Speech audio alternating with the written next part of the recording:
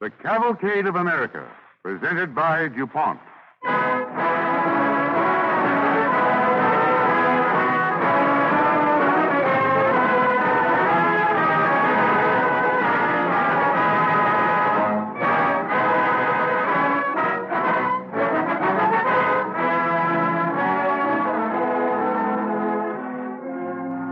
Last Saturday, 150,000 people from all parts of the nation passed through the portals of the great pageant of the Pacific on the opening day of the 1939 San Francisco World's Fair. Here, on man-made Treasure Island in beautiful San Francisco Bay, approximately 20 million people are expected to visit the towers and palaces in this wonderland of the New West. I wonder how many of these people will recall the days when the great empire on the shores of the Pacific was being built by men of vision and courage. One of these daring American frontiersmen was the colorful Indian scout, Kit Carson. It is his trail that we follow on the Cavalcade of America tonight.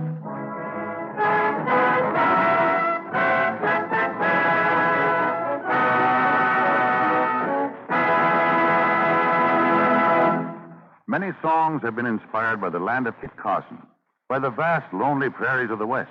And as our overture tonight, Don Voorhees and the DuPont Cavalcade Orchestra play one of the most popular melodies of the romantic West, Carry Me Back to the Lone Prairie.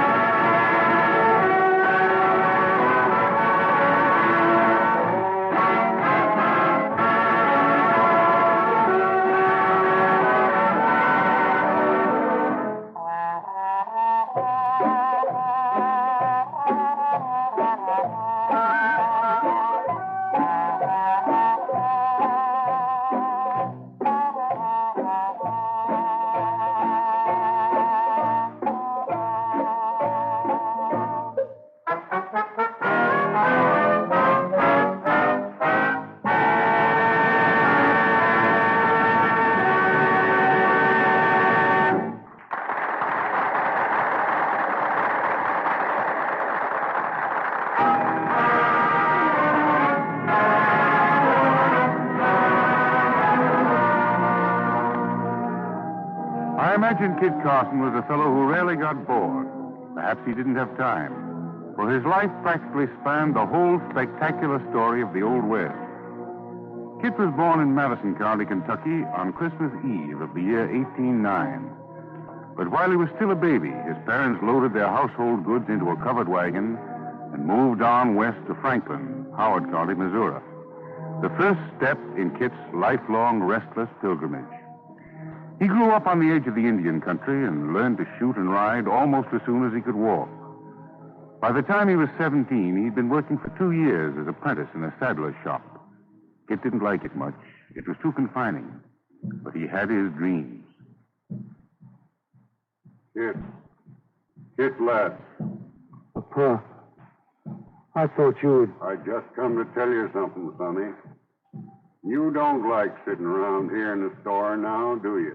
No, I don't, Pa. Gee, if you were still alive, there's lots we could do together. You can do it anyway, Kit. All by yourself. There's the whole great West needing to be opened up. They'll be calling it a new empire before long. Those great frontiers out there. You've got to lead the new settlers on the right road, son. Blaze a trail to kingdom come and back. Sounds all right to me, Pa. You'll be too doggone busy to settle down yourself. Don't forget what I said. I've got to be getting back myself. Back. Wait, Pa. Wait. Don't forget, son. They're waiting for you to get started. Pa, stick along with me. Yeah, Pa, I got a lot I want to ask you, Pa. Pa. Way up. What? Way up, you. Pa.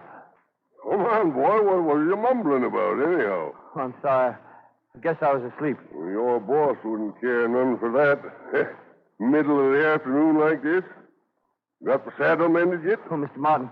Yes, sir. Your saddle's ready. All right. Give her here. Where are you going, Mr. Martin? Santa Fe. I'd sure like to go along with you, Mr. Martin. Santa Fe. A boy like you? Why, Santa Fe's 800 miles away. I know. That's why I want to go. It's west. I'm serious, Mr. Martin. Honest, I am.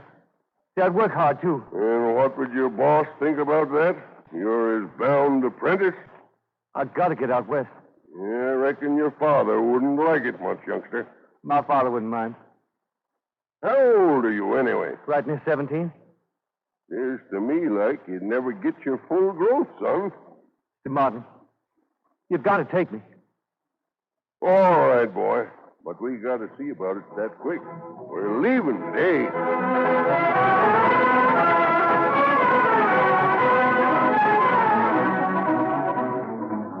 Notice is hereby given to all persons that Christopher Carson, a boy about 16 years old, small of his age but thick-set, light hair, ran away from the subscriber living in Franklin, Howard County, Missouri, to whom he'd been bound to learn the saddler's trade on or about the 1st of September.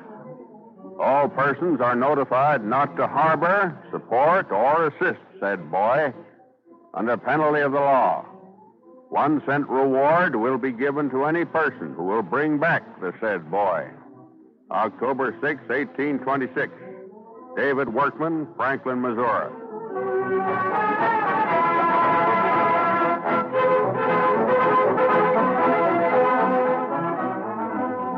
But Kit, with his restless spirit, was on his way. 800 miles to Santa Fe. 800 miles of cloudbursts, blizzards, and dust storms. 800 miles of stampeding buffalo, of wolves, of raiding Indians. 800 miles of rivers and gullies, of forests and plains. And then down into Santa Fe lumbered the caravan. Down into the enchanted city with its ancient governor's palace, its public inns, its cottonwood and locust trees, where guitars were softly strummed behind adobe walls, where church bells tolled the hours, and colorful crowds gathered in the sun-baked plaza. Then up to the little town of Taos. With his wages in silver, his hair slicked down, he and his friend William Bent set out to see the town. And in a little cafe... I'm always glad to get back to Taos. You meet a powerful lot of nice folks here, Kit. Yeah, I reckon you can. Well, we've been in this place long enough. Let's go somewhere else. Okay. Hey, Bill! Riding rattlesnake, ain't you and young? Ewing, I want you to meet Kit Carson. You're the famous trapper, ain't you, sir? I'm mighty proud to meet one of the mountain men. Haven't been back to Missouri, have you, Ewing? Nope. Reckon I'll never go back east again. This suits me. I've been trapping up in the mountains. Say, it was pretty fine, Bill. Ain't you tired of living here with all these Spaniards and Mexicans? You better come on back to Bentsport with me and Kit. Oh, wait a minute, Bill. I ain't so sure I want to leave house. They say there's fine trading at the port, Carson. Hey, Kit, you hear what Ewing said? Who's that girl dancing out there? Oh, so that's why you don't want to leave town. Oh, I never said that. Say, throw your hat out on the floor. If she dances on it, you're the favorite. Yeah, I dare you to throw your hat out there, Kit. Oh, now, hey, Phil, clutch on it. You shouldn't have done that. Now we'll see if she does. My brand new hat. What, she done it? Dancing on your hat, Carson. How do you like that? You'd better stop. She's trampling on the brim. Oh, Carson will never leave Taos now. Never? I'd like to get that hat back. I thought you wanted to go somewhere else tonight, Here it is. Oh, thank you, ma'am. Oh, safer. This here is Kit Carson. Kid? Kit, not kid. Christopher, I reckon. But he's so young, and I thought... As a matter of fact, he doesn't like your dancing at all. You don't like to dance? Oh, now listen, He Phil. said you trampled on the brim. You, Josefa. Oh, I didn't mean And ma'am. he wants to go somewhere else tonight. He said so. Well, I guess I don't know anything about these things, ma'am. I would never destroy your hat, Senor Keith. Never mind then. You stay with her, Josefa. We will walk outside, huh? I'd like that. You will stay in Taos, won't you, Senor Keith? Well, I hadn't been figuring on it, but now... Wouldn't you like to come with us, Carson? With the mountain men? Yeah. Quite a passel of us is starting out on an expedition tomorrow, or the next day.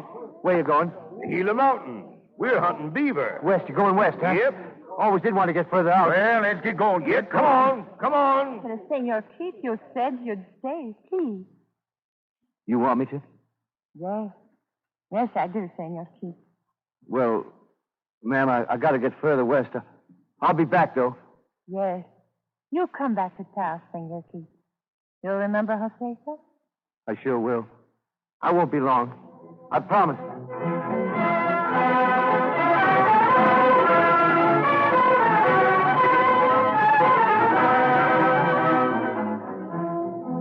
So Kit left Taos and Josefa, proud of his new role as a mountain man. In Kit's mind, the highest honor in that wild and trackless land. A few days later, as the band of trappers were making camp one afternoon, Young confessed to him that hunting beaver wasn't the only purpose of the expedition. Kid, I got something to tell you, boy. Yes, sir? Ed Bailey's been out scouting. He just rode back in to tell me he'd seen Injuns. You ain't never been in a fight with Injuns, have you? No, sir. But I ain't afraid. I got something else I better tell you, Kit. Of course, we're hunting beaver after a fashion if we come across any. But first and foremost, Kit, we're after Apaches. Well, that's why you give me a skinning knife, huh? Sure thing. If there's any scalping, you might as well be in on it. We're as good at taking hair as any Injuns. You see, these Apaches round Salt River's been making trouble. Killed about 20 of our mountain men last year. We're out to punish them, that's all. Hey, Ewan, they're coming. Watch yourself now, kid. Watch yourself. They're riding to attack. I'll watch myself, Mr. Young. Seems like I heard that drum somewhere before. Get ready now, boys. They're riding fast. I remember now. Oh. That blasted, Bailey! It's always too quick on the trigger. That started it. Wait till they're near enough to do some good before you fire, kid. I'm waiting, Mr. Young. Now! I got one. See him jump right off that horse. They're on the run, boys. Watch them go. Well, that was quick work. We'll look out for them again tomorrow, unless they come back tonight. Why, what you doing, kid? Putting a brass tack in my old rifle stock. This here was my father's gun. I brought some tacks along just in case I could decorate her up. That was my first Indian.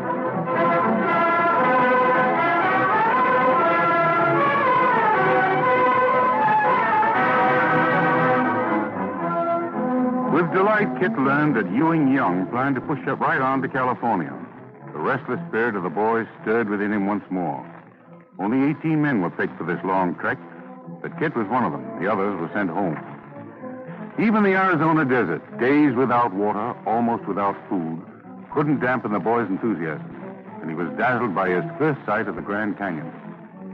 At last, pushing westward, the little company reached San Jose in California. By now, they really were trapping beaver. But the Mexican authorities grew surly, reminding the Americanos that they were there without permission. Well,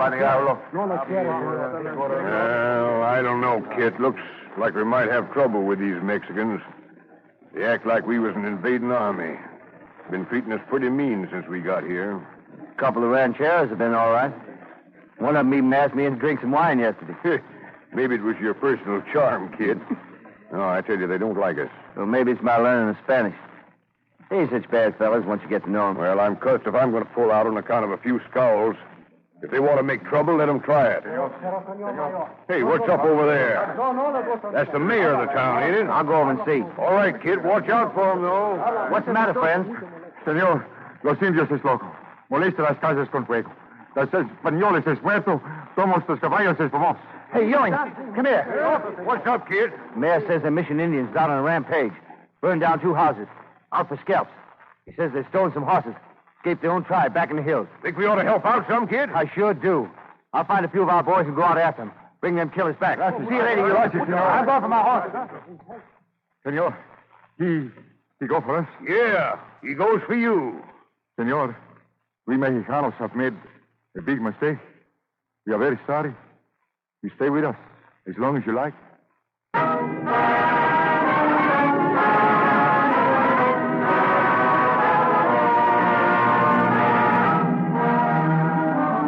But after staying in California for a few months, a new longing stirred in Kit's vagabond heart, calling him back to Taos, to the warm, colorful little town that was home to him.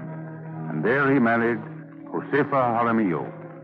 And always Josefa dreamed that his roving spirit would be soothed, that his restless heart would tire of danger and wandering.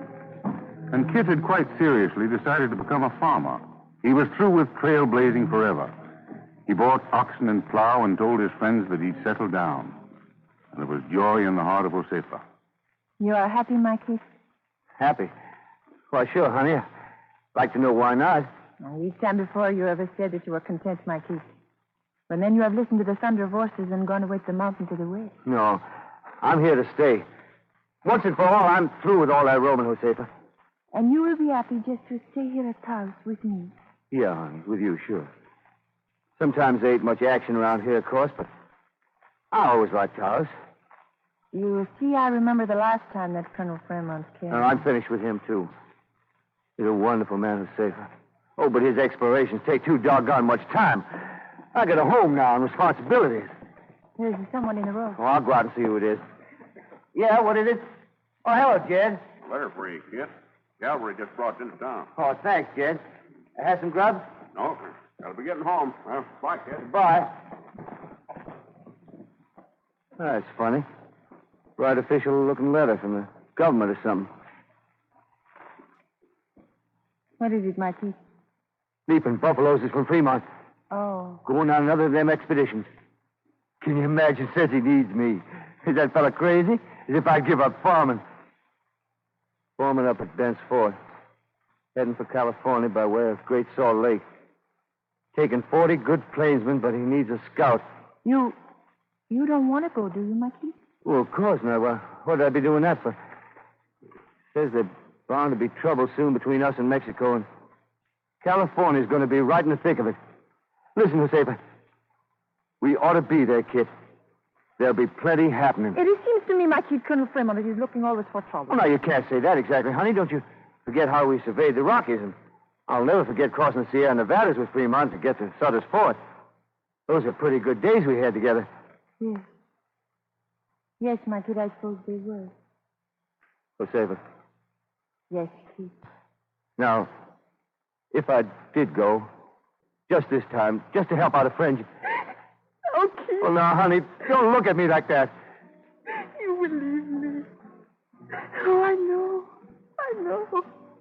Well, If I go, it'll be the last time. The last time, Josefa.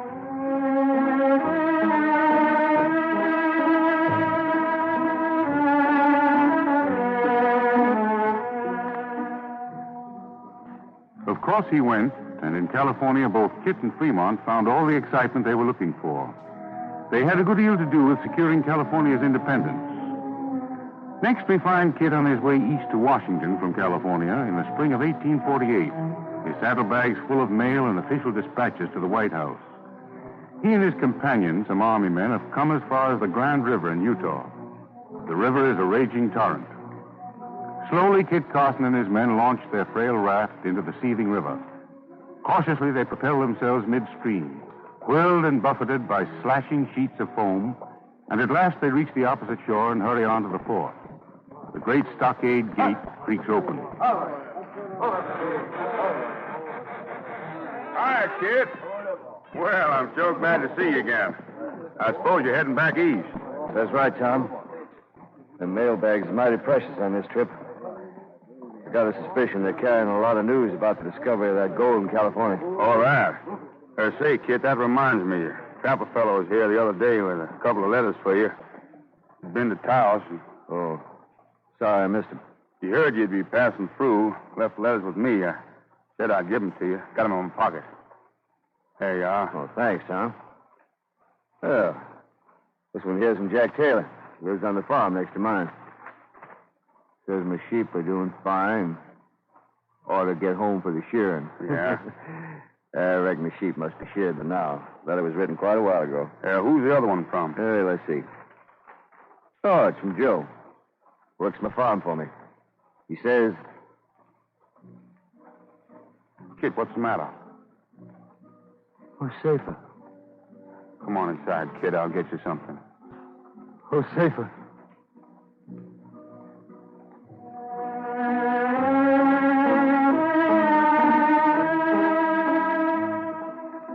It was a lonely Taos to which Kit ultimately returned. After a few years, he was appointed Indian agent for New Mexico and made a good one. When the Civil War started, Kit promptly enlisted with the Union forces in the West and was promoted to the rank of Brigadier General. After the war, he came back once again to Taos, aging now and troubled by an old injury received on a hunting trip years before.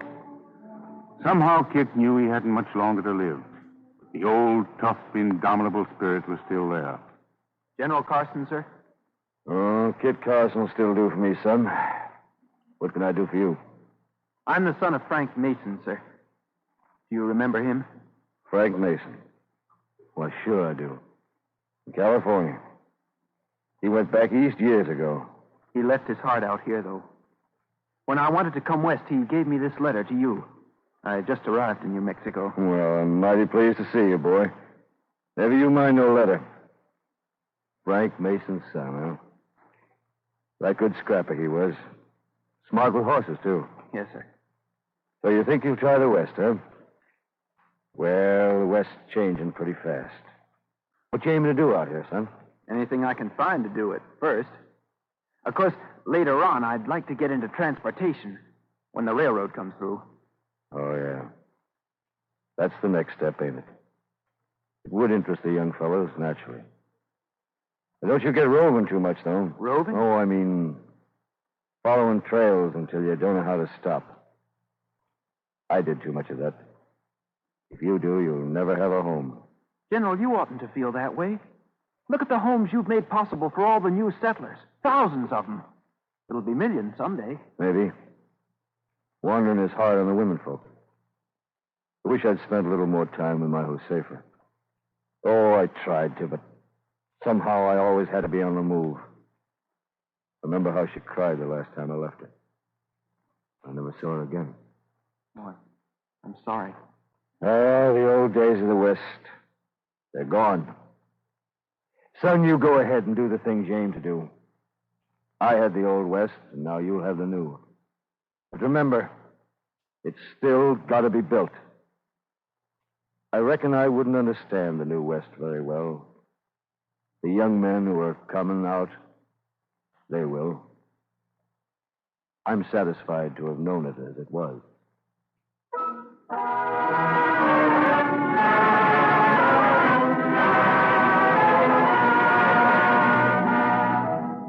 symbolic figure representing the old pioneers who blazed trails over the West, and from whose campfire dust 1,000 cities arose. The legends and memories of Kit Carson, the great frontiersman, form an immortal chapter of a vanished era in the Cavalcade of America.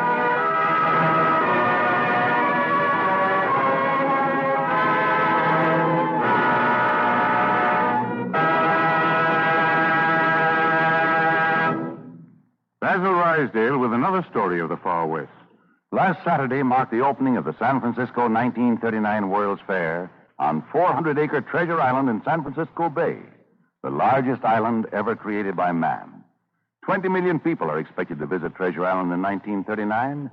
20 million people who will thrill to the sight of the towers and palaces and countless exhibits in this pageant of the Pacific.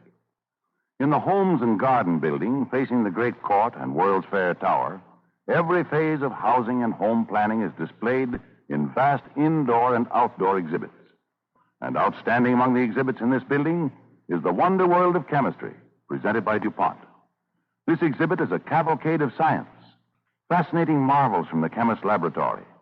The methods of research behind some of the most spectacular DuPont achievements are shown, with the amazing apparatus of chemistry performing before your eyes. There you see steps in the manufacture of transparent film, the process of making exotic perfumes and a rainbow of dyes from coal, methods of making plastic products, and the way Chinaware is decorated. A visual demonstration of DuPont's new sink and float process shows how coal is separated from slate and other minerals from rock. There's a dramatic presentation of neoprene, man-made rubber. A clever diorama pictures the construction of the Grand Coulee Dam. Another shows a scale reproduction of a Hollywood movie set. And tiny mannequins strut across the stage of a miniature fashion show, displaying smart dresses made from DuPont rayon yarn.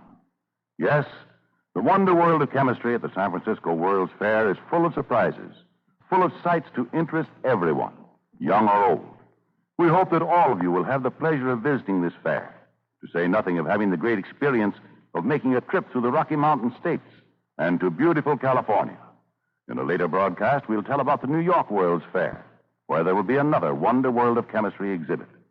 Both of these DuPont exhibits will stir your imagination. They give you a glimpse of the future, a promise of the better living that chemical research is planning for all of us in the days that lie just ahead. And the simplest description of all is found in the words of the DuPont pledge: better things for better living through chemistry.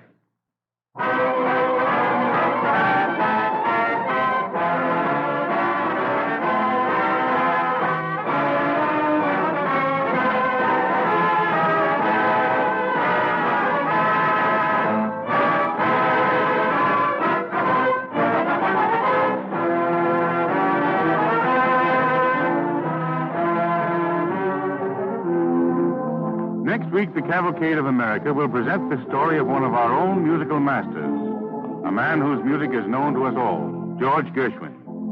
So until next week, then, at the same time, this is Thomas Chalmers saying good night and best wishes from DuPont.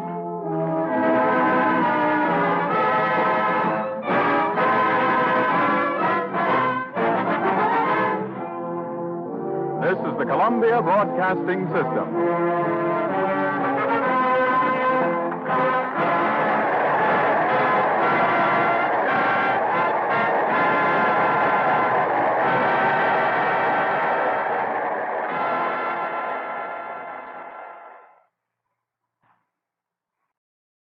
The Cavalcade of America, presented by DuPont.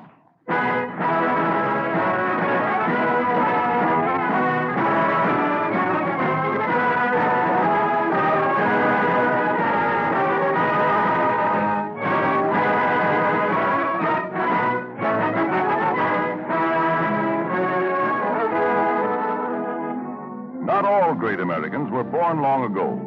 Time is impervious to genius, and genius is never confined to any particular era in history. In our own times lived a young man who will be remembered long after our generation has passed away. It seems only yesterday that he sat at his piano and composed the melodies that the nation sings today. He devoted himself and the passionate fire of his heart to American music, and American music was enriched because of him. His name recalls first a chord, then a tinkling Tin Pan Alley tune, finally an opera. His name, George Gershwin.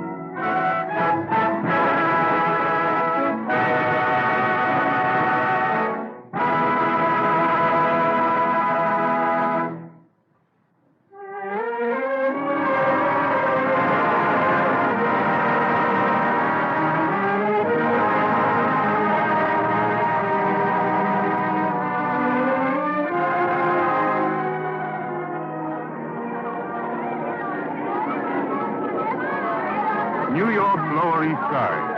The rumble of the elevated, the raucous cries of children playing in crowded streets, of peddlers shouting their wares, of old-world women gossiping on the doorstoops of crowded tenements. The ceaseless babble of humanity in the melting pot of Manhattan in the year 1910. At the corner of Delancey and Pitt Streets, a boy turns into an ice cream parlor and marches into the back room, where a mechanical piano is pounding out the last measure of a ragtime tune of the day.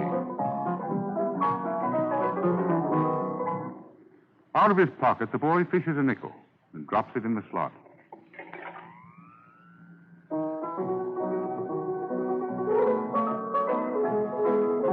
Hey, kid, what do you do there? I'm not hurting anything. Well, you might. Keep away from the piano. I put my nickel in. I guess I can listen, can't I? You can listen, but you're not supposed to touch the keys. You get out of order. I wasn't hurting the old piano. I was just following the keys to see how the notes go. Well, you follow them right out of here. Here. Here is your nickel back.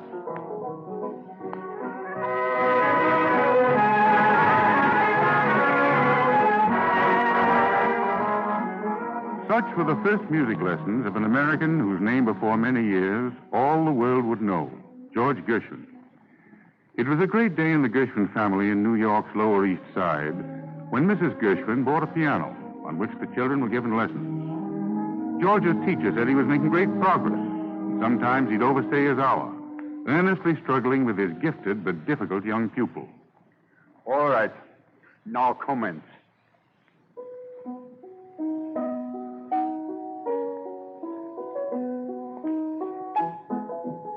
No. Stop it, George. Stop it. Oh, gee, I forgot. I didn't mean to play like that. Mozart in ragtime. Mrs. Gershwin. Yes? Yes, what is it? Your boy, George, he's ragging again. All the time. He has such talent.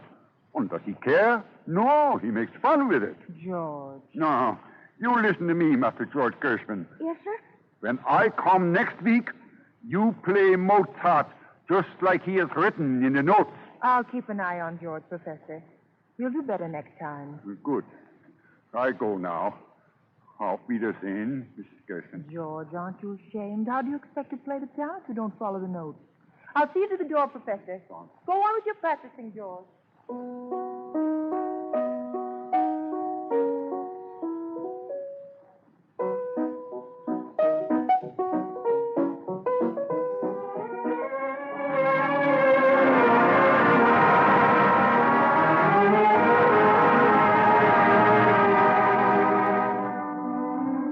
George Gershwin never did play Mozart to the complete satisfaction of his long-suffering teacher. The Native American rhythms blended themselves in the mind of George Gershwin with the raucous discords of the East Side, the hectic, throbbing beat of a 20th century metropolis. At 15, George Gershwin was a young man with a pretty definite idea about what he wanted to do. He knew that there was one place where his kind of music was being written and bought and sold. The noisy glass-petitioned offices around Times Square, Tin Pan Alley. One evening, coming home late to dinner, he faced his father across the table. George, there's something I have to say to you. Maybe I could just as well say it now. Go right ahead, Dad. Don't mind me. George, I have just seen your report card. Oh, that. Yes, George. Poor in algebra, poor in grammar. Is that the kind of marks for a son of mine to bring home? Dad, listen. You listen, George. You won't get anywhere hanging around those Broadway places all the time. Well, maybe not. But maybe there's something more than algebra and grammar. How can I keep my mind on school when there's music? But, George, a good education is something, too. Oh, I don't know. Maybe everybody isn't cut out for school. Look at Irving Berlin. I was talking to him this afternoon. Irving Berlin, the songwriter?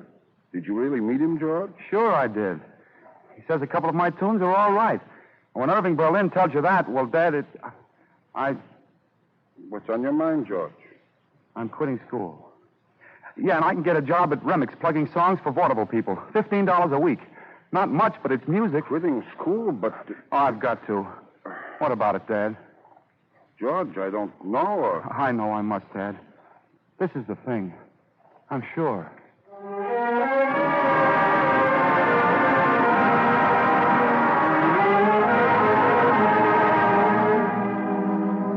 Remix. Hoofers, jazz singers, Broadway producers. Wearing the linoleum thin as they tramp past the reception desk, to sit in smoke-filled booths and hear the new songs of Tin Pan Alley pounded on pianos daily hammered out of tune by weary song pluggers. Such was George Gershwin's introduction into the world of professional musicians. One day, the receptionist led a slick-haired, dapper youth into the cubicle manned by George Gershwin. George. Yeah? George, this is Fred Astaire. Oh, hello. He and his sister have a song and dance act. I know. Darn good one, too. Well, thanks. I've been looking around for something snappy enough to sing and dance to, you see. Well, here's one that might do, Mr. Astaire. No. That's not the idea at all. You see, Well, how about this?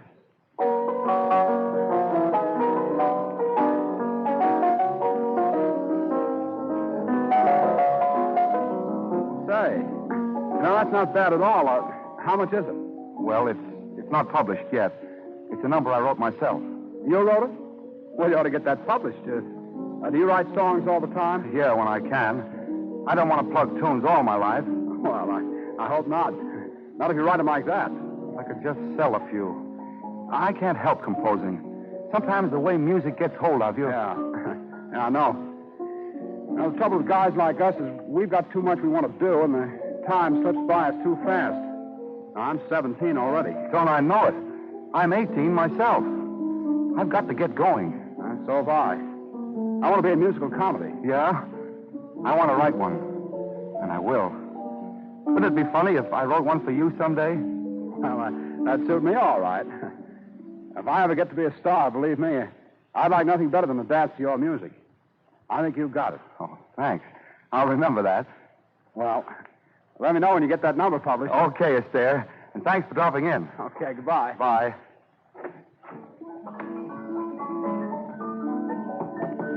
Come in. Oh, hello, Gershwin. Chief, I've been thinking.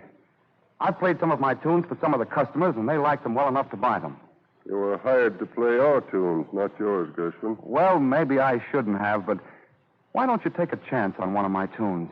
Publish just one and see what happens. I'm sorry, Gershwin. We're not interested in your stuff. If composition's what you want to do, there's no future for you here.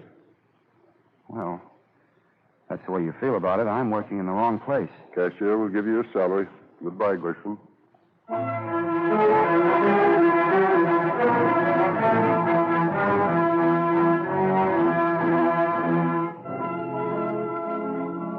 Months of pounding the pavements looking for work that year. The insistent, hectic rhythms of the metropolis ringing in his ears, George Gershwin felt for the first time the loneliness of the human spirit in a 20th century big city.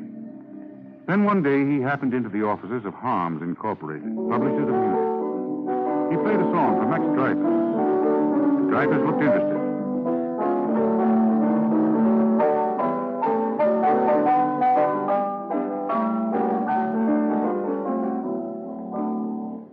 Well, Mr. Dreyfus? Frankly, Mr. Gershwin, I don't like it. It's got something that makes me think you'll do better. It's the kind of thing I've never heard before. I'll tell you, I'll take a chance on you. I'll hire you for 5 years. 5 years? That's what I said.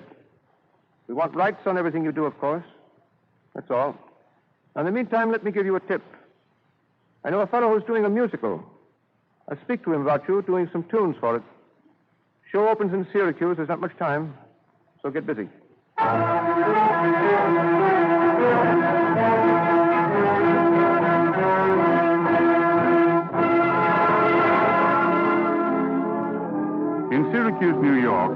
comedy Half Past 8 advertised its opening. The curtain rose late. The featured Broadway chorus failed to appear. They hadn't been paid. From the wings, George Gershwin could see the faces of the front row customers, and they didn't look any too pleased. He watched the curtain ring down on a comedy sketch and frowned anxiously as the disgruntled comedy team left the stage and headed straight for their dressing room without waiting for an encore, which all too obviously wouldn't be wanted. It looks bad, Gershwin. Yeah. We're in creation's the next act. Boss, there ain't no next act. What do you mean? Just that. They pulled out, left us flat. But they can't do that to me. They can't. Well, they did. What'll we do? Delay the curtain? We find somebody else? We don't dare. Listen, push a piano out there on that stage. A piano? That's what I said. Well, okay, if you think it's going to save this flop. George. Now, Gershwin, listen to me. This is your act. My act? What do you mean, my act? Get out there and play. Oh, I can't do that. Listen, I'm no great shake to the piano. I haven't time to talk about that. Go on, do your stuff and make it good. Well, listen, you're crazy. I can't do it, I tell you. You hear that? They'll tear down the theater. Hurry up. But I haven't even Get got up there, will you? All right, but I don't know. I don't know.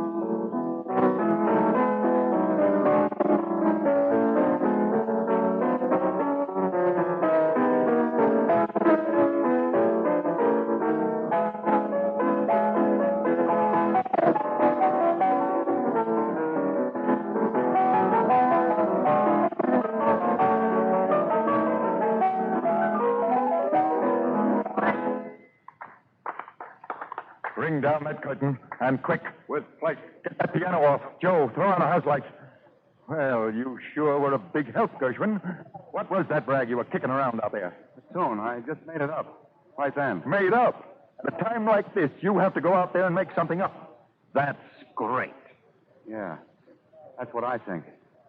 I kind of like it myself.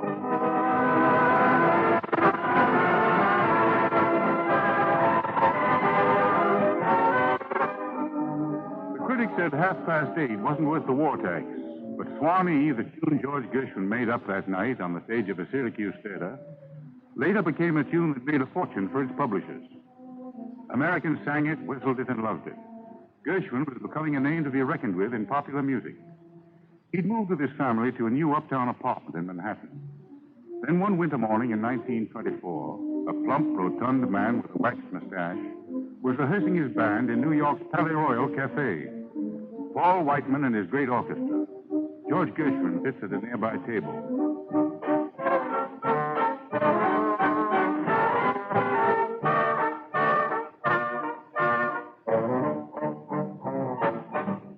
All right, boys, take a smoke. I'm glad you dropped in, George. Wanted to ask you if you've got that number finished yet. I tell you, Paul, it still needs a little work. You haven't got much time. I set the date for the concert already. I don't know. Now, listen. You've got to get that number in shape. I think it's great using those blues themes. I've been planning this Aeolian concert for quite a long while now. I don't know, Paul. A lot to do on it yet. Boy, I'd better get busy.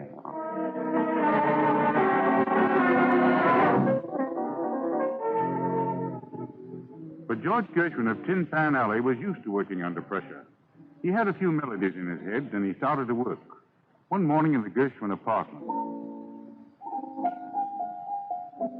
George! Come on in, Dad. Mind closing the door? George, I just read it in the paper. Let's see it. Look, George, the music page. Listen.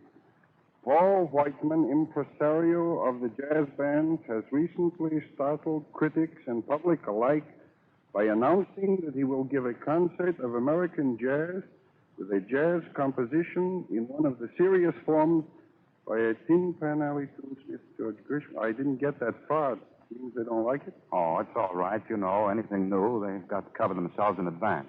Oh, is your piece finished yet, George? Well, it's coming along. Listen. Well, it's a start for something. What are you going to call it? I guess something like Blues Symphony. I don't know. Rhapsody in Blue, maybe. Something like that. Well, you worked hard on it, George. It might be important.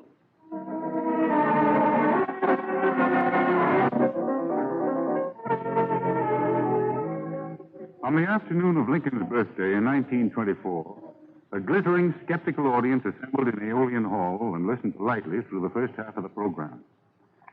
Then out on the stage strode a lanky youth who bowed stiffly, formally sat down at the piano and waited. A hush fell over the audience. Paul Whiteman tapped his baton. His arm swept upward.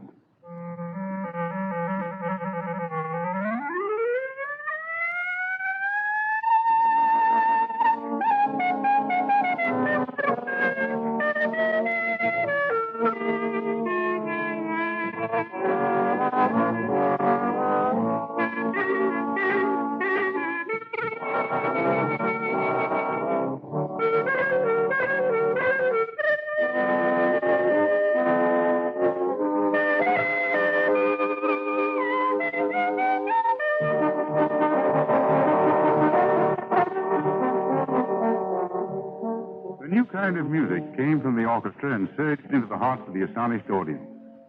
Music they'd never known. Music they'd never heard. It was jazz. It was American.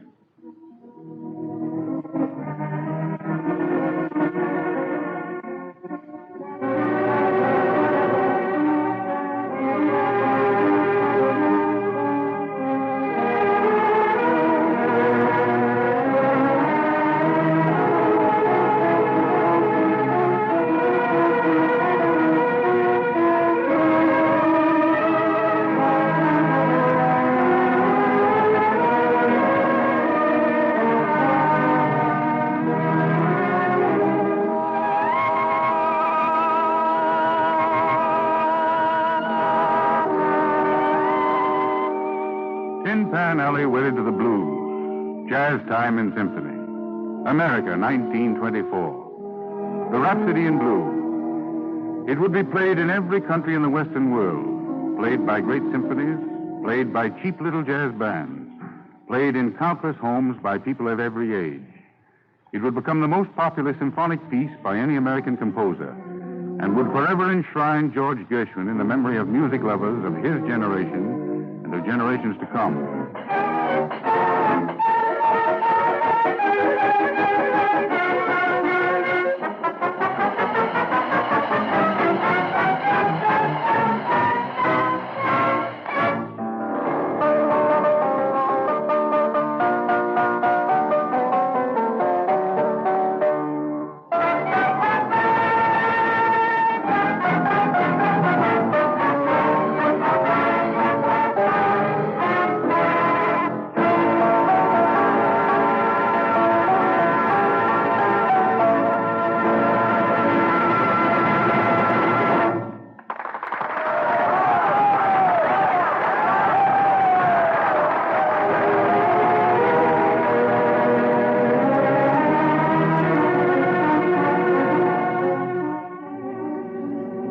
'City in Blue,' Gershwin fashioned a musical triumph from the spirit and tempo of American life.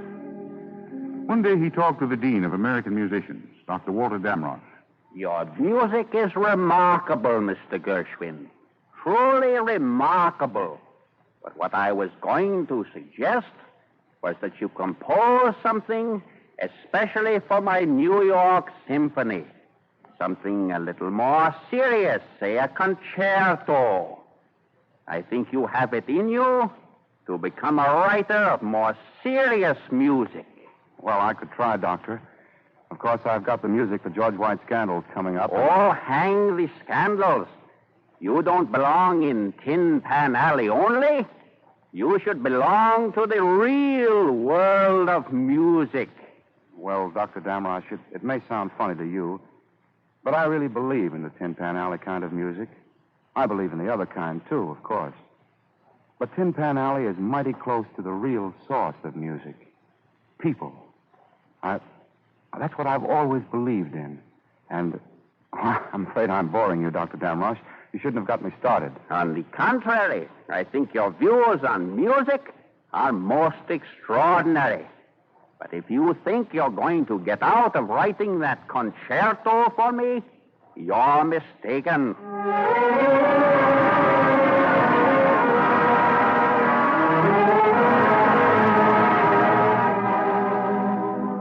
George Gershwin did write a concerto, the Concerto in F, which was played by the New York Symphony Orchestra and was highly praised by the music critics. But the Gershwin music that was hummed, sung, and played across the length and breadth of America was the seemingly endless succession of Tin Pan Alley tunes, each more successful than the last.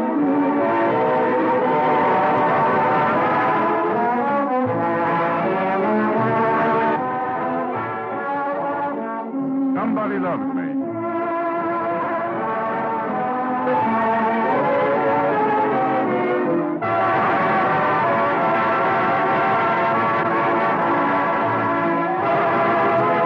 Lady Be Good.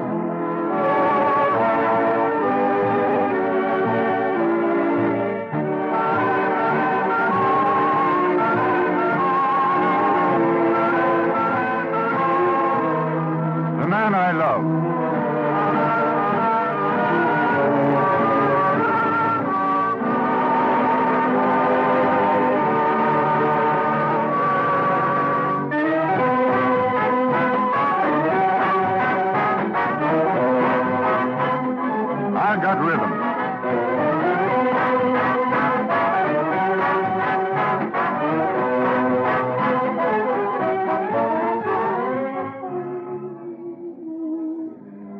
Then in 1932, George Gershwin wrote the score for the Pulitzer Prize-winning musical comedy, an American political satire, and it marked the coming of age of American democracy. Its lively tunes and lyrics helped lift a nation out of the doldrums of depression.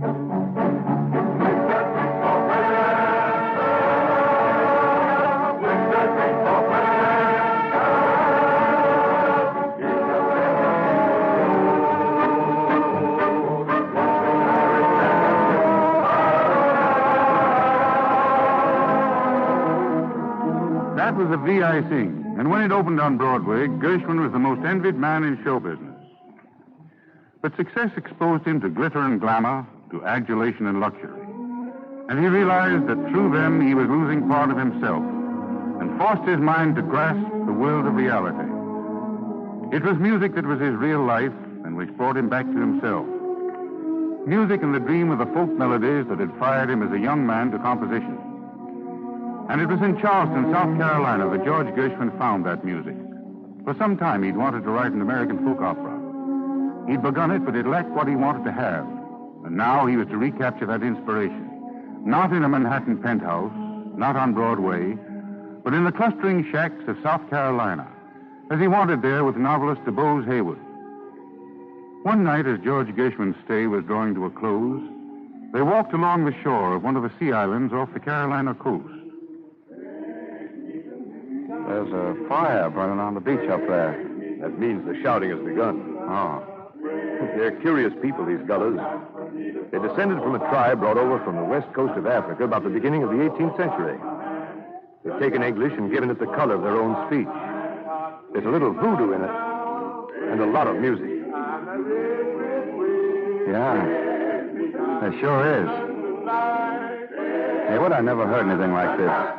Can we go in a little closer? Sure, come on. Hayward? What is it, George? Hayward, I'm afraid I sound like a fool. But this is it. This is what I've been looking for.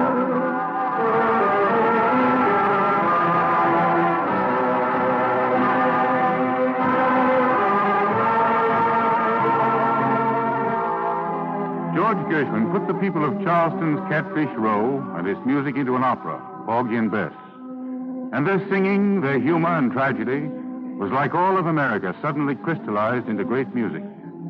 Like the true and matchless artist that he was, Gershwin brought to American music the imprint of his genius and the vivid reflection of his times. He's gone, but his music will remain with us forever, the great Gershwin music. And in it are still the strange, dissonant harmonies that George Gershwin had heard as a child in Manhattan's Lower East Side. The elevated, the cries of the children playing on the sidewalk, The wailing voices of peddlers shouting their wares through the teeming streets. The ragtime and the blues. The folk music of America blended into a modern rhapsody.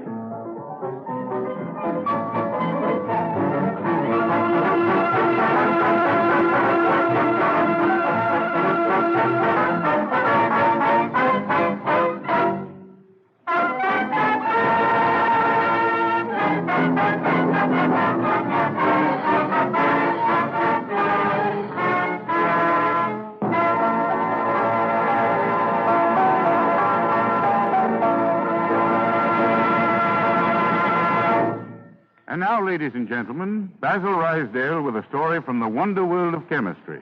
Not long ago, a visitor who had spent some time going through various DuPont plants and laboratories was asked what he found most interesting. Was it the dye works, where rainbows of color are made from coal tar? Was it the amazing machine in the research laboratories that actually measures the size of molecules? Or was it the transformation of limestone, coal, and salt into neoprene, the man-made rubber? No, he said, I'll admit that all those wonders made me gasp, but I happen to be especially interested in people. The thing that impressed me most was the feeling of teamwork and loyalty as evidenced by the interest DuPont people take in the work they're doing. There must be a reason for it. Well, quite a lot of the reason for it is found in the annual report recently sent by President Lamont DuPont to the 76,535 stockholders throughout the nation who own the DuPont Company. During 1938, the company voluntarily spent approximately $11 million for protection of its employees against financial loss from sickness and accident, for pensions, life insurance, and vacations, for measures relating to their industrial health and safety, and for bonuses. This was in addition to the $3,650,000 required by law for such purposes as Social Security, unemployment benefits, and compensation for injuries. DuPont's expenditures go way beyond those requirements of the federal and state governments. And then, when you turn in this annual report to the history of business conditions over the past 10 years, still more light is shed on the reason for this spirit of loyalty. Despite the fact that DuPont's average sales prices this past year were about 31% below the 1928 level, and despite a substantial increase in the cost of raw materials during the past few years, the average hourly wage paid to DuPont wage workers in 1938 was about 46% greater than in 1928, when times were said to be booming. So, all in all, there is a record that those 76,000 stockholders may be proud of.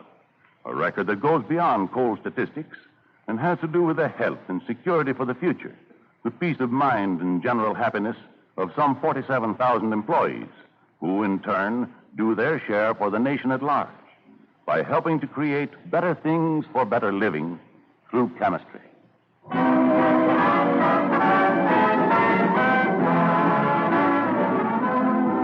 Next week at the same time, the Cavalcade of America. Good night, and best wishes from DuPont.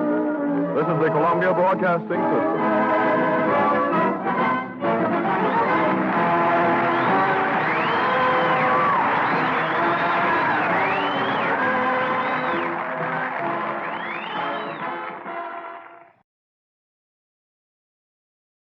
The Cavalcade of America, presented by DuPont.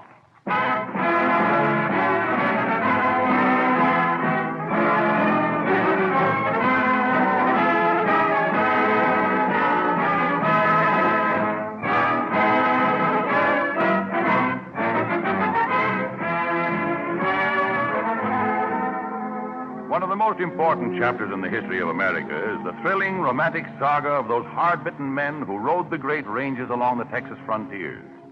In a land of canebrakes, mountains, and prairies, came first the Tejas Indians and finally the white man. And as Texas became enriched with lives and progress, greed and outlawry menaced its people. And through necessity, the Texas Rangers were organized over a century ago.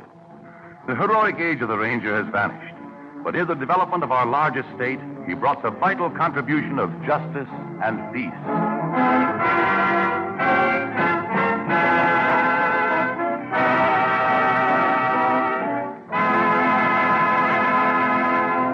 As our overture, Don Voorhees and the DuPont Cavalcade Orchestra play the Rangers song from Rio Rita.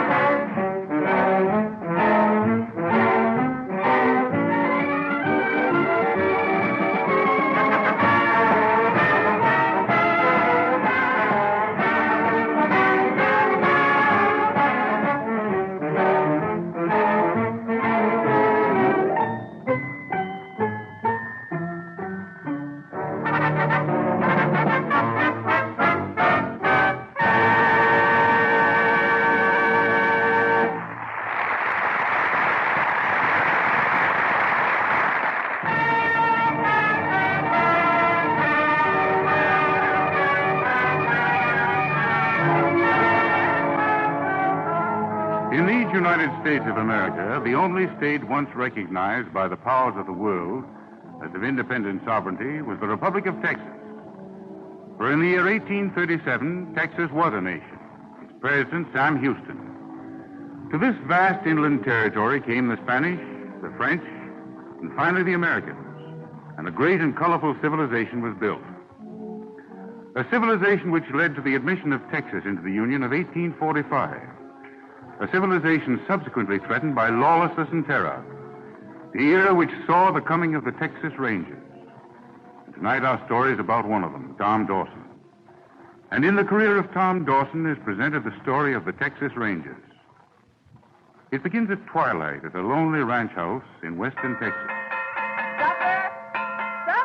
Supper's ready. Dad and Ned are coming right up, Ma. Well, they'd better hurry up. Supper'll spoil if they don't. So lead me to it. Boy, I'm hungry. What's cooking, Ma? 2 rabbits.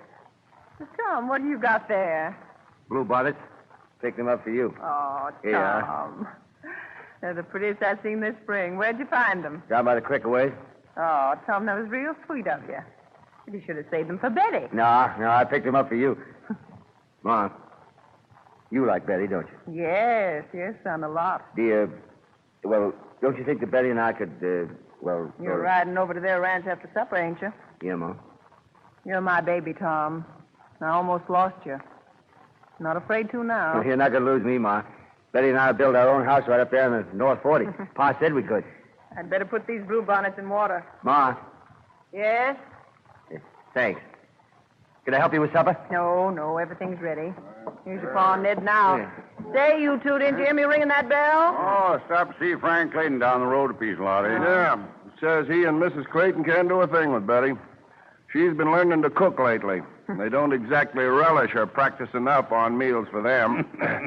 How's your appetite, Tom? Now, you listen here. Oh, let Tom alone, Ned. And all of you wash up or you won't get any supper. Yeah, I reckon we're better, boys. All right. What did Frank really have to say, Milt? Any gossip I ought to know? Well, he says he heard those cutthroat bandits and rustlers that stole Joe Fisher's herd up north are supposed to be heading for this neighborhood. Huh? I sure wish there was some way we could run them clear out of Texas in short order. Believe me, I'd do something about it if I were younger. We'll handle them if they try anything around here, all right. Oh, I've heard that before, too. Doesn't seem to stop them, does it? Well, only last month. Come on. Sit down and eat your supper. Right, been waiting long enough already. And stop talking about trouble for a change. Let's be happy when we're all together like this. All right, Lottie. Oh, Heavenly Father, we thank Thee for Thy merciful knowledge.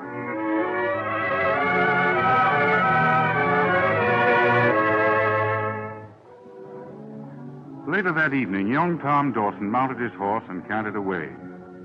Underneath loblolly pines and scrub oak, the rider passed.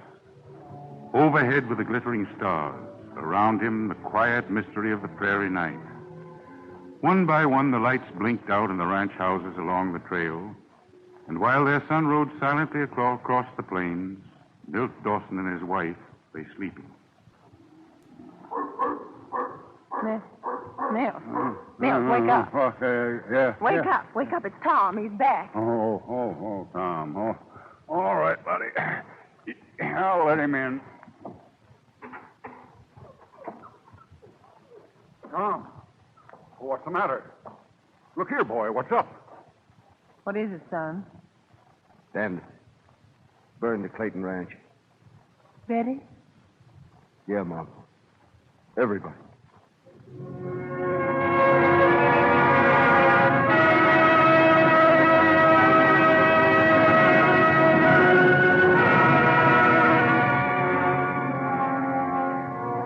The tragedy that struck young Tom Dawson was an isolated expression of the violence and brigandry that threatened the development of Texas. Finally, the people who were trying to live decent, useful lives clamored in protest, and their voices were heard in the state capitol at Austin. Then one day at the Dawson Ranch House. Anybody home in there? Sure. Come on in, Jim. Hi, Jim. Hi, Jim. Got great news, Milt. Yeah? The governor's organizing the Texas Rangers again. Well, it's about time. Yeah, we're going to chase these bandits right off the map. Texas Rangers reorganizing, eh? Yep. A fella named Captain McNelly is gathering the force along the border. They're going to need a lot of men. I'm going, Pa. So am I.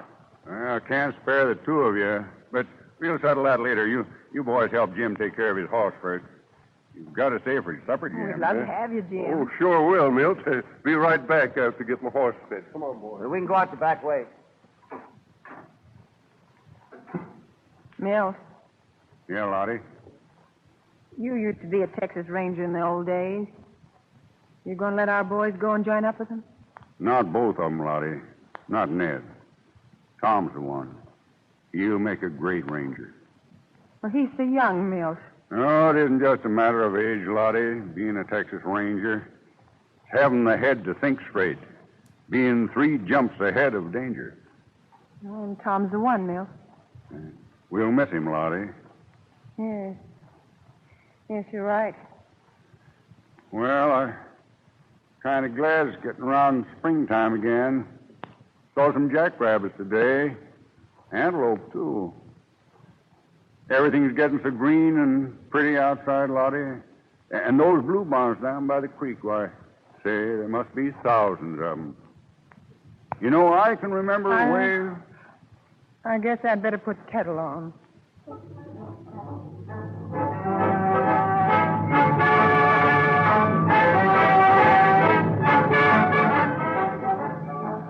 All over Texas, men were joining the new organization, the Texas Rangers. And young Tom Dawson left his father's ranch and set off to find Captain McNelly and his Rangers on the border. Late one afternoon, as the glow of sunset drains from a deep valley, he rides into camp. Howdy, stranger. Where are you heading for? I'm looking for Captain McNelly. Well, you're in the right place. Hey, Captain. Captain McNelly. What's up? Fella here looking for you. Be right over. Well, son, what can I do for you? I'm Tom Dawson, Milt Dawson's son. I'd like to join the Rangers, sir. Got a letter here to you from my father. Yeah, you look like your dad, all right. I guess we can use you. Got a good horse? Yes, sir. Ain't a better one anywhere than my Smoky. Just brought me 400 miles since Wednesday. All right, fine. I got my frying pan and some blankets and a sack of corn. You're all fixed up, ain't you? How old are you? I'll be 21 before long. We won't say how long. Come on over to the campfire and meet the boys. I suppose you can use a little food, can't you? Sure can, sir. Well, we got a worse job right now on our hands than your dad ever faced. Cattle thieves running herds over the border by the hundreds. You'll see some tough fighting. That's what I'm hoping for, Captain. Boys, this is Tom Dawson. Father was a ranger before him. Make a place for him around the fire. Sure. Sit down. Make yourself at home, Tom. Fix that meat this way, Pete. Boy's hungry. Run into anything exciting riding down? Plenty of signs where folks had some trouble. I didn't stop long on the way. Here, listen. Couple, boys. Let's get the horses. Wait. Somebody's coming. I didn't see anybody on my way down here. Bill. Captain McNelly? Yeah, what is it? Sam Bass. You rustle 300 head of Longhorns across the Rio Grande. Sam Bass again. Worst outlaw in the state. It's about time we got him. Go get him, boys.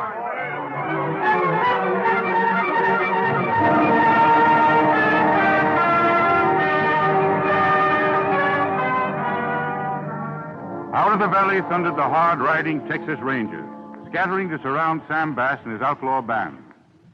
Gradually, darkness falls over the Rio Grande, and on a small knoll crouch young Tom Dawson and one of the other Rangers.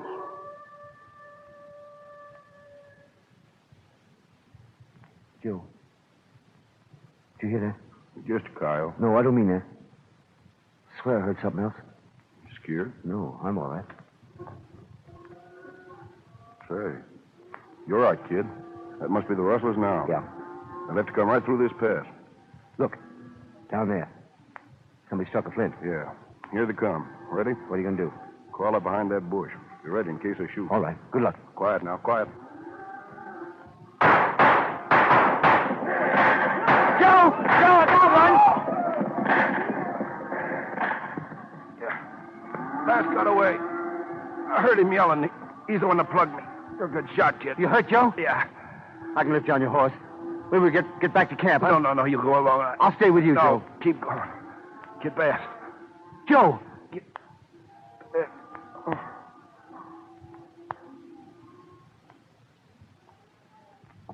All right, Smokey. Get! Come on, get! Come on!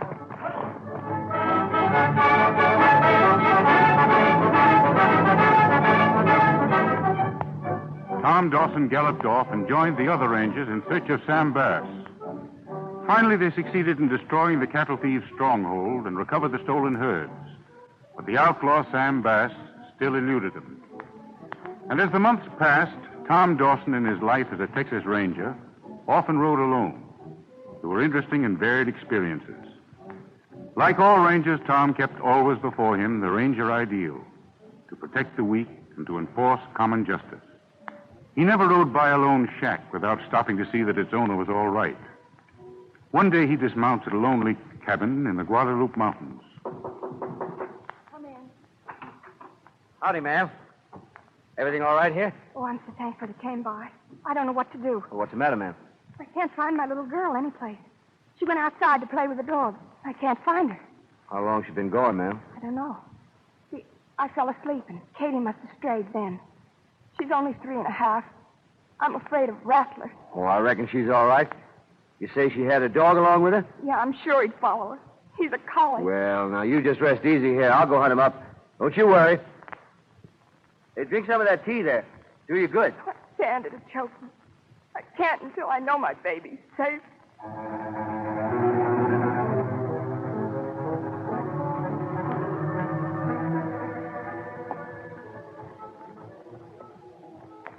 Over. Oh. Quiet, Smokey. Listen. No. That's no baby. Come on, let's go. All right, Smokey. We're bound to locate her. She hasn't met up with a bear or something. Oh, boy. Maybe this will fetch her, huh? You hear that? Over beyond that rock ridge. Must have lost her way in the rain this morning. Come on, boy. Get going. Come on. Get. Oh, hold that, boy. Oh. Katie. Katie. Come on, let's go. All right, boy. Oh. Well, doggone it, honey. Where'd you think you were going?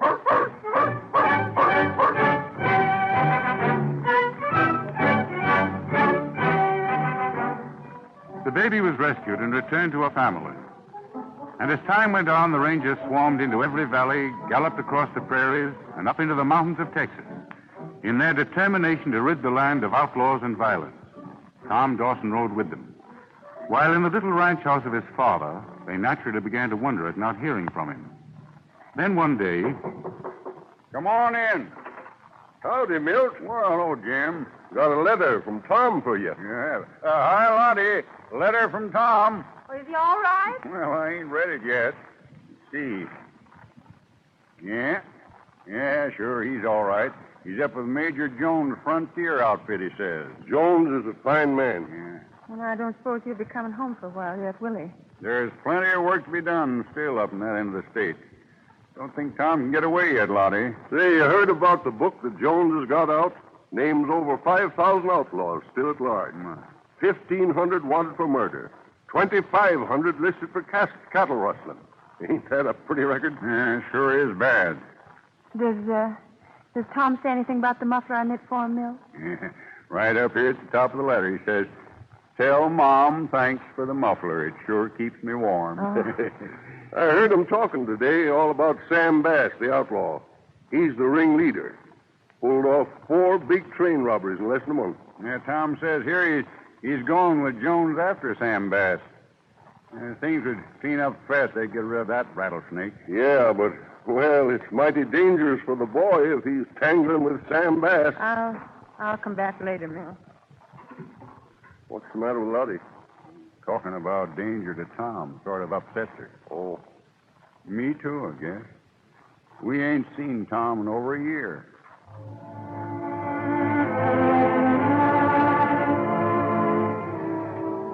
Meanwhile, in the little prairie town of Round Rock, at high noon, some cowboys are sitting around the local barber shop. But at the age of 17, Sam Bass began to roam. Yes, sir. I like that song, Bill. Well, I'll tell you, boys, there won't none of them ever get Sam Bass. They say he's up around this country somewhere. Worse luck, I say. It's all right. They'll never get him. He's too smart. How do you want this beard trimmed, Buck? Well, leave it as it is. He's had a hard enough time getting it that far. You trim it fancy, Charlie. Don't let them shears slip. Who's riding in, Slim? Looks like one of them kid rangers. Wonder what he's doing in town. Well, maybe he's looking for you, Charlie. Yeah, right. Sam Bass was born in Indiana. It was his native home. And at the age of 17, Sam Bass began to roam. Well, that finishes you, cowboy. You're next, Ranger. Shave or haircut? Shave. Make it fast. Yes, sir. As if you might have done a pile of riding today. Yeah, I did a little. Uh-huh. Stranger in Round Rock? Just passing through. You heard anything new on Sam Bass? No, I ain't. They say you Rangers are up here after him. So?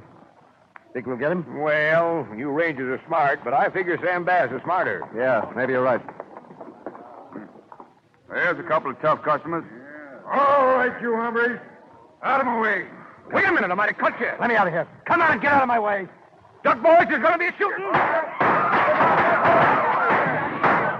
Holy smoke! That Ranger's sure quick on the trigger. Come on, let's go. Well, hey. Well, that's that. Say, who was that hombre? Sam Bass. Sam Bass? All right. Let's have the rest of that shave. Why, sure. Say, how about making up a last verse of that song about Sam Bass you was just singing?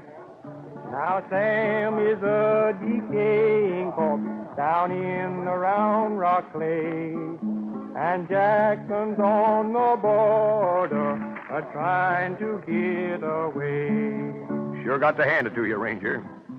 Oh, pray for the Ranger, you kind-hearted stranger. He hasn't been home for a year. But he's chased the Comanches from all but your ranches and run all the outlaws clean off the frontier.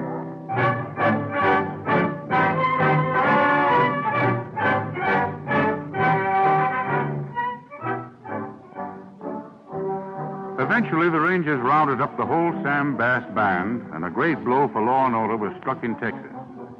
One by one, outlaw gangs were brought to justice or disappeared. And when peace and order were again restored in Texas, many of the Rangers were given leave to visit their homes. Tom Dawson was one. Naturally, there was great anticipation in his family. Tom should have been home here 2 weeks ago from the time he said he was starting. Oh, honey, you've been smelling trouble for 2 weeks. I tell you, he's all right. You just have to settle your mind in peace. Anybody home in there? Tom. What? Tom. I told you. Howdy, Ma. Oh. Howdy there, Pa. Oh, son. Tom. What's the matter with your arm, son? Oh, that's all right, Ma. Run into a couple of horse thieves near Pop Loomis' place up country. One of them winged me a bit. Delayed me considerable. You get him? One of them. I'll warm up some supper for you, dear. Oh, great, Ma. Where's Ned? Why, he's studying to be a lawyer down in Dallas. Yeah? Yeah. Always said he never had the makings of a ranger. Say, what you got on the stove, Ma? Just rabbit. Fix the way you like it. Your ma's been cooking dinner for you for 2 weeks. Most ate myself to death on rabbit. Yeah, we're sure glad to see you, son. Believe me, Pa, it's great to be home. You know, I guess I've really been heading back here ever since I went away.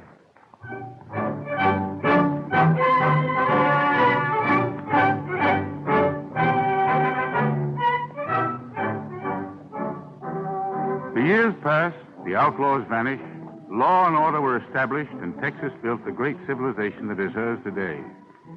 About 1935, the Texas Rangers became a thing of the past. by an official act of the legislature.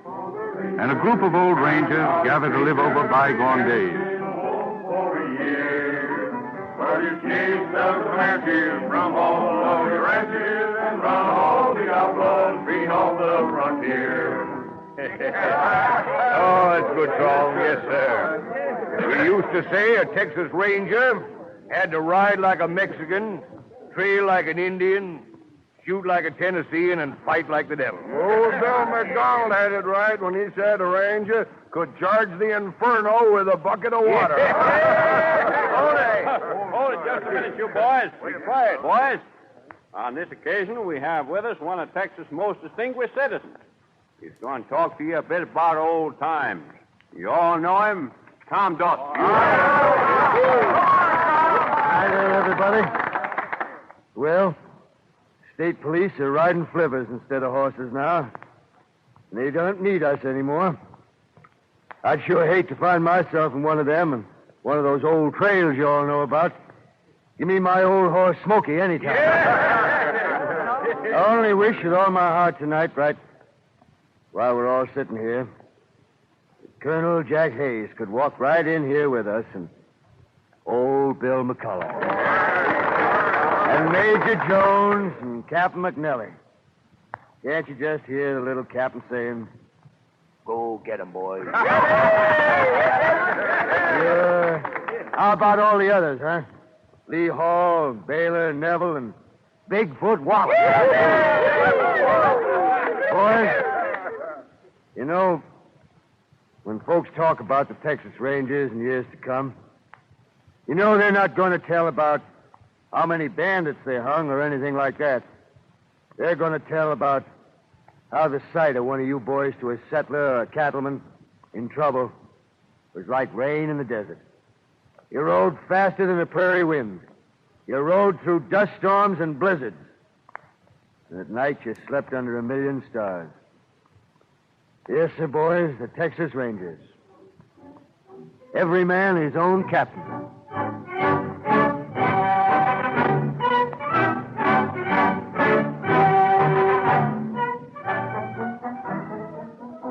There were hundreds of Tom Dawsons, all Texas Rangers, and the Lone Star State will always be proud of them.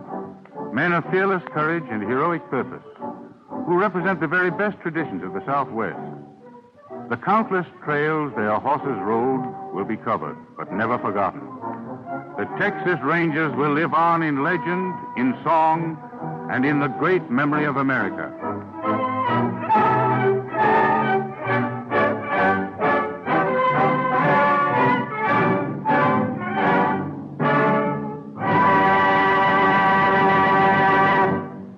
And now we have a story which is told by Basil Rysdale, speaking for the DuPont Company. A story from the wonder world of chemistry. Here's a headline that commands attention. Home Sweet Home is the most dangerous place in America. And the story behind this headline is one to astound everyone. Figures show that out of all fatal accidents, about 1/3 of them happen in that haven of peace called home. Even more than the automobile total. All this may sound gloomy, but there's a cheerful side to it, too, because most of these home accidents can be prevented if you're willing to give the matter your attention. Let me tell you what chemists are doing to increase safety in the home. Perhaps the most obvious example is the fire extinguisher that should hang in every home. DuPont does not make fire extinguishers. It is only one of many chemical companies that supply chemicals for them. But DuPont chemists start even farther back than that in dealing with the menace of fire, because they also make fire-retarding chemicals for treating wood and fabrics so as to make them flame-proof. After chemical treatment, such things will char, but won't support a flame, and therefore won't spread fire. Another important protection against fire is the precaution of using TriClean, non-inflammable fabric cleaner made by DuPont chemists. Of all the fatal home accidents, more than 1/3 are caused by falls. Men informed in accident prevention say, guard against falls in the home. They say, use safe stepladders. Keep stairways clear. I am told that around 16% of these falls take place on stairs, and a lot of them on stair landings, or at the bottom of stairs where you're likely to step on a skiddy rug that slides out from under your feet. DuPont chemists have devised Rug Anchor, non-skid rug underlay, especially designed to make small rugs stay put. And speaking of stairs, have you ever seen porch steps that have sagged and broken down due to rotting of the timber? What an easy place to take a serious tumble. But chemistry is ready to protect you again by means of a product that makes wood rot-proof. Yes, all this is about safety in your home. But I've also heard an unusual story of safety in the DuPont Company home, in the plants and laboratories that employ thousands of people. By careful attention to accident prevention, the DuPont Company has kept down the frequency rate of major injuries to a remarkably low point, 86% less than American industry as a whole, according to latest available figures of the National Safety Council. Safety first, a good slogan, and a good companion to the DuPont pledge, better things for better living through chemistry.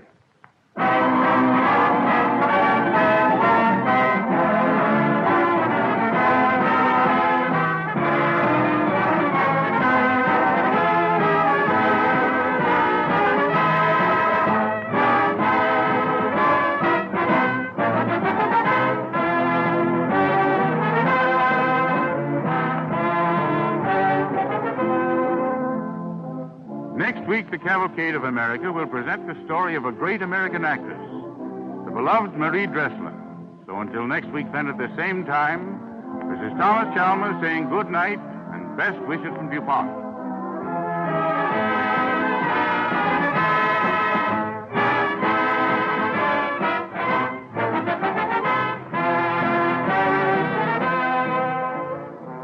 This is the Columbia Broadcasting System.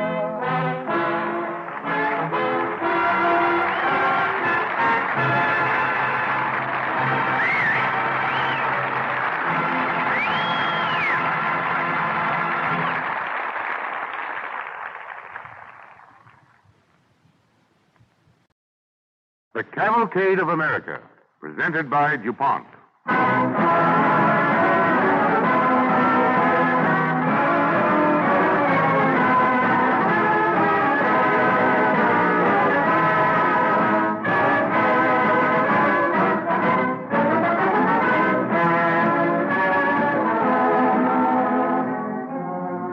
From the days of Charlotte Cushman, the American theater has been graced by actresses of charm, talent, and beauty.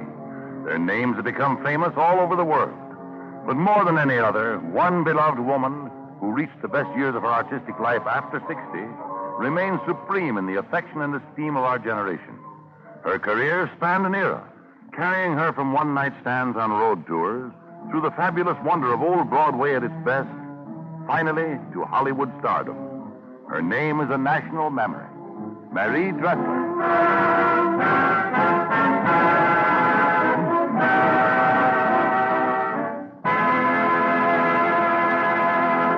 As our overture, Don Voorhees and the DuPont Cavalcade Orchestra play This Is It, from Arthur Schwartz's musical success, Stars in Your Eyes.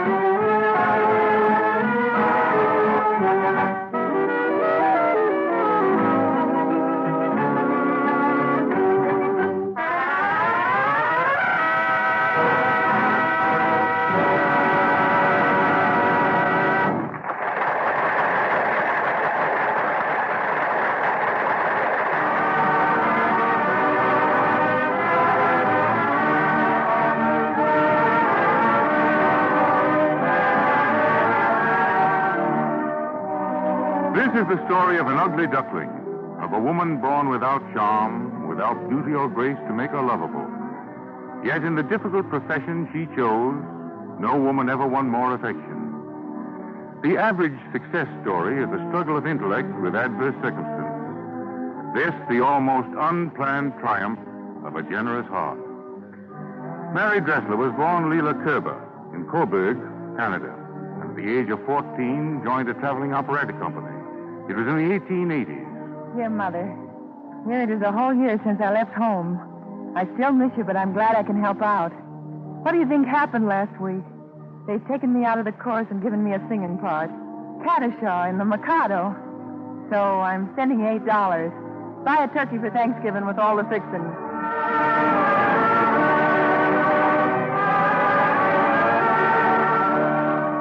All Mary Dressler wanted was to earn comfort for her mother, for herself, that elusive prize of success and happiness. One day at a rehearsal in Harrisburg. Oh, this is very interesting, and I should like to see it.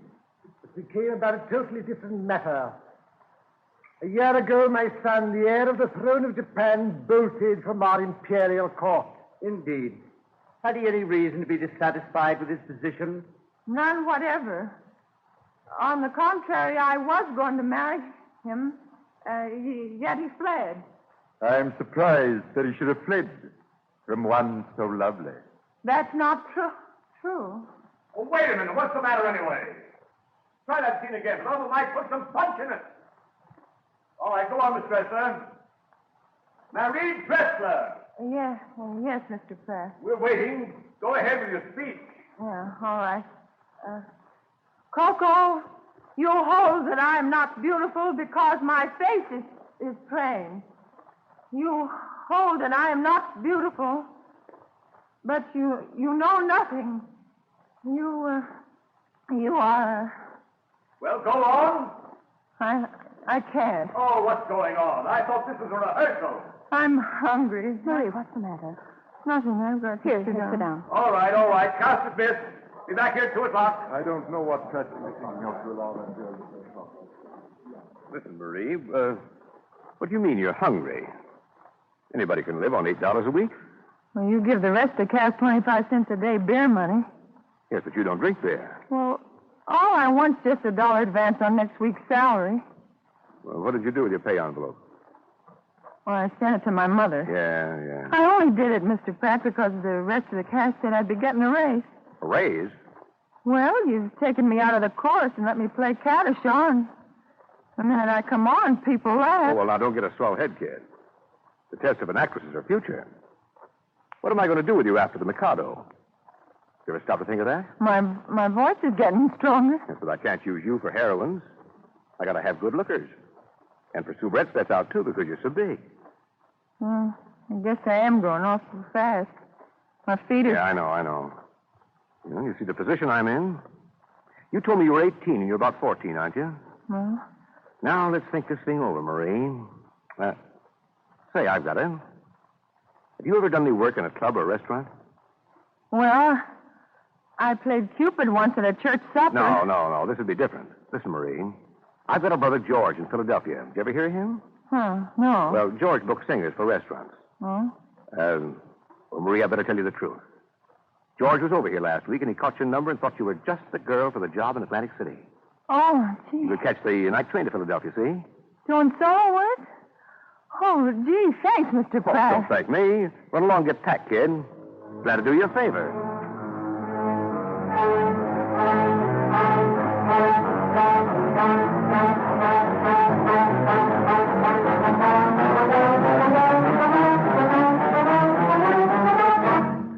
George Pratt? No, he's left town months ago. Oh. Someone's been kidding you, sister.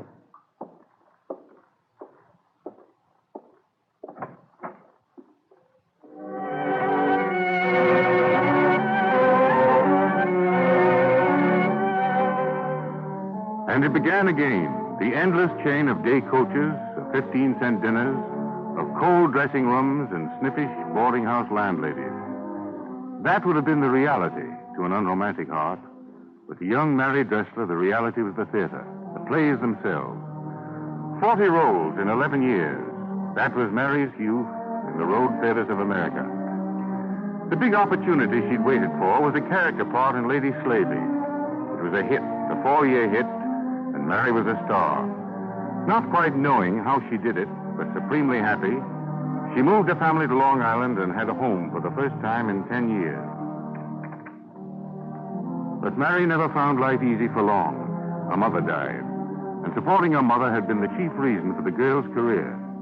She was anxious for a change of scene, so accepted an offer of stardom in England, stayed several disastrous months, fell ill, and came back to New York. In a New York hospital, Lou Fields of the comedy team, Weber and Fields, calls to see her. Well, how much you... Quite a bit, Mary. Broadway gossip. Are you in way up to your neck? Oh, way over. Honestly, Lou, there must be a jinx on me. I guess it's part of us. Part of the game. Well, let's not talk about it. My rule is never talk about your headache or your sprained ankle. Keep the chatter cheerful. Well, how does this strike you for cheerfulness? I found a good script. You the star. Me the manager. Oh, Lou, if I could count on a new show for a sure run. I have to play safe. The minute I'm out of here, I want to take some Broadway hit out on the road. Follow some other star in the part? Oh, I'm not proud. Marie, that's suicide. You're a star. You can't take over an old part. Yes, but my relatives don't stop eating because I'm in a hospital. Marie, I've got the play of your dreams. What? Tilly's Nightmare.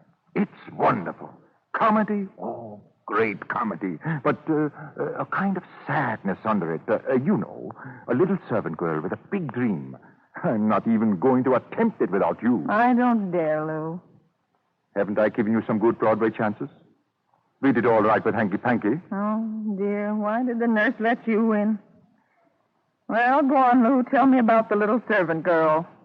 In the end, her dream comes true. No, better. It's real life. It doesn't come true.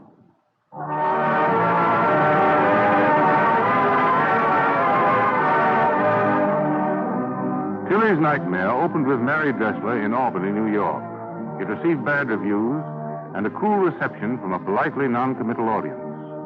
It was a nightmare in more ways than one. After a performance, Mary and Lou Fields stand on the stage of the Albany Theater, looking out at the darkened, deserted house. Mary, I feel like a dog. I don't know what to say. I talked you into this. What a show. A perfect bust. Oh, what does that mean in Albany? We may not get into New York, Mary.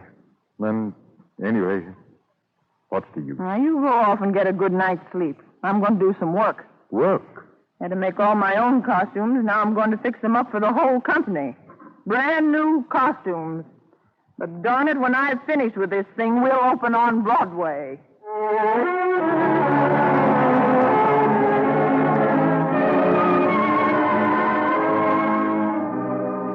Into New York came Mary Dressler with Tilly's Nightmare.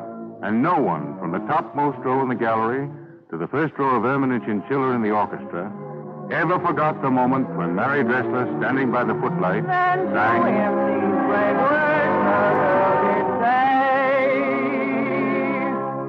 Stand back, villain, go your way.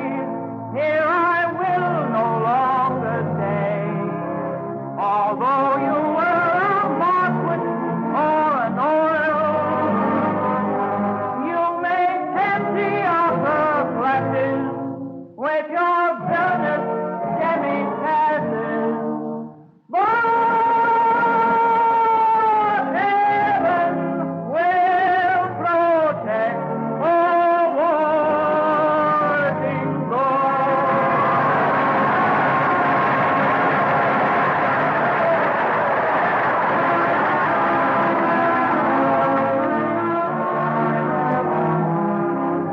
protect Heaven Will Protect a Working Girl. It was a song to suit the period, and it struck the popular fancy.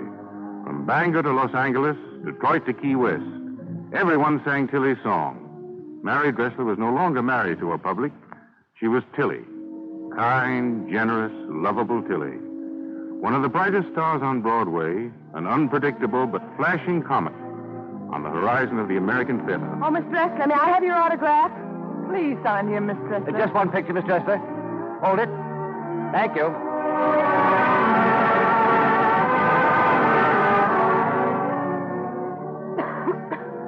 Excuse me. Oh, there's one more question, Miss Dressler. It's awfully personal, but my editor insisted. Oh, that's a terrible cough. You doing anything for it? I just got it. The question is, have you ever been in love, Miss Dressler? Oh, every woman's a little bit in love all the time. I've only been deeply in love once. Never mind any more of that. It's one of those personal things. Of course. Yeah, I'm going to get something for that cough of yours. Got some syrup in my medicine chest. But don't bother, please. None of you young people take care of yourselves. Now, this isn't going to hurt you. What's that, a thermometer? Mm-hmm. Just want to see if you have a fever. Open your mouth. But it's just a cold. Close your mouth and keep it closed. That's right. You silly kids. When I was your age, I was just like you. Studied my roles all the time and never took any care of myself. Ate terrible food and ruined my stomach, so you be careful. Well, Yes, I know. It was your first interview and darned important. I could tell by the way you asked the questions. Open your mouth. Let's see. 100 degrees. I thought so. Well, I don't feel sick. Maybe I was just excited to meet you. You get home to your family this minute. Where's your coat? I haven't one. It wasn't raining when I started out. Here, take this one. Oh, I couldn't. That's your coat. Here, put it on. Oh, it looks beautiful on you. But I can't take it, Miss Dressler. Oh, do me a favor and take it. My friends all laugh at me in it.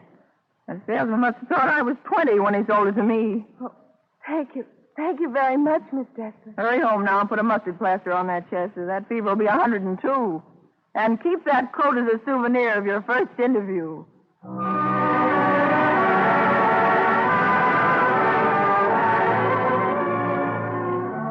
All the years of Tilly were gala years, a triumphant retracing of the old shabby paths. No day coaches, but a private car. Not $8 a week, but $1,600. Orchids and adulation. But when Tilly was over, Mary sensibly looked right away for other work. Anything. She never stood on her dignity. She was even willing on a trip to California to listen to Max Sennett talk about these new moving pictures. And one day on the studio lot, as Sennett is showing Mary around... Miss Dressler, I'm being honest. If I make the first full-length comedy and motion pictures, I've got to have a big star in it. How about it, Miss Dressler? Me? Me in the movies? I think you'd be great. But I don't know anything about the motion picture business. As for being great, Mac, Miss Dressler, I heard you were on the lot today. I've wanted to meet you for a long time. This is Mabel Norman, Miss Dressler. Well, how do you do? I remember you in Tilly's Nightmare. It was grand. I thought it was simply perfect. Thank you very much, my dear. Now that you're out here, I hope you'll stay with us. I'm trying to persuade her to come to the new production. But I don't know it. You must. What a wonderful idea, Now, Mary. wait a minute. Mr. Sennett, what's the name of this picture you've planned? Tilly's Punctured Romance. Well, if we're going to do it, let's get busy.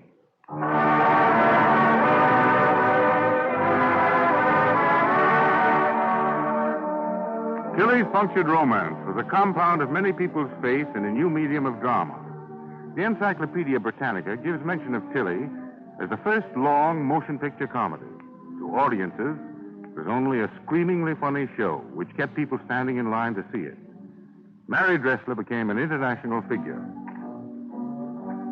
During the exciting days of the World War, Mary Dressler made 146 speeches for the Liberty Loan in 29 days, her record. None of her audiences were ever under 5,000 people.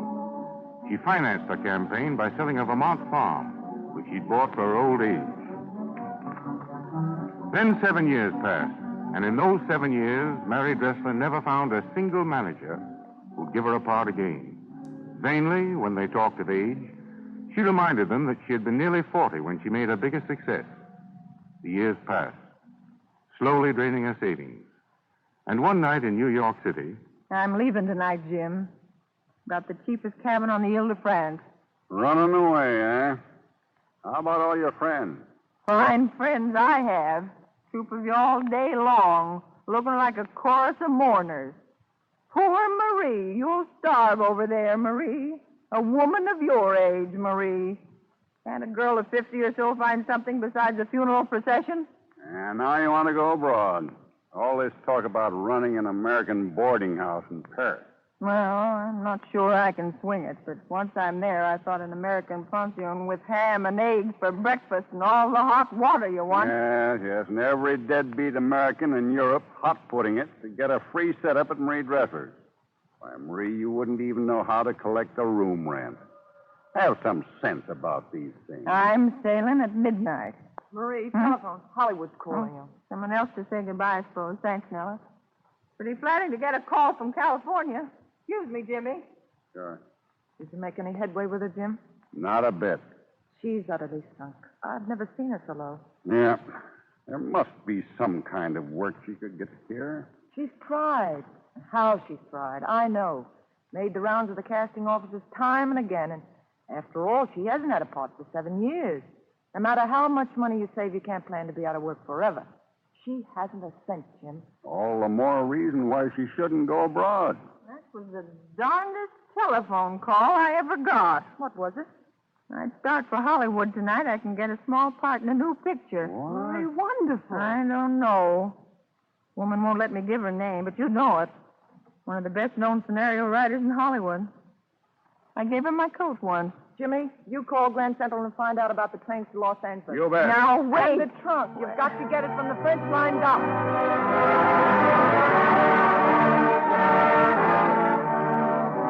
It was a different Hollywood now to the one Mary Dressler had known. The rickety little outdoor sets had been replaced by mammoth studios. The business that Mary had helped distinguish in an early day was a billion-dollar enterprise, hiring thousands, indifferent to one solitary old woman. But it was the same old story. For 3 years, only bit parts. But Mary Dressler had the kind of patience that comes from consuming ambition. She wanted to live, to work at acting, to have friends. And finally, she got her chance. All right. Take your places, everybody. Dressler, Barry. Seems cold in here today. How do you feel, Marie? Wally, if one more person asks me that question, I'm going to slip right into a case of double pneumonia. Ah, that's the girl. What's a little cold water? Right up to the chin, I'll eh? have to work in the water again today? I don't know. Maybe not, Marie. They might take the land shots or before the storm on the barge. All right, let's go. We'll retake the scene we entered on yesterday. You wait on the barge deck, Miss Dressler. All right. Careful. Why careful? You think I'm an old lady? Why didn't I get a job in an aquarium, doubling for the whale? Hey, Marie, when we start the fight, I don't like to hit you so hard now if you dodge a little faster. How will the scene look if I start to dodge? Okay, go to it, trooper. Hit him. Quiet! Roll 'em. Speed. Take one.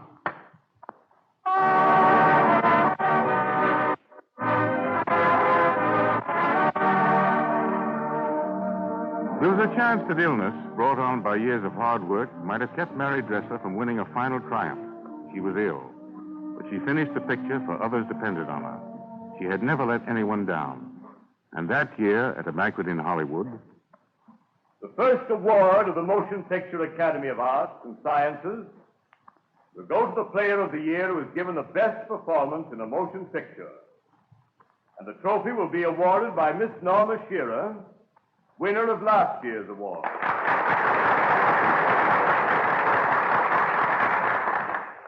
The committee has decided that the best performance of the year was Marie Dressler's in Men and Bill.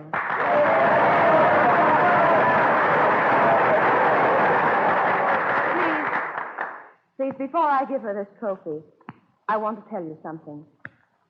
I will be in my dressing room some mornings making up, and I'll hear the weary tread of Marie Dressler's feet carrying her to her room. I'll know that she's tired, she's not been feeling well, and that she has perhaps been working the previous night. I'll hear her dressing room door slam, and in a few moments the boy will shout, "Calling Miss Dressler. On the set, Miss Dressler." The door will open, and charging down the long corridor will come that grand old fire horse, Marie Dressler, made up, ready for work. ready to carry on.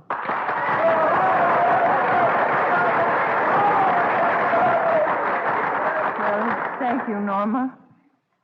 And thank you all very much for being so good to me.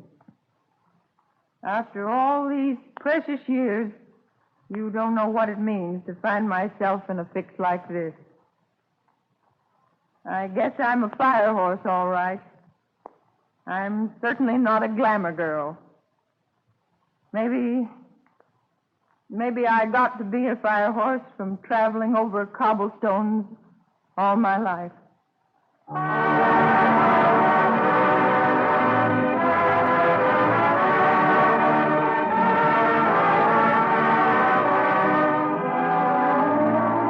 Dearer than fame or box office receipts was Mary Dressler's knowledge that in her old age, her character meant something special to millions of Americans.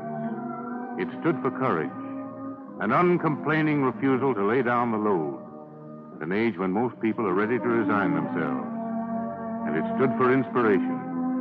The ugly duckling with the kind, generous, and lovable heart, Mary Dressler.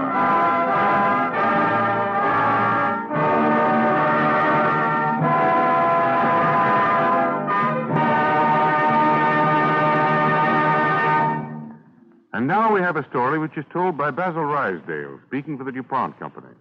A story from the wonder world of chemistry.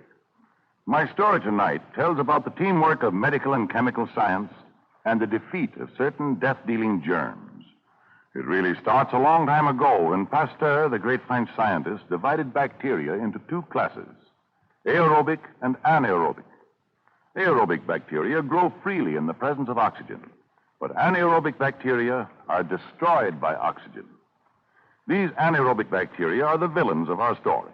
The surgeon found that they're the cause of certain unusual infections that long have resisted all kinds of treatment. Infections are kept on for weeks or months or years, causing extensive destruction of body tissue and frequently ending fatally. The surgeon called upon the chemist to suggest some oxidizing agent that would give off oxygen slowly and over a long period of time. The chemist suggested such a product, and the surgeon, experimenting with it, found that it destroyed the germs in the test tube. Then he applied it to a human case and was gratified to find that it halted the progress of the infection. But when he started to apply it more generally to anaerobic infections, he found that it wasn't uniformly effective. The material apparently varied from time to time. DuPont chemists set out to standardize it, and the job wasn't simple. Here was a challenge to the brains and patience of research. And so, in 1935, they started experimenting, making batch after batch, testing and rejecting, meeting every discouragement with a fixed determination to find the answer. Many months passed, but at last the chemist succeeded in making a product that the surgeon found consistently reliable. Used by skilled physicians, it was a new and valuable weapon against the fearful germs in all kinds of anaerobic infections, promoting the healing of wounds that wouldn't heal before, putting many a sufferer back on the higher road to recovery. Physicians all over the world are now asking for this material. In one emergency case, DuPont chemists sent some by airplane to far-off Hawaii to help save a woman's life. Now arrangements have been made through two manufacturers of medicinal products to supply all physicians and hospitals that need it. Well, here's a story of chemistry that may give you a new concept of the spirit of chemical research. The product is costly to make, and its uses are limited. A large sum of money was spent on this particular research, with little chance of profit. Yes, here's an achievement to be measured not in dollars, not in fame and glory, but in terms of human welfare and the relief of suffering. Another expression of the DuPont pledge, better things for better living through chemistry.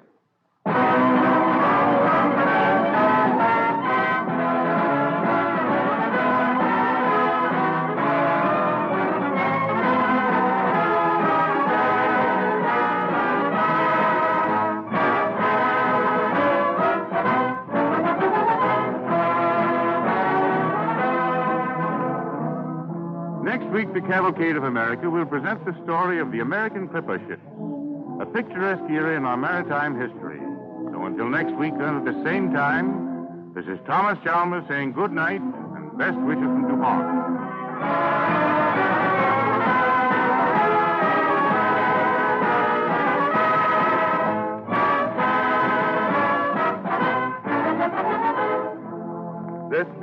Columbia Broadcasting System.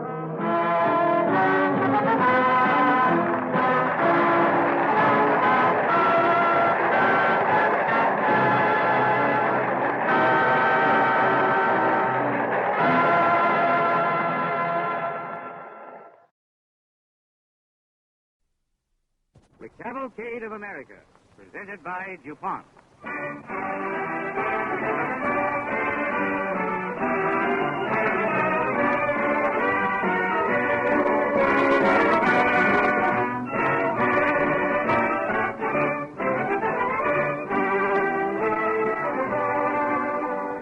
The speed of airplanes and the speed of ocean liners, the speed of express trains and the speed of automobiles, the speed of the telegraph, the telephone, the radio, all the flashing dynamic force in modern communication and transportation is part of the American heritage of foresight and enterprise. One of the most thrilling manifestations of this heritage occurred about the middle of the last century when, captained by young men, the American clipper ships carried the American flag, American commerce and ideas to every port in the seven seas.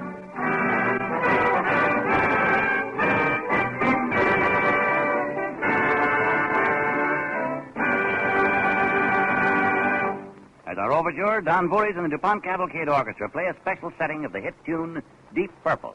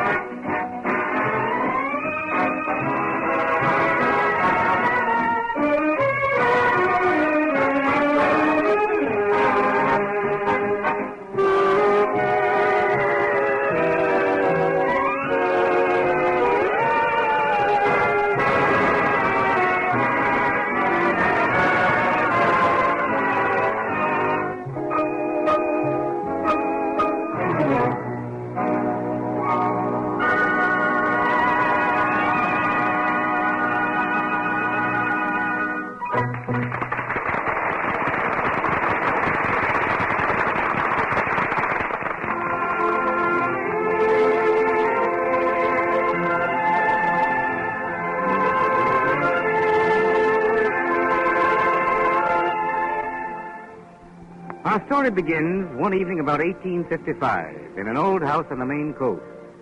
Whale oil lamps shed a mellow light over the room, throwing into sharp relief the carved walrus tusks and coconut shells on the whatnot, catching the color of a Spanish shawl on the back of a chair, and revealing a faded Indian print slung over a sea chest in the corner.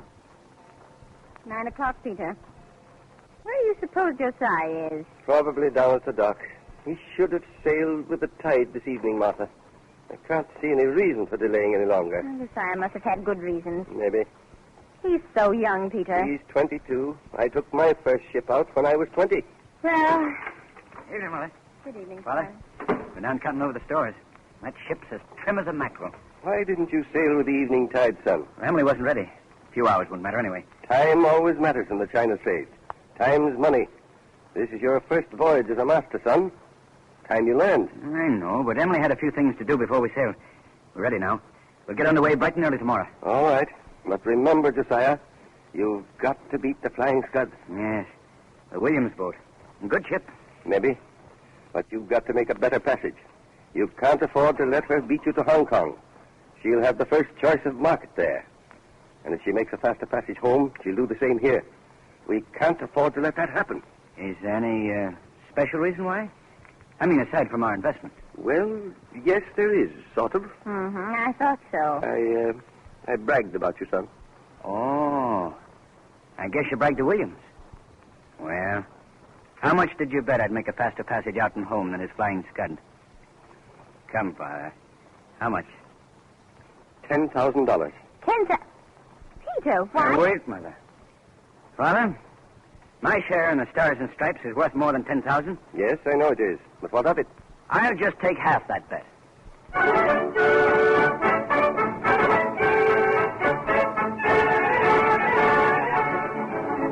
Next morning, as the sun rose out of the sea and the harbor of the little Maine town sparkled in a lacy coverlet of whitecaps, on the quarterdeck of the stately clipper ship stands the young captain. Tide striking, sir. Very well, Mr. Jones. Up anchor and get underway. Aye, sir. Now then, boys, heave away on the windlass brakes and strike a light. Shelter in an old graveyard.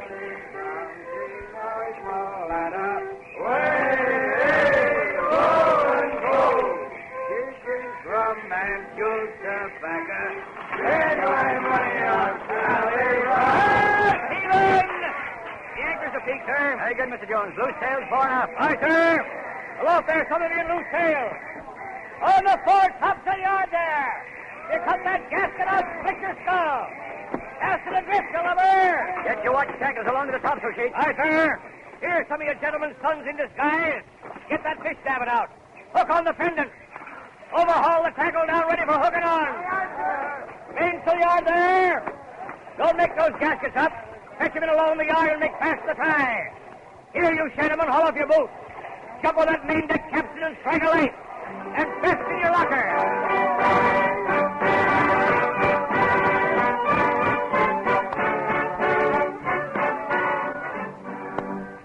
Slowly cutting its way through the fretting waters of the harbor, the Stars and Stripes, with billowing sails, glides out to sea and down the Atlantic coast.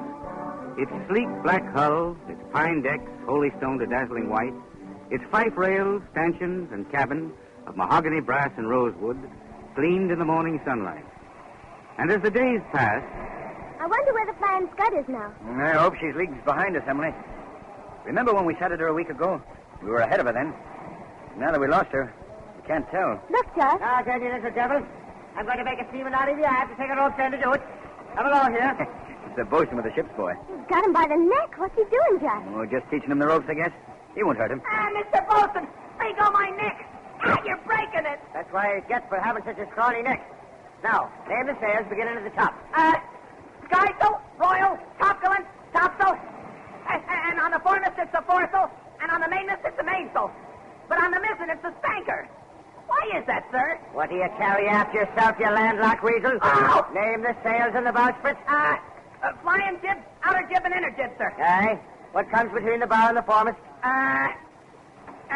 The foretopmast staysail. Sick me, I was going to have you boiled for supper if you missed that one. Get down with you before I change me. Wait a minute. Say your catechism before you go. Lively now. 6 days shalt thou labor and do all thou art able. And on the 7th, holy stone the decks and scrape the cable. Call me a Portuguese, but I'll make a seaman out of you yet. Aye, aye, sir. He'll make you a good hand, bosun. Smart boy, Captain. Sharp as a piper note. Bosun, how do you make that boy remember all that? Well, ma'am, you might say that's where the spanker comes in.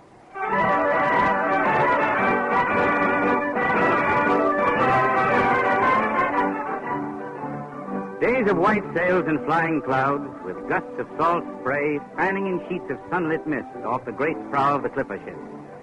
Nights in tropic waters, when its towering mast seemed to rake through the low torch-like stars, and the wind sang over the sea as the jib boom creaked with the roll of the waves.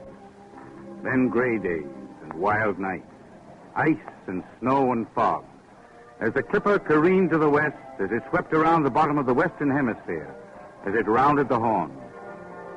One day in the captain's cabin,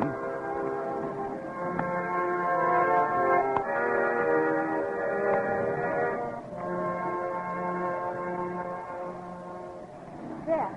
That's your daily concert, Captain Blake. Was on board after a very dreadful of it. No, not when they're you. Josh, what a very pretty speech. I thank you, sir. If your ship were a little more steady, I'd kiss. I'm proud of you, Emily. Rounding the Horn's not easy. I wonder if we're here before the Flying Scud. Don't wonder about it, Josh. We can't know anyway until we get to Hong Kong. Darling, Yes. you're sure you're making it all right? Of course I am, Josh. And then it'll be warmer soon, won't it? You bet it will. Too warm. When we start to beat up north through the Pacific, you'll wish you had some of this ice aboard. It's easy enough for me, but sometimes I think of the men. Making sail when the sheets are still with ice, with bloody fingers. I've seen them. It's their life. They chose it. And it's their duty. You've been hearing things, Emily? A little. Don't pay attention to it. Yes? Sir, please. Come in, Mr. Jones. What are you doing here? What's that you got behind you? Well, come, speak up. Sir, so to the boy. Tommy, speak your piece. Please, sir. I was in one of the upper bunks in the forecastle, and I heard the men... Talk, tadpole, talk. Well, sir, it's the grub. Say victuals to Captain Blake. Let him alone, Mr. Jones. What about the grub, Tommy? They say it's bad. Oh, bad is it? Sir, if you give them angel cake, they'd expect wings. Please, sir, they're sending a deputation. A deputation? Some sea lawyer put them up to that, all right. You've done your duty, Tommy. You stay here with Mrs. Blake. Mr. Jones, you come with me. Aye, sir. Oh, Josh, you may need this. Here, take it. No, Emily. I don't need a pistol. When I can't handle a crew with my bare hands, I'll quit and take to growing cabbages. Come, Mr. Jones. We'll go on deck. Let me get a marlin spike. Be quiet. Now, men. What's this I hear about a deputation? Come on. Speak up, Joe Brown. I've had an eye on you, my lad. Well, sir, as long as I'm the one that's going to be picked on, I will speak up. Sir, the grub's rotten. The meat smells so we can hardly eat it. And the biscuit's full of worms. That kind of food ain't fit for no Christian. The rest of you men feel this way? Like Brown here? The grub's rotten. The cabin gets what decent food's aboard. You mealy-mouthed sea lawyer, that's a lie. I pay for the cabin food out of my own pocket. And that's my business. I got a right to say what I please. Right? Right? You're a pretty seaman to talk a right. You're a rotten bully, you pampered scut. Say that again. I won't. You've struck me. I'll have the law on you in the first port. Good. I'll make it worth your while. But as long as I'm in command of the ship, I'm the law. And you all know it.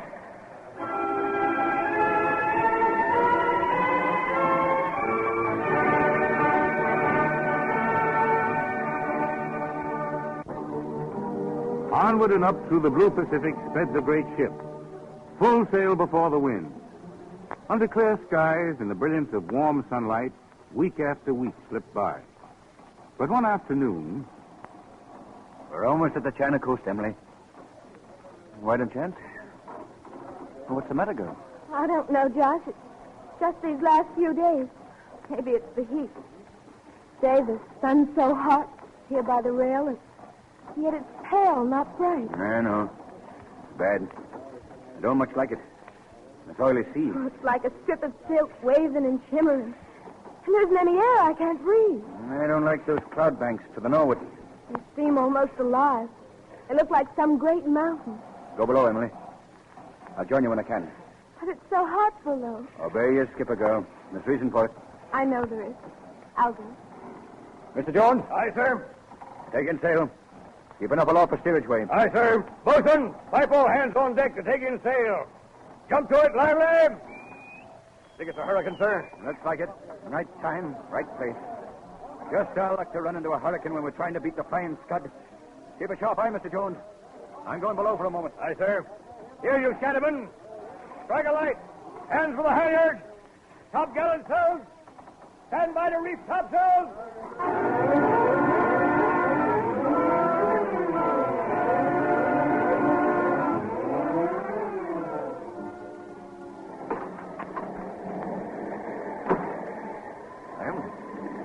What's the matter? I'm afraid. We've got to reach Hong Kong. Soon, Josh, very soon. Oh, don't be afraid, darling. Doing all I can. Can't go any faster. Here, let me fix a pillow behind your head. Don't leave me, Josh. We're in for it. I've got to go on deck. Darling, hold me tight. No, I've got to go. Now leave me on deck. I need you here, especially now. No, Emily. I must, I tell you. Oh, darling, and couldn't you say a prayer with me before you go? We come a praying people. Emily, the ship, you, everybody is in my hands. And I'm in God's hands. You pray. Pray for all of us.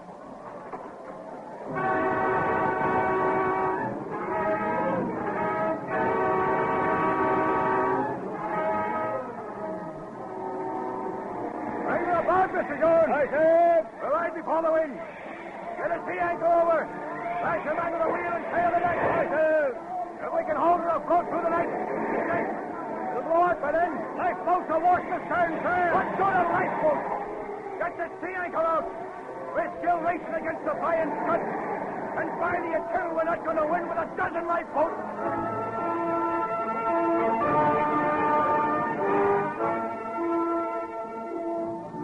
Rocked and shivered in the driving gale, the clipper ship plowed its way through the slashing sea toward the China coast. Overhead, the dark skies roared, ignited by streaking lightning, and the wind howled through the shrouds of its swaying masts. Late that night, the hurricane subsided. And some days later...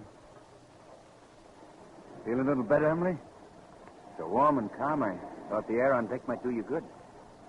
Where is he? Fast asleep in that little crib you made in the cabin.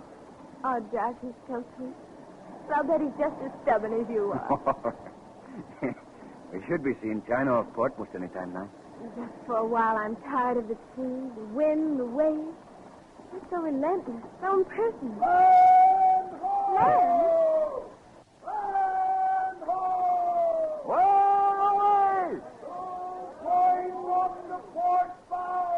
Look, Emily. It almost looks like fog way off the port. That's land. That's China, darling.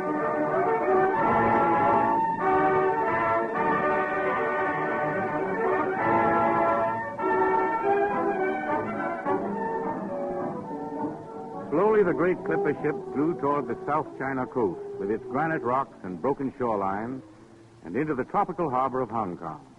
Here at last, the Stars and Stripes slipped quietly and dropped anchor.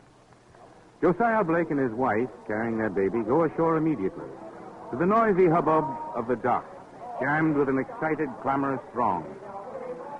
This way, Emily. Come on. Don't let go of my hand. I won't, Josh. Darling. Captain Blake! Captain Blake! Hi, Mr. Hall. Over here. There you are. Mighty glad to see you, Captain. Have a good voyage. One hurricane, that's all. But tell me, has the flying scud come in yet? Haven't seen sight of her. She's not due yet. Then we've won the first lap, Emily. Oh, Josh. Oh, I'm sorry, Mr. Hall. This is my wife. How do, Mom? And our baby, too. He was born at sea, Mr. Hall. Well, I hope he'll make as good a skipper as his father. Certainly had a good start. I hope we can find a mission somewhere. We've got to have the baby baptized. Well, that'll come later, Emily. First, I've got to get over to the market. I'm going at once. You are not. You're going to bring your wife up to my house. I want you to be my guest while you're in Hong Kong. Well, we can't stay long. We've got to be heading back to the States. Emily, you can go ahead with Mr. Hall. I'll come right over from market. Now, Mr. Hall, would you please have the office?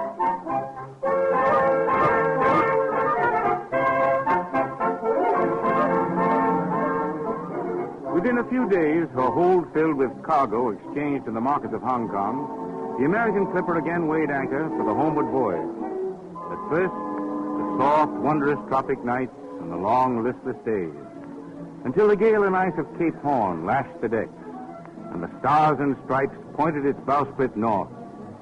Then again up through the blue rolling waters of the southern Atlantic, And when the red sun tipped the western horizon, then were tall tales told by the seamen, who gathered to watch Emily rock our baby in a tiny hammock. Sure, and he's a fine lad, that baby, ma'am. Well, he's crossed the line once already. Now wait till he sees the sea serpent. The sea serpent? Did you ever see him, Bolton? Oh, ma'am. And did I not? It was 20 years ago, a week on this Thursday, when I was able seaman on the Conquest, running betwixt New York and Liverpool. Well, ma'am, just off the Azores. Oh, it was a starry night, and I was on the watch. I smelled a curious smell. Oh, what was it like? Well, one might say, ma'am, that it was a sort of a mixture. A mixture of elephant and whale. And then what happened? Well, it was off the starboard bow, and when I looks, I sees a great head rise again the moon. 2 horns it had, and a neck as long as our mainmast. Well, I rubs me eyes, and then I see the rest of him, a rippling and a floating out behind for half a mile or more. Oh, ma'am, 'twas handsome. But weren't you frightened? Ma'am, I'll be truthful. I was uneasy. On it comes nearer and nearer with its great mouth wide open. I was the only one of the crew on deck, except him at the wheel, and I knew that one of us was lost. The serpent was hungry, else why would he come up from his home in the great deep except to look for food? Oh, there. Go back to sleep, darling. But, Bolton, what did you do? Well, just swing the little hammock gently, ma'am. That's it. Ah, he's doing nicely now. What did I do? Oh, yes. I takes the wheel myself, and I says to the man what has her, Jemmy, says I, go into the moonlight by the starboard rail and tell me what you see. Why did you do that, Bolton? Oh, ma'am, this Jemmy was a fearful, ugly man. Monkey-faced Jem, they called him, and it was an insult to any self-respecting monkey. Thinks I, one look at Jemmy, and that there serpent will lose his appetite. And did he? Ma'am, I'll be frank and truthful. He did. One look at Jemmy did that serpent give, and then he let out a dreadful moan, put his head under the water, and sinks himself down. And you never saw it again, Bolton? No, ma'am. I wouldn't try to deceive you. I did not. Oh, here comes the skipper. I'll be going along, ma'am. Bosun been spinning yarns to you and the baby, Emily? Yes, all about the sea serpent. And monkey-faced Jemmy? Oh, I know that one. Bosun's full of yarns. Well away! Stern, sir! What do you make her? I can! The Flying Scud, sir! The Flying Scud? Clap on all sail, Mr. Jones. Aye, sir. Pass the word around there'll be an extra bonus for every man on board if we leave the Flying Scud so far astern she doesn't fight us before we make port.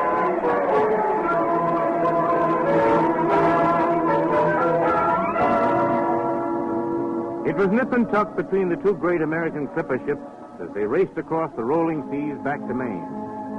And it was a thrilling spectacle of expert seamanship and beautiful vessels that characterized this romantic era in our maritime history. Finally, late one afternoon, as the steeple bells pealed over the little Maine harbor, the 2 stately greyhounds of the ocean, with their white sails arched in the wind, hove into sight. But it was Captain Blake on the Stars and Stripes that came first into port. Good work, Josiah. Fine. I'm proud of you, boy. Proud as a pig with 2 tails. 90 days out and 88 days return. Got a fine cargo, too, Father. And you, Emily. You and Josiah had to go beyond that. Made a couple of grandparents out of us. Look, Martha, I think he looks like me. Well, I should hope not. Emily, be a dear and let me hold him. All right, Emily. You want to collect your bet from Williams, Father? First thing in the morning. 5,000 of it's yours, anyhow. And with the other 5, I'm making over shares in the Stars and Stripes to my grandson here. Oh, you hear that, Master Blake? He can't talk, so I'll thank you for him, Father. Come on, let's go up to the house. You can tell us all about the voyage. Well, Father, as voyages go, it's pretty quiet. Nothing much happened.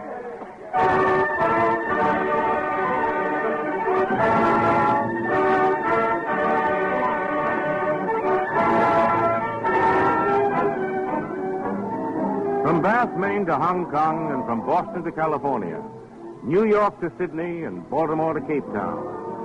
So during that colorful era sailed the stately clippers with wet salt on their sails, their holds full of grain and gold, spices, silk, and tea. And so it was that the greatest fleet of sailing vessels the world has ever seen carried the American flag and American commerce into every port of the oceans of the world. The American clipper ship.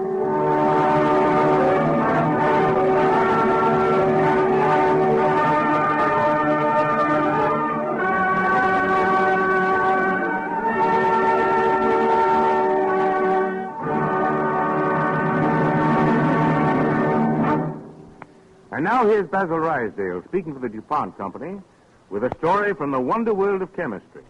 Have you ever had a longing to see the queer sights in distant corners of the world? To sail your own snug little craft into the harbors of Singapore, Sydney, Cape Town, and Constantinople? With a favoring breeze to coast past towering Sugarloaf as you make for Rio de Janeiro? To fascinating ports like those, our story of chemistry takes us tonight, aboard the trim, white two-masted schooner Yankee, famous for 2 round-the-world trips with amateur crews of adventurers, and due for another such trip this year. In many an out-of-the-way harbor, queer craft have swarmed about the Yankee, and natives have touched her sleek, glistening hull, jabbering strange words of admiration. For part of the beauty of this smart schooner is the new Marine Dulux finish, a finish that keeps it sparkling white in spite of the hard wear given by ocean waves, salt spray, and harbor gases. And Dulux, born in DuPont Research Laboratories, is one of chemistry's recent contributions to better living. Not merely a finish for ships that sail the 7 seas, whether they be huge ocean liners or tiny pleasure craft, but also for homes like yours and mine. In fact, the whole story of modern paints and finishes is one that does credit to the chemist's skill and patient research. You've heard of wheat farms and potato farms. Have you ever heard of DuPont's paint farms? Let me describe one to you. Maybe you'll recognize it when you're out motoring. In a large field stand rows and rows of panels fixed on frames in a slanting position. One of these paint farms contains about 30,000 panels, each of them coated with a paint or finish. White, red, black, green, yellow, such a variety of hues that Joseph's coat of many colors would look drab beside them. Probably 15,000 different variations of formula and color are tested there at one time, exposed to burning sun, driving rain, snow and ice, and wind-driven dust. Careful records are kept, and each finish has to be good enough to beat Mother Nature at her worst before it's considered good enough for your house, your refrigerator, your furniture, your automobile, and scores of other things you use daily. And since paint has to meet climatic conditions in all parts of the United States, one paint farm isn't enough.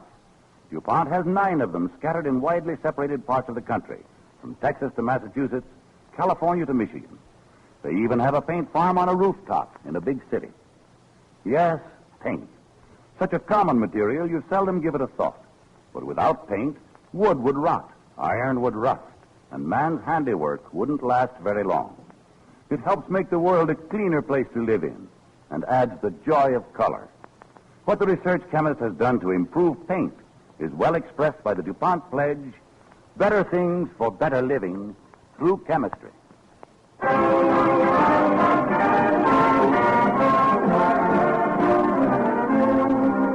Next week, the Cavalcade of America presents a colorful story about the great Indian empire of the Iroquois Longhouse. So until next week, then at this same time, this is Thomas Chalmers saying good night and best wishes from DuPont. This is the Columbia Broadcasting System.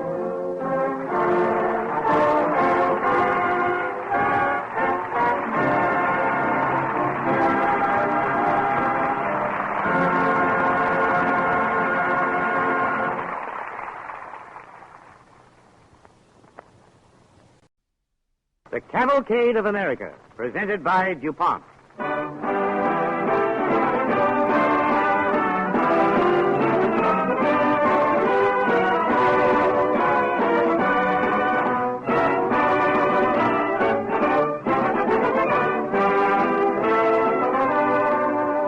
The destinies of people rise and fall in currents of historic parallels. This happened in America, and it's the story of our cavalcade tonight. The story of a mighty confederation of Iroquois Indians who became known as the League of the Longhouse because of their place of meeting.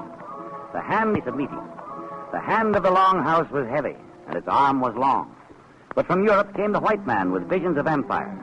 And through circumstance and greed, a people was broken, and the Longhouse vanished into history.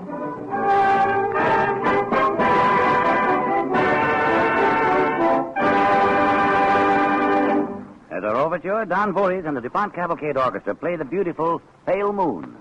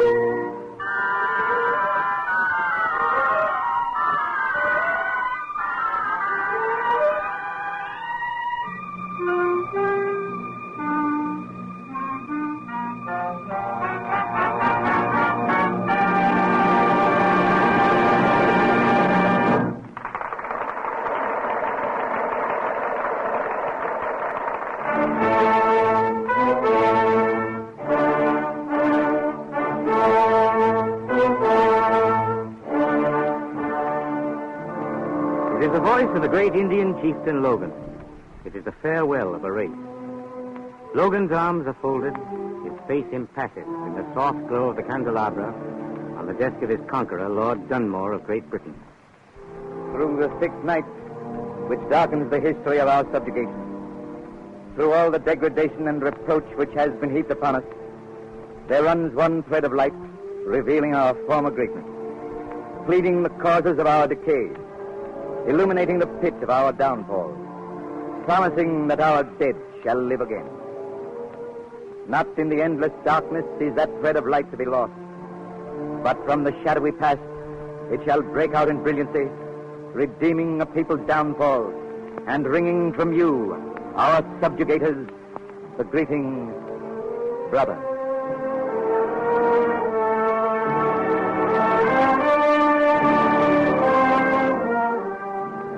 In Logan's mind is the memory of the Caughnawaga and Hiawatha, forming the confederation of his people, a union of elective delegates to a common council, a representative democracy of the vast league of the Long House.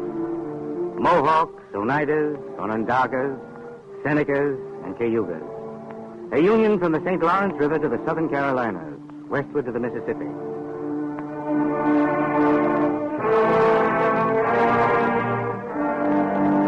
Our story of the fall of the Long House begins one day in 1609, when lurking among the trees on the shore of the lake that bears his name, waited the French explorer Champlain and his expedition, including some Algonquin scouts. They're coming down the beach now. Mohawk dogs. Coming to talk, eh? What have the Mohawks to say to me? Remember, monsieur, they belong to the Iroquois Confederation. If France must choose among savages, we'll cast our lot against the Confederation. This is our chance to win an alliance with the Algonquins. They are fine-looking Indians, much bigger and stronger than our Algonquin guide. True, but they do not know guns. One shot and it's over. Pascal, which are the chiefs? 3 with feathers, brother. They are leading the delegation, monsieur. Yes, it's simple. Give me that musket, John. My brother has seen feathers fall from a bird he has killed. Yes, I have seen. Then watch.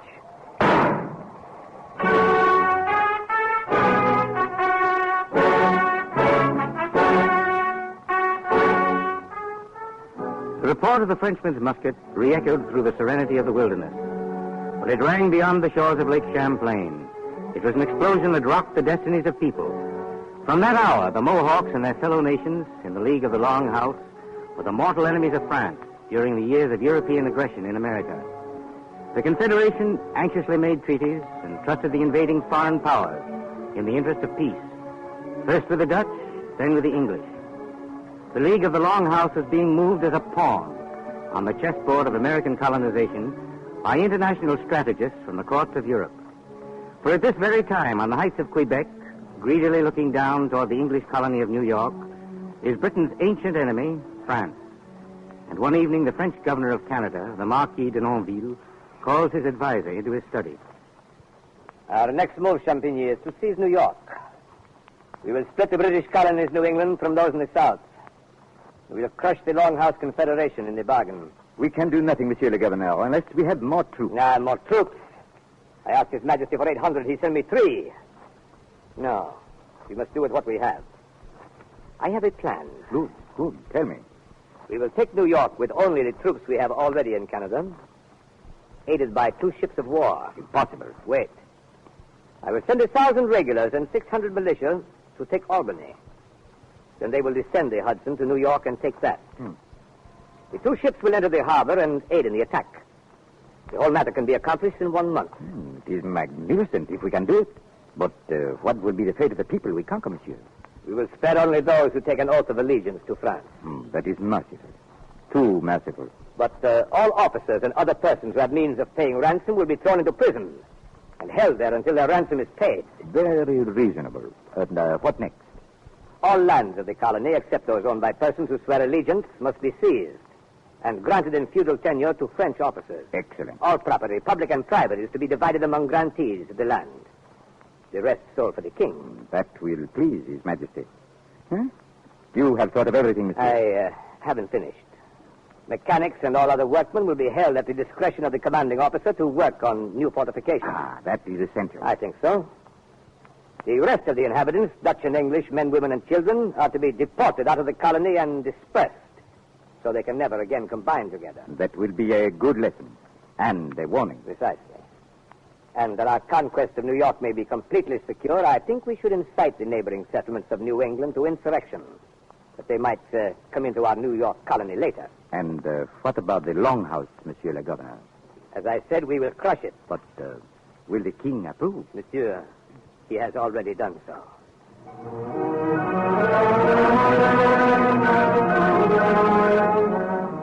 Through mysterious channels, the plan of Denonville reached the council of the Indian chiefs of the League of the Long House. And on the night of the 5th of August, 1689, a violent hailstorm burst near Montreal.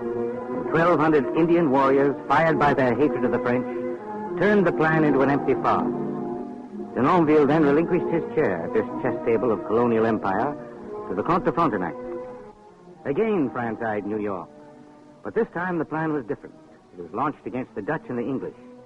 And one day in Schenectady, one of the leading burghers in the settlement, Alexander Glenn, is approached by an old Mohawk woman.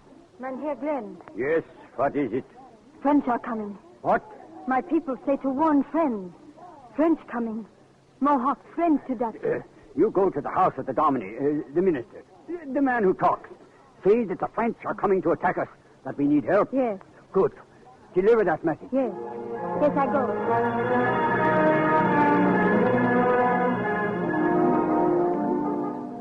That afternoon, the Dominie was away from home when the old Mohawk woman stood before his door. Who's there? Come in. Well, what do you want here? I come from Herr Glenn with message. Ah, out upon you. You track snow all over my clean floor. You yourself are dirty like all Mohawks. Go away. Mohawks are friends to Dutch. Indians friends to all who want peace. Go away. I have work to do. I have a message. I care not for your message. Go away.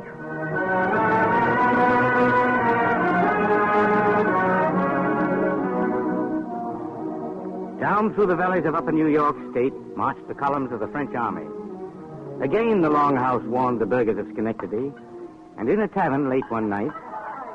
All this talk of a French war party in midwinter in February, and it's snowing. At least we can stand guard. Tonight of all nights, when there's a wedding, music and dancing, and you talk of standing guard. What about surprise? You think that old fox Frontenac cares for a little wind and snow? He may not, but I do. There are 20 Mohawks in the town tonight. They are protection. Against the French army? We ought to help. Post a guard. Very well, then. I have an idea. What is it? We will make a great snowman, one for each gate of the stockade, and leave them to our sentries, huh? And neighbors, a snowman guard. What do you say? Aye, snowmen are good enough to scare the French away. You see, we will give you all the guard you need. 2 snowmen. Yeah, good idea. That's all we need.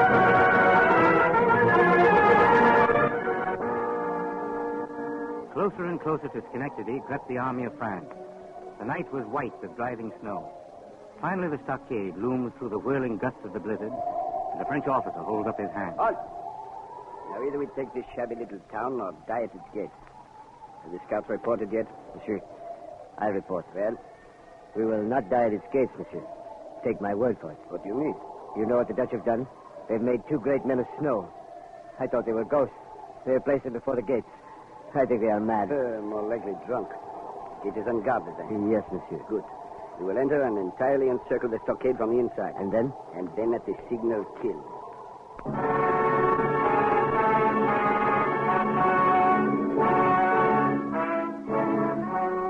Into Schenectady that night swarmed the army of France, overpowering the settlement. Schenectady was burned, and the French moved on. But ever faithful to the alliance with the English and the Dutch, the chieftains and the council of the League of the Long House gathered near the city to perform with the survivors of Schenectady the rite of condolence. It was springtime now, and the voice of the chief sachem of the Onondagas rose over a huddle of weary people gathered under the soaring trees of the forest. Brothers, the murder of our friends, the white men of Schenectady, grieves us greatly, as much as if it had been done to ourselves. For with you we are united. The French have not acted like brave men, but like thieves with hearts of darkness. Be not discouraged. we give you this belt to wipe away your tears. 5 moons ago, the French sent messengers with the white flag in their hands and talk of peace upon their lips. But their thoughts were thoughts of war. So it was, they acted with deceit. But these French, these desecrators of liberty and peace, must perish. White brothers, we shall have revenge.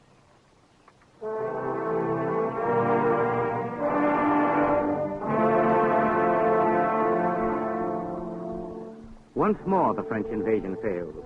Pledged as allies of the Dutch and English, the League of the Long House struck a defensive blow at the aggressors and routed them again. But while peace was restored, the European schemes of empire went on. As the decades passed, the chessboard of colonial domination was cleared of all pieces except the French and English kings and the pawn. That was the League of the Long House. Firmly it stood beside the British king. Then to the New World came William Johnson, who had been appointed superintendent of Northern Indian Affairs and whose orders were to drive the French out of America. Gentlemen, I propose to send out 2 detachments of 500 men each and catch the French between them. What say you, Colonel Williams? Well, isn't it poor policy to divide one's forces, sir? Perhaps. What say you, Hendrik? Brother, I take this stick and break it. See? It breaks easily.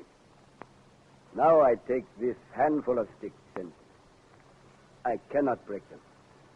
Singly, we may be broken. Then I will form the 2 detachments into one of 1,000 men. Hendrik, will you take your Longhouse warriors with my British troops? Brother, I am old and I am fat, but my ears can still hear the war cry.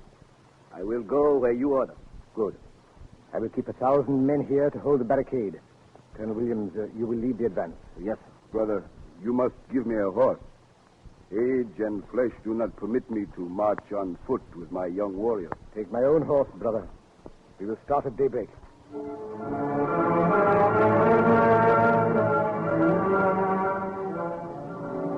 With the invaluable assistance of the tribes of the Long House Confederation, the English began the struggle that was to end in 1763 with the collapse of French power in North America and leave the Empire of Great Britain ruling the American colonies. The French king was removed from the chessboard, leaving the British king alone with its pawn, the League of the Long House. The tribes returned peacefully to their campfires, but the game was not yet over. There was Lord Dunmore, with the might and authority of Great Britain behind him, as he speaks to his adjutant one night in 1774. It's merely a matter of colonization.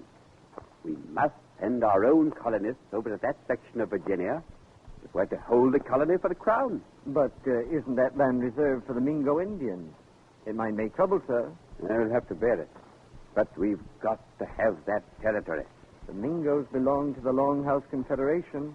You're thinking of our treaty with them, huh? Well, so have I. But I'm also thinking of England. There are other lands the Mingos can move to. Let their chief, Logan, take them out west. Well, do you realize, sir, that if we take their land, if we break our treaty, it means a frontier war? It means more than that. It means the end of the Long House.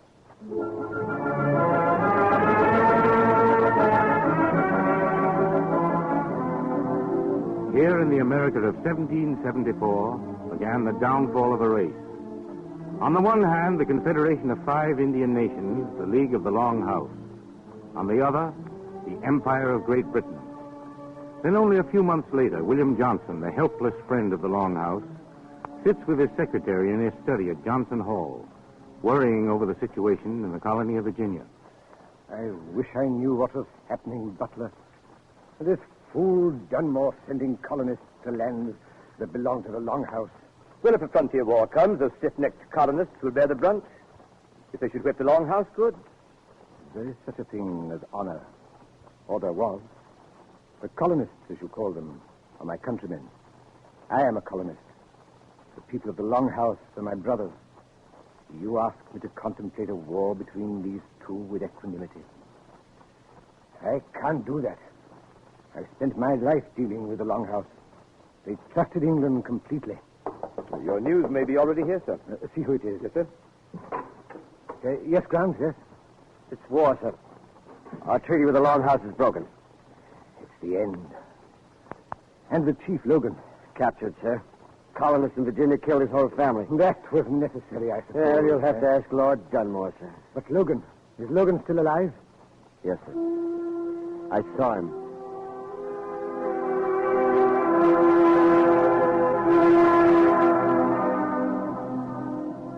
They brought Logan before Lord Dunmore. He drew his blanket from his face slowly. It was as if he was speaking for all his race. He folded his arms and looked at Lord Dunmore for a long time. Death darkens my lodge. My door is closed to sun and moon and stars. Death darkens my lodge. All within lie dead. Logan is alone. He, too, is blind. Like the quiet dead, his ears are stopped. He hears not. He cannot see darkness or light. For Logan, light or darkness comes too late. I appeal to any white man. If he ever entered Logan's lodge hungry and he gave him not meat, if he ever came cold and naked and he clothed him not, such was my love. Such was my great love for the white man. My brothers pointed at me as they passed and said, "He is the friend of the white men." And I had even thought to live among you, but for the injuries of my brothers, the white men. Unprovoked, in cold blood, they have slain my kin. All.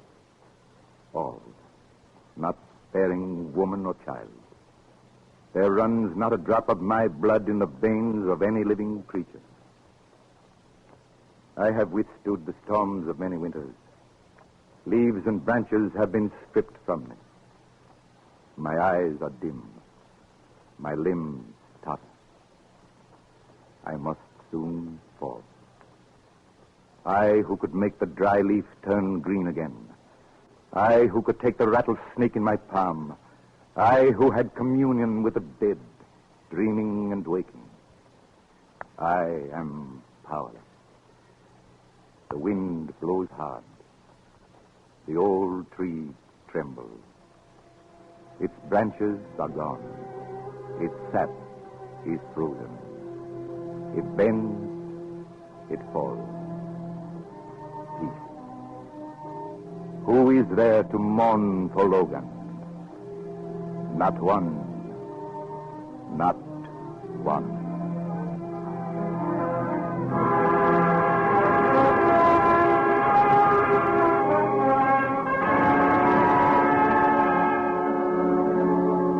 The League of the Long House, the Five Nations, Mohawks, Oneidas, Onondagas, Senecas, and Cayugas. The great pre-revolutionary confederacy of American Indians in the New World, betrayed and broken by the greed and treachery of the old. The pawn fell from the chess game. But in 1776, the last piece, the British king, was spun from the table and freedom ruled the chessboard. And although the League of the Long House has vanished, its history of 200 years of faith and representative democracy in our native wilderness glows through the years as a beacon and a prophecy in the America of today.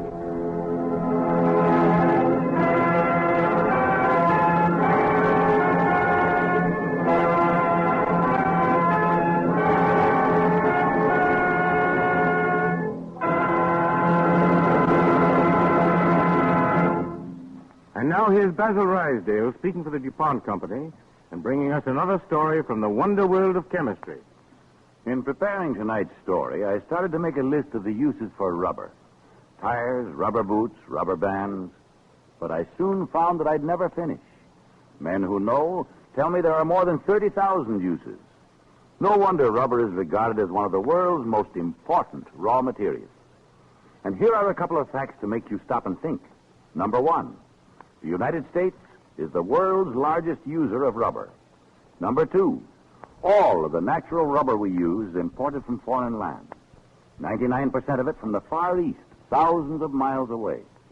That's the bad spot the nation was in until just a few years ago when DuPont research chemists discovered how to make a product like rubber in the laboratory. Out of materials we have in abundance right here at home. Out of limestone, coal, and salt. From this curious combination of raw materials, they first make acetylene gas. And then, by a complicated chemical process, they obtain the product called neoprene, actually better than nature's rubber in some ways. But what is equally important, this scientific victory ensures America against fancy prices for rubber, a commodity almost entirely controlled by foreign producers. You can bet your rubber boots that foreign prices will never go above the neoprene price. And it doesn't matter if they do. American chemists know how to make a material that can be used in place of rubber. Meanwhile, neoprene is giving wide and valuable service today because of its peculiar properties. Thousands of products for all sorts of purposes were made of neoprene in 1938, mainly because natural rubber could not serve as satisfactorily. Unlike ordinary rubber, neoprene has great resistance to oil and grease, acids, heat, and sunlight. It lives longer, retains its useful qualities under conditions that quickly destroy natural rubber. For these reasons, almost every industry is finding uses for neoprene. In the automobile industry alone, it is being used in over 50 different ways. Yes, the story of neoprene deserves a 4-word headline. Science improves on nature. Neoprene, an outstanding achievement of chemical research, and a fine example of the DuPont pledge, better things for better living through chemistry.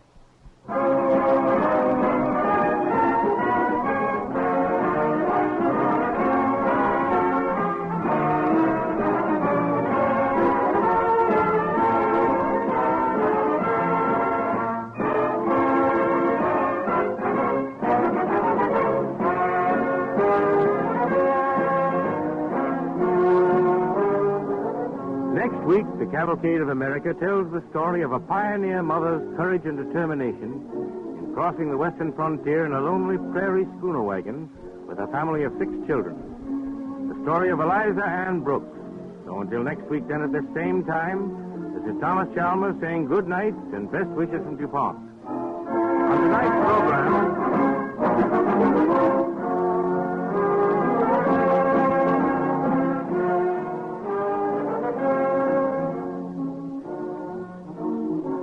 On tonight's program, Logan's speech was given by special permission of Samuel Goldwyn, owner of the film rights of Robert W. Chambers' novel, Cardigan.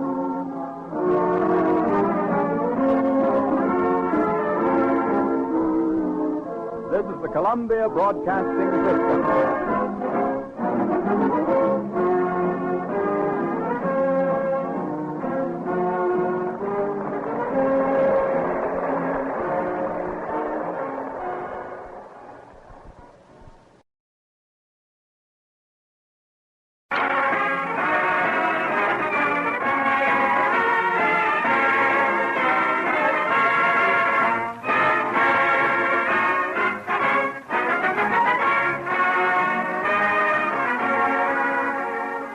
Tonight, the Cavalcade of America takes the characteristic American traits of family devotion and determination to succeed against odds and portrays them in the true story of a pioneer mother, Eliza Ann Brooks. Eliza was an inspiring woman who lived in an inspiring era, the era when America was developing westward beyond the Mississippi. She had an ideal and a motto which formed the basis of her story and which was the keynote of her life. Where there is no vision, the people perish.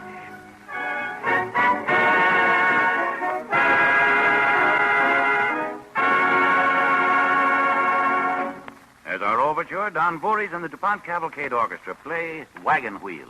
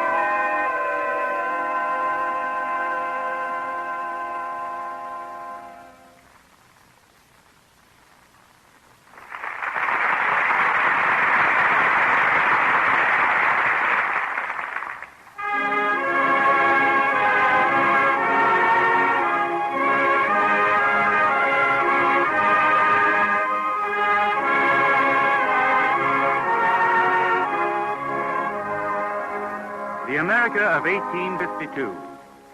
On March 20th of that year, the novel Uncle Tom's Cabin by Harriet Beecher Stowe appeared. Isaac Singer patented a sewing machine. On October 10th, the first passenger train to cross the Mississippi River chuffed out of Chicago. America lost two of her greatest statesmen, Henry Clay and Daniel Webster. The pattern of the nation was changing. Migration to the distant frontiers of the West had begun. A West of great hope, of limitless opportunity, of new lives. Through the vision and spirit of the thousands of men and women who moved across the plains in the prairie schooners of the 40s and 50s, the nation was not only discovering itself, but perpetuating itself. Among these pioneer Americans was a mother who lived in Michigan with her 6 children, Eliza Ann Brooks. One day she received a letter. Dear Eliza Ann, today marks the 2nd year since I've seen you and the children. I'm working very hard, and my health is much improved. You would like it out here in California. I often find myself dreaming of you and the children crossing the Great Plains to join me. We could build a new home and start a new life together out here. I guess that's a fantastic dream when you come right down to it, though. But I sometimes feel that perhaps...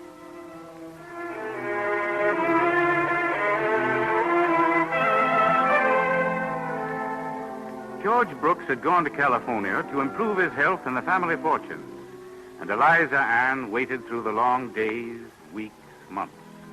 Finally, 2 years passed. Most wives went on waiting, but not Eliza Ann. A few weeks after the letter came, her neighbors were astonished to see a big prairie schooner before her door, with 4 teams of oxen yoked to it. Her children were helping with the loading, while inside the house, Eliza Ann and her daughter Vienna are looking over the last details. Vienna, I hope we haven't forgotten anything. Flour? Yes. Dried apples, hardtack, Yes. and the bacon. Everything's packed, Mom. Now, if I can only find Justice. Where'd he go? He was here a minute ago. He had to say goodbye to somebody. Well, fetch him, and see that Elmont and Orion don't sit on the eggs. All right, Mom, I'll go. Vienna, Yes, Mom? you've been a big help, dear, for such a little girl.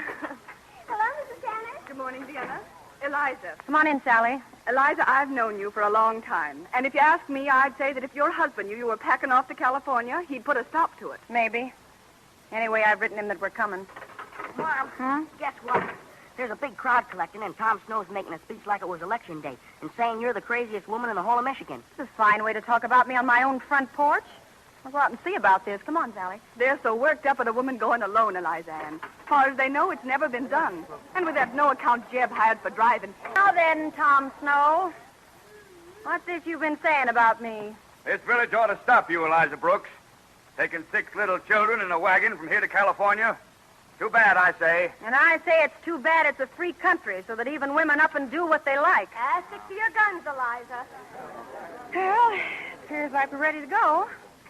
Vienna, are the children all aboard? 1, 2, 3, 4, 5. Yes, Mom. I'll help you up, Mom. All right. Step on the wheel. Thanks, Elisha. Where's the cows? Hiding back. Oh, good morning, Jeb. Good morning, ma'am.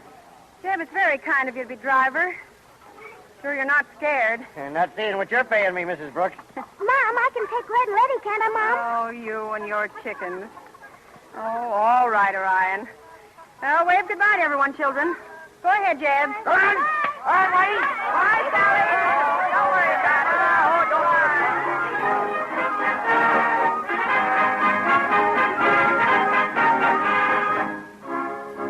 worry. Without daring to think too much about danger, Eliza Ann set out on the journey. The trip as far as the Missouri River was like any other pioneer trip. Mire and bogs caused by the spring rains, a late arrival at Council Bluffs, and plans and consultations to join some big wagon train.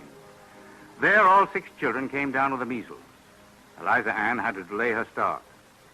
And one night, when she was away from the wagon, the children were listening to the stories of a casual caller. And then folks in the wagon saw a whole lot of mounds by the road. Mounds in the earth. What were they, Mr. Grange? Fresh graves. Oh. Yeah. Generally, Indians don't bother digging graves. But when the settlers got nearer, they saw that every grave had a head on it. The redskins had chopped off the heads of the corpses and put them on top of the graves to plague their relatives. Oh, how terrible. Oh, now, Elmer, don't be a baby. You're supposed to be asleep. Why is the little one scared? I knowed of a case where the Indians took a baby. What in the world is going on here? Oh, Elma, darling, there aren't any Indians here. Hush, there. Who woke you up? I tell you children to get to bed instantly. Yes, Mom. But we were hearing about... Well, Mr. Grange here is from the wagon that camped by us this afternoon. Good evening. Howdy. Been wanting to get a look at the lone female with the 6 children. Didn't you know that my children have been sick with measles? That's what I hear. And the baby still has a fever. Should all be getting their sleep to be strong for our journey. Journey where? Reckon you'll be going back to Michigan now that you've lost your driver. What do you mean? Well, that Jeb Hardy of yours naturally been talking to all the folks that's come in from the plains. And he's heard about how the Injuns is about to go on the warpath. Where is Jeb? I told him what he was up against. He headed north. Oh. Oh, no. You mean Jeb's gone? You old quitter. That'll do, Orion. Well, we'll go on without Jeb. I'm sure some of the Indians are friendly. Mom, Jeb was awful lazy. We can find another driver. You can. But this town's full of desperados that wait here to rent themselves as drivers to foreigners from the east. Good night, Mr. Grange. Well. Good night. Children need their sleep now. Well, so long. So long, kids. Injuns are friendly. Sit down here, Mom. Mom, you aren't getting the measles, are you? Children, maybe I was wrong about this trip.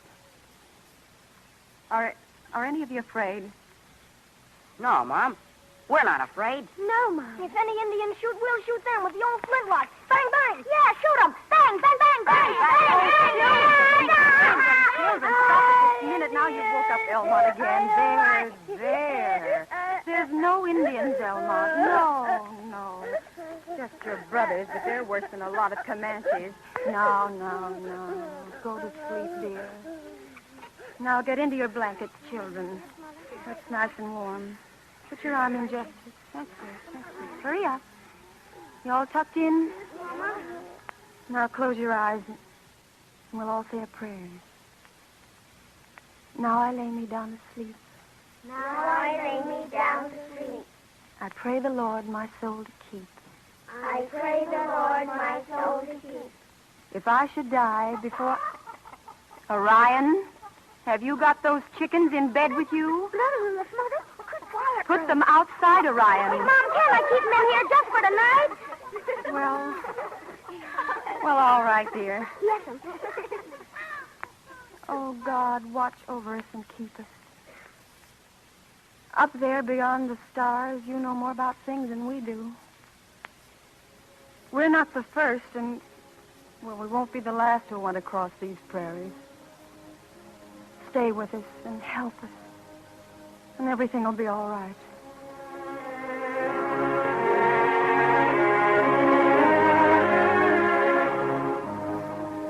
Next morning they set out. Swinging the reins over their great black oxen, little Elisha and Eliza Ann herself had to admit that a man's strength was needed for the driving. They hired a driver named Jack Brandon, and their trouble began again. One night in camp, Jack was cooking supper while Orion, age 6, looked on. What you cooking in that kettle, Jack? Smells like meat. You catch a rabbit? Now keep your nosy little nose poked out of there. Take that pail and go down to the spring like I told you. Say, I didn't do nothing. You don't have to shove me around. Oh, I don't, huh? I don't have to shove you, but maybe I want to. You keep your hands off me. I know how Elisha got that black eye last week, and you even hit little Elmont, a baby. I never seen such an outfit. Ain't you kids never been slapped? Oh, you wouldn't understand. Give me that pail. Hurry up about it. Son. Ain't you kids never been slapped? Wish I was bigger. Orion, has Jack Brandon been riding you again? Yeah. How can we get rid of him and get another driver? No way on earth, Orion. Look at those campfires off west. Just getting dark enough to see them. That's the rest of the wagon train.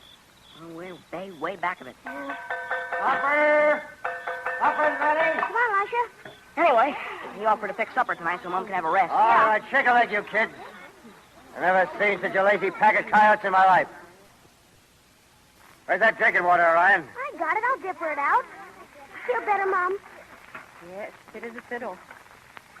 Sit around the fire, children. Smells like Jack fixed a special treat for us. All right, hold out your plates, folks, and I'll fill them up. Hey, what kind of meat is this? Chickens.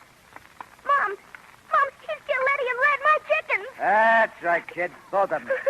Well, it was about time we had a square Put meal. down that knife, Orion. I'll kill him. Those were my chickens. Why, Orion, you- Jack. Either I eat chicken tonight, Mrs. Brooks, or your outfit's without a driver. Well, maybe that's better, Jack. Well, if that's the way you feel about it, I'm through. Go ahead. See how far you'll get without a real driver on these prairies.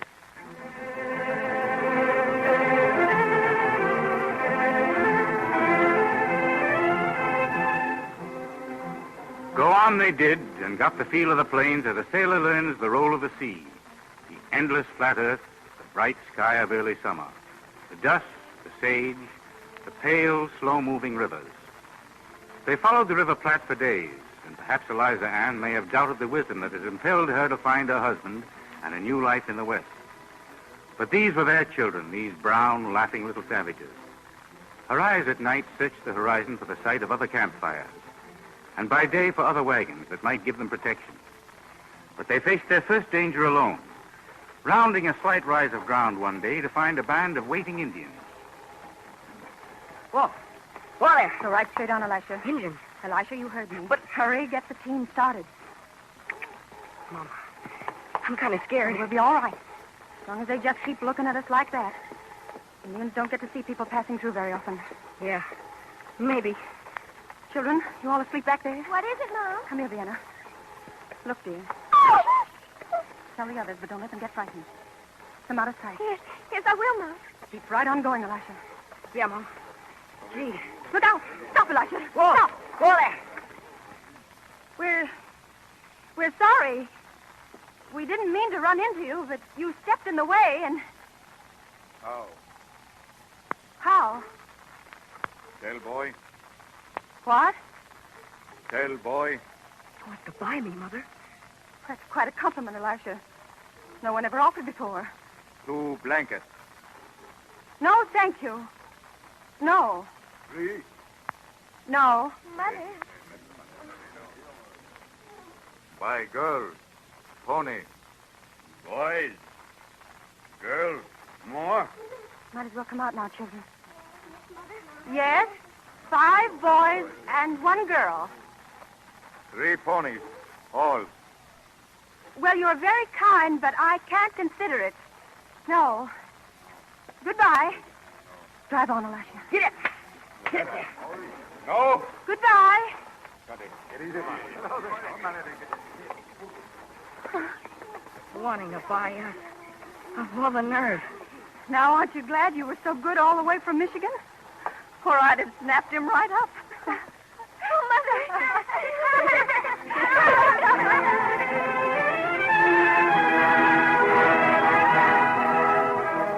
That encounter seemed to bring them luck, for they soon caught up with the wagon train ahead. The sound of other human voices was grateful. But within a week, a couple in the train lost their children, a 3-year-old son who'd wandered off in the night. The rest of the train went on, but the Brooks stayed behind to help in the search. 2 days later, Elisha and Eliza Ann... Let's go back to the wagon, Mom. We've been out here for hours. I know how I'd feel if I lost one of you. We've got to find Mrs. Dennison's baby.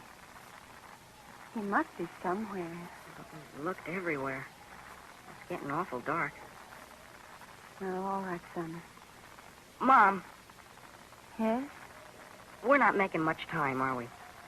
I only hope we get to the Sierras before the snow set in. Mom, do you think we'll ever get to California? I'll tell you about something I was thinking last night, son. About when your father was courting me. He used to bring the Bible over to read because as long as he was reading the Bible, your grandfather didn't care how often he came. And I always remembered something your father liked. A saying of one of the prophets. Where there is no vision, the people perish. Don't forget that, son. Mrs. Brooks. Mrs. Brooks. Mom, it's Mrs. Dennison. Mrs. Brooks. They found him. Mrs. Dennison. Dressler found him late this afternoon, wandering around the stage. Oh, Mrs. Brooks, I can't ever thank you enough. Me? You don't have to thank me. Oh, if you hadn't stayed behind, my husband might have let the rest of the train persuade him to give up. Oh, no. Oh, yes, he might. I'd have never seen my baby again. You know how I... Oh, yes, I know, Mrs. Dennison. Now, come on, let's go back to the wagons and get some sleep. Better start early in the morning.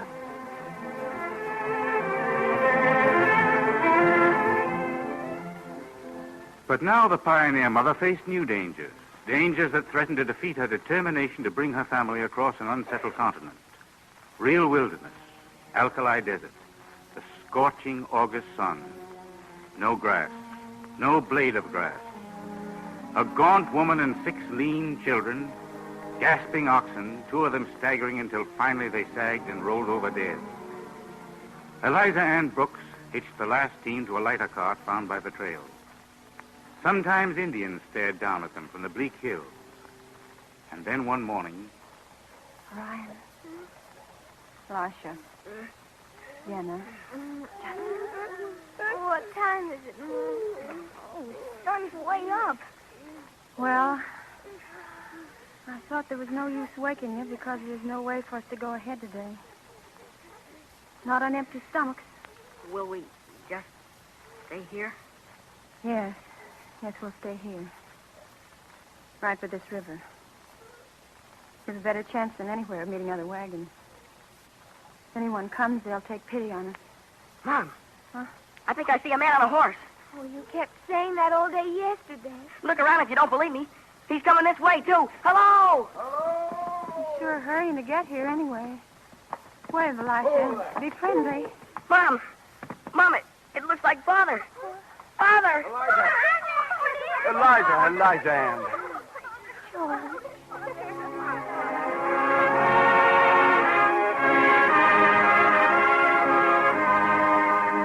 It was the end of the long journey. The pain and the toil climaxed in that nearly incredible meeting of the family by the river. It was the end of a typical American saga of the Overland Trail. And for the rest of her life, Eliza Ann Brooks was known as one of the pioneer mothers of California. Her spirit lived many years after her death. For one day in 1921, in the town of Ben Lomond, California. And now, ladies and gentlemen, we come to the big part of this celebration. Mr. Elisha Brooks, who came to California when he was 11, is 80 years old today. Because Mr. Brooks is the outstanding citizen of this town, because he's served for many years as principal of our high school and been one of our first leaders in every civic venture, we've come together to honor him today. Mr. Elisha Brooks. Thank you, sir. Thank you. My kind friends, at a time like this, a man wants to feel grateful to someone for his good fortune. I charge up mine to my mother, Eliza Ann Brooks. She's been dead for many, many years now, but her kind of person always seems alive. She was one of those gadabout women. Took it into her head to come to California and just came. She didn't want gold. She was like a lot of other Americans who came out here to make a new home and do the best she could in helping to build this really priceless country we live in. I can still see our old prairie schooner creeping along just east of the Sierras. 6 starving children and a woman. And the woman talking about her favorite quotation from the Bible. I can hear her now. Where there is no vision, the people perish. Sometimes, when we were rebuilding this town, and I saw danger or trouble ahead, I decided that had better be our motto. So I give it to you straight from Eliza Ann. Where there is no vision, the people perish.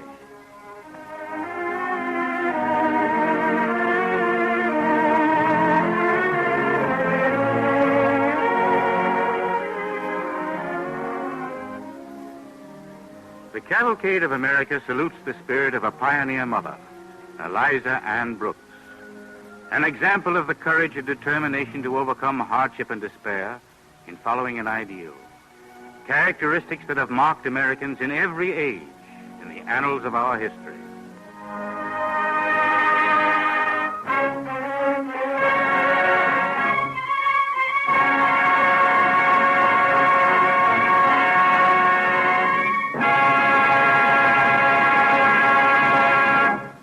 And now here's Basil Rysdale speaking for the DuPont Company and bringing us another story from the wonder world of chemistry.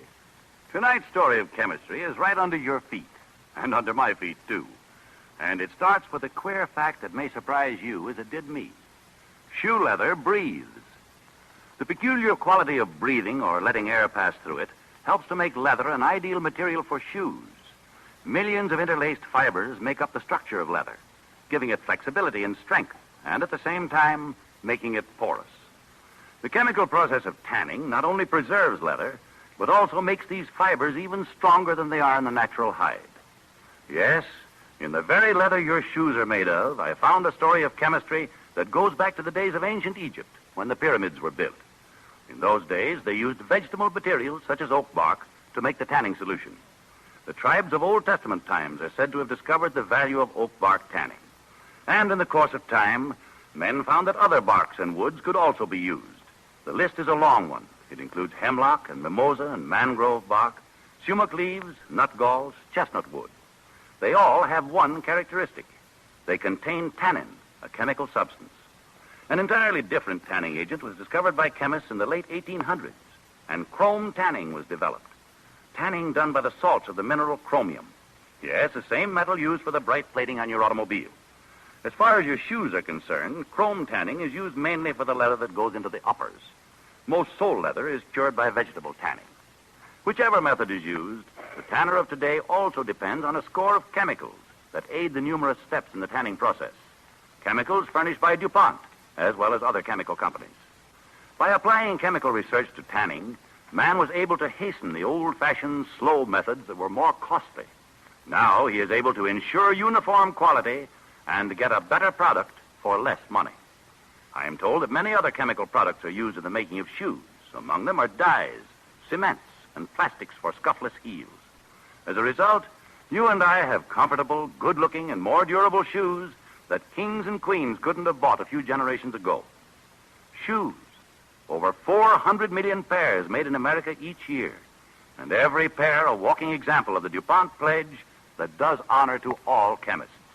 Better things for better living through chemistry.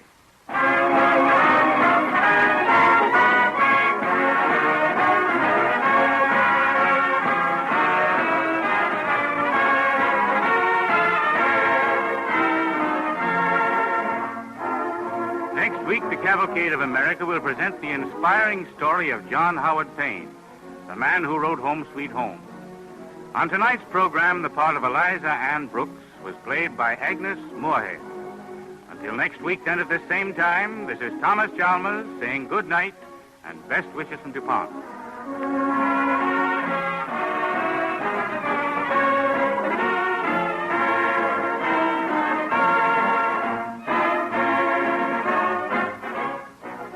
This is the Columbia Broadcasting System.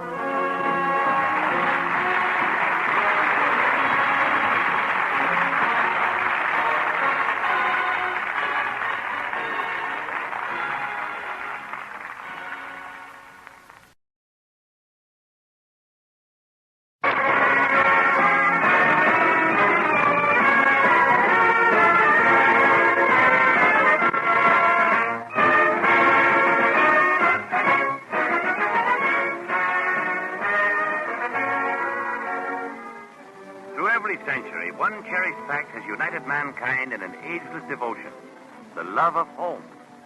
Common to every race of the earth's peoples, love of home has been the foundation stone of civilization. Fundamentally, it inspired Americans of ideas and courage to found a nation, to build it and make it great. To all Americans, one song expresses this love and the meaning and dignity of the American home. That song is Home Sweet Home, written by that meteoric genius whose story the Cavalcade of America brings you tonight. John Howard Payne.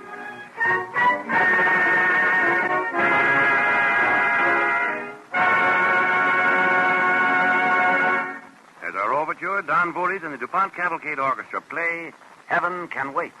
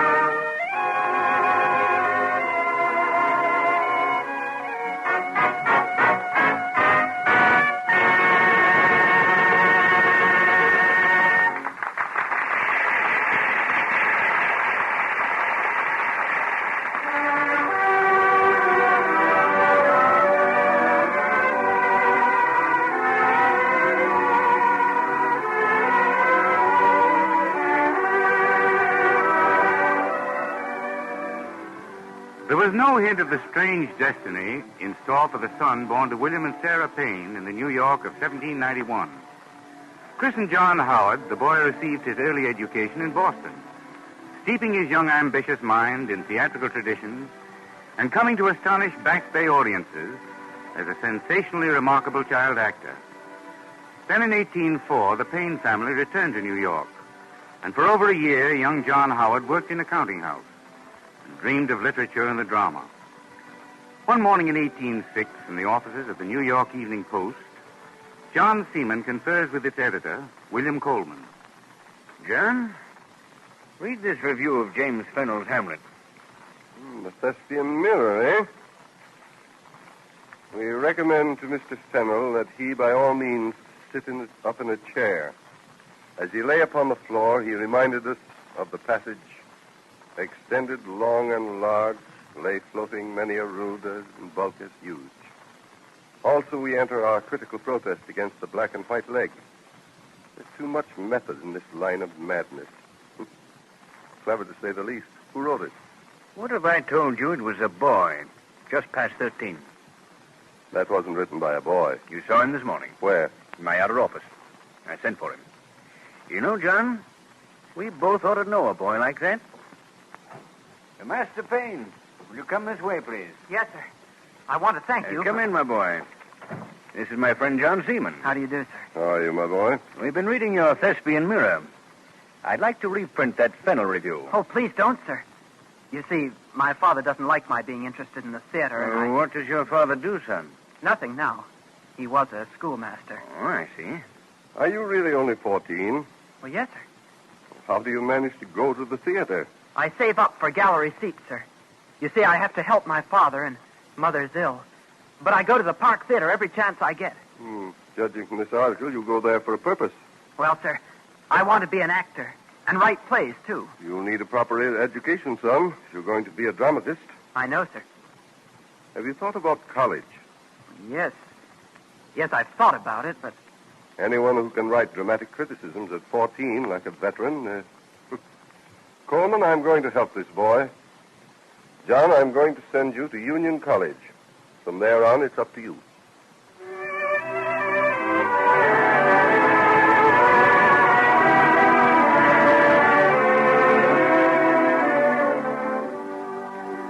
John went to Union College, and on his mother's death, he left to come to New York to begin one of the most brilliant careers in the annals of the American theater.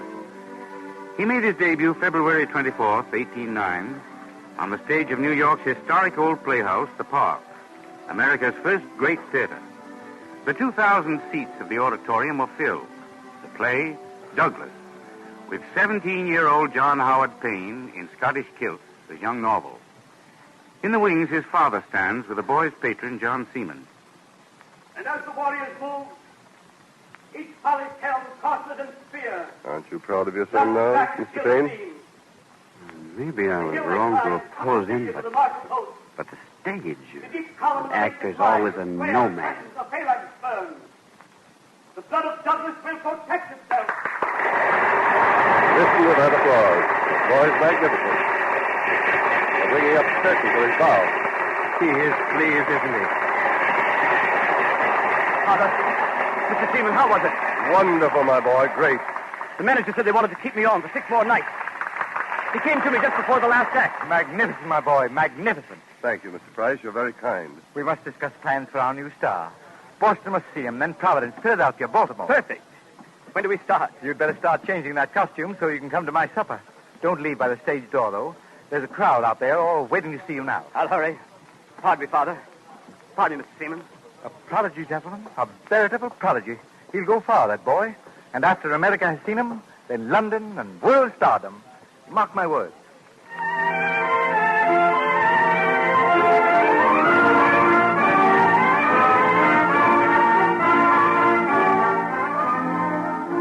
For the next 4 years, John Howard Payne was the youthful wonder of the theater.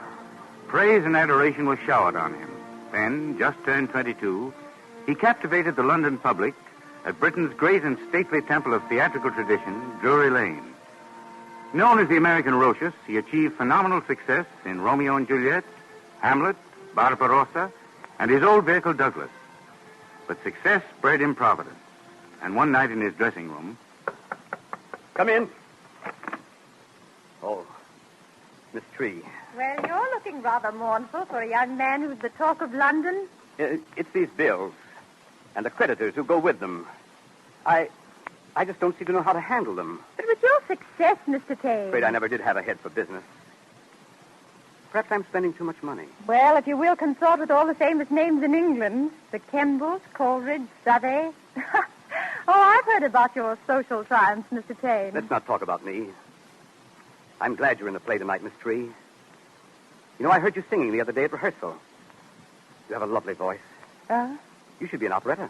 Oh, that's what I want to do, Mr. Payne. I love singing. But no one's given me a chance. Not yet. Yes? Oh, you, Bridges. Yes, sir. A letter for you, sir, just delivered. It's from America, I think. See. My brother's handwriting.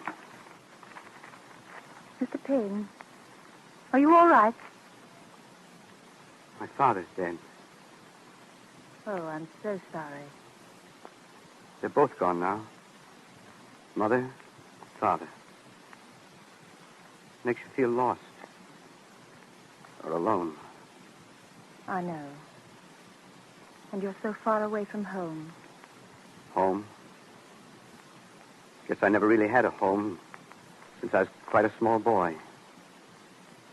We lived on Long Island then. House in the country. Big orchard.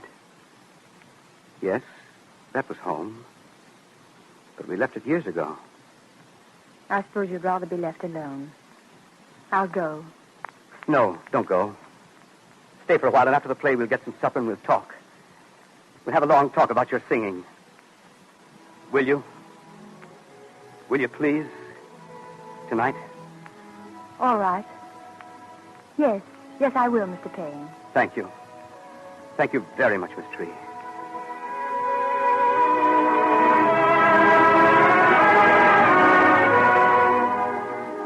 There was the charm and fashion of the Regency in the streets and parks of London that summer. But although John Howard Payne passed from drawing room to drawing room in the elegant townhouses of the period, there came to him the realization when the guests departed and the carriages left that there was no place he was really wanted. He was looking for something that always eluded him. And one day he met the golden-haired Mary Godwin. Mary. You'd better finish that tea, John. It's getting cold. Oh, I've been sitting here for the last hour swallowing tea in oceans, and we've talked about everything from the lakes of Killarney to the Prince Regent's New Westcott. Let's talk about something that really matters. Really matters, John? Well, your eyes, for one thing. They do. I've been trying to make up my mind what color they are. They're dark. Darkness is so uncertain. John, do you think I'm uncertain?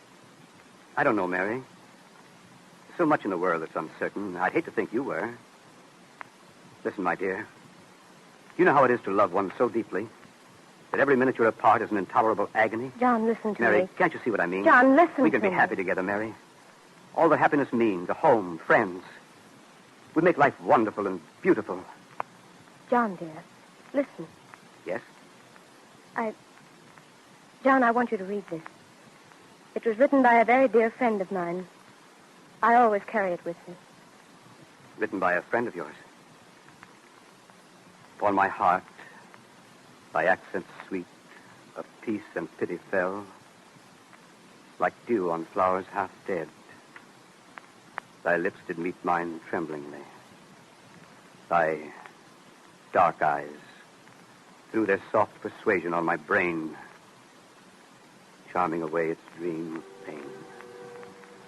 By Percy B. Shelley. You see, John, I'm not uncertain.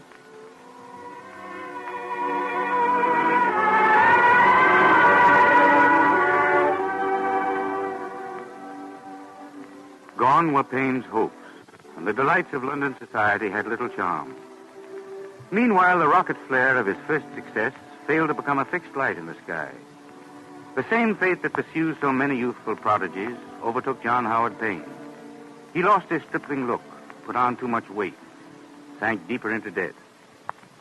Then he moved on to Paris, where he made adaptations of popular French dramas for the English stage.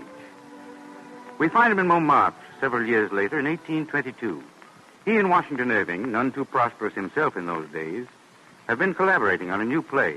After all, John, this life isn't too bad. Oh, hack work, I know. It earns a living. Bohemian life isn't so bad when you're young, Irving. If only people didn't crowd around and call you a genius when you were a mere boy. Oh, confound all that. Let's go out and have some supper. Oh, by the way, I scribbled off a little poem this afternoon. That's the spirit. An odd thing. All of a sudden, I felt very alone in a strange city. You know what I mean? I certainly do. You remember that tune we heard in Sicily? Well, I've passed it on to Henry Bishop. We can use it in Clary. And the poem I wrote this afternoon fits the melody exactly. Remember it,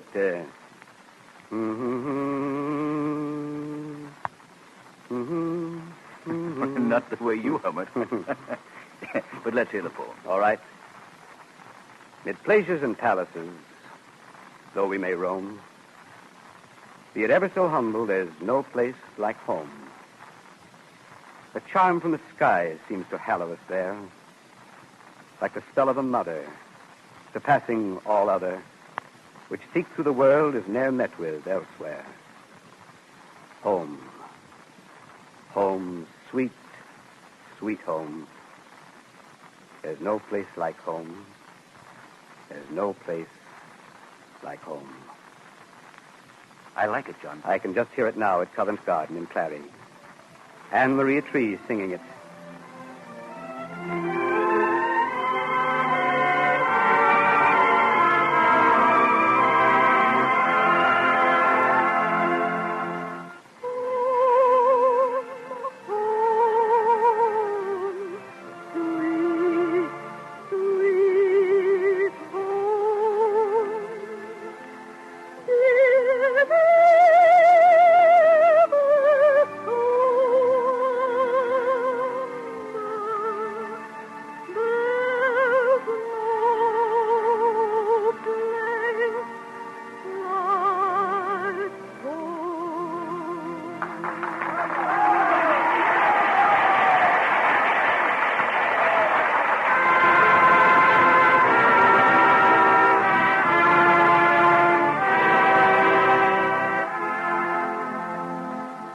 story was a triumph, but such were the hazards of his strange nomad's life that when John Howard Payne returned to America in 1832, he was virtually penniless.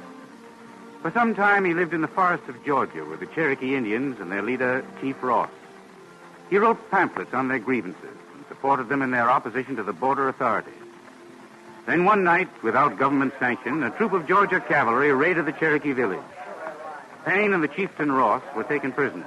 Now, Mr. Payne, just mount this horse and we'll be starting. Have you official warrant for this action? I'm going to protest to Washington. We'll see about all that when we get you to Army headquarters. How far is that? Oh, about 25 miles. Here, Pete, bring up that other horse for the chief. Now, get mounted, Injun. Pete, you ride alongside these fellows. Company, mount! Well, Ross, there doesn't seem much else to do about it. Cherokees used to injustice.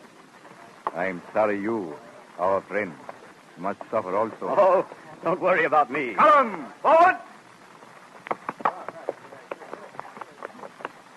Anyway, Ross, it's a fine night for a ride. Look at that moon sliding up over the trees.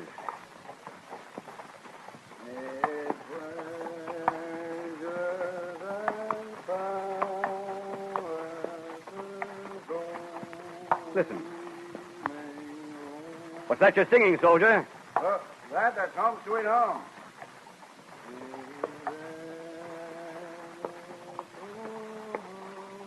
Trooper, ride a little nearer, will you?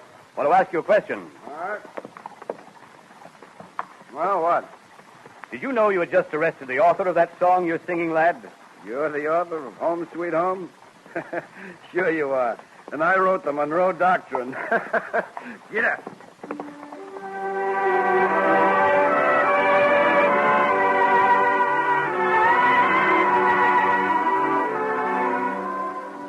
Payne was held prisoner for a few days and then released.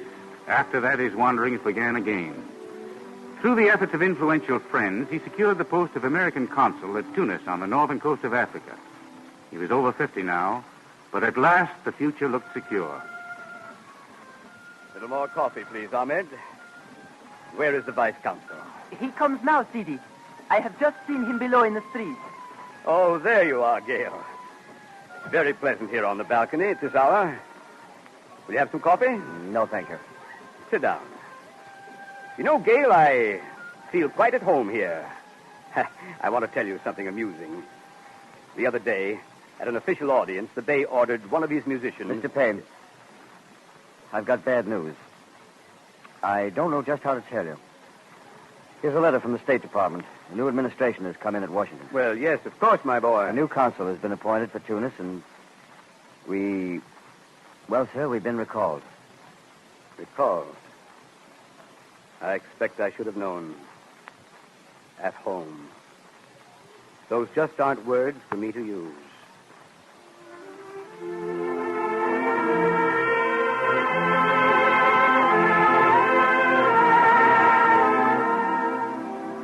Another period of wandering in Italy, France, England, and again America.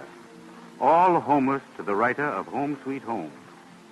Finally, in 1851, friends obtained the reappointment of John Howard Payne to the consular service at Tunis. But by the next winter, his health was failing rapidly. Over 60 years of age, he struggled to carry on his official duties. And with pathetic eagerness, welcomed every friend who came across the sea from America to the shores of Tunis. It's so good of you to come, Philip. And you say you saw my nephew Thatcher in New York? Yes, just before I sailed for Naples. He seemed well. But you, is your health quite good, Mr. Payne? When I saw you today, I wondered if this climate was suitable. Oh, I'm well enough. Did you enjoy your dinner, Philip? That cook of ours manages pretty well usually, but sometimes for Americans it's rather bizarre. I've never eaten anything quite like it. It was awfully good, Mr. Payne. Tell me, though, don't you ever feel, rather lonely here? Not often. His Highness the Bey has been very kind. Why, when I returned here last summer, he himself came to the harbor to welcome me. Salutes were fired. The flags were out. I was pleased, I'll confess. And look, he's presented me with that piano. It was kind of him. Pianos are rare in this part of the world. The great trouble is I've never learned to make much use of one myself. I wish you'd play a bit. You used to play so well, my boy. I haven't kept up with it much, but I'll try.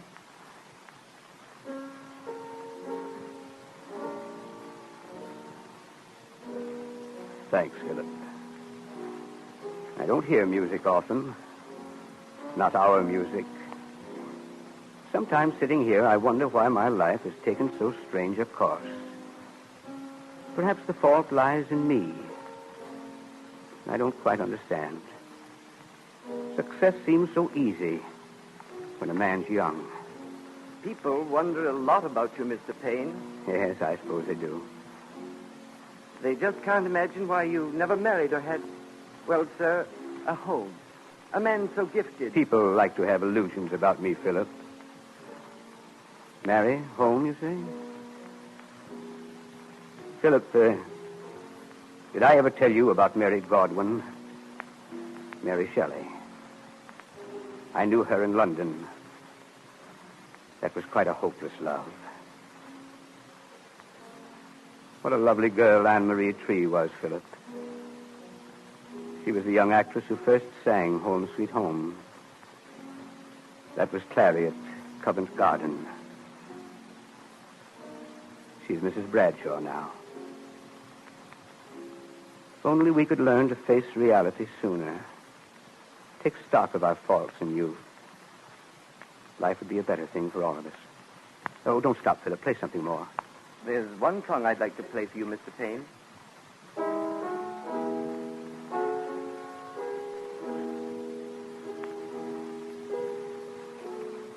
Well, now, I was rather hoping you'd come to that, Philip. Strange, isn't it, hearing that song? An old man here in Africa.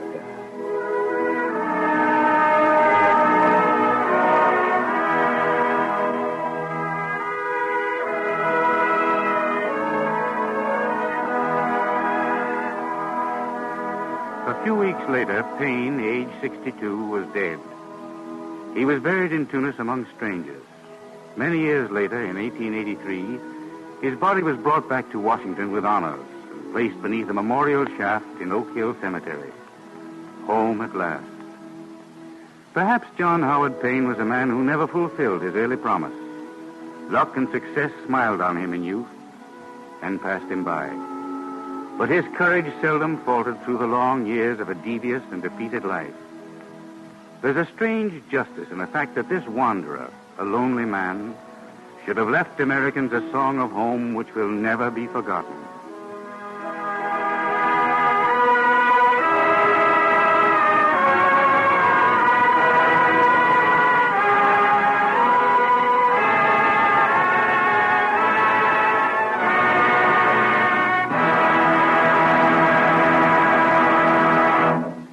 And now here's Basil Rysdale speaking for the DuPont Company and bringing us another story from the wonder world of chemistry.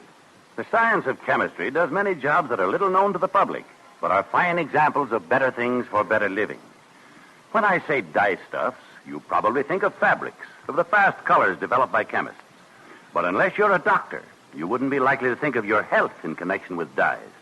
Just the same, the health of the whole nation depends a great deal on the tiny fraction of the dye business devoted to biological stains.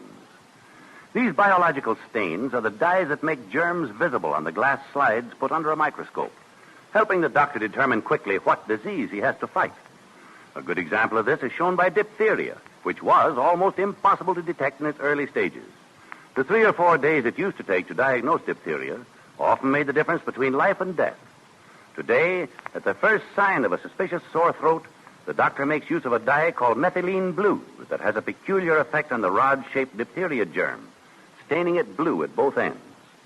Other biological stains serve to identify other diseases, and thus dyes do an extra job as the eyes of medical science, saving human lives by giving warning of danger. Well, here's another curious tale. Nearly everyone knows about the important job done by industrial explosives in blasting tunnels, in mining coal and metals, draining swamps, and many others. But have you heard how American scientists searching for the lost continent of Appalachia are using an explosive to map the sea bottom? To do this, they set off the explosive on the floor of the ocean, creating artificial earthquakes that are recorded on sensitive submerged instruments.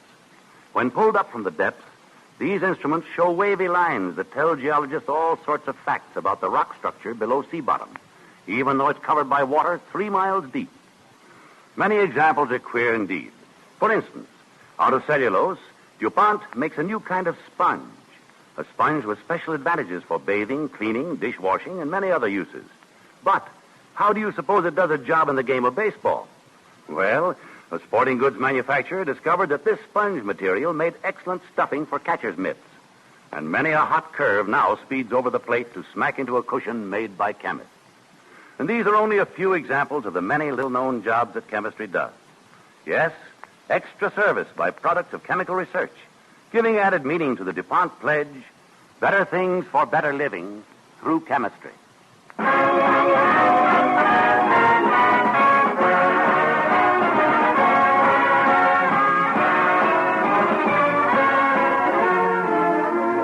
Next week, the Cavalcade of America will present the story of Patrick Henry. And our special guest speaker will be the man who is the historical advisor of the Cavalcade of America, the eminent historian James Treslow Adams. On tonight's program, the part of John Howard Payne was played by Ray Collins.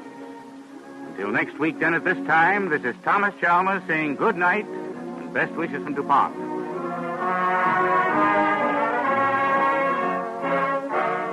This is the Columbia Broadcasting System.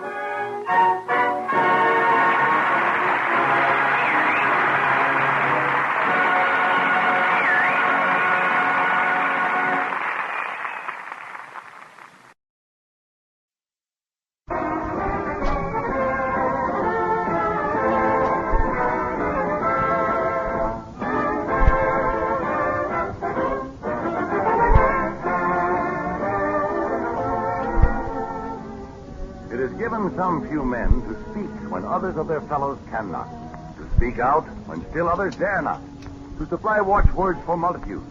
At a stroke, uniting men in a single cause, and by the very force of their inspiration, molding the form and direction of a people's destiny. At a great moment in American history, one such man rose to fame from the obscurity of failure, and became one of the unchallenged fathers of the American Revolution, bequeathing to an infant republic a testament of American liberty. Patrick Henry.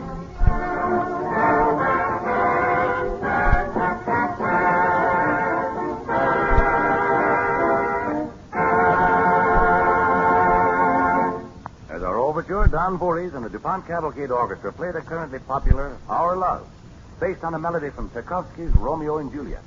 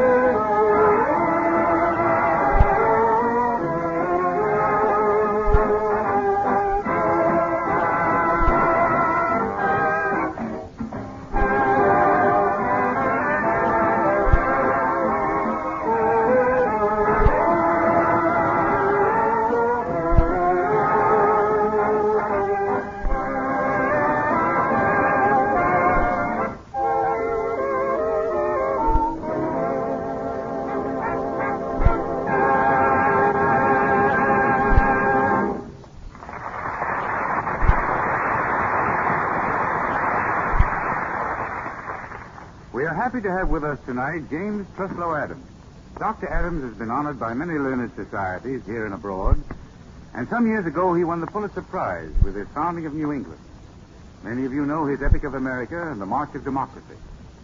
During our present series, he's acted as historical advisor to the DuPont Cavalcade of America. I present James Truslow Adams. Thank you, Mr. Chalmers. I'm glad to have this chance to say a few words to Cavalcade listeners, because a historian is a human being and not a crabbed old man who spends all his days over musty books. In our time, history has been humanized, and historians have devoted more thought to people, to individuals of all sorts who have made or are making history, and to current events that are also making history before our eyes. Last-minute news on the radio or finally reported in newspapers and magazines has in turn focused attention on the events of long ago. You millions of people who listen to Cavalcade are examples of the fact that history can be a fascinating hobby. I myself first took it up as a hobby before the last war when I was still in business. I found particular interest in tracing the beginnings of those characteristics which are considered typically American, and especially that dream of a better, richer, and happier life for all citizens of every rank, which is the greatest contribution our country has yet made to the thought and welfare of the world. It seems to me that the Cavalcade of America has thrown much light on many of these things, and that in presenting this program on the air, DuPont is rendering a real service. In these days, when the world is moving so fast along unknown roads, it is of vast importance that we recall the road America has traveled thus far, and those institutions and qualities which have made us what we are. That is what we, who are concerned with producing the Cavalcade of America, have tried to bring before you with dramatic interest, but also with the most careful historical accuracy.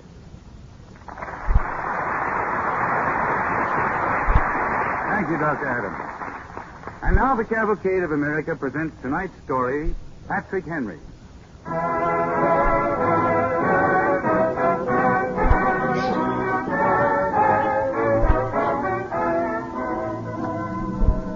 Patrick Henry was born in Studley, Hanover County, Virginia, May 29, 1736, where his father was county surveyor and colonel of the colonial militia. Our story begins one Sunday in the little New Light Presbyterian Church, where dissenters from the established church and their sympathizers listened to one of the foremost ministers of the colony, the Reverend Samuel Davies. Is there no other commandment but to obey and to suffer? It were never so ordered. God does not forbid the people to withstand outraging licentiousness in authority, even in kings. It is a breach of faith, yea, a wicked breach of faith, to betray the people's liberty. Let us sing, "A mighty fortress is our God." Almighty fortress is our God, of bulwarks never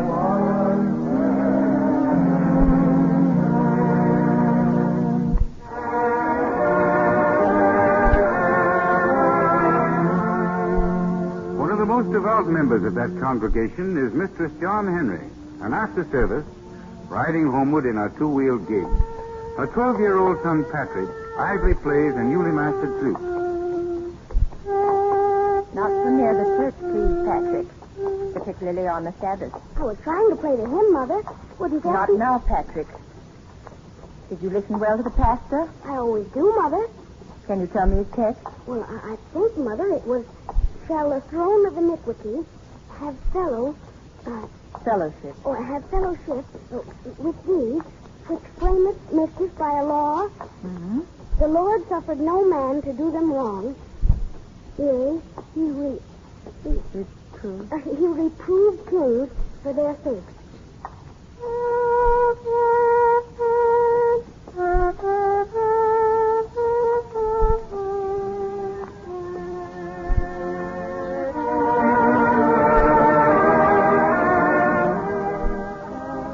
Son of a staunch loyalist father, Patrick Henry was far from a challenger of kings on the day 12 years later, when all the American colonies were celebrating the succession of a new king to the throne of Great Britain, George III.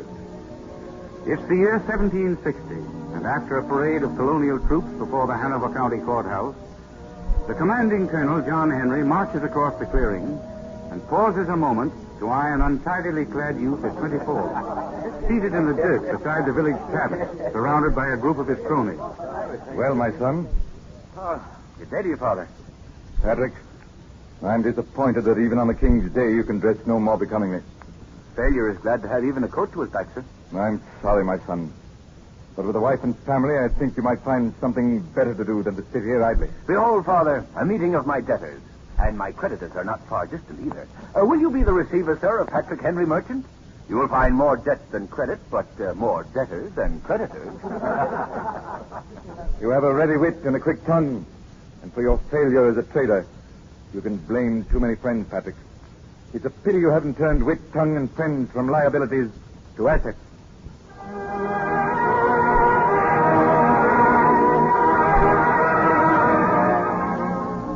Already married and a father, Patrick Henry at 24 had failed 3 times.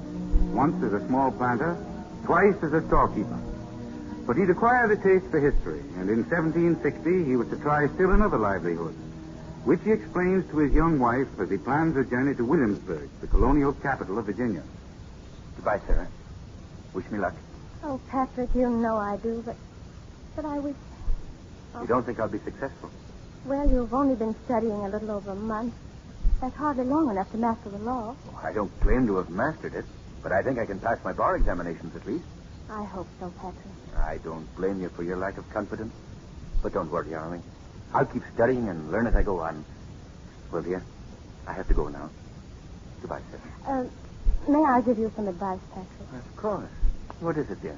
Well, please don't argue, Patrick. You know how you like to argue. It might get you into trouble someday.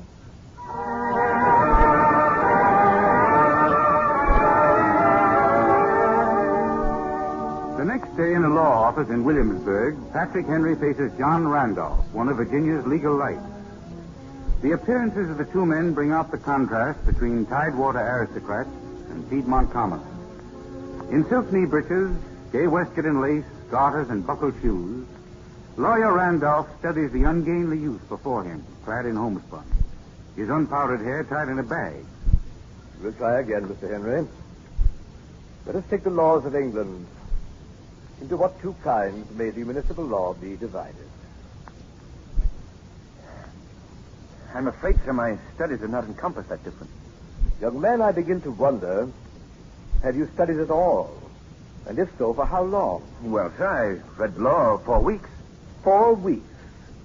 And that, I suppose, constitutes sufficient preparation for admission to the bar? Well, I've read Coke on Littleton, sir, and... But you know nothing of municipal law? What else have you studied? I know the Virginia statutes. I guess that's all, sir. You mean to say you know nothing about the law of nature? The law of nature? No, sir. But by law of nature, I think I understand the law of reason. That is, right reason. Natural equity and justice. Supreme over all law. Even acts of parliament. Absolutely. Yes, sir. Mr. Henry, for a young man, you have read law only 4 weeks. You show a strange viewpoint. Must be native genius. I'll sign your license to practice. Well, thank you, sir. With reluctance. And there's one condition. You've got to go back home, Mr. Henry, and study, study, study.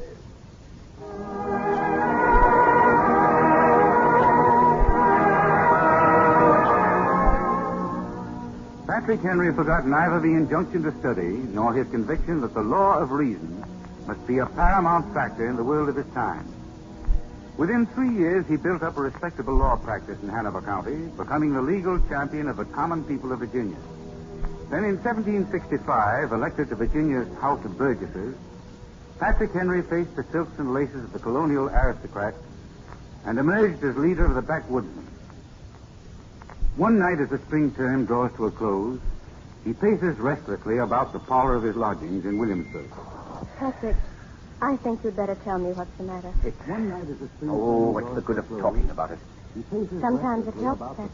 Sarah, do you know how it feels to be the newest member of the House of Burgesses and sit there day after day listening to the spineless drivel of men who are supposed to be protecting the interests of our people, letting King George and his parliament do whatever they like to us? I've heard you say those men are the most prominent in the colony. Prominent, yes. But they're blind. Of course, they oppose the Stamp Act when they're whispering in taverns about it, but not one has dared protest openly. Well, why should they? Everybody knows the Stamp Act is a law. It's a law, all right. A British-made law.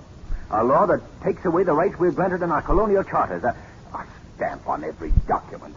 King George will be stamping the very bread we eat next. It's an undemocratic principle, taxation without representation. And if we don't speak out now and resist it, we're going to be little better than slaves. Oh, Patrick. I'm sorry, dear. I shouldn't bother you with all this. Don't worry about bothering me, Patrick. If I know you at all, the person you're going to bother is King George.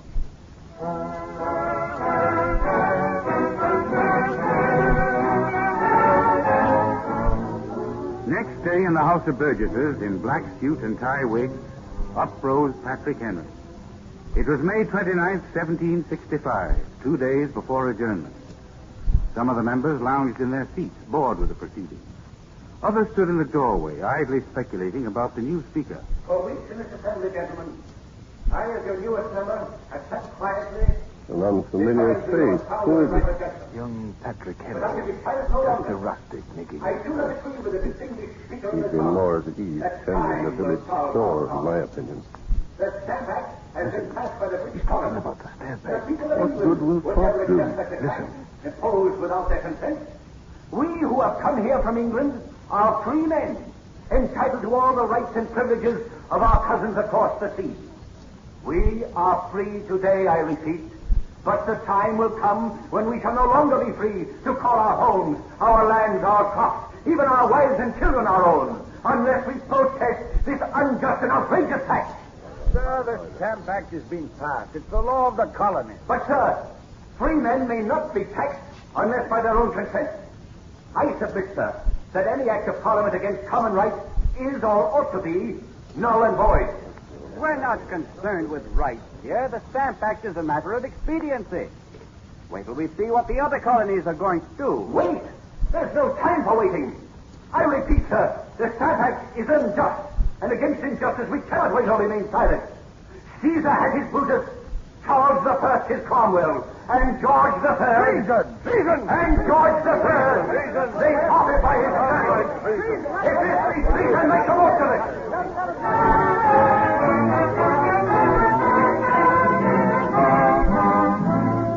Patrick Henry's patriotism and oratory resulted in the passage of his Virginia Resolution, the first written assertion of American independence. Before the House of Burgesses was dissolved, these resolutions were passed by a single vote. Then, as the Continental Congress was formed, Patrick Henry was elected one of Virginia's 6 delegates. He contributed to its memorials to King George III, its Declaration of the Rights of Freemen, an American expression against British tyranny. Then, late in 1774, he returned to Virginia to visit his mother in Hanover County. Well, Patrick, everybody's saying you're the finest orator in the colonies. I'm so proud of you, my son. Well, Mother, I'm not much of an orator. I think the finest orator I ever heard was our old minister.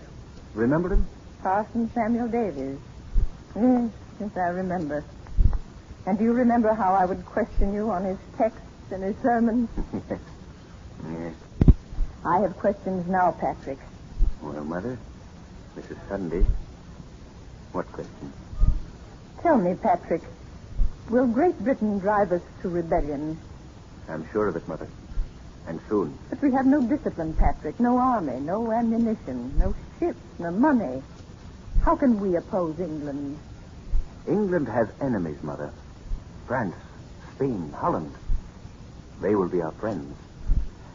And someday, we will be independent. But, Patrick, what will you do now? I'm convinced that, after all, we must fight. And if we must fight, I must organize a militia. And these must be organized into a colonial army. What will Parson Davies say to all this war and rebellion? One time he said something, Mother, I've never forgotten. God does not forbid the people to withstand outraging licentiousness in authority, even in kings. It is a breach of faith, yea, a wicked breach of faith, to betray the people's liberty.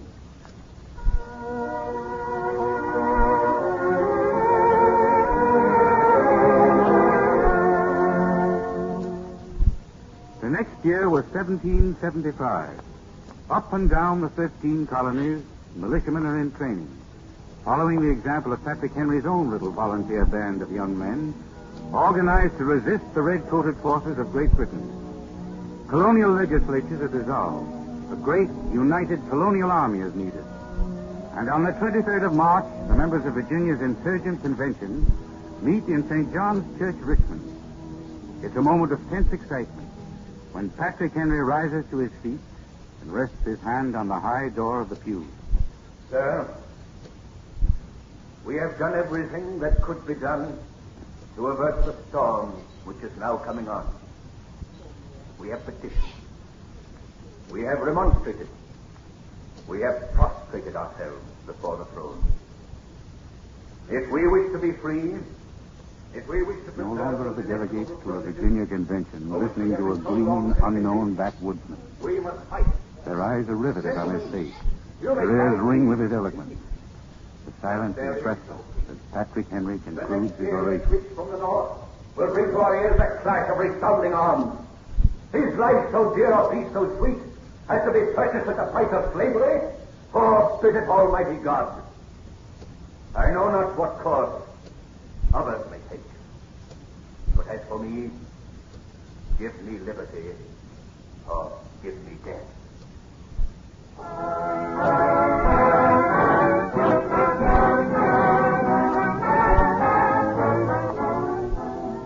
Patrick Henry's voice was the voice of America. And when he dared speak in 1775, his words, as much as the musket fire at Concord 4 weeks later, were heard eventually around the world. Then on July 5th, 1776, he was elected almost unanimously the first governor of the Commonwealth of Virginia. After the Revolutionary War was over and our independence was won, Patrick Henry's task remained unfulfilled. For in the difficult period of establishing our young new nation, one of the most serious problems concerned the treatment of the Tories. In the year 1783, Assembly, Patrick's friend, Judge Tyler, is expressing the opinion of the majority of patriotic Americans at that time. And so, gentlemen, I am opposed to our showing leniency to any sympathizer of King George. I propose that these Tories be outlawed, that their property be confiscated, that they be treated as they propose to treat us if Great Britain had been victorious. We all want to hear from the man who was marked by the British King as the first rebel to be hanged when the war was over. It is his right to put the motion that shall meet just punishment to all Tories. Patrick Henry. Gentlemen, I shall never put such a motion. On the contrary, I urge forgiveness for all those deluded men who remained loyal to the king. They might stir up trouble for us. Are you suggesting, sir, that we are afraid of them? Do you mean that we, who have laid the proud British lion at our feet, should now be afraid of his wealth? Gentlemen of Virginia, I ask you who have listened to me before to hear me to the end. Can we hope to build a new nation on the embers of revenge? I ask you all to remember, we are not building America for today. We are building a nation for tomorrow. A nation of goodwill, of harmony, and of peace.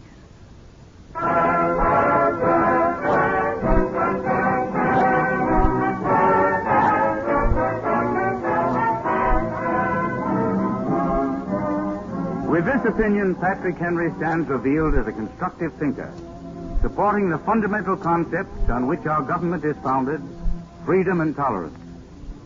But the climax of his lifelong fight for the rights of freemen came when he was 55 years old. For 3 years, he waged an inspired struggle against the newly adopted federal constitution, insisting that a Bill of Rights be added for the protection of the people and the states. His work was successful in 1791 with the ratification of the first 10 amendments to the Constitution, America's Bill of Rights. As a public servant in the true sense of the word, as a man who served not only his country but his fellow men, Patrick Henry deserves a high place of honor in the Cavalcade of America.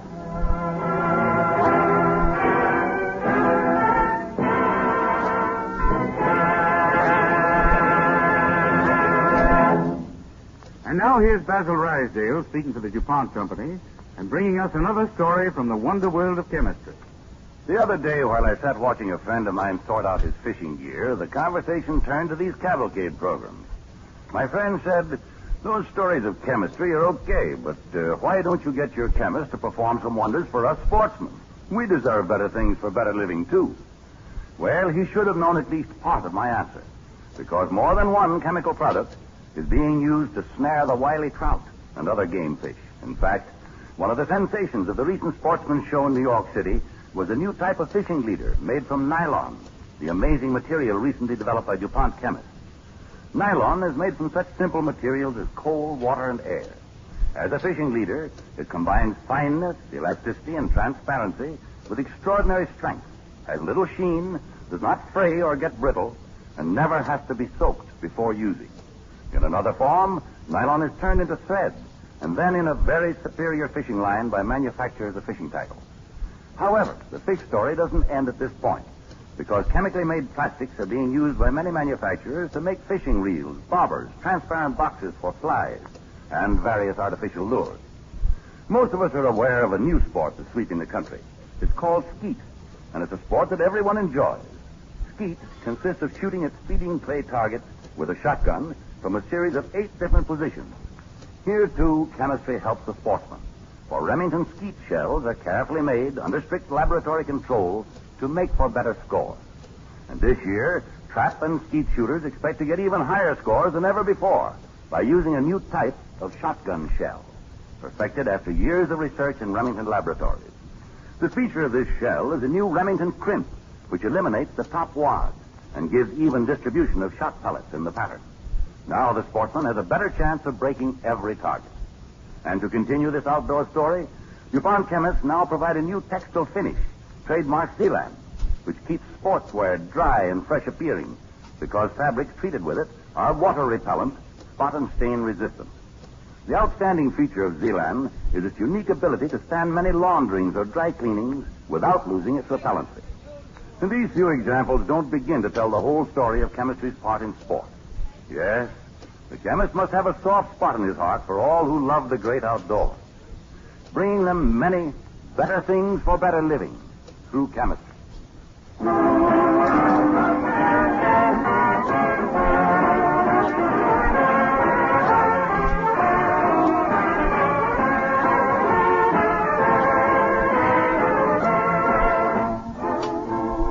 Next week is a tribute to the centenary of our national game celebrated by Americans this spring. The Cavalcade of America will present the story of baseball. The part of Patrick Henry on tonight's program was played by William Johnstone. Until next week, then, at the same time, this is Thomas Chalmers saying good night and best wishes from DuPont.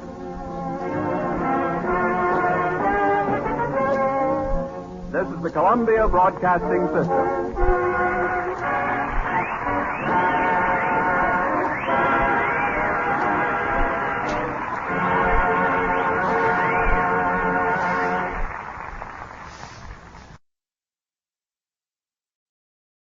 Cavalcade of America, presented by DuPont.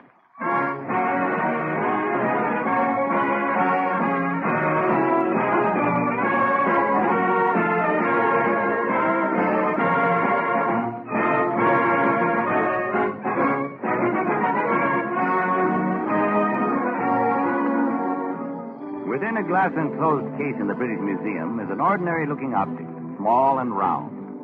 30 centuries ago, an Egyptian youth squeezed some papyrus and grass into a hard spherical mass, wrapped 2 strips of leather around it, and sewed them together to make the first ball.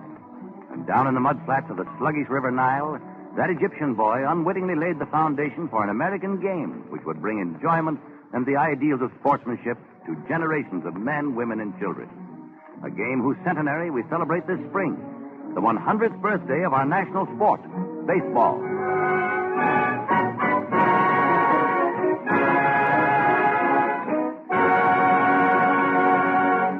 As an overture, Don Voorhees and the DuPont Cavalcade Orchestra salute the great national out to the ball game.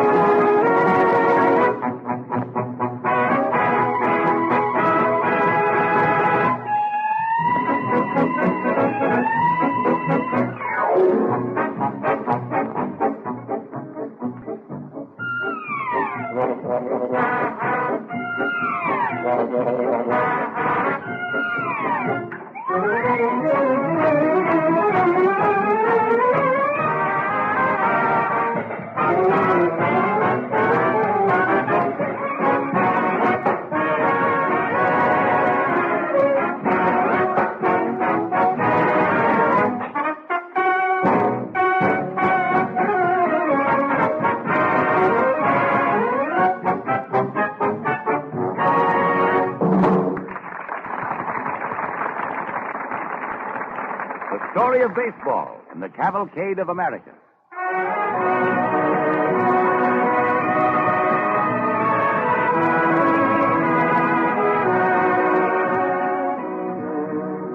A sunny spring day 100 years ago in Cooperstown, New York, a half-dozen young men in their late teens, sporting gaily ribboned straw boaters and peg-top trousers, were standing on a level grassy field near the Cooperstown grade school. The oldest, Abner Doubleday, picked up a stick from the ground. This field's about the right size. It's big enough for town ball or 4-0 cats. Let's get the boys together for a game, huh? All right, yeah. No, wait a minute, boys. I've got an idea for a new game. Oh, is that why you brought us out here, Abner? Yes. I've been thinking about it for a long time. I'm going to measure off a square right here. Now, like this. Now, we'll call this home base. Abner, what is this game of yours? It's like town ball, only there aren't as many rules and you don't need a crowd of players. Just 11 men to a side. First team to score 21 aces wins. What do you call it? Baseball. Not a whole lot different from town ball, is it? Well, it could be. What's the most important thing in any game? Strategy. And if we can get rid of some of the rules we have to play by now, like soaking the base runner by throwing the ball at him. The best way to put a man out, though. Maybe. But a lot of boys get hurt that way. Listen, if we're going to have a game, let's put some safety and intelligence in it. And let's make it strategic. Make the offensive and defensive elements equal. Lengthen the bases. Allow the team at bat only 3 out. Sounds a lot better than town ball. Well, I think so. Come on, let's have a game.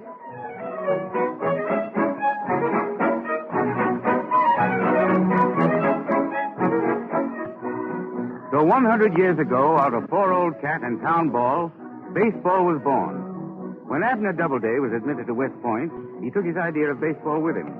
He became Captain Doubleday. And there was a baseball in his knapsack when he sighted the first gun in the bombardment of Fort Sumter, almost a quarter of a century later. And during the war between the states, baseball was one bond which brought the Confederate gray close to the Union blue.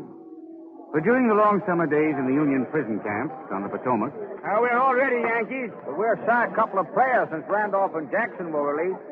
Reckon we could borrow a bowler and a fielder from you all? Why, sure, Johnny. Take your pick. Your turn to bat first today, isn't it? Yeah, that's right. And our turn to choose the umpire, too. Now, we'll choose Gardner again, because he's wounded and can't play anyway. How about it, Gardner? It's all right with me. He's a Northerner. Oh, what of it? He did a right fine job of umpiring yesterday for you all. Anyway, the war's one thing and baseball's another. Let's go. All right. Play ball.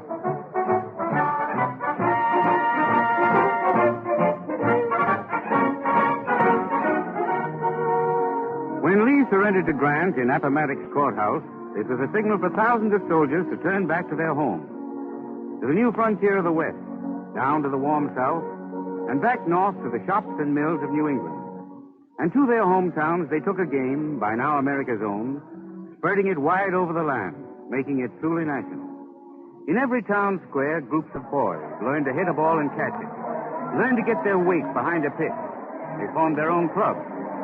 In Washington, the Nationals. In Columbus, the capital. In Cincinnati, the Buckeyes. In Indianapolis, the Western. In St. Louis, the Empires. In Chicago, the Excelsior. In Rockford, the Forest Cities. In Brooklyn, the Atlantic. In New York, the Knickerbockers.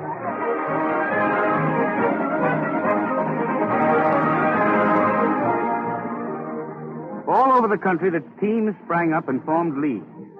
By 1867, there were 237 clubs in the National Association of Baseball Players.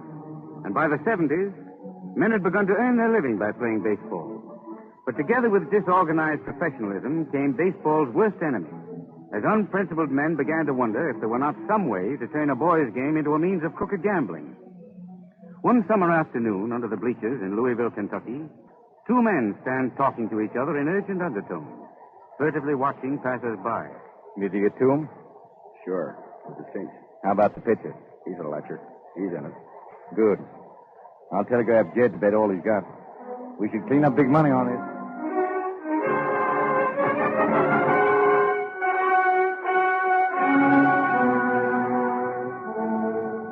But it was only a week later when the management of the Louisville baseball team summoned 4 players to a reckoning. All right, you men. We have sure information that you were involved in deliberately throwing the game to the Red Stockings last week. Now, have you anything to say before I present our evidence? Well, sir, I only say we must have some enemies. I sure would never do a thing like that. Is that all you got to say? Well, then take a look at these copies of the telegrams. Name you 4 as having cheated and conspired with crooks and gamblers. Pretty clear evidence. You 4 men can consider yourselves expelled from organized baseball forever.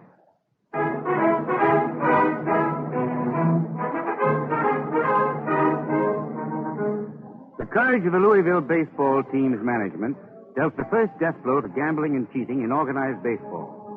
For these leaders of the game were joined by others who refused to see baseball degraded and corrupted. And so one day after the close of the 1876 season, to the president of every professional baseball club went a letter. You are requested to attend a meeting of the officials of the National Association of Professional Baseball Players to be held in room 807 of the Grand Central Hotel in New York on the evening of Tuesday next. Signed, William A. Hulbert, President of the Chicago Baseball Club.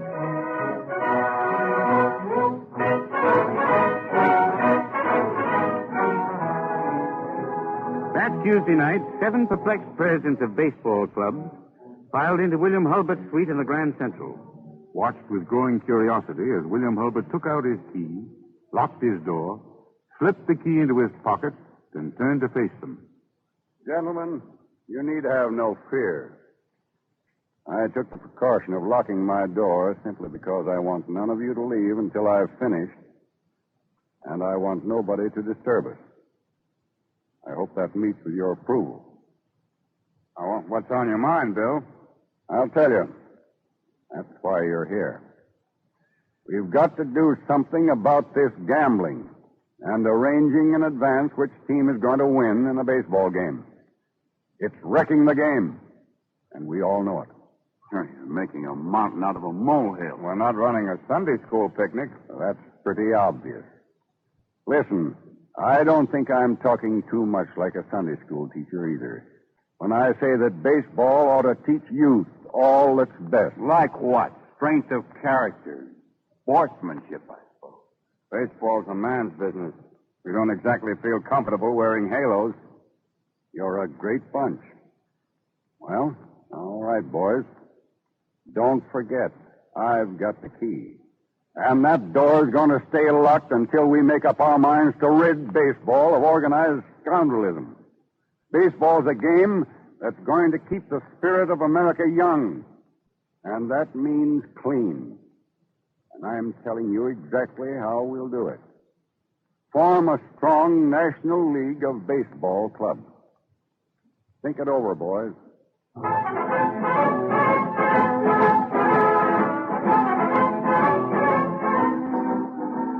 That night, in a locked room of the Grand Central Hotel in New York, the National League was born.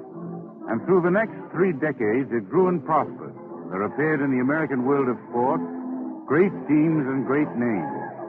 Pop Anson, first of the mighty sluggers. King Kelly.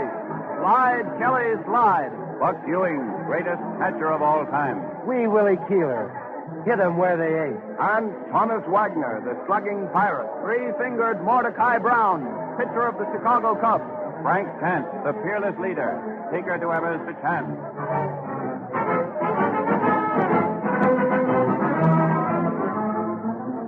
Then, as the century turned, another great league, the American League, was formed. New names appeared, new stars to stud the baseball firmament. Chief Bender of the Philadelphia Athletics. Napoleon Ladgway, star of the Keystone Sack. Eddie Collins, spark plug of the $1 Million Infield. The great Cornelius McGillicuddy. Connie Mack.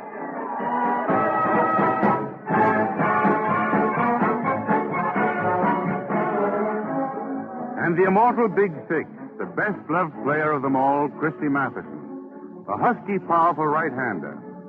Christy was bought for the New York Giants by shrewd John J. McGraw, who guided him carefully to the heights, while Christy's kindness and sportsmanship won friends all over the country. In 1906, he stood astride the summit of the baseball world, when for 3 World Series games, he held the powerful Philadelphia Athletics scoreless. But that winter, he sickened with pneumonia and lay near death. Then one day, the inconsolable McGraw, more Christie's friend than his manager, dropped in on his daily visit to the big pitcher's bedside. Hello, Christine. Are they coming, kid? Right down the middle, John. Hey, what's the trouble with you? You look terrible. Oh, me? Why, I'm feeling swell. You can't kid me, John. You've been talking to the doc. What'd he say? Oh, nothing much, Christy. You know those sawbones, they're all alike. What did he say, John? Oh, something about a layoff or rest. You know, just for a couple of years. Couple of years? Why, he's loco. Why, Say, John, you don't think... Christy, you're pretty weak, kid. They don't think you'll... Well, they say you'll never be able to pitch again. John, how many games would you like me to win? Oh, that's all right, Christy. How many, John? All right, kid. All right. How about 20? I'll get you more than 20 before I'm through, John.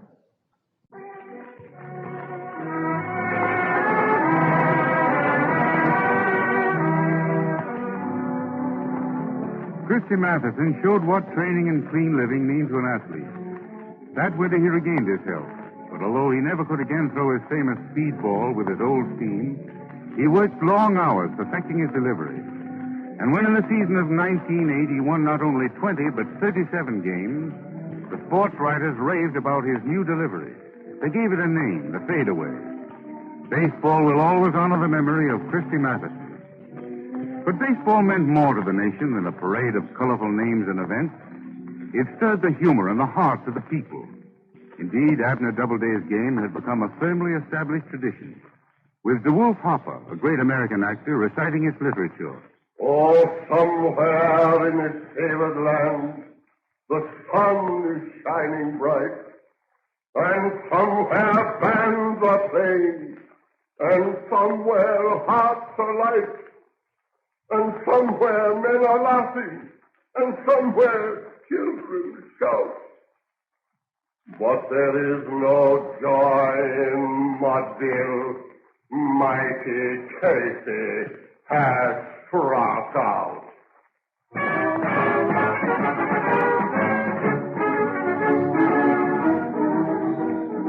As the years passed, baseball expressions became part of the common language of the American people. Hey, he's a lefty. He even writes southpaw. You know, I can't even get to first base with this math problem. What a screwball that guy is. No, sir. You're way off base on that one. I didn't have a chance. I had 2 strikes on me before I started. Let me tell you, he's got plenty on the ball. He wasn't fooling me with all that talk. I know what's on his mind. I can see the curves coming. Baseball, the national game with its own language and literature, and a whole nation singing its song.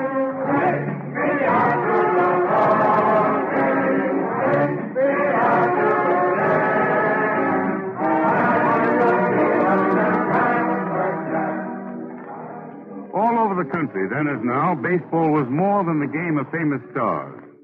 It was a game that belonged to American boys. Boys like the youngster who 30 years ago was learning the game in Baltimore under the eye of a Catholic priest in a parochial school for orphans. Mike, catch for me, will you? I want to throw some up to George. Sure, Father. All right, George. Now try this one. Oh, boy, how'd you like that one? Not so good. Not so good. It went over the fence. Oh, did it? I was watching your feet. Pulled your right foot away again. All right, George, now try this one. Well, what a strike. Missed by a mile. Gee, Father, I kept my eye on the ball all the time. George, you'll have to remember not to step away from the ball. You can crack those low outside pitches into the Chesapeake, if you remember that. You don't want to give a pitcher the chance to think to himself, I know this man's weakness. Low and outside to fan George Herman Root.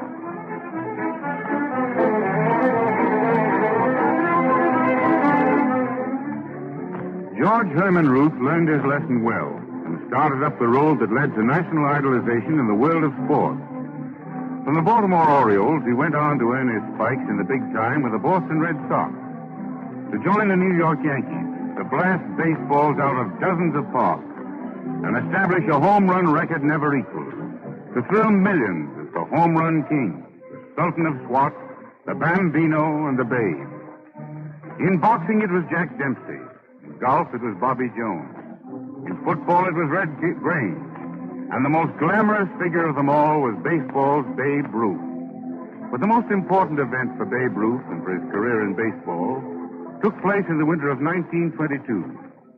Around a table in a private dining room of the New York Elks Club sat a score of baseball writers, their eyes on Babe Ruth and his business manager, Christy Walsh. You fellows all know why I asked you up here. You've all been panning Babe for a year now in your columns. Babe thinks you've been picking on him unfairly. Either you're right or he is. Well, you all told me you'd say anything to his face you'd say in your column. Now's your chance to talk it over. All right? Go ahead. Well, I think I can speak for all the boys, and I'll say it to his face if it's okay with him. Sure. All right, let's hear it. Okay. You're a great ball player, Babe. Your last season was terrible. It was your own fault. You lay down and quit. You never kept training. Argued with your manager. No control over your temper. Now nobody is big enough to go away with the things you're pulling. You should be a champ, Babe. You're heading towards a first-class chump. Go on, I can take it. Well, Babe, I want to tell you a story.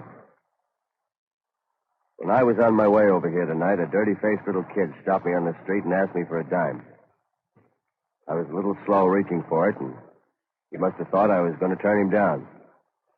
So he said real quick, "Please, mister, I gotta have a dime so I can get me a Babe Ruth cap like the other guys have." You know, Babe, those little kids all over the country, They think you're the greatest guy in the world. Yeah. I'm no goody-goody boy and no sap. You fellas all know that. I'm going to straighten out. That's a promise you can put down for keeps.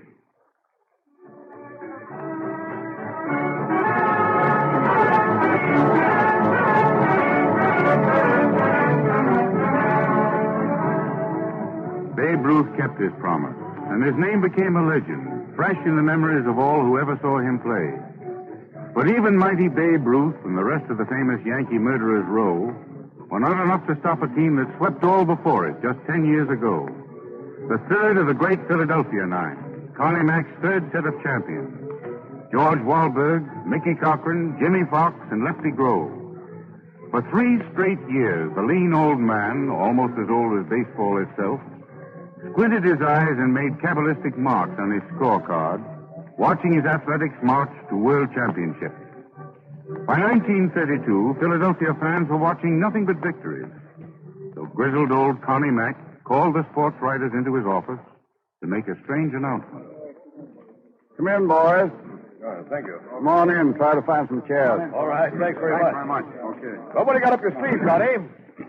Getting tired of winning? Decided to run a stable of wrestlers as a sideline?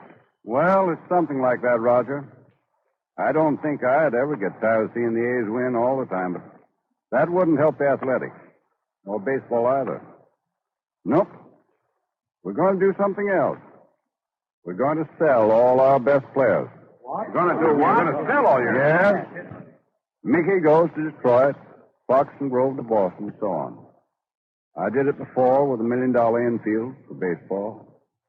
So we're breaking up the A's again, boys. Connie. Yes? Well, what's this going to mean to you? You going to retire? What? Me retire? Why, say, son, I'm only 66. I got a long way to go yet. I've still got to get another World Series. Long about 1942. With the athletics voluntarily broken up, another team took the spotlight. The New York Yankees with its Murderers Row. At first it was Earl Combs, Tony Lazzari, Babe Ruth, and Lou Gehrig. Then for the last 2 years, it was Joe DiMaggio, Bill Dickey, Gehrig, and Frank Crosetti. But always it was the Yankees, a powerhouse that would not be denied. Sweeping to 6 league pennants in 8 years, and then last fall, completed for the first time in baseball's 100 years, a string of 3 consecutive World Series championships. Today, the Yankees are called the greatest team that was ever assembled in baseball.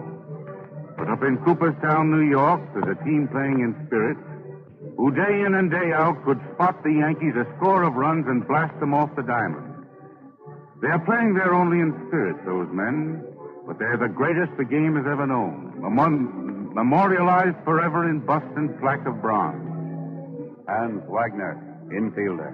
Walter Johnson, pitcher. Napoleon Lajoie, infielder. Tris Speaker, outfielder. Cy Young, pitcher. Grover Cleveland Alexander, pitcher. Eddie Collins, infielder. Christy Mathewson, pitcher. Babe Ruth, outfielder.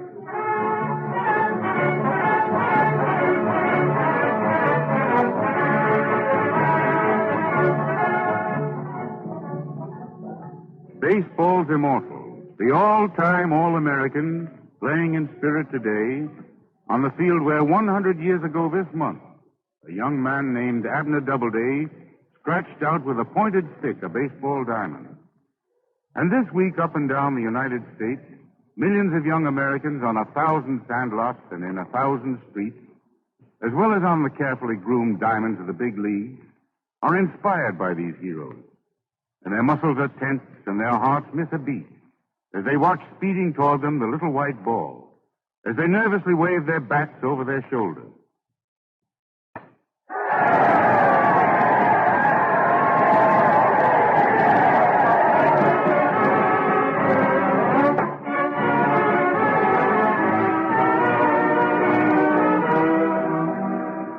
The Cavalcade of America salutes the spirit of clean play and the ideals of sportsmanship, so characteristic of America in our national game, baseball.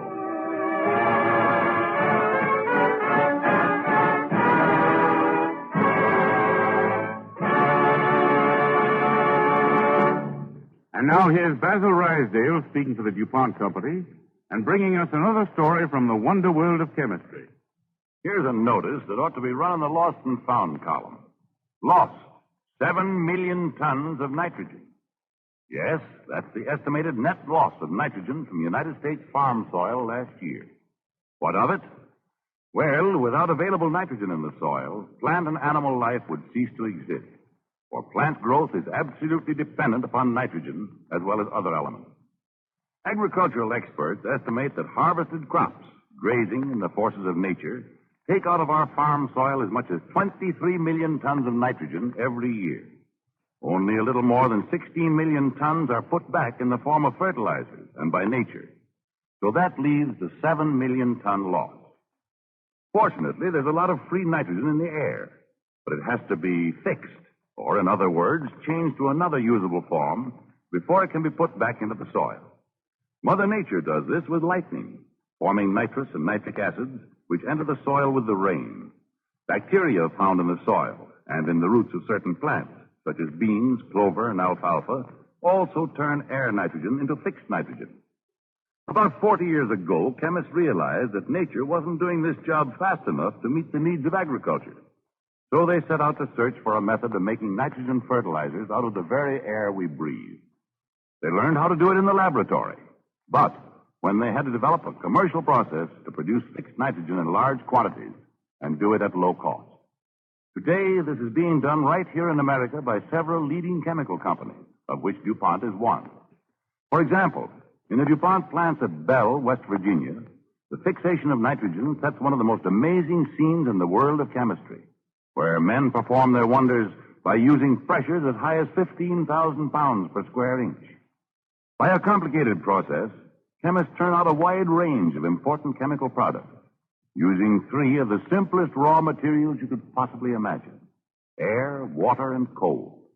And the particular product they create to protect American soil against nitrogen starvation is a white, crystalline, odorless material looking very much like granulated sugar. In the form of Uramon fertilizer compound and urea ammonia liquor, it provides quickly complete available nitrogen for every type of agriculture, from an orange grove to a potato patch. So you see, that lost and found column can now carry another notice. Found. Plenty of nitrogen. And American chemists stand ready to supply it to American farmers. Better use of the soil means bigger yields of better crops at less cost. Thus, in the story of fixed nitrogen, we see another illustration of the DuPont pledge: better things for better living through chemistry.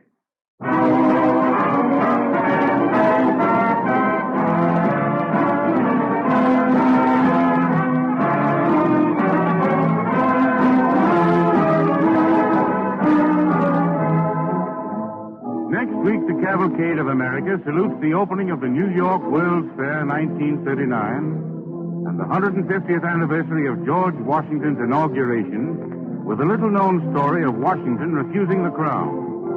Remember that next week, over some of these stations, our program will be heard on daylight saving time. This is Thomas Chalmers saying good night and best wishes from DuPont. This is the Columbia Broadcasting System.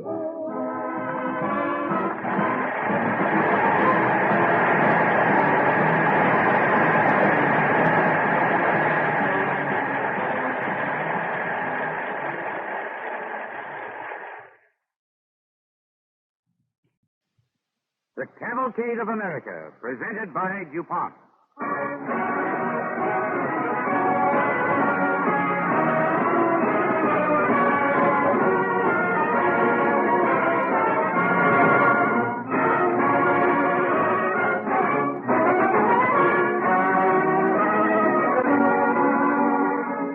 There have been times that tried men's souls, and there have been times that rocked men's hearts and their loyalty. In an hour of crisis, one man on horseback may be hailed as great and become an Alexander, a Caesar, a Cromwell, or a Napoleon. There was a time in the history of America called the critical period when discouraged men were impatient of a new and little-tried experiment in democracy, when security seemed worth a high price, even the price of freedom itself.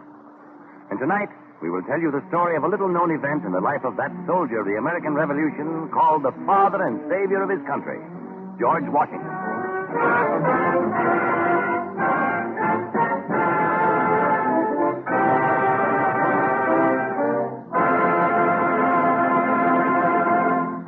As an overture, Don Voles and the DuPont Cavalcade Orchestra play Victor Herbert's Tribute to America, an arrangement of patriotic airs called American Fantasy.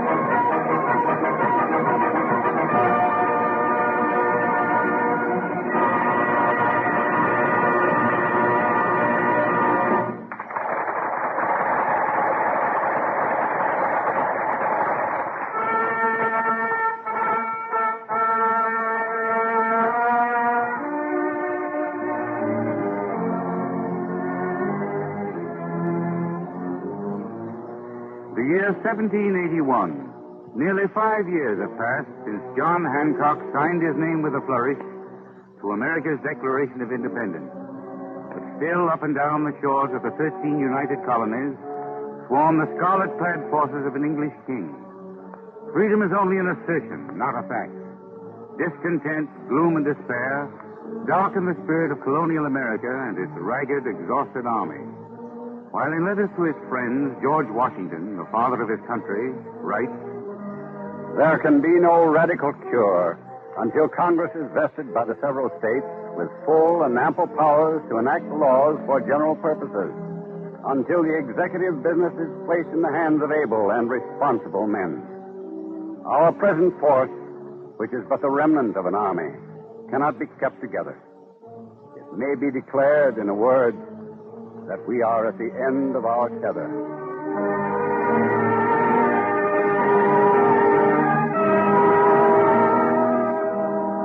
We are at the end of our tether. For 6 stubborn years, men had suffered. Men had died for the ideal of freedom.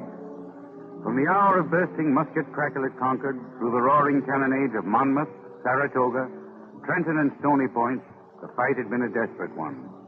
And now, in 1781, Lord Cornwallis was ravaging Virginia. A red-coated Benedict Arnold was plundering New London, Connecticut, Manchester, and Richmond, Virginia. The French minister wrote his sovereign at Versailles. The colonies were weak, their Congress impotent. Then came the day when on a New Jersey hillside, a troop of ill-clad, hungry Pennsylvania soldiers line up before their commander, Anthony Wayne. Hands, son. Hands. Orders from General Headquarters. Proceed without delay to Virginia. All right, men. We're going to go. Get back there, Sergeant. Back nothing. You'll hear what I've got to say. The men have a voice in the other brigades. Not in this one. Back into line. All of you. Men, how are you going to march when you've no soles on your boots? We've had enough, Sergeant. So have we. Look at the coats we've got to wear. Those of us that got them. Who are we fighting for, anyway? That fat Congress in Philadelphia? Where's our pay? Pay for the last 7 months. You'll get your pay. Just a moment, Captain. Yes, General Wayne. I know how you feel, men. All I can do now is sympathize. After we beat those lobster backs into the sea, the Army will settle scores. I promise you that. But now we've got a fight on our hands. Fight with what? No arms, no provisions, no money. Well, men, are you going to march, or are you with me? Come on, speak up. There's your answer, Sergeant. Captain, put that man under arrest.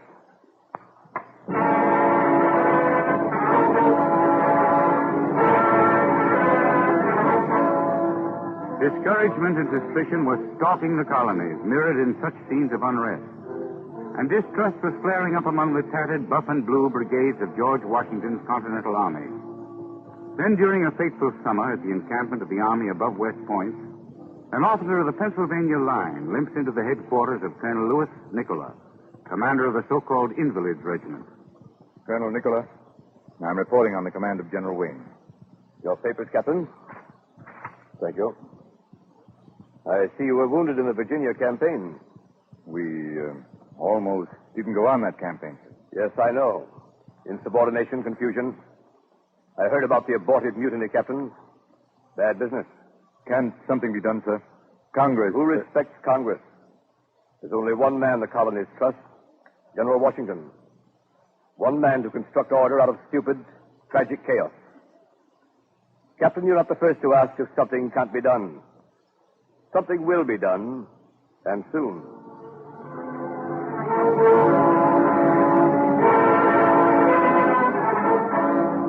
A few weeks later, the world was rocked with amazement.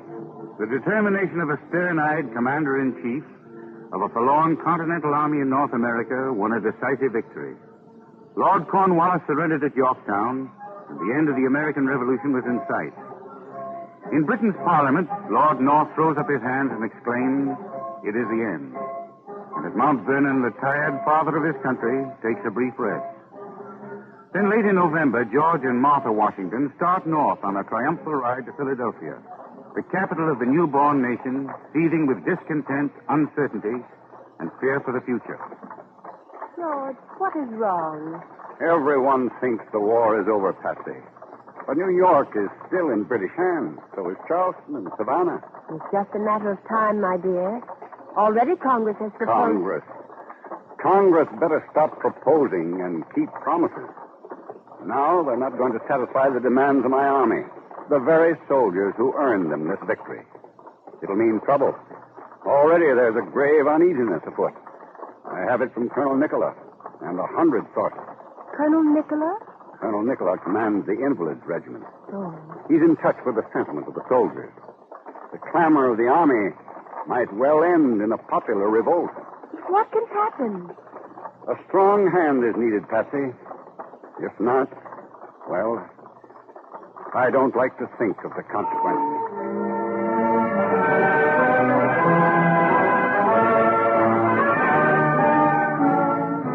In Philadelphia, General Washington is hailed as the savior of his country.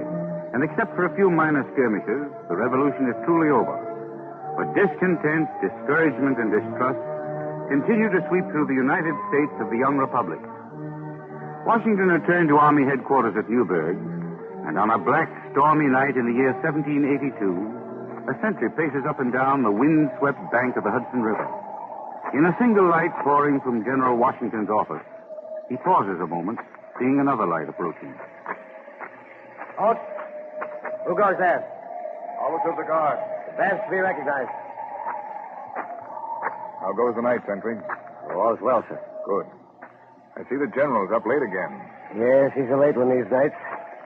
She stays up with him usually. Listen. Halt! Who goes there? It is I, General Washington. Aye, man, it is he. Oh, I wouldn't have challenged you, sir, but on a night like this, I hardly expected to see. Me out for a stroll? No, I suppose not. Do you wish a guard, General Washington? No, officer. I'll be on my way back in a moment. Be on with your round. Very good, sir. Good night. Good night. Entry number 2. All's well. So, all's well. I beg pardon, sir? Oh, I'm sorry, Sentry. I mumble strange things, probably. Forget me. But you, man, it's a wet night for you to be out in that threadbare coat. And I thought so. No shirt to your back. I'm all right, sir. All right, then. I'm glad to find one that is. Oh, I think I know what you mean, sir. But I've gone through 4 years now, and I... Thank you, Sentry. You've done me a favor. Here. Leave it at the door when your watch is over. Your coat, sir. All's well, Sentry. Good night. Good night, sir.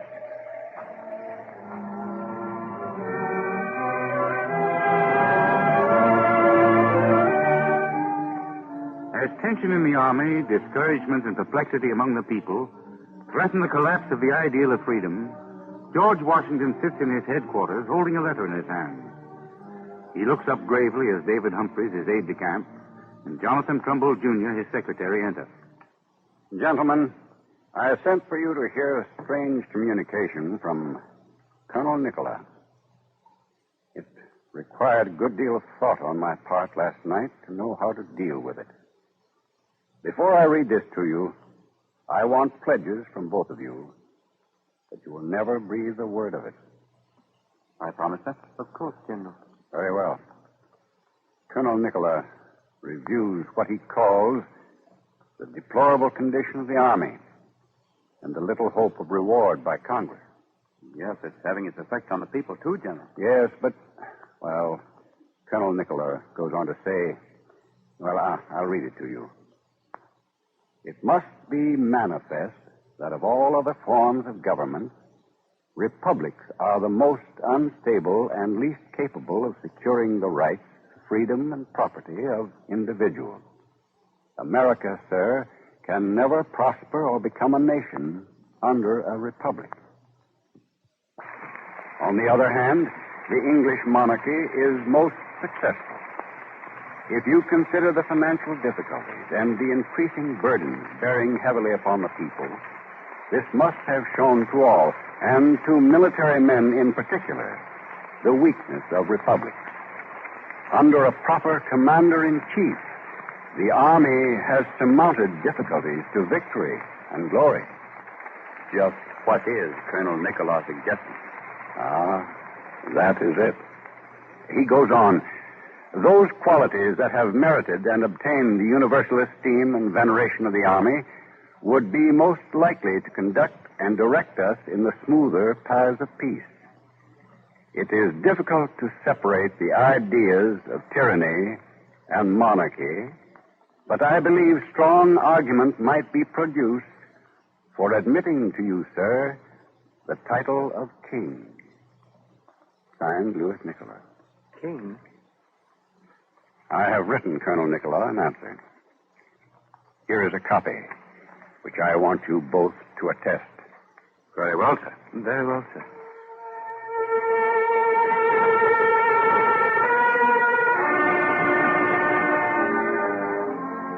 Months later, it's another spring, and the American Continental Army still waits on the British to evacuate New York, still waits on Congress to act on General Washington's pleas for a settlement of Army demands. One morning in March 1783, outside headquarters at Newburgh, Mistress Martha Washington is at work in a small garden plot when her husband comes out of the house and begins to stroll up and down the short gravel walk. Look here a moment, George, at my garden.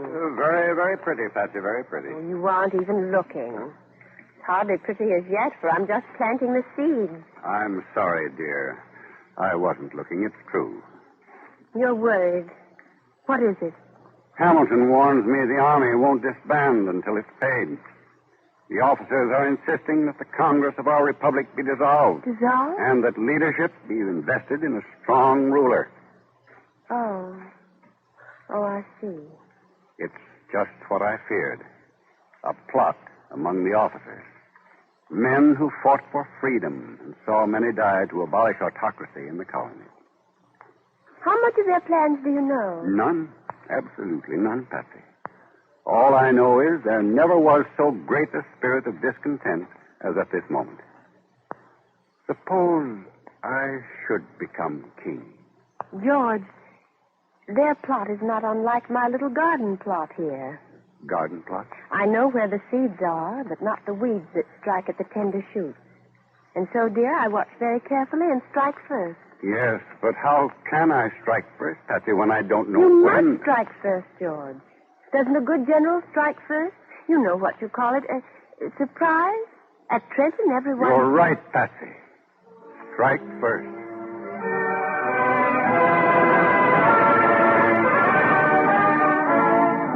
George Washington had not long to wait for an opportunity. For a few days later, in March 1783, through the camp at Newburgh spreads an anonymous circular. Soldiers, peace returns to bless whom? A country willing to redress your wrongs, cherish your worth, and reward your services? Or is it rather a representative Congress that tramples on your rights, disdains your cries and insults, your distresses? Awake! Your swords are at your side.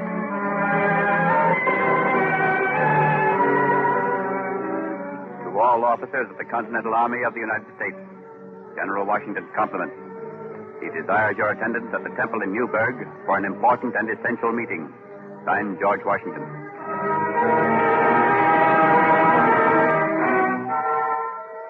In a trice, George Washington has called a meeting of his officers and put it on an official basis.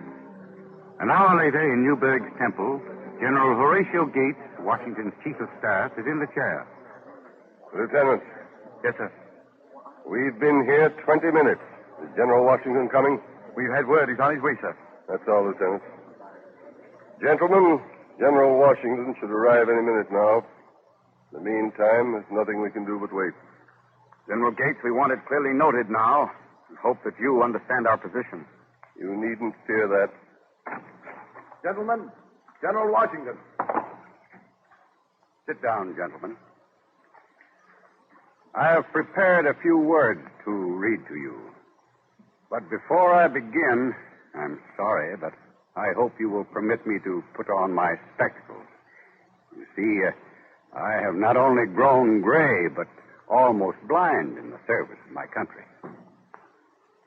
I have considered my own reputation. The officers stir uneasily in their seats. Not one has ever before seen their commander-in-chief in glasses. Not one has been aware that George Washington's eyes have dimmed with work. And many of their own eyes are dimmed before the rugged sincerity of the father of their country. The full fruition of our hopes, our prayers, and the ideal of free men in a free land. But as you know, Sentiment and despair have raised a challenge to that ideal. It has been suggested that I become King of America. Colonel Lewis Nicola offers such a course in utmost and respectful sincerity. And to you, my comrades in arms, I wish to read my reply to his proposal. Sir, with a mixture of great surprise and astonishment, I have read with attention the sentiments you have submitted to my perusal. But let me conjure you, sir, that if you have any regard for your country, concern for yourself, or regard for me, to banish these thoughts from your mind and never communicate as from yourself or anyone else a sentiment of like nature. With esteem, I am, sir, your most obedient servant, George Washington.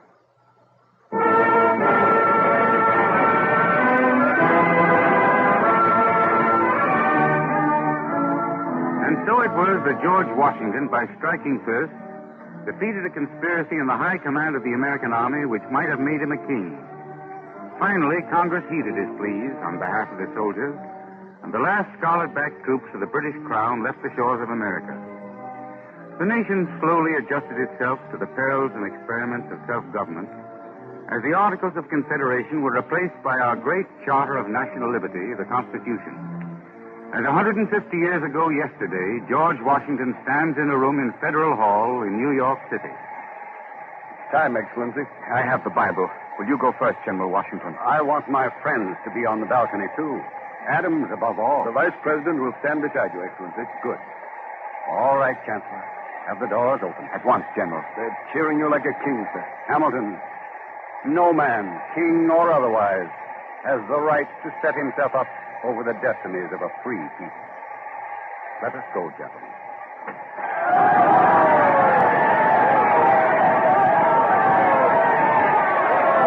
I will administer the oath of office. Place your hand on the Bible, General. You repeat after me.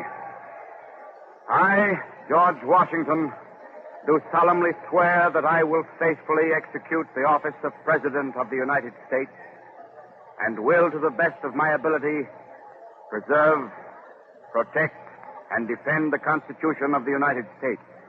So help me God.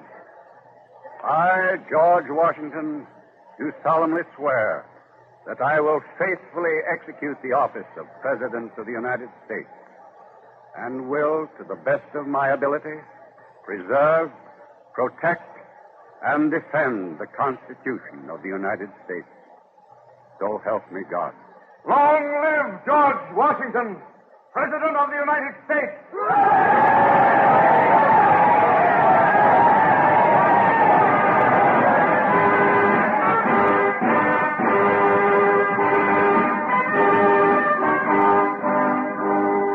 150 years ago, our nation acclaimed George Washington our first president rather than our first king.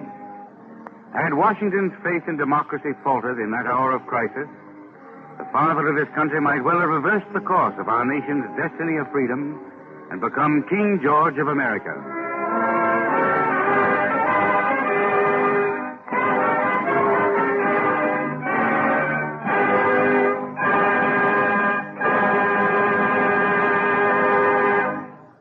And now here's Basil Rysdale speaking for the DuPont Company and bringing us another story from the wonder world of chemistry. Perhaps I don't sound any differently than I did a week ago as I sat at this microphone, but I feel a lot different.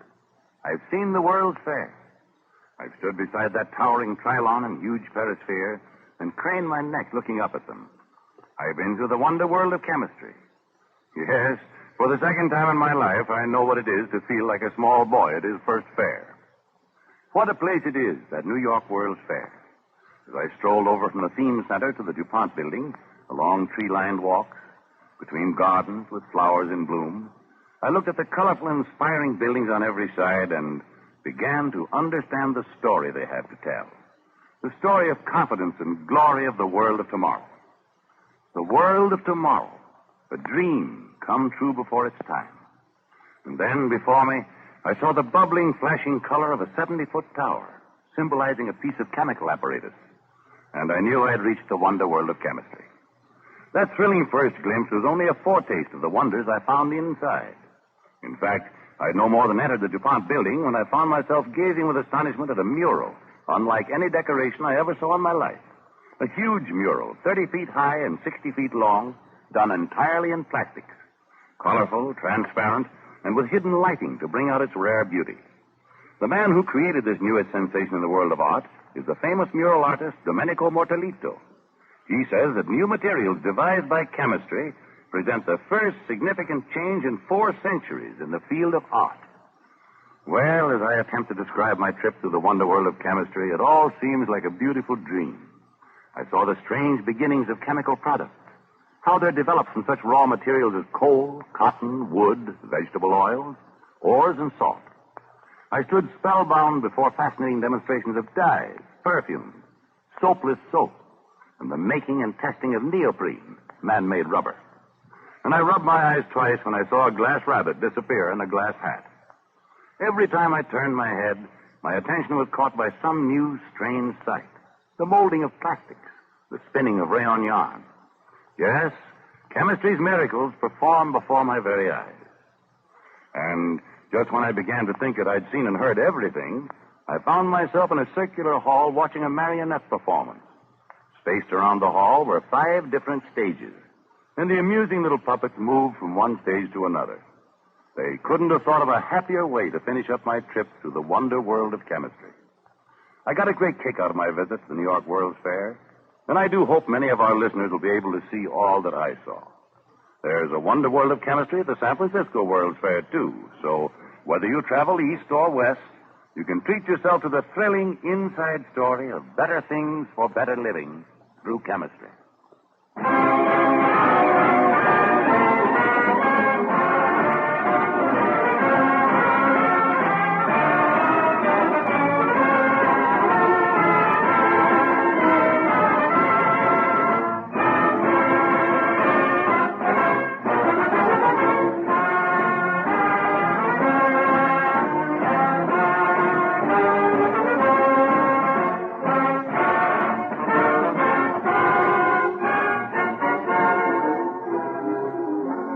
Next week, the Cavalcade of America presents the story of Juliette Lowe, who founded the Girl Scouts of America. On tonight's program, the role of George Washington was played by William Adams. Till next week, then at the same time, this is Thomas Chalmers saying good night and best wishes from DuPont.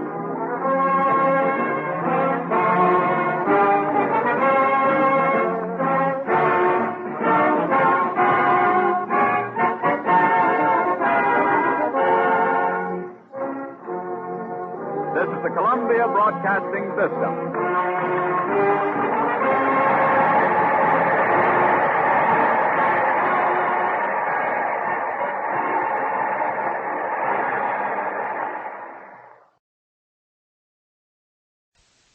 The Cavalcade of America, presented by DuPont.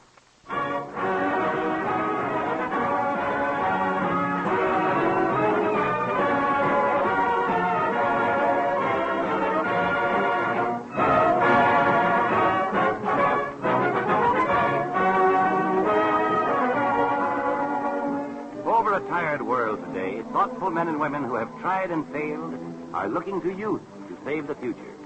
In some lands, short-sighted leaders are regimenting youth, exploiting them with deliberate and selfish purpose, heedless that history inevitably repeats itself. It was in America that one of the most selfless and idealistic youth movements the world has ever known was founded. On tonight's Cavalcade of America, we bring you the founder's story, the story of Juliette Lowe, who envisioned and organized the Girl Scouts of America.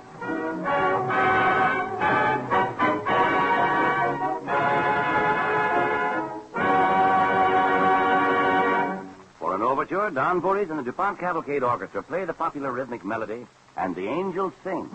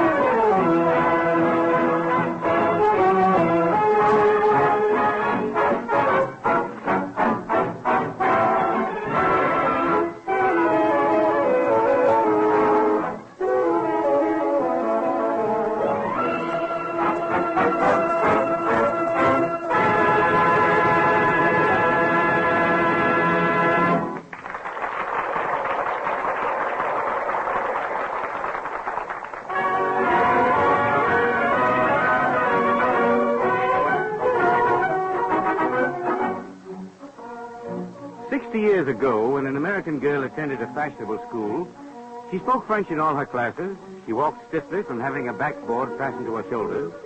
And when she took exercise, it was a demure walk of a few blocks. Such was the training in Mademoiselle Charbonnier's select school for girls. One afternoon, 2 by 2, in bonnets and high-buttoned shoes, they parade down Madison Avenue in New York City. Among them a little girl from Savannah, Georgia, Juliette Gordon, called Daisy by her classmates. Marty? What, Daisy? Dare to turn off at 26th Street. I never take a dare, Daisy Gordon. Oh, you're afraid. I'm not either. But you know we walk only on Madison Avenue. And we look just like a flock of geese. Left, right. Quack, quack. You better not speak English. Mademoiselle will hear you. Oh, she won't hear you, Daisy. She's back there talking to a dressmaker. Go on, Marty. You're head of the line. Let's turn. Daisy, if you want to turn, you take the head. I'd love to. All right. How many want to walk on Fifth Avenue? I'm so sick of this street I could die. Bien, mes enfants? À gauche. Marchons. Around this corner. Daisy, you're a brick. Hurry, quick. Mademoiselle didn't see us at all. Let's run. Oh, now, wait a minute. Remember, we're still little ladies. From Mademoiselle Charbonnier's select school. So walk down 26, just as if you were home. Oh, isn't it nice to have a change? I wish we could walk fast, Daisy, and get some real exercise. I hate to mince along with little steps. Oh, it's Mademoiselle. Run, girls, run. Oh, she's seen us. Look at her coming. Qui vous a donné la permission de tourner dans cette rue? Mais c'est incroyable. Vous êtes très méchante. It was my idea, mademoiselle. Juliette, et pourquoi avez-vous tourné ici? Could I speak English, please? Just once. Mais pourquoi? Well, I just want to ask in good plain American why we have to walk on Madison Avenue. Ah, so this is it.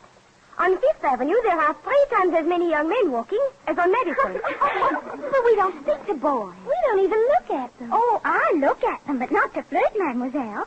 I have 30 cousins down south, and I miss every single one of them. Girls, one more word from any of you, and I will report this disgraceful matter to the head. We're sorry, mademoiselle. It was really all my fault. Très bien, Juliette. Alors, marchons. Oh, dear. So we have to head right back where we came from. Juliette, toute votre conversation en français, s'il vous plaît. Toujours français. Oui, mademoiselle. Je déteste Madison Avenue.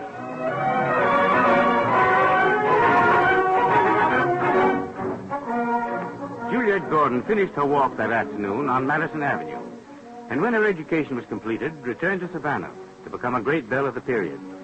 So beautiful that when William Lowe, a cotton merchant from England, visited Georgia, he fell in love with her, married her, and took her to London. At first, there were brilliant, charming years of happiness, then swift tragedy, and Juliette Lowe lived alone in the Highlands of Scotland.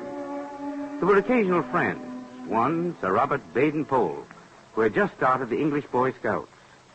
One evening on the terrace of Juliette's lodge. It's beautiful here in the gloaming, Mrs. Lowe. Isn't it?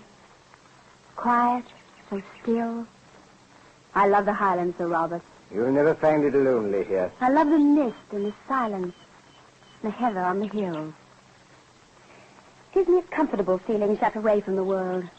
If you don't mind meddling old men, that's no sort of feeling for a young, charming woman. Why? Because, well, but then it isn't my affair, is it? Go ahead. I don't mind how you scold me. You need some purpose. I had a purpose. When my husband died, I lost it. I don't believe it. Oh, yes. Yes, it's true. I was brought up to be useless. I learned French and to mince along the street with ladylike steps. Modern civilization does make people soft. How could you change it? With discipline. That's why I'm starting my Boy Scout movement. I'll give you a Boy Scout manual, Mrs. Lowe. Read it. You think it would improve me? I want you to think over my ideas for training the young. What's that? One of my Highland children. Your Highland children? Yes.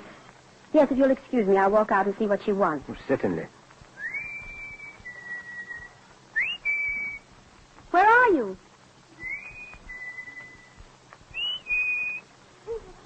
Mrs. Lowe. Oh, it's you, Meg. What's the matter, dear? It's my sister. Oh? You mind the one that went to Glasgow to work in the shop? Yes, what's happened to her? She had the fever. And my mother didn't have a cellar to bring her home. Oh, well, here, Meg, take this money. I cannot take it. My father has a stick to my back. Well, I'll talk to your father. You hire a cart for all the way down and bring her home, Meg. Oh, I'll pay it back. I know you will. I will. Thank you. Thank you. Mrs. Lowe. Mrs. Lowe. Yes? Is anything wrong? Oh, it's an outrage. What's the matter? These poor Highland girls, it's a shame they have to work in the Glasgow factories, but they're so poor. They know nothing of caring for themselves, and many of them die of tuberculosis. These hills are full of dying girls. I know. Something should be done about the situation. They're too clannish for their own good. They need somebody to tell them how to do things. Sir Robert, let me have that Boy Scout manual of yours.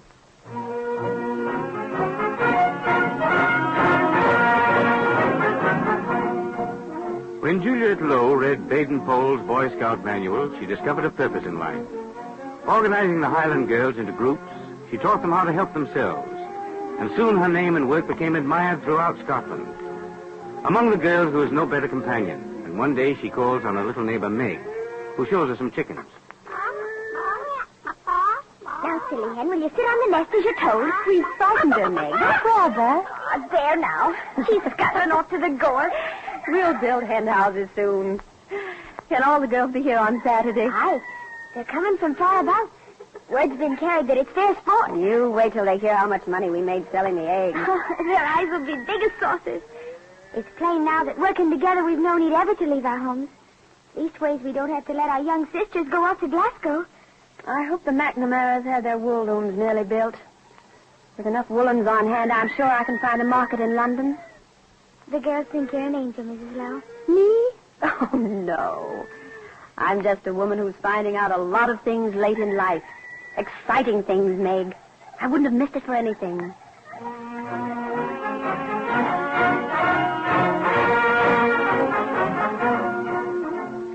Inspired by the enthusiasm of her Highland girls, Juliette Lowe determined to start a national organization for girls in the United States.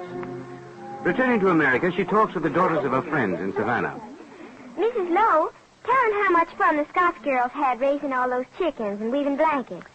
Those Highland girls made enough to stay with their own families. That's the important thing. Is that what you want us to do, Mrs. Lowe? Raise chickens? No, Ellen, because there'd be no real reason for you doing it. Every scout troop decides for itself on what it wants for activities. Do you have a basketball team at school? Oh, yes. But we don't get to play very much. I'd like to play more games. Oh, English girls play games just like their brothers, don't they? Oh, but that wouldn't be ladylike, Paige. What do you girls think it means to be a lady? Well, you wear a nice dress all the time. You don't play rough games or get dirty. Well, you stay in the house so you'll have a fine complexion when you grow up. Ellen, after your grandfather died, your grandmother ran fairly all by herself, didn't she? My, yes. Ran the plantation and brought up 10 children. You suppose she stayed in the house to take care of her complexion? Oh. No, I guess she didn't. Indeed, she didn't. Your grandmother was managing 1,000 acres. Living outdoors has nothing to do with being a lady. If you're a lady, you'll be one anywhere. Now, I'll tell you what we'll do. You and I will form the first Girl Scout troop in the United States. Will you do that with me? Oh, yes. I think it would be just wonderful. Don't you, girls? Well, here's what we'll do. We'll all meet 2 or 3 times first to talk about the Girl Scout laws. And, oh, yes, there's a promise we have to make. A promise? Yes. You say it after me. On my honor, I will try. On my honor, I will try. To do my duty to God and my country. To do my duty to God and my country. To help other people at all times. To help other people at all times. To obey the Girl Scout laws. To obey the Girl Scout laws.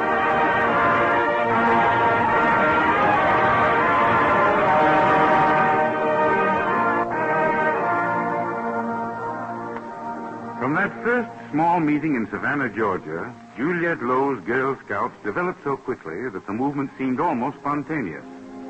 It grew from city to city, state to state, and coast to coast.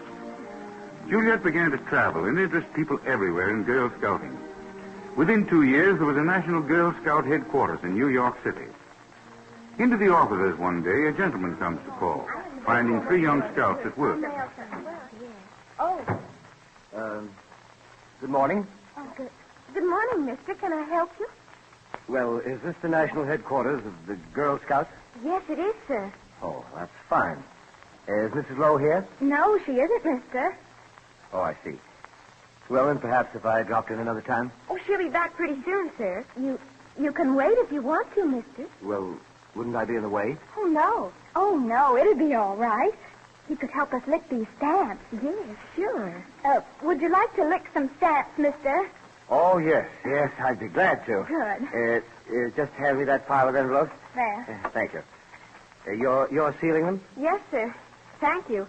We're terribly busy today.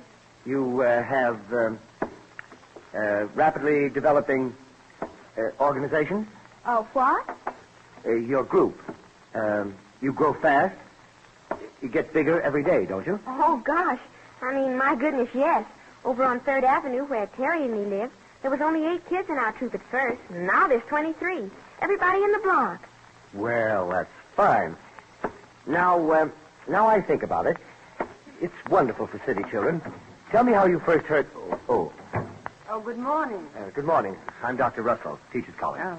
Mrs. Lowe, this man's licking stamps for us, and he's good at it. Oh, why, Mary, you should make a call and do your work. Well, I'm afraid I tried to become one of the organization's Lowe without stopping to ask you about it. The young ladies were very pleasant. Well, girls, you've done enough for one morning, and your mothers need you probably. Be careful of street crossings on the way home, won't you? Yes, Mrs. Lowe. Will I turn to help come up again next week? Next week, same day. I'll expect you. All right. Goodbye, Mary. Goodbye. Goodbye. Mrs. Lowe, here's what I want to see you about. Our students training to become teachers need to learn, well, a practical program for the leisure hours of children. Oh, please sit down, Dr. Russell. Thank you. I really should tell you, Dr. Russell, that our organization itself is having trouble. Having trouble? Yes, financial trouble. Oh, I see. Then we won't bother about my plan until I get some money for you. Get it? How? Mrs. Lowe, I know about your work, and I know something about you. I'm certain there must be men and women in this city who would be glad to help you, especially right now. And I'm going to make it my business to see what can be done.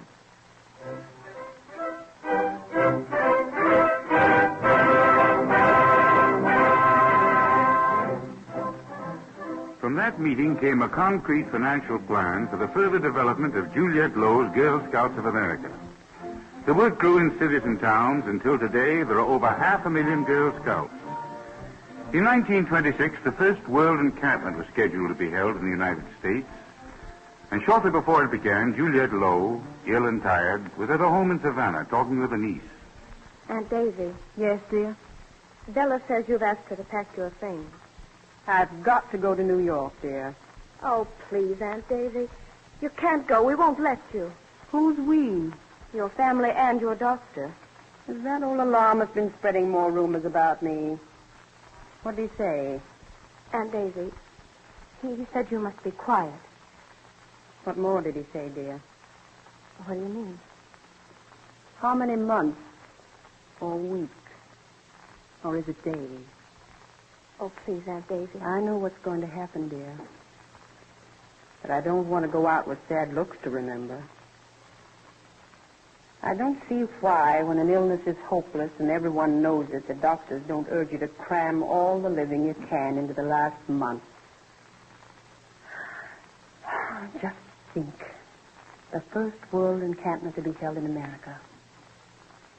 Oh, darling, it wouldn't do you any good to try to keep me from being there. All right, Aunt Daisy. I won't try. And I don't think the doctor will either.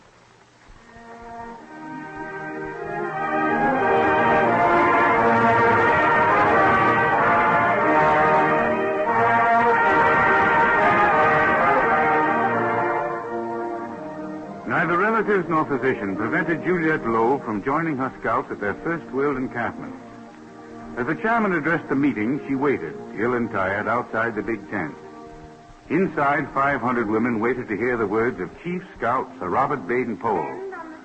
But outside the tent, Baden-Powell speaks first to Juliette Lowe.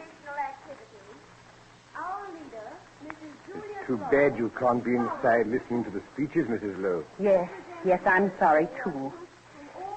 What do you think of it, Sir Robert? When I look at those tents stretching away for half a mile, when I see the happiness and feel the enthusiasm of American women for scouting, I feel like a pygmy beside a giant. You've done wonders, and I mean you. I started it, but the rest was easy. Was it so easy?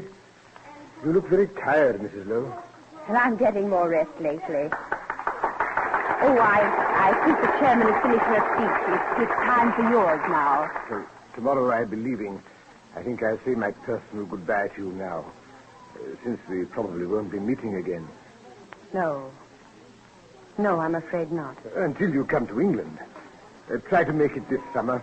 My wife and I both hope you'll come. Yes, I'll try to. Sir Robert. Yes? It's time for your speech. Oh, yes. Thank you. I'll go right along. Yes.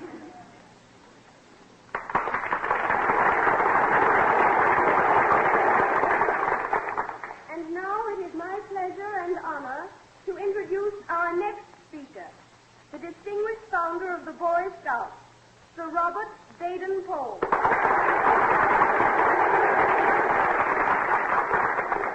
Ladies and gentlemen, perhaps I could only begin by telling you... Aunt Daisy, don't you want to go out and sit on the platform?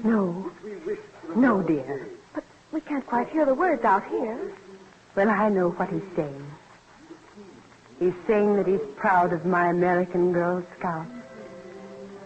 And so am I.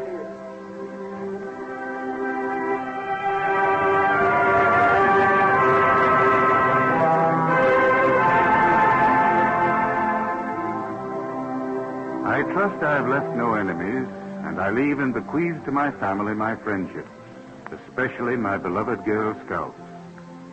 That was the last testament of Juliette Lowe. But it is to the world that Juliette Lowe really left her Girl Scouts. For from the energy and great faith of the American movement, Girl Scouting is spread all over the world.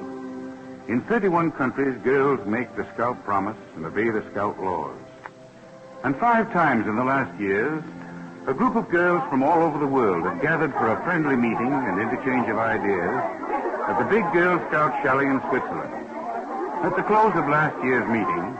What time do we leave for the station, Miss Crandall? At 2 o'clock, dear. In just a few moments. Girls, when the bus gets here, all of you be sure your duffel bags and valises are right beside you. Yes. Has anyone seen Mary Thomas? Mary? Oh, there you are. Hello, Janice. Oh, my dear, I was so afraid we'd miss each other. I just can't believe we're leaving. Hello, Marie. Hello, Fanny. Voulez-vous me visiter à Paris?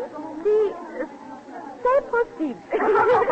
I'll have to find out if I can between train time in Paris and sailing for New York, Renee. At least you will see the beer with my family. Oh, I'd love to if I can. We've had such fun rooming together. I know I shall never forget it. Ni moi non plus. I won't either. Let us kiss and shake hands for the last time. Oh, I am glad we are singing that song. High on the mountain, we found our chalet. It's open roof and wide, just shelter us without a care.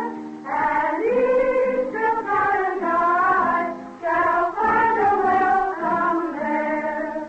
Là-haut, sur la montagne, il est un grand chalet.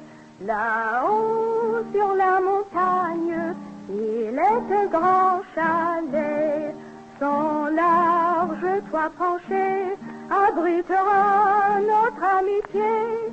Pour nous, les éclaireuses, qu'il soit un vrai foyer. And this dedication shall never fail, will be unknown. Each race, each creation, beneath His roof are one.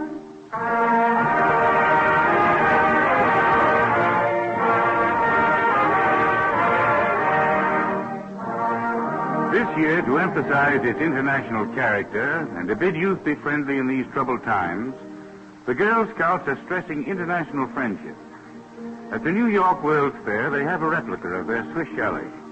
It will be a headquarters for scouts visiting the fair from everywhere. It will be fair headquarters for more than 500,000 Girl Scouts of America. It is, in a sense, a memorial and a promise.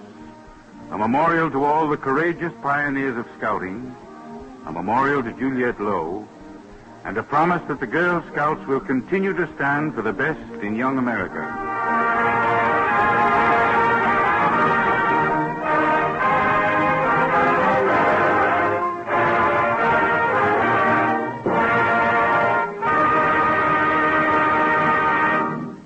And here's Basil Rysdale speaking for the DuPont Company and bringing us another story from the wonder world of chemistry. Some of the things in the DuPont Wonder World of Chemistry exhibits at the New York and San Francisco World's Fairs are so remarkable they almost defy description. Have you ever heard of piped light? Yes, piped light. That's one way of describing an amazing characteristic of lucite plastic, the crystal clear material that DuPont chemists developed not long ago after years of research. A solid rod of lucite looks like a glass rod, such as you see to hang towels on. But, unlike glass, lucite has the peculiar optical property of transmitting light right down the whole length of the rod and out the far end. Hold the light at one end, and it shines out at the other.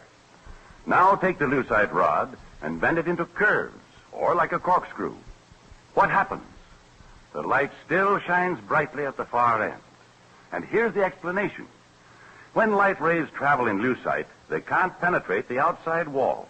Instead, they bounce along by reflection until they escape at the end, turning corners as easy as anything.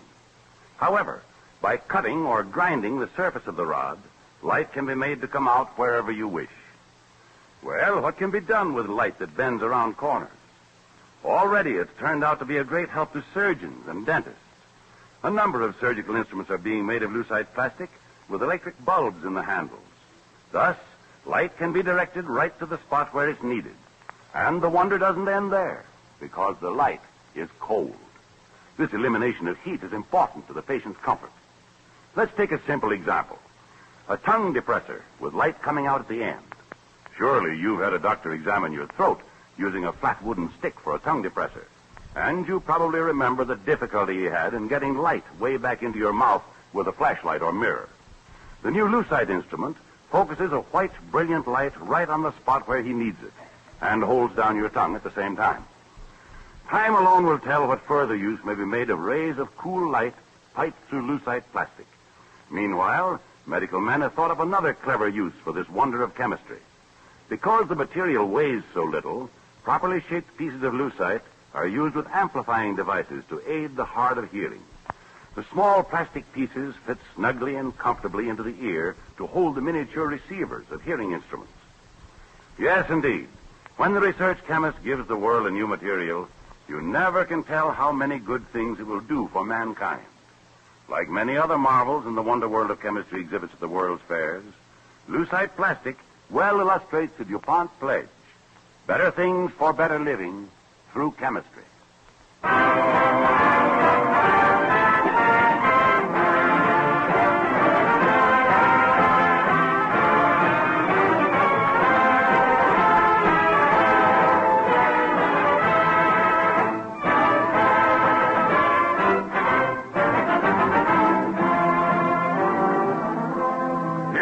The Cavalcade of America presents the story of a man regarded as the greatest single force in the broad development of American law, the late Oliver Wendell Holmes, Associate Justice of the Supreme Court of the United States. On tonight's program, the part of Juliette Lowe was played by Agnes Moorehead. Until next week, then, at the same time, this is Thomas Chalmers saying good night and best wishes from DuPont.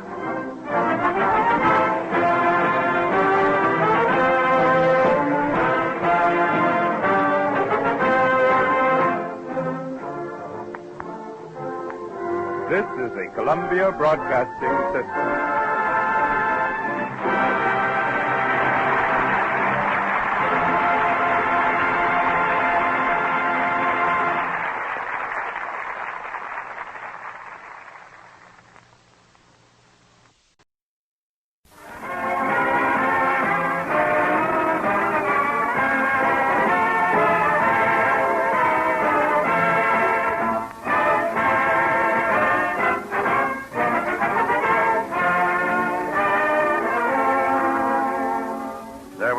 great Americans who bore the name Oliver Wendell Holmes.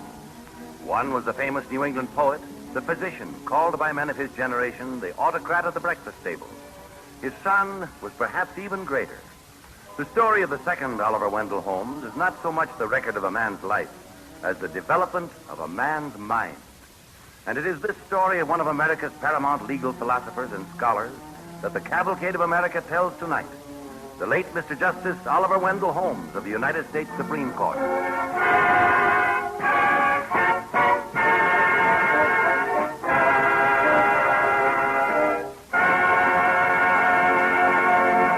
As an overture, Don Voorhees and the DuPont Cavalcade Orchestra play one of the loveliest of Jerome Kern's melodies, The Touch of Your Hand.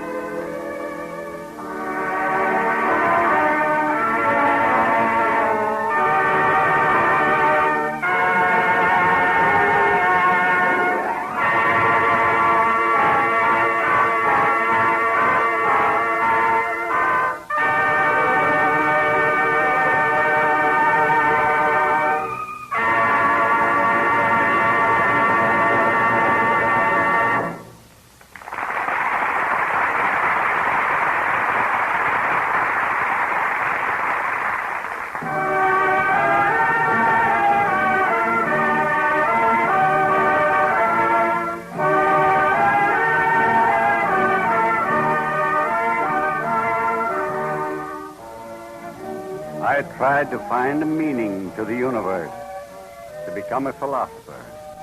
But I decided that the universe is too great a swell to have a meaning.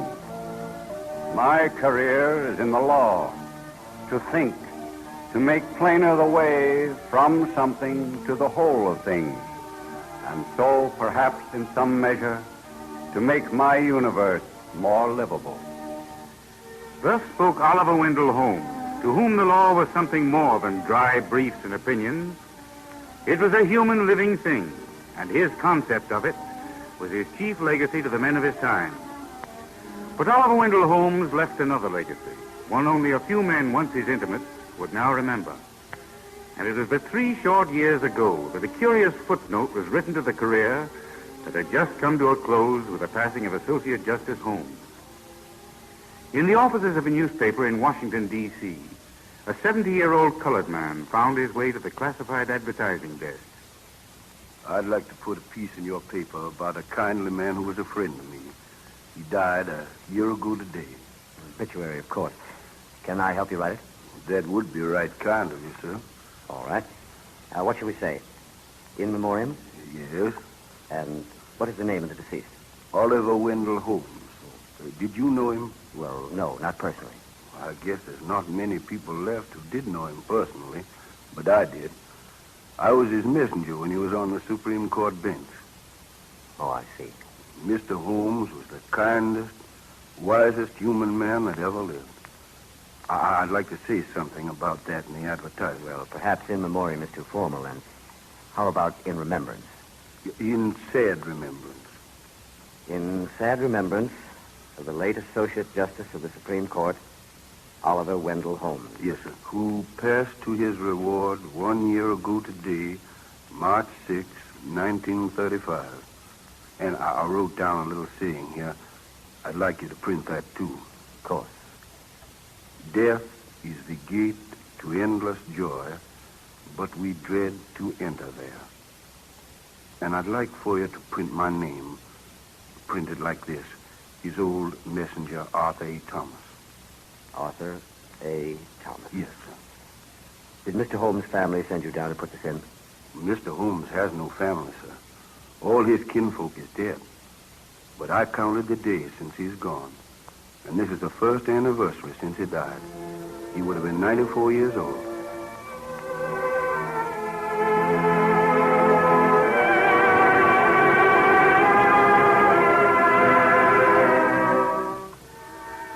In 1841, when Oliver Wendell Holmes was born, the dollar in Boston was still reckoned in shillings.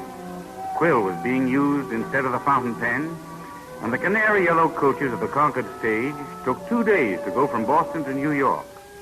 The postage on a letter was 18 3/4 cents for a single sheet, and double that if there was an enclosure. Some Boston families still had slaves, but the abolitionist movement was already growing in New England, and the idea would have shocked the first Oliver Wendell Holmes, who March 9th, 1841, sent out this announcement to his friends. Last evening, between 8 and 9, there appeared at number 8 Montgomery Place in Boston a little individual who may be hereafter addressed as O.W. Holmes, Esquire, or the Honorable O.W. Holmes, Member of Congress, or His Excellency O.W. Holmes, President of the United States, but who for the present is content with scratching his face and sucking his right forefinger.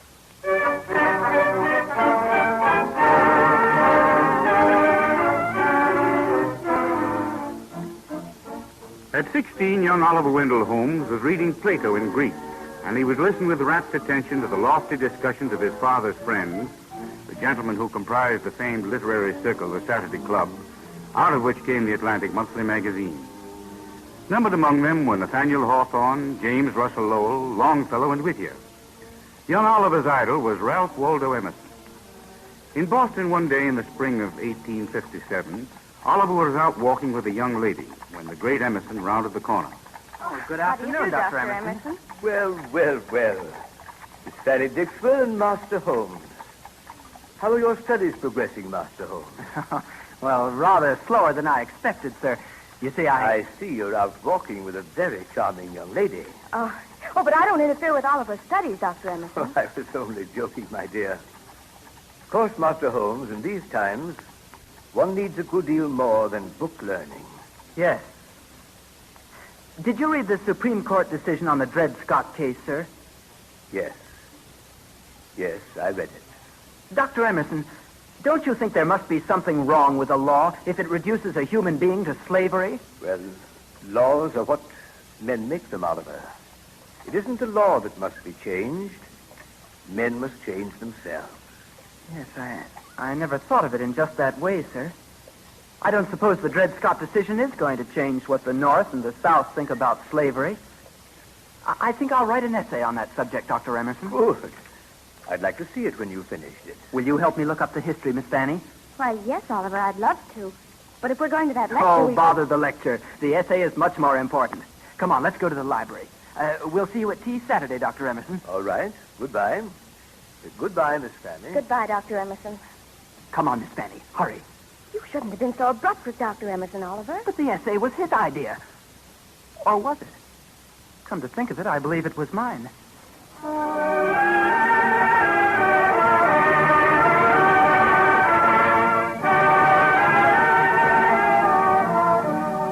The Civil War marked the turning point in the development of the mind of Oliver Wendell Holmes. From the sheltered, bookish Boston environment of his childhood, he was thrust into a world of violent action. Commissioned as a first lieutenant, he marched down Boston Common to the song that was on the lips of all New England, the song that had burgeoned there after the raid on Harper's Ferry to become the battle song of the North in the War of the Rebellion, John Brown's Body. Glory, glory, hallelujah. Glory, glory, hallelujah. Glory, glory, hallelujah.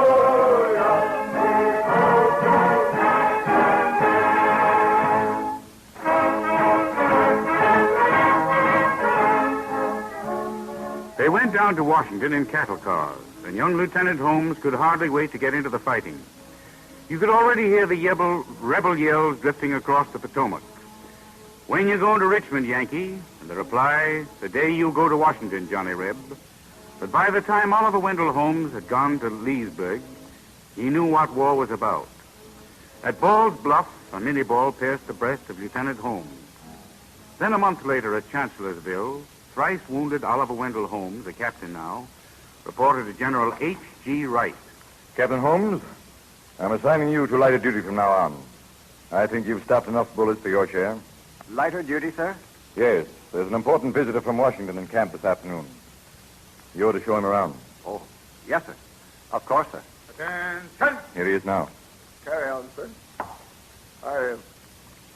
Oh, gentlemen, at ease, if you please. This is Captain Holmes, Mr. President, assigned to show you around the camp. Pleased to meet you, Captain Holmes. Yes, sir. I mean, thank you, sir. Shall we start the rounds, Captain? Yes, sir. At once. A few minutes later, young Captain Oliver Wendell Holmes was talking more easily with a tall, amiable visitor from Washington. For the angular, stovepipe-hatted man he was assigned to show about the camp was Abraham Lincoln. How long have you been in the service, Captain Holmes? About 3 years actual fighting, Mr. President. It's a terrible thing, all this bloodshed. I pray God we won't see much more of it. It's strange, you know, sir. When it's quiet like this, it's hard to believe that it's still going on. Oh, listen. They're bringing up the artillery over there now. Does that mean fighting tonight? They're closer than I thought. You better duck down, Mr. President. Down, hurry. I'm afraid I didn't quite catch what you said, Captain. Down! Down on your belly, you fool!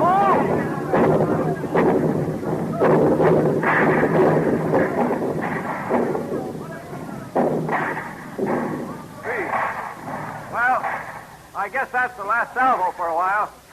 There I am. There I get up now? I imagine it's safe now, Mr. President. I'm sorry about speaking that way. You understand, I didn't mean to be rude. On the contrary, Captain Holmes.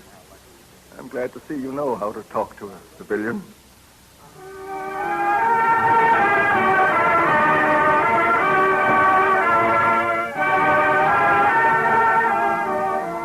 When young Captain Holmes was mustered out of the 20th Massachusetts, his mind, whetted with 3 years of excitement, cast about in search of a field where it might grow to the stature of his ambition. When he took his degree at the Harvard Law School, his incisive mind had already won him recognition in his own right. But his restless mind was looking for something more. And his search took him to England.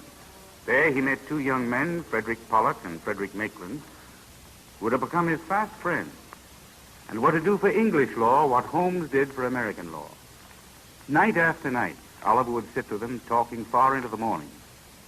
The trouble with the law in America is your creaking constitution, Holmes. Here in England, there's some hope. Yes, Maitland means you've got it all on a piece of paper written sometime in the 18th century. How can you help to progress over there? Well, gentlemen, take the Dred Scott decision. Rather makes it plain that the Constitution is what the judges say it is.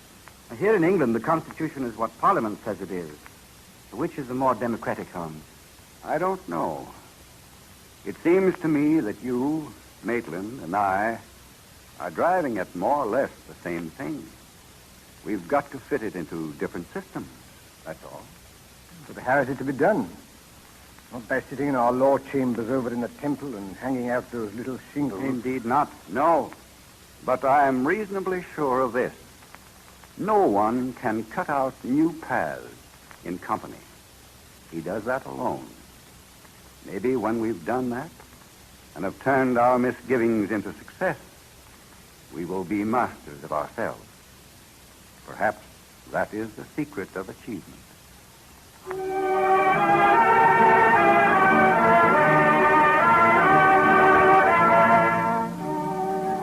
Of the profession he adopted and which became his lifelong career, Oliver Wendell Holmes later wrote, When I started out on the ocean of law, I found myself plunged in a thick fog of details, in a black and frozen night in which there were no flowers, no spring, no easy joy. Voices of authority warned that in the crush of that ice, any craft might sink. And yet, one said to oneself, law is human. It is a part of man, and of one world with all the rest. There must be a drift, if one will go prepared and have patience, which will bring one out to daylight and a worthy end.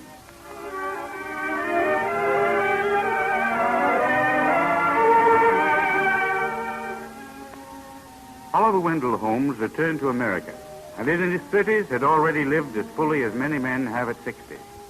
But his legal career was just beginning. A junior member of a Boston law firm teaching in the Harvard Law School, he spent his evenings poring over histories and commentaries of the law, getting the fullness of knowledge that must be his. And it was patient Fanny Dixwell, his boyhood sweetheart, who helped make tolerable the solitude he'd chosen to endure. Sometimes he'd take his books around to the little house in Cambridge, where Fanny Dixwell lived with her father, and they'd sit there quietly, side by side, he reading, she sewing. Fanny, Yes, Oliver? something just occurred to me. Yes, Oliver. Russian came into the office today. Oh? He said that in the middle class of Russia, there were specialists. In the upper class, there were civilized men. He thought America was terrible. Didn't like it here at all. But why? Because he's only a civilized man. Oliver, I didn't follow that at all. But don't you see, a civilized man who's nothing else wouldn't like it here. But if a man is a specialist, like, say, a lawyer, well, he has to be civilized, too. Does he? I mean, he has to have at least a knowledge of the essentials of all the other arts and sciences. That gives him tolerance. Trouble with a fellow like this Russian, he's not in it. Looks down on it all, like most judges. You know, Oliver, I think that would make a good lecture for your class at law school. You really think so? Yes, I think it's an exciting idea. Then I'll use it. Now, I don't see how I'm ever going to get all this done this week. This lecture, Stevens' case, and I promised to finish that paper on common law for the review. Oh, and I just happened to think of something really terrible. What is it, Oliver? Well, I've been so busy, I clean forgot to ask you to marry me. I know, Oliver. But perhaps it's not too late. You mean you will marry me? Of course I will, Oliver.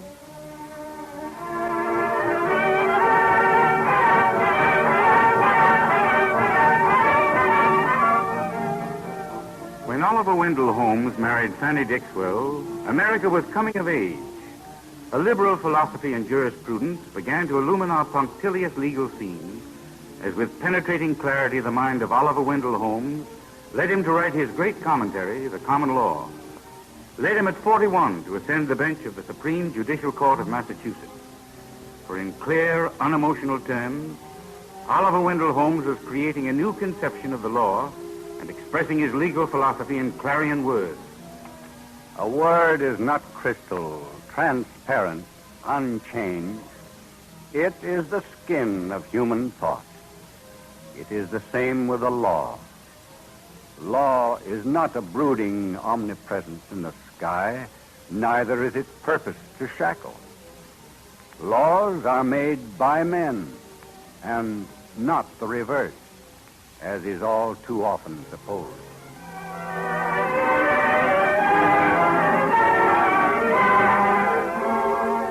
As the legal stature of Oliver Wendell Holmes attracted nationwide attention, one day after the turn of the century, to the chamber of the United States Senate went a presidential note. I nominate for Associate Justice of the United States Supreme Court Oliver Wendell Holmes of Massachusetts. Signed, Theodore Roosevelt.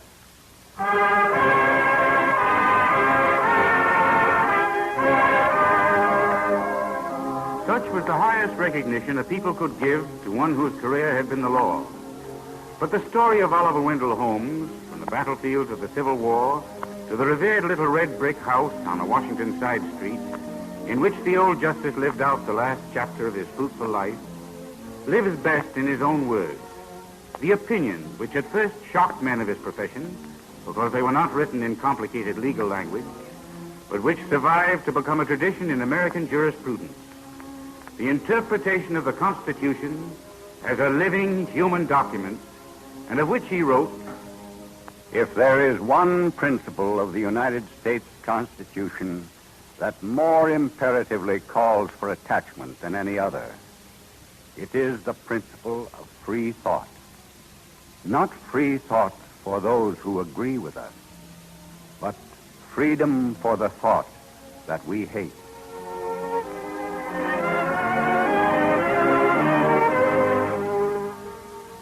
One afternoon in January 1932, at the end of the day's business, 90-year-old Mr. Justice Holmes gathers up his briefs and follows the Chief Justice from the gray walls and marble pillars of the chamber of the United States Supreme Court. In his office a few minutes later, he nods to his clerks and his personal attendant, Arthur Thomas. Let me help you with the robe, Mr. Holmes. Thank you, Arthur. And one thing more. Yes, sir. I shall want to take home those books between the ends there. The Plato and the 2 Latin volumes. Yes, sir. Oh, Mr. Holmes, I just stopped to say good night. Oh, good night, sir. Good night, Mr. Holmes. Good night, gentlemen. Good night. Will you be wanting anything else, Mr. Holmes? No, Arthur. I'll be going along now. And goodbye, boy. I won't be down tomorrow.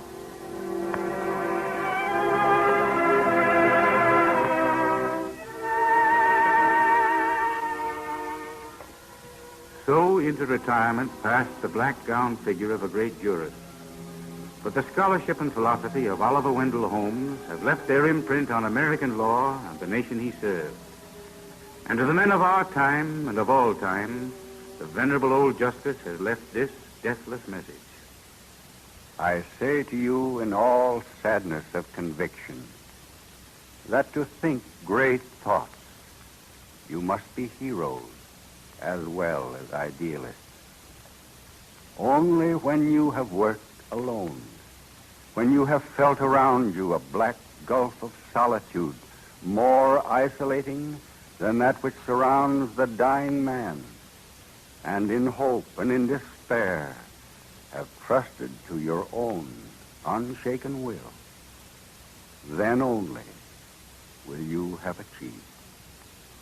Thus only can you gain the secret, isolated joy of the thinker who knows that 100 years after he is dead and forgotten, men who never heard of him will be moving to the measure of his thought.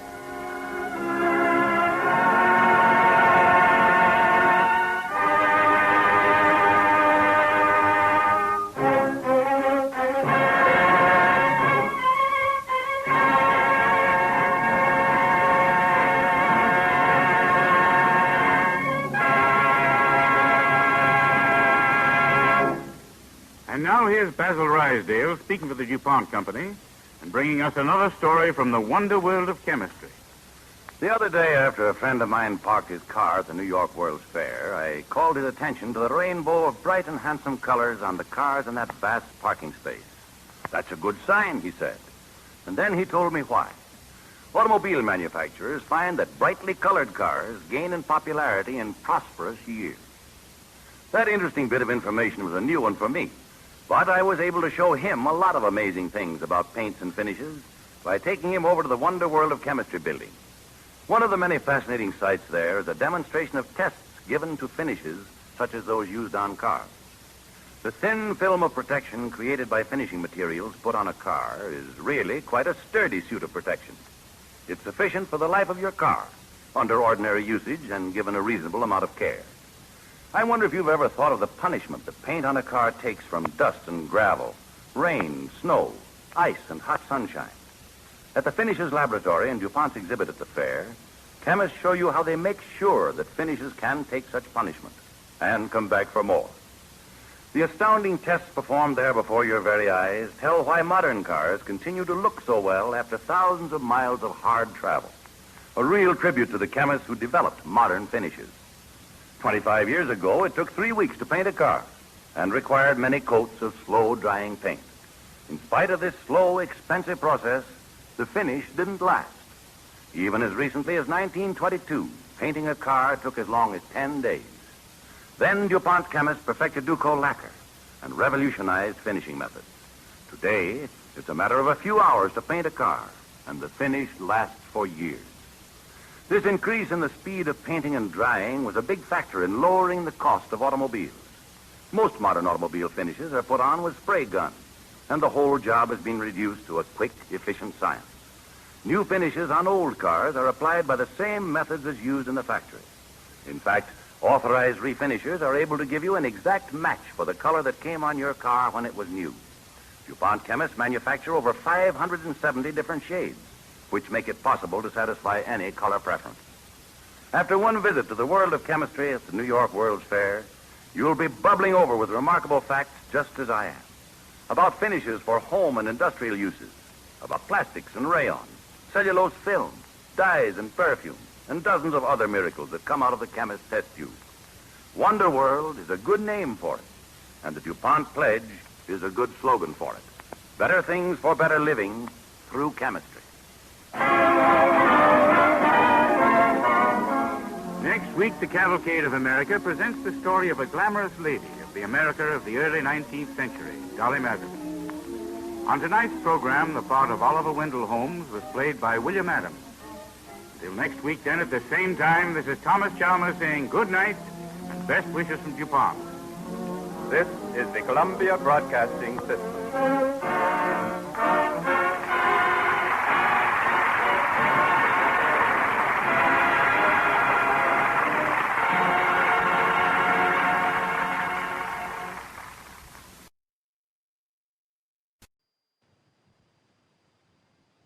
The Cavalcade of America, presented by DuPont.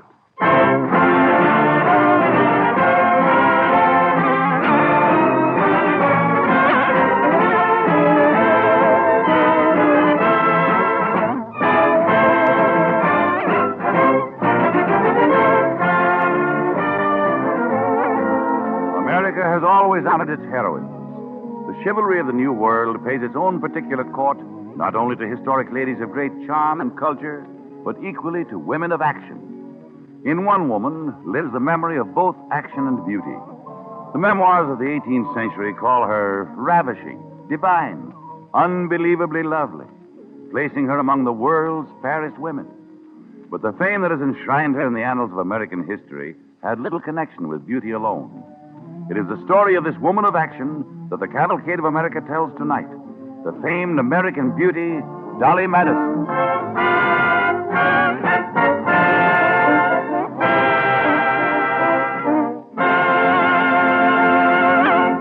For our overture, Don Voorhees and the DuPont Cavalcade Orchestra play the currently popular A New Moon, an Old Serenade.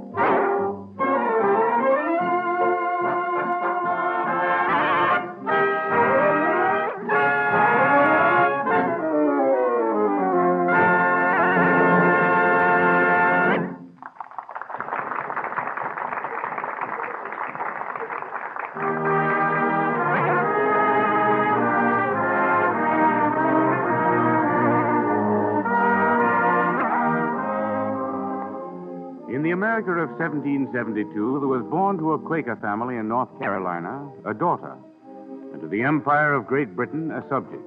Her name was Dorothy Payne. When Dorothy Payne was 1 year old, Daniel Boone left for the wilderness of the West. And 83 days later, Massachusetts celebrated its famous Boston Tea Party. In 1776, 4-year-old Dorothy Payne was no longer a British subject. At 17, she was reading the first issue of The Federalist, written by Alexander Hamilton, John Jay, and a scholarly young statesman, James Madison. At 19, Dorothy Payne married John Todd, a Philadelphia lawyer, only to be widowed at 25 and left with a small son. In the national capital at Philadelphia, the beautiful young woman had many friends, and often called on Martha Washington, the wife of the President of the United States.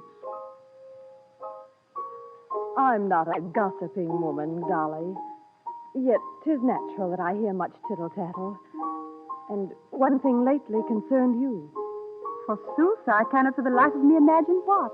Oh, Dolly, I suspect you are a tease. Am I forced to relate gossip straight out? Shall I help thee, Lady Washington? Rumor says a certain gentleman well esteemed in the Congress does call on me most often. Mayhap Philadelphia wishes to know if I'm sentimentally inclined? The answer is not at all. Not at all, Dolly? I've no thought of marrying again. You're still young, Dolly. I had my son, Payne. Payne needs a home and a man to guard his interests. What do you think of James Madison, Dolly? You formed some opinion. I like not to say. You are a tease, Dolly Todd. Naturally, at 25, you would find 17 years a great age difference. Age has nothing to do with it, ma'am. I'm not a young woman. But, Dolly... I'm a Quaker. Oh, I could change. I might even become frivolous. How strange always to live in the public eye. Enemies, critics, opponents. Never to have a natural moment. Hast thee not longed for peace, Lady Washington? Have I ever longed for aught else, Dolly? And General Washington would come near to deserting the United States 1,000 times to go back to Virginia and be a farmer. But marriage is like that, Dolly. Only one person at a time wants to desert, and there's always one to remember duty. Duty. I do not think I like that word. I'm like someone on the bank of a stream who feels peaceful and longs only for peace. I think I understand. Oh. Good day, ladies. Good day, George. General Washington. Mr. Stodd, they told me you were here. We've been discussing someone, George. Be like with two ladies' heads together, some bachelor, I warrant. Who? Oh, please. Everybody knows who. He's been calling on Dolly for months. James Madison. Lady Washington, please. Madison? But, well, sir, it's less than nothing, really. Then don't blush, Dolly. Well, Mrs. Todd, James Madison is a fine statesman, and he's modest, extremely brilliant, wise, kind. I'm glad to hear this, sir. It's just what I thought myself.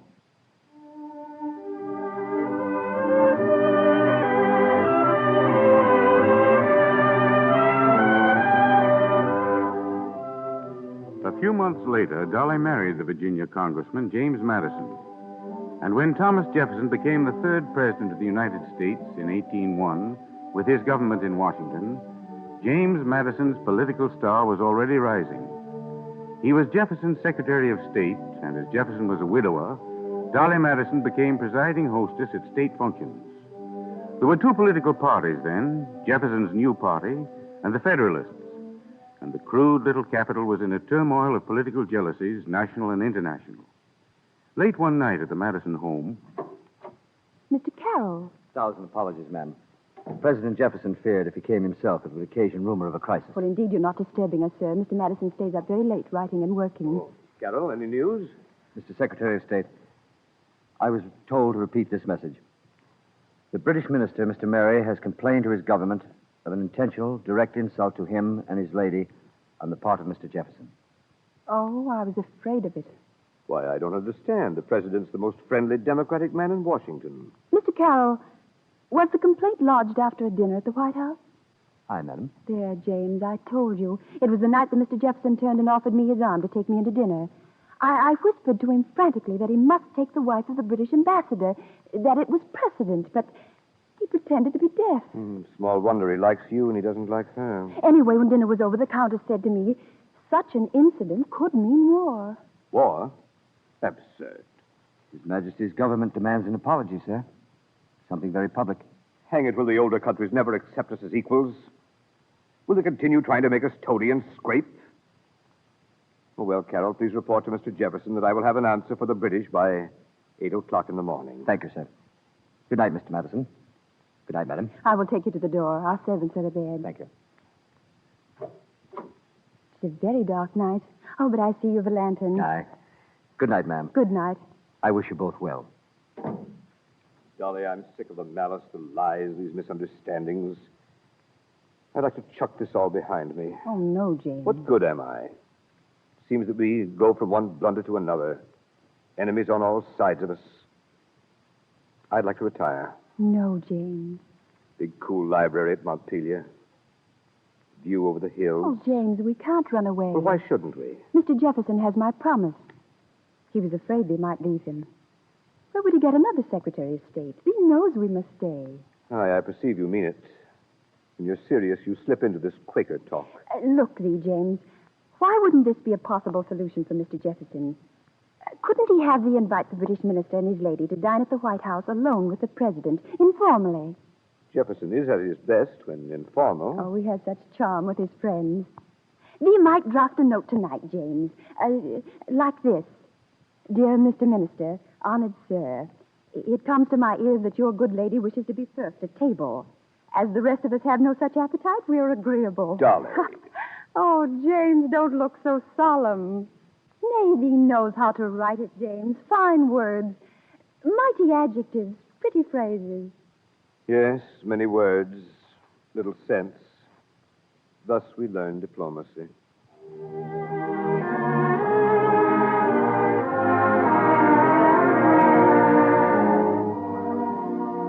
Dolly's efforts smoothed over the blunder, but it was never undone. His Majesty's minister always refused after that to dine with Jefferson. And through Jefferson's great years, when the nation was strengthened by the purchase of the Louisiana Territory and by the success of the Lewis and Clark expedition, it was potentially weakened by continued misunderstandings with both England and France. In 1809, James Madison was elected president, and by this time, Dolly had learned the ins and outs of political life. She discovered a gift for fashionable and picturesque clothes, and her reputation as a great hostess was invaluable.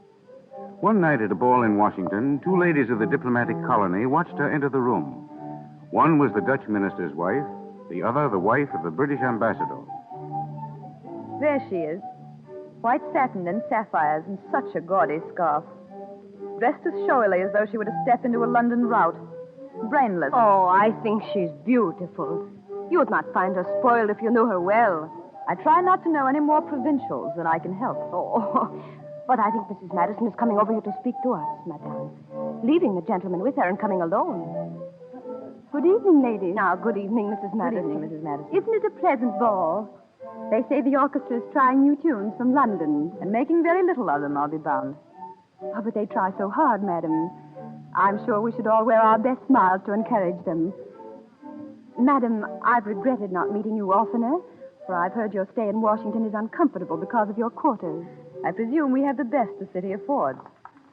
My husband always said it's worse than the most primitive parts of Spain. We were stationed last in Madrid. I should love to hear stories of Madrid. I've never been abroad.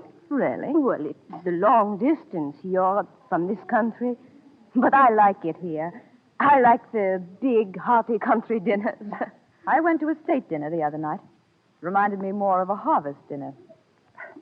Well, 'tis that so many of us are from Virginia, ma'am, and used to the plantation style of entertaining. Madam, I would we might be friendly at this ball.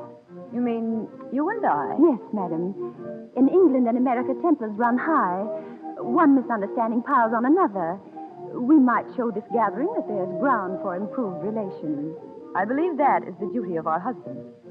The president ardently longs for peace. Listen, madam. The orchestra is playing a new figure in the Lancers. Will you not lead it for us? Oh, yes, please. There are 3 young men at the door, the best dancers in Washington, madam. Oh, I beg you. Let them join you in the figure, and we'll all watch. But really, I am familiar with this new step. It was most popular in London, and I found it great. I shall lead you to the floor myself, madam, and you can show us how to do the new dance. Come.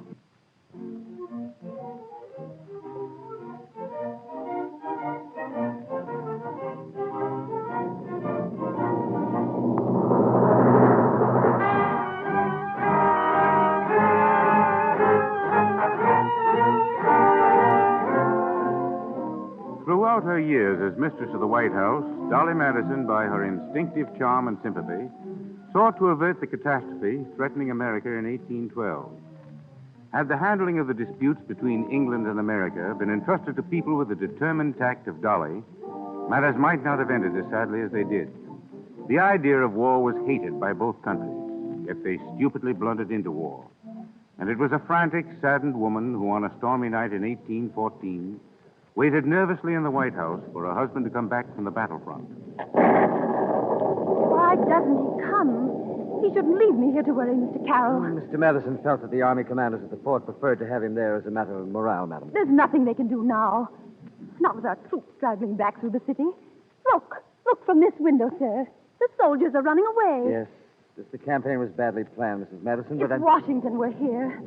Oh, no, how fortunate he is dead. Madam. How would he feel to see a nation so disunited it couldn't drive the enemy from its gate? We've beaten them at sea. That leaves us some hope. Give me the spyglass, Mr. Carroll. I'm going to look out the window again. Oh, pray don't do that, madam. Rockets are bursting everywhere. There's a messenger coming, ma'am. Oh. He's riding up the drive this minute. It's from the president. Fetch him, Suki. Yes, sir. Perhaps Mr. Madison is on the way. Yes.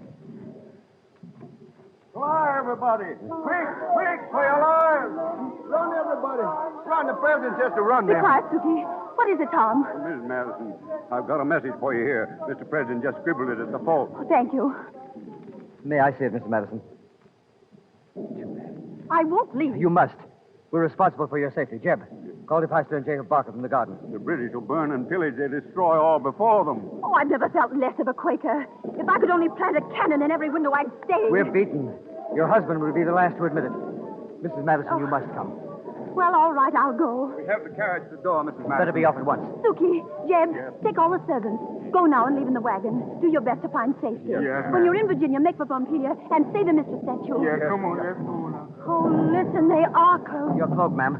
Do you have a scarf? Mr. DePeister. Yes. Can you reach the picture of Washington over the mantelpiece? With a chair, ma'am. Mrs. Madison, this is no time. It's Stuart's likeness of Washington. I'll not leave it here to be burned or stolen or lost. I have it, but the frame's heavy. Take off the frame. I don't Is think... it screwed too tightly? Yes. Then get that axe, Mr. Barker. Smash it. That will do it. Take only the canvas. Don't roll it. Get it safe to Virginia.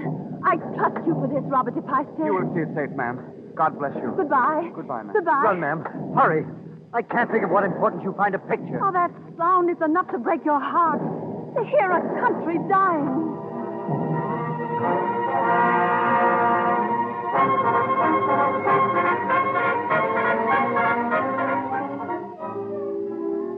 America did not die, but the War of 1812 dealt some bitter blows to the young republic, and the burning of the city of Washington was one of them. Dolly's inclination to stay, as usual, had been wiser than many of her advisers. Had she remained in the White House, the invading British, as in fact they later maintained, would not have burned it. When the shadow of war was finally lifted from the land, Dolly Madison continued to set for future presidents' wives a code of genial, informal, kind-hearted behavior, and she retired to Montpelier with no less grace. Everyone flocked there for advice, consolation, and entertainment. But 19 years later, when James Madison died at the age of 85, the longest lived of our presidents, Dolly felt lost at beautiful Montpelier. In her 60s then, burdened with sorrow and the heavy debts contracted by her son, she took a small house in Washington. What will happen, Mr. Reed, if the sheriff makes this foreclosure? Well, Mrs. Madison, he'll take all the slaves from Montpelier and sell them to settle Payne's debt. There's no other way I could get the money. You've sold everything you own, Mrs. Madison. I've often wondered how you get along. I make shift. I'm economical. I know you think me a very foolish woman, Mr. Reed. No, ma'am. Payne's your only son. I know that. Mr. Reed, I really called you here to ask, when the sheriff seizes my slaves, is there any way to be sure that he sells them in families, not separating husbands and wives and children? No, ma'am. That's just luck of the auction. I see. Poor creatures. Well, I can't let them be sold at auction. I don't know what else you can do. I can sell Montpelier. Oh, you can't do that, ma'am. It's the Madison family plantation, and it's yours. Perhaps. Whoever bought it would let me come and look at the gardens in spring. Mrs. Madison, you won't get a cent out of it. Your son's creditors will get every lick of the money. Let them. The slaves will be sold with the place as a unit. Yes, you'd best announce Montpelier for sale at once.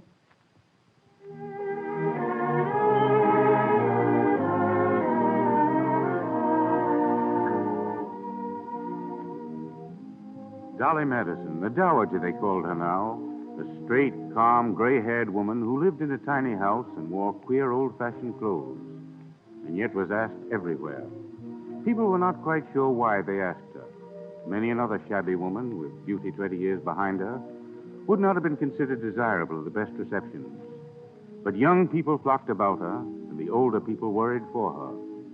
Daniel Webster, who lived next door to her, had instructed his servant to slip food into Dolly's kitchen from time to time, for it became known that when Dolly did not dine out, she might not dine at all. But pride kept her silent, and it was only through the interest of a few friends that at last, one day on the floor of Congress... Gentlemen, there are unique services to be rendered to her country by a woman whose husband is high in public life. In 1,000 unseen ways, she may smooth the path of government. She may mend broken friendships and halt the drawing room feuds that too often become feuds on the floor of this Congress.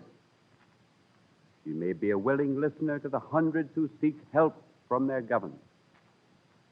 Yet so rarely does a woman do so that the one perfect wife of officialdom has come to be known as Dolly Madison. Gentlemen, let me tell you of a reception I attended last week. An old lady, nearly 80 years old, walked into a room where 100 people stood chattering. They fell silent at her entrance. Because she is still beautiful? No, because she has given her country a lifelong devotion, and the most thoughtless must pay her the tribute of silence. Gentlemen, I tell you, this Congress must pension Dolly Madison. Congress has pensioned far less worthy figures in American history than this venerable woman. And there may come a day, generations of our people...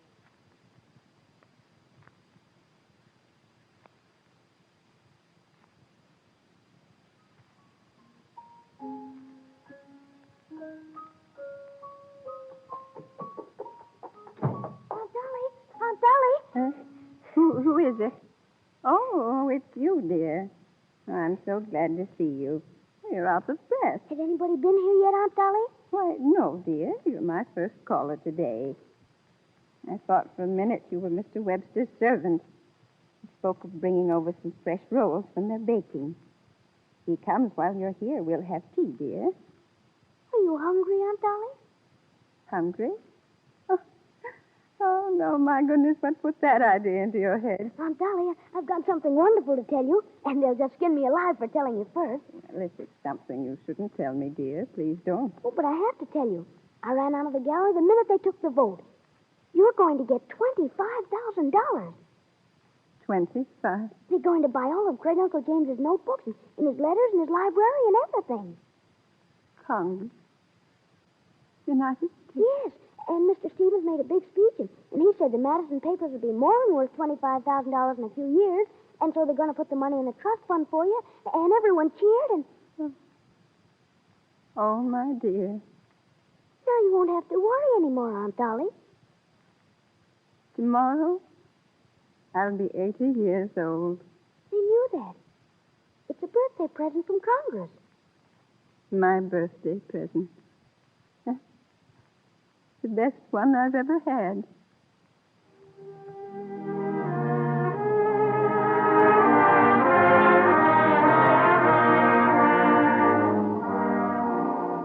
At last, before she died, the people of her own generation and century realized the greatness of Dolly Madison. She had genuinely loved and served her country, served it in the many difficult and invaluable ways that fall to the lot of a woman close to government.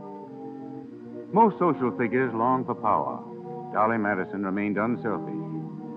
She's been too long remembered for mere beauty, when in the history of America, Dolly Madison was really the kindliest of diplomats, the wisest of friends, and the most unobtrusive of counselors. A woman who well deserves an honored place in the Cavalcade of America.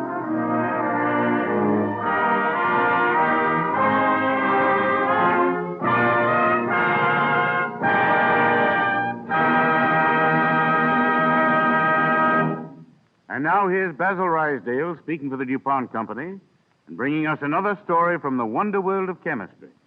Ever since the opening of the San Francisco World's Fair, one of the big topics of conversation among the crowds out there has been the wonder world of chemistry. This is the DuPont exhibit, located in the Holmes and Garden building, where chemists demonstrate chemical marvels and explain how they're produced. The lecturers who take you through this remarkable Wonder World tour show the various steps from raw materials to finished product in a most fascinating way. As to the most interesting demonstration, that probably depends on your own special interest. I suppose the people who garden might vote for the pest control section, where you see what chemists are doing to fight insect enemies.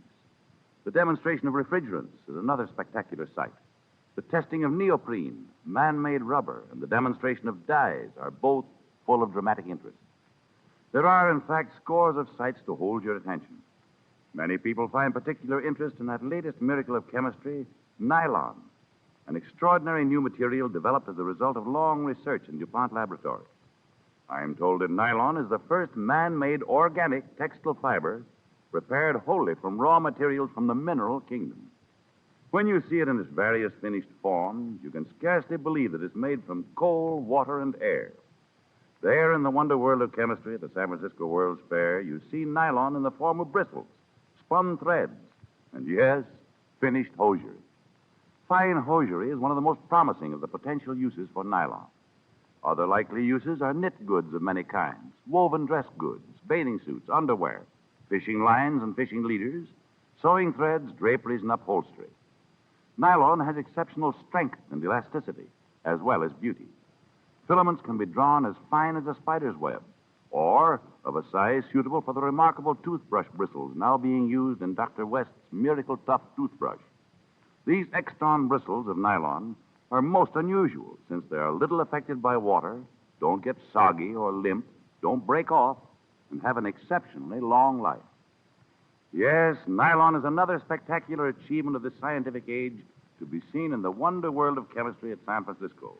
Another illustration of the DuPont pledge that does honor to all chemists, better things for better living through chemistry.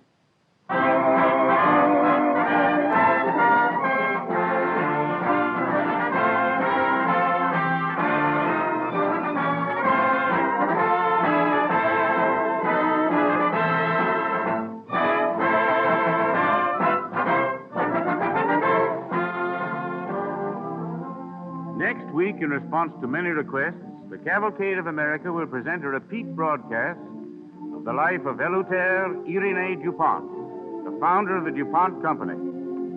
On tonight's program, the part of Dolly Madison was played by Agnes Moorehead.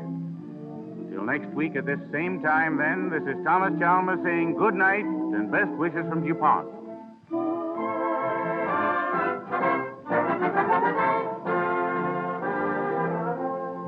This is the Columbia Broadcasting System.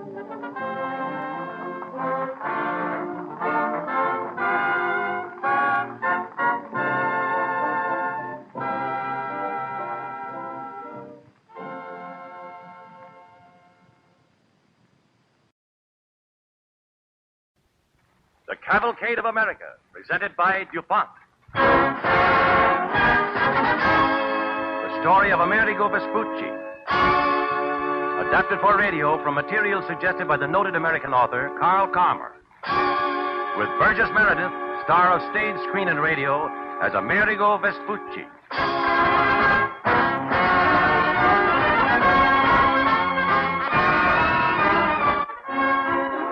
Welcome to a new series of the Cavalcade of America, brought to you by DuPont, makers of better things for better living through chemistry. Our historical advisor is Dr. Frank Monahan, professor of history at Yale University, a writer on American subjects, as well as a noted analyst in the fields of historical research. Dr. Monahan is now ready to tell you about tonight's drama. Dr. Monahan. We begin this new Cavalcade series by asking a question. Who first discovered America? Was it Columbus? Was it John Cabot? Or was it Amerigo Vespucci? It was certainly named for Amerigo Vespucci, and that fact ought to have something to do with the answer. One of the first lessons of history is this, that few things are either as simple or as certain as they sometimes seem to be. Historians have spent years in the study of our problem. They have debated it fiercely. Even now, some are doubtful. Of course, if we could go back to the closing years of the 15th century, we could see and hear for ourselves and thus happily settle the matter. Well, perhaps we can. Perhaps we can go backward in time by going forward in space. You know that the sound waves set in motion by each and every noise travel on forever. If we could travel faster than the speed of sound, we might, somewhere in the remote fringes of time and space, catch up with the very voices of Vespucci and his friends. Since the voice of Vespucci ought to be a good authority on our problem, let us set off on this strange journey into the past. Here at last we have something. The day, the 9th of March, the year 1451. The choir of the majestic cathedral in the medieval city of Florence.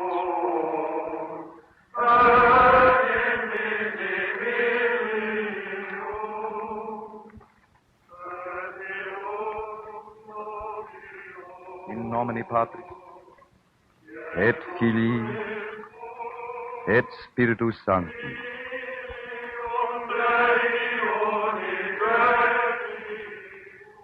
Amerigo, I baptize thee in the name of the Father, and of the Son, and of the Holy Ghost. Amerigo, meaning the work ruler, the designator of tasks.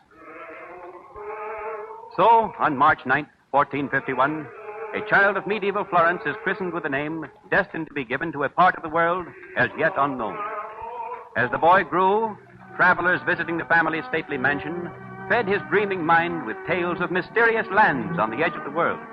Tales Amerigo retold to his playmate Piero Soderini when the courtyard would be deserted on bright summer afternoons. I swear by the Virgin it's true, Piero. The ship was doomed. The sailors saw strange wonders. And one day, the sea bubbled and hissed, and steam shot up into the air. And then, the waves raised up like mountains and burst into whirlwinds of fire. I don't believe it. It's true, I tell you. They were sailing for the land of the Grand Khan, but they didn't reach it. Only Marco Polo has been there. Piero, listen. I'm going to the land of the Grand Khan someday. You, Amerigo? I'll sail past all those monsters and whirlwinds of fire. Then I'll come home with bags of gold and pearls as big as pomegranates. And I'll tell you all about the faraway world beyond the sea. Oh, you'll be afraid. Afraid? Marco Polo wasn't afraid. Why, I'll draw my sword at those big monsters and I'll shout, "Make way, you cursed demons of fire and water! Make way for Amerigo Vespucci!" Amerigo! But your mother, she heard you. What are you boys doing out here during siesta? You should be upstairs sleeping with the others. Amerigo was telling me about a ship that was lost in a sea of fire. And Madonna Elisabetta, there were big monsters. You have too much imagination, my son. It's sinful to make up lies. It's true, every word, Madonna. Friar Giorgino and I talk much about men who sail away on great voyages. You go to your uncle's school to study diplomacy, not to daydream about faraway places. Now, there's the tower bell. You see, you've had no siesta today. Good day, Elisabetta. Good afternoon, cousin. Good afternoon, boy. Good afternoon, Uncle. Well, I see you've risen early from your siesta. Cousin Giorgino, why do you enchant my son with dreams about voyaging and sailing? I've just learned he's been... We do but discuss the topics of the day, cousin. In developing your son's mind, we sometimes examine the theory of a great philosopher who holds the unusual opinion that the earth is round. As a churchman, you should have him burned at the stake. Who is this heretic? Paul Toscanelli, right here in Florence. That's right, Madonna. The wizard Paul. Be silent, Amerigo. I blame this on you, cousin Giorgino. First thing, my third son will wish to leave me and go on one of these voyages to the end of the earth. And I will not have that. I'm not willing to grow old with nothing to love. You. Come with me, Piero. Yes, Madonna Elisabetta. I'm afraid, Amerigo, we have upset Madonna Elizabeth. Uncle, take me to see the wizard Paul, will you? Someday you shall see him, my son. But not until you've studied these things very hard. And I mean study, Amerigo. Not daydream.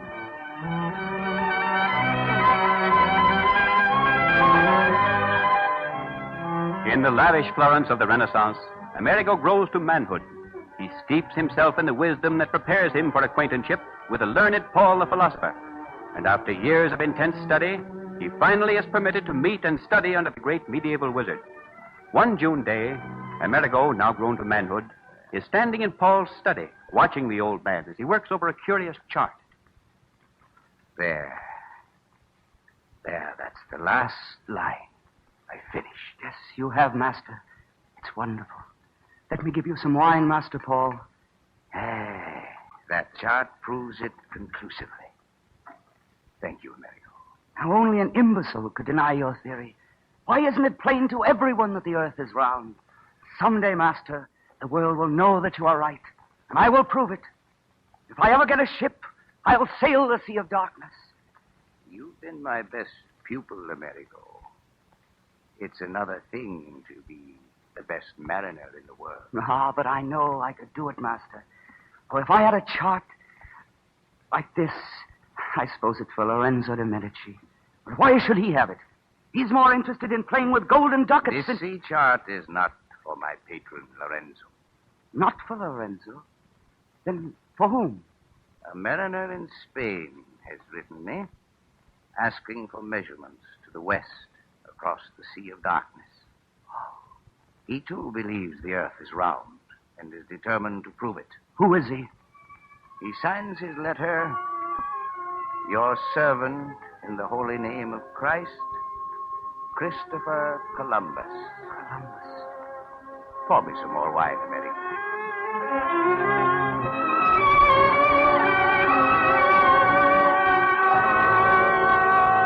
Thus, Christopher Columbus and Amerigo Vespucci, Italian born in the same year, are drawn by the hand of destiny into the same beliefs and convictions. But as the years pass, Columbus draws closer to the realization of his plans, while luxury and the indulgence of a fond, doting mother dull the initiative of Amerigo Vespucci. Then, when he is 38, the misfortune occurs which hurries his steps up the marble stairs of the Medici Palace and into the throne room of the sardonic patron of medieval Florence, Lorenzo de Medici. The lofty, gilded chamber with its brilliant tapestries is thronged as Lorenzo is entertaining his guests. At the poor time you choose for your appointment, Mr. Amerigo, can't we postpone it until tomorrow? Well, if you could grant me but a moment, my lord. Why? Why should I grant anybody anything? I've brought these musicians from Padua, and I detest distraction. I cannot believe my ears. Is Lorenzo graceless? I have heard of his charm, and now... Do you find me without grace, Countess? Oh, come, Lorenzo. Let's hear this Amerigo. And then Then I shall answer for your charm. Oh. Very well. Proceed, Mr. Amerigo. I am grateful to you, Carson. My lord, my father has lost almost all his fortune. He is very old now, and I have come here desiring to prove my value to you. No, if it's a position in my banking house, Mr. Amerigo, so be it. Now, is that all? No, not in a banking house here in Florence, my lord. I have heard that you are planning another venture in Spain. Send you to Spain? Yes. I thought you desired to prove your value to me.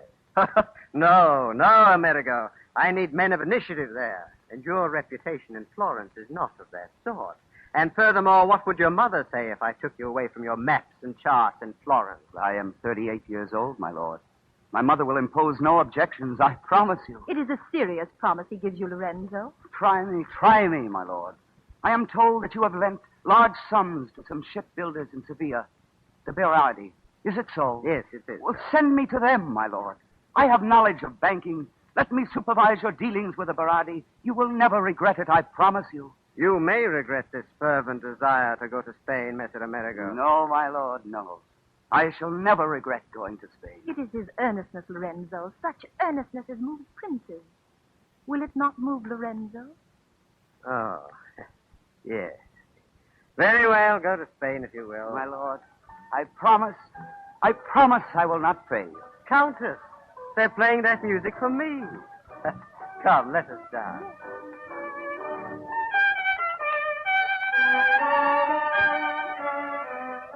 In Spain, as Amerigo Vespucci sits dreaming at his desk, he hears disturbing rumors of Christopher Columbus, how the great mariner has been commissioned by the Spanish sovereigns to embark westward across the Sea of Darkness on a new route to the land of the Grand Khan. Amerigo dispatches a messenger to Palos to bring him further news. Minutes become hours, hours days.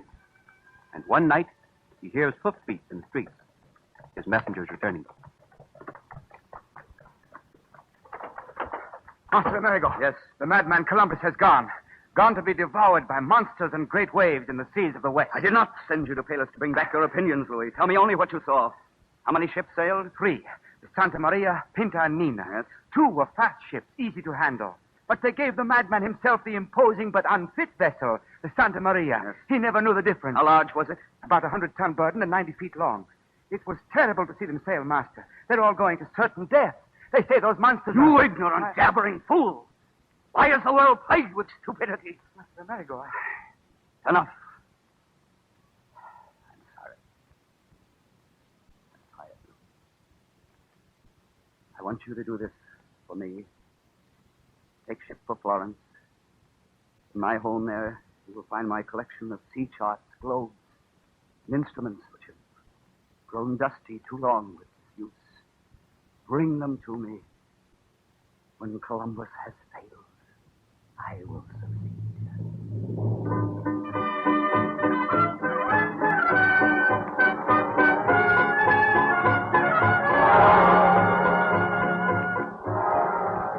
Through the sunlit plazas of old Madrid sweeps a glittering pageant. The streets re-echo with the tumult and enthusiasm of a proud and frenzied populace. High over the city, bells are pealing in the soaring towers of Madrid's ancient cathedral. Passing before the glory and majesty of the Empire of Spain is a glamorous pageant of bronze sailors on foot. Lumbering wagons loaded with strange plants, the stuffed animals no man there had ever seen before. Screaming parrots, copper-colored savages in loincloths with spears and arrows. It is the beginning of the Cavalcade of America, the triumphant return to Spain of Christopher Columbus.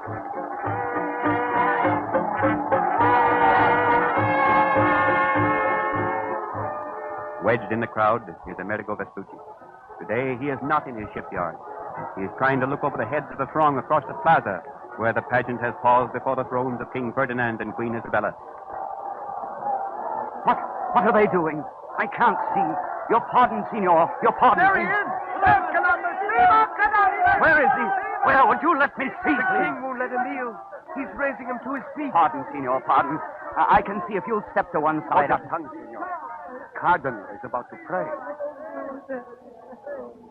Children of Almighty God, let us give thanks that by means of God's grace, Christopher Columbus, has been permitted to go and return from that promised land foretold in the Scriptures, where all is beauty and happiness. Amen.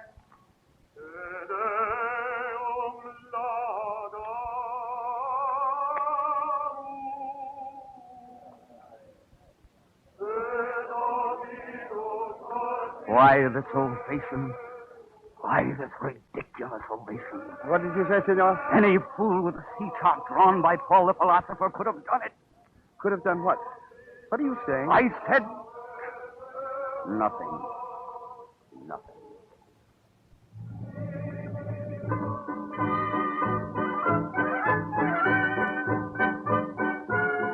Back to his shipyards and counting house in Seville goes Amerigo Vespucci to console himself with the affairs of his firm, which suddenly receives an order to equip Christopher Columbus with a fleet of ships for his second voyage. A month passes, and then one day the streets of Seville are lined with eager citizens assembled to see Christopher Columbus. For in velvet and sword, the Grand Admiral of Spain has come to the home of Amerigo Vespucci.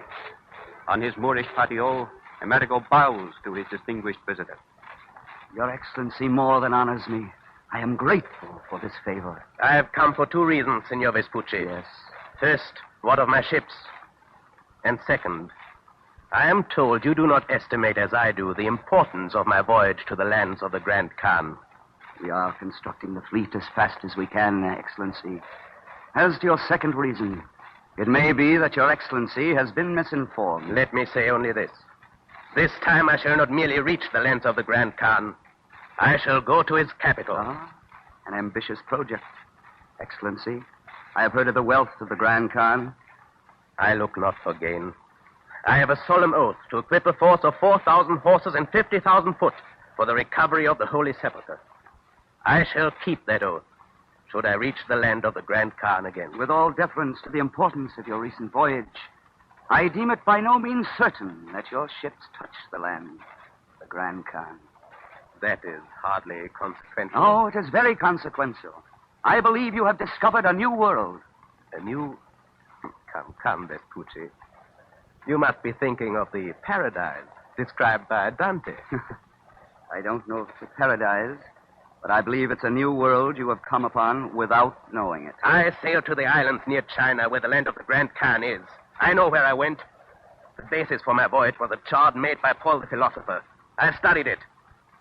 Vespucci, you'd better remember, you build ships. I sailed them. And I not only studied Paul's charts, I worked under his direction in Florence. I know the chart you refer to. It was drawn with a knowledge of Marco Polo's accounts, and he exaggerated the size of the lands of the Grand Khan so that they seem closer to Europe than they actually are. I think you discovered a new world that lies between us and those lands. I have heard you are a scholar, Signor Vespucci. You have time for dreaming, too, I dare say. Again, Your Excellency has made a mistake. May I remind you, my friend, it is one thing to sail the sea of darkness, and another to chart an imaginary voyage on this desk. Signor Vespucci, I bid you good morning. Good morning, noble Latin. Imaginary voyage on this desk.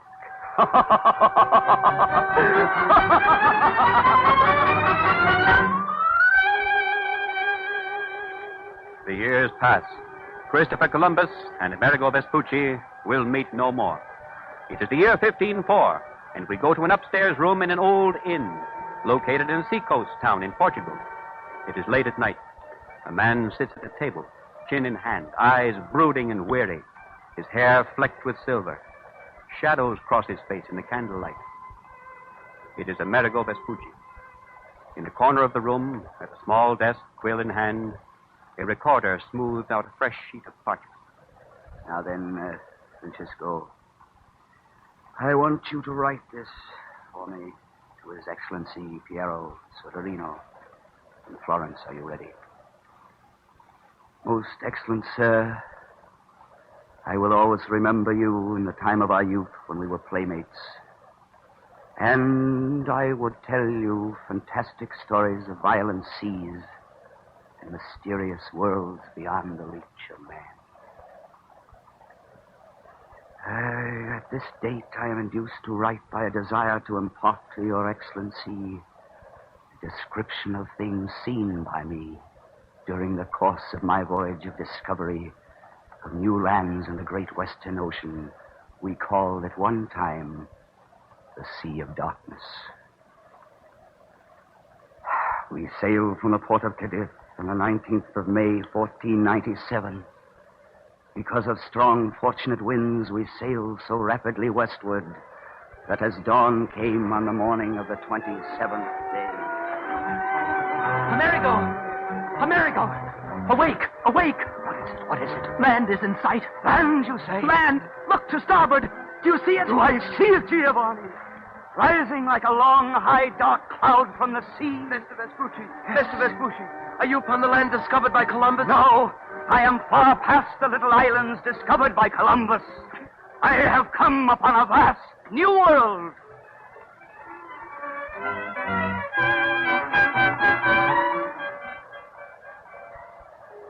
And now, Francisco, write this.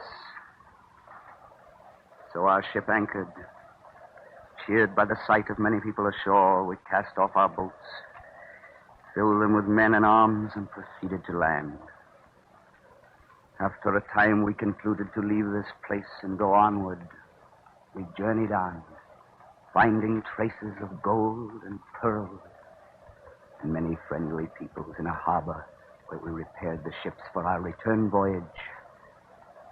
After 13 months, we set sail for Spain with 223 prisoners and arrived at the port of Cadiz on October the 15th, 1498, where we were well received. There, I think that's all, Francisco. And sign it, if you please.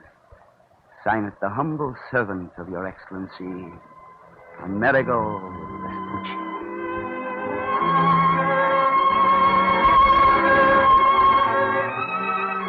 The letter is finished.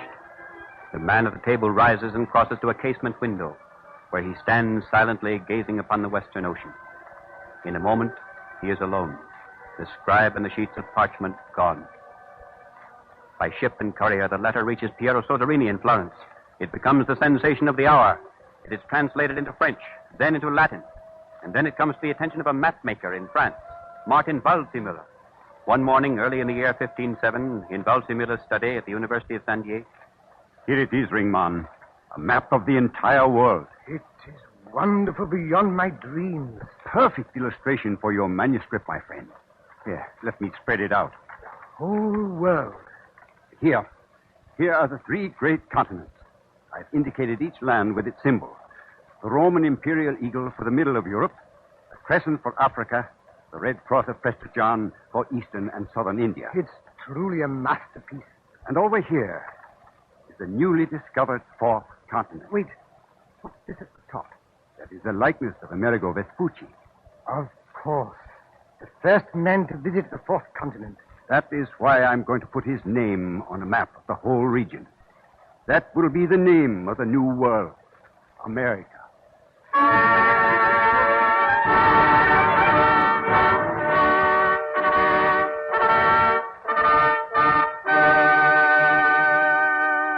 The voices of the past are once more fading into the past.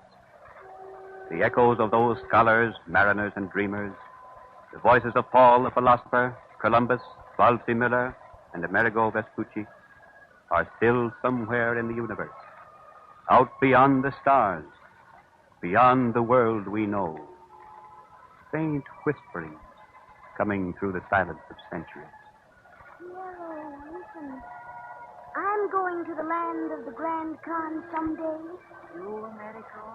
Those monsters and whirlwinds of fire. Bags of gold. Pearls as big as pomegranates. Worlds beyond the seas.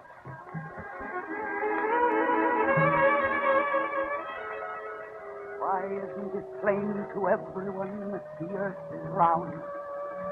If I ever get a ship, I'll sail the Sea of Darkness. Any fool with a sea chart drawn by Paul the philosopher could do it. Could have done what? What are you saying? Vespucci, you'd better remember. You built ships. I sailed them. A dreamer. You, dear friend. You are a scholar, not a sailor. May I remind you, my friend, it is one thing to sail the sea of darkness, and another to chart an imaginary voyage on this death. Imaginary voyage on this death. I am far past the little island discovered by Columbus. I have come upon a vast new world.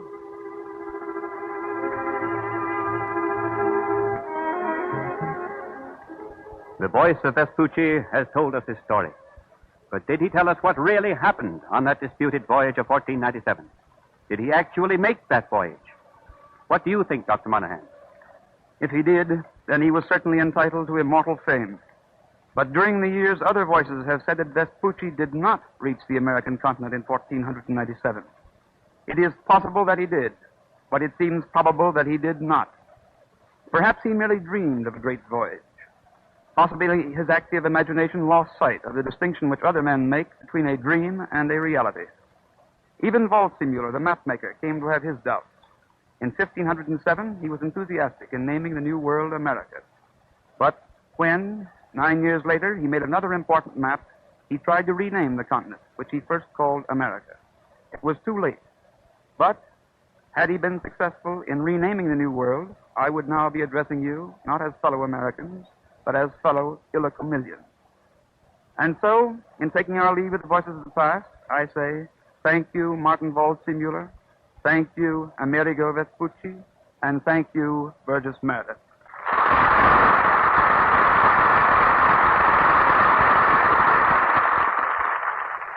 Thank you, Dr. Monahan. Before asking you to give us news of next week's drama, we have a short story from the wonder world of chemistry. Christopher Columbus and other early explorers braved the terrors of the unknown world to find new sources of raw materials. In their search, they created new frontiers for the world of their time. Chemists, too, are explorers, seeking new materials, new products for better living. And when chemists set out to create something for your use and enjoyment, they nearly always discover other things along the road. For example, the discovery of rayon led to the development of cellophane cellulose film. A chemist, experimenting with acetylene gas, opened up a line of thinking that led to the creating of man-made rubber. Research in extracting nitrogen compounds from the air gave rise to the crystal-clear plastic lucite. Later, this same research led to the amazing new material nylon, which, among other things, is going into the making of beautiful sheer stockings for women. You'll hear in weeks to come strange facts about commonplace articles you use every day. And you'll hear about products so new that even their names are unknown to many people. Another thing that will interest you is the way American chemists have met the problem of supplying all the important needs of our nation, making it unnecessary for us to rely on lands across the sea.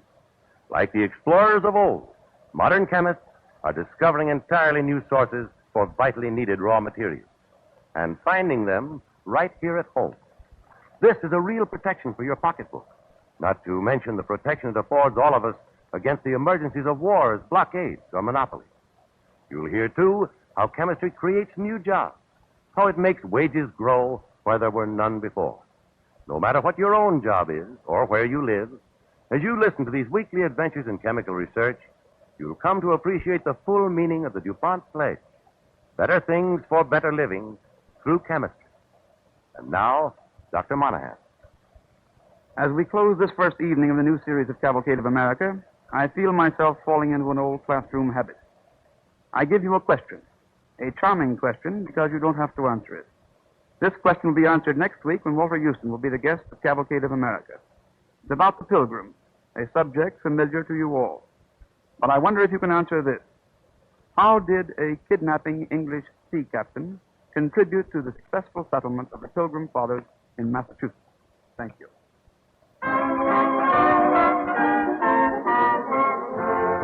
Supporting Burgess Meredith tonight, our cast included the following well-known radio performers: Kingsley Colton as the boy Amerigo, John McIntyre as Paul the Philosopher, Carl Swenson as Lorenzo, and Stefan Schnabel as Columbus. Musical effects and orchestra, as usual, were under the direction of Don Voorhees. Next week, our guest star will be Walter Houston in the story of the strange friend of the Pilgrims. This is Ted Jewett saying good night and best wishes from DuPont.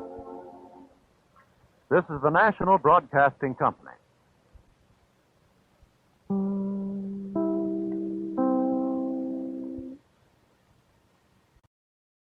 The Cavalcade of America, presented by DuPont. The story of Sam Houston. Adapted for radio from Sam Houston the Raven, the Pulitzer Prize-winning biography by Marquis James. With Walter Houston, star of stage, screen, and radio, as Sam Houston.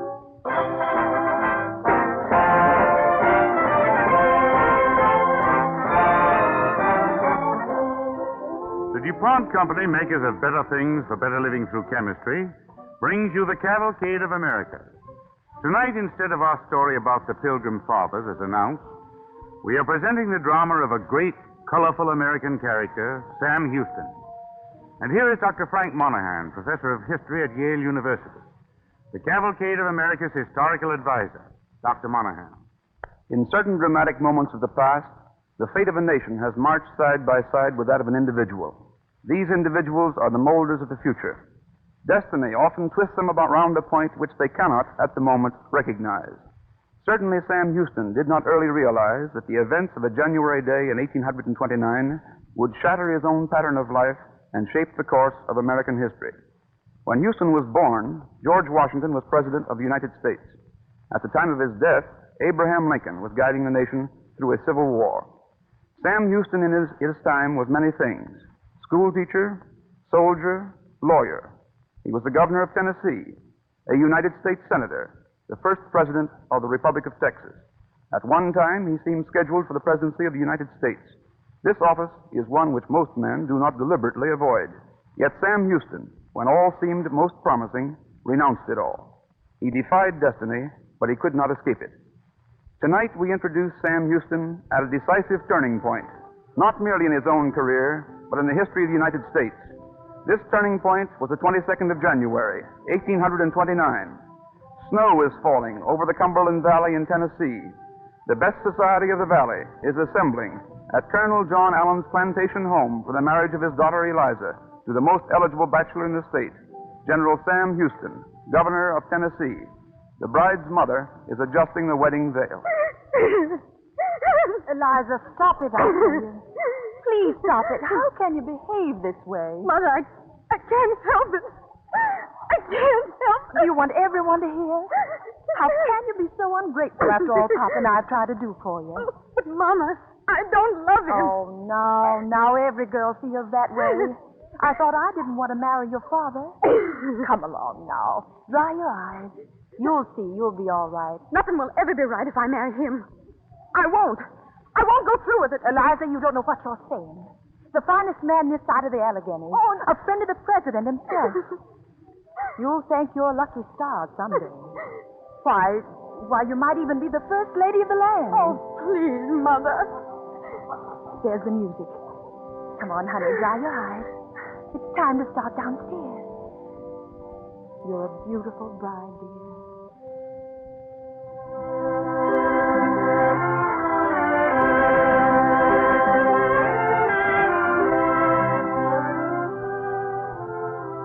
Meanwhile, downstairs in the dining room, the lofty mahogany-paneled walls glisten in the candlelight. Around a long, darkly gleaming table stand Colonel Allen, his tall, handsome son, several gentlemen of the Cumberland Valley, and General Sam Houston. Here's to you, Sam. I drink to your re-election as governor of Tennessee. I second that toast. Just a minute, gentlemen. Let me propose the toast. To Sam Houston, and to the day when my daughter becomes the first lady of the land. Good luck, Sam. You've always had it. May you always keep it. Yes, indeed. Thank you, gentlemen. Thank you. Thank you. It's true, I am a lucky man. I'd like to have you all join me now in a toast to one who has brought me the best luck a man could ever have. Gentlemen, to the very fiber of my life, to the one who, well, you know what I'm trying to say, To the lady who has consented to become my wife, Eliza Allen.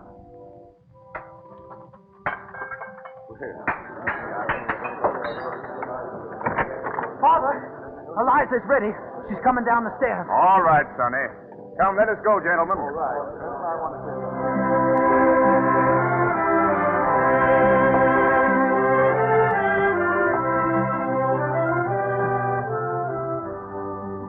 Wilt thou love her, comfort her, honor and keep her in sickness and in health, and forsaking all others, keep thee only unto her, so long as ye both shall live? I will. Eliza Allen, wilt thou have this man to be thy wedded husband?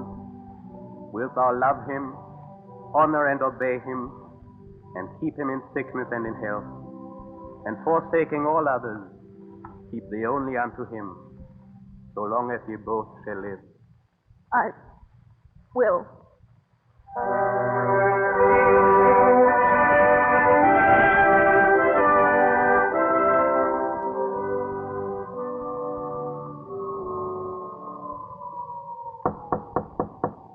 Eliza, Yes? may I come in? Yes. Come in. Oh, Eliza, I missed you. I looked everywhere for you, but it's all right now. Oh, you were so lovely. The center of all eyes. I don't blame you wanting to be alone for a while. Yes, I know. My, listen to that wind. Yes, darling, I hear it. Eliza, Yes? what's the matter? Matter? I love you, Eliza. Oh, Remember the first time I saw you? You were so sweet. A radiant, lovely young girl. The next time you were a woman, still as sweet and radiant. Only you had grown far more lovely. And when I looked into your eyes, I thought of what Indian lovers say to each other. Your soul comes into the very center of my soul. it's cold in here. Can't we... Eliza, are you shy with my arms around you? No. No, I'm not. You shouldn't be, my dear. Of course not. Not with an old friend like you, Sam. Old friend? Why don't you speak plainly? No. No, there's nothing to say. There must be something, isn't there? Say it, dear. I can't. I can't say it. Yes, you can. You must. What is it, Eliza? Tell me. Don't. Don't ask me. I've got to know, Eliza. I have a right to know. Now, what is it? Are you blind? You ought to know it. I don't love you. I never have and I never will because I love someone else. You married me in love with another man? Yes, I did. How many times must I tell you? Yes. I married you because my father wanted me to. Because you're a great man. The governor of Tennessee. Your father made you do this? Please, don't say any more. Please, leave me alone. Good night, Eliza.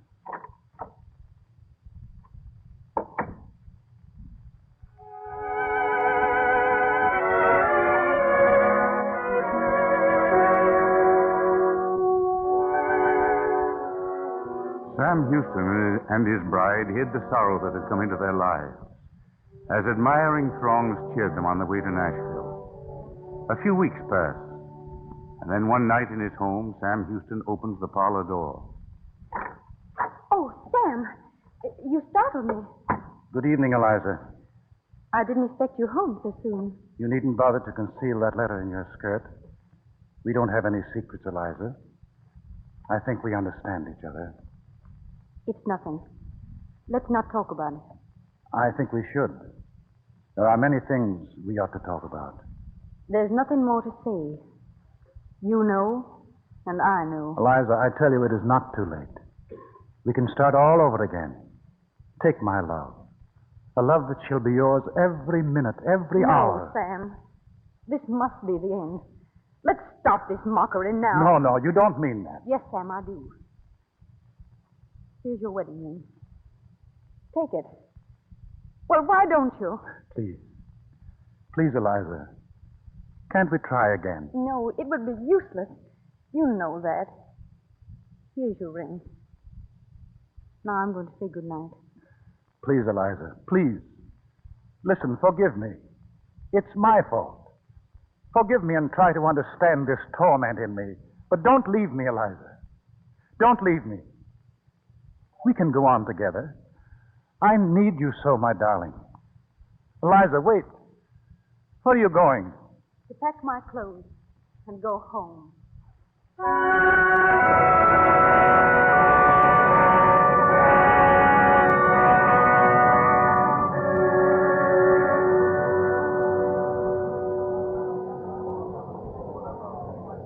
Listen to them out there, Sam. They say you wronged your bride, a Southern woman, an Allen. They're angry because they don't understand. But we've known each other since your ma brought you to Tennessee in a wagon. Are you hearing what I'm saying to you, Sam? I hear you. I can finish this letter and listen. Well, then, you've got to tell the folks why Eliza... What is there to say? It isn't for the public. It's a private affair, and as far as I'm concerned, it will remain so. It won't be that way, Sam. Folks are looking for you to say something. You're the governor. You just can't do things that way. I'm resigning as governor. Sam, no. Yes. You mustn't do it. Yes, here's the letter, Sheriff. Deliver it to the Speaker of the Senate. Sam, you can't do this. I've made up my mind. You'll realize I did the right thing after I've gone. Gone? What do you mean, gone, Sam? I'm going away, Sheriff. Somewhere where there's kindness and peace. And I'm never coming back.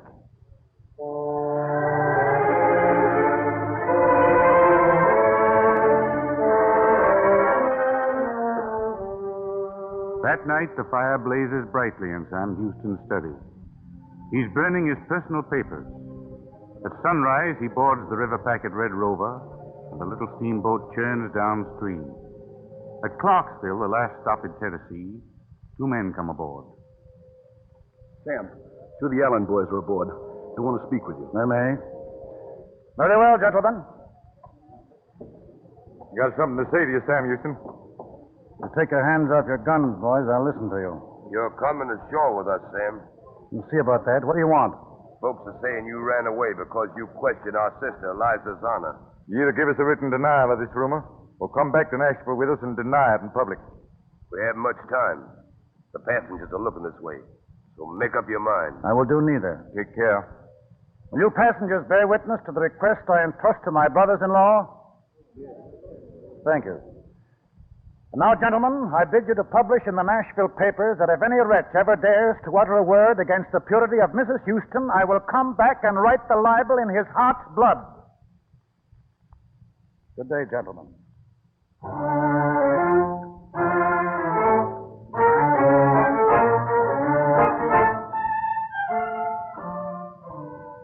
Sam Houston vanished from the white man's civilization to take up his life in the wilderness that is now Oklahoma, in the domain of the Cherokee Indians, a people with whom he lived as a boy. The Cherokee chieftain, Ulatika, who had once adopted Sam as his son and called him the Raven, advances and embraces him. My son, my son. My chieftain, I am thankful for your welcome. 11 winters have passed since we met. I have heard you were a great chief among your people. I have heard a dark cloud had fallen on the white path you were walking. The wind has whispered truly, Ulatika. I'm no longer a chief among our white brothers. We are in great trouble, my son. Trouble? The bellies of 7,000 of our braves are empty. The man, the great white father, did not pay us fully for the lands in Tennessee. And here there is no game. But what of the food the government supplies? We have meat supplied us by an agent. But it is bad meat, my son. My chieftain, you're being cheated. Not by the great white father. For President Andrew Jackson is my friend, and I know. But by men he trusts. I will go to him and put a stop to this injustice. Because now you are my people. I shall leave these forests and go to the great white father in Washington and tell him of these wrongs.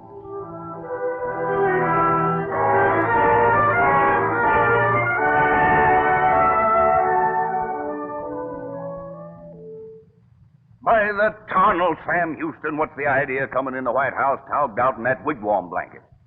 We could tend to your business without you putting on moccasins and that Indian shirt. I don't like it. I'm coming to you as ambassador for the Cherokees, Mr. President. But that's why I'm dressed as one. Well, how have things been going with you?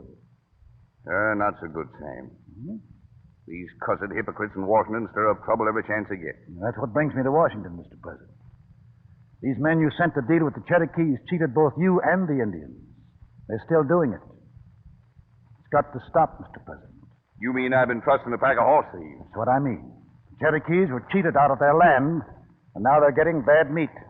Then by the tunnel we'll draw up a new rations contract. What do you suggest, Sam? Well, I could supply rations for about 18 cents a day. Sounds mighty fair to me, Sam.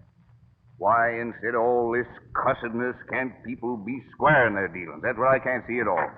Yeah, they said I'd find you out here on the porch, Mr. President, when I was to come out. Yes, so you did, General Green. Sam Houston, meet General Duff Green. How do you do, Houston? General Green publishes the United States Telegraph. Say, I don't like to interrupt, Mr. President, but there's... No, that's all right. Houston and I have been talking about a contract for supplying rations to Cherokee Indians. The guarantee to the Cherokees and payment for their lands in Tennessee, General Green. Yeah, what's the trouble? This government supplies rations to those savages. Yes, rotten meat, General Green. If you had nothing else for your table, I think you'd prefer to starve and grow thinner. Present ration costs the government 21 cents a day, and by the tunnel, it's mighty unsatisfactory.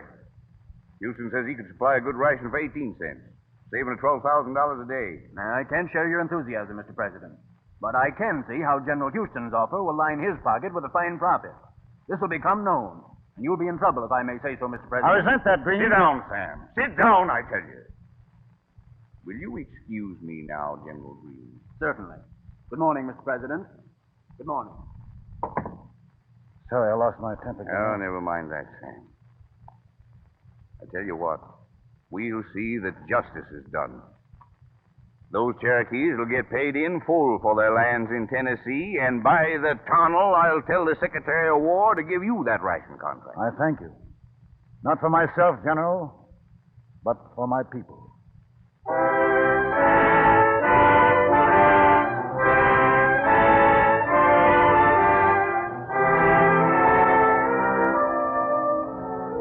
President Jackson failed to reckon with the power of his enemies. General Green's newspaper published sharp, caustic editorials against Sam Houston.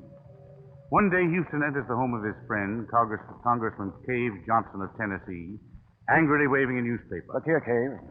General Green has published a speech by William Stanberry, congressman from Ohio.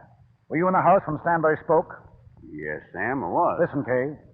Did he say the Secretary of War had been dismissed from the cabinet because he tried fraudulently to give me a contract to feed the Cherokees? Did he use that word, fraudulently? He did, Sam. That's all I want to know. Where's that walking stick I gave you? It's in the hat rack, Sam. Mind if I borrow it for a few days? What on earth you want with it? Well, nothing much. I just want to take a stroll down Pennsylvania Avenue and teach a horse thief some manners.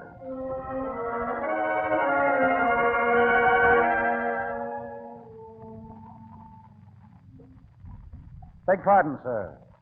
Are you Mr. Stanberry? I am, sir. I've been looking for you. You're a lying rascal. Keep your distance or I'll shoot. Oh, you won't. Trying to pull a pistol on me, eh? Let go of me. Let go of me. You declared me a thief before Congress. You refused to answer my letter and fight like a gentleman. Then you'll be whipped like a dog. No, help! Help! Help! Like a dog.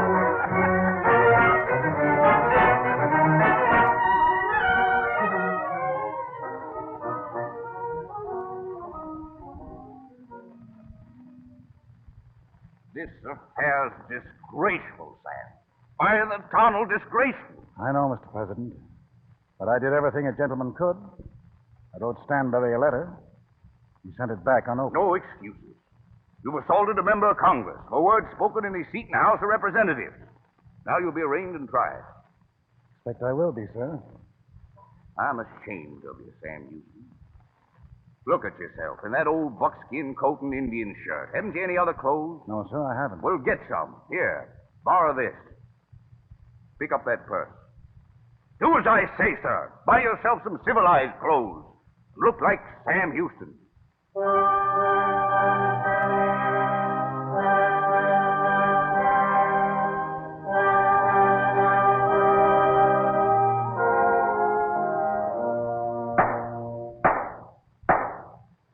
of Representatives has heard Mr. Stanbury's testimony, charging the prisoner Sam Houston with violating the laws of the United States.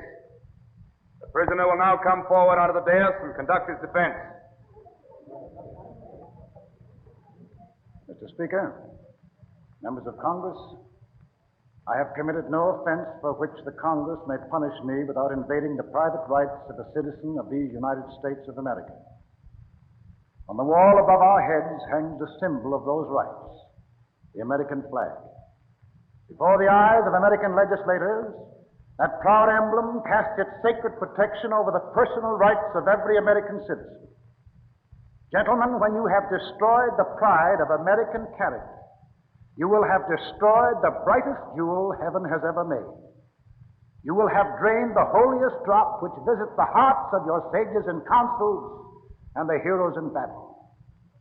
But so long as those glittering stars remain aloft, so long I trust shall my rights, shall the rights of every American citizen remain safe, till discord shall wreck the universe and time itself shall cease.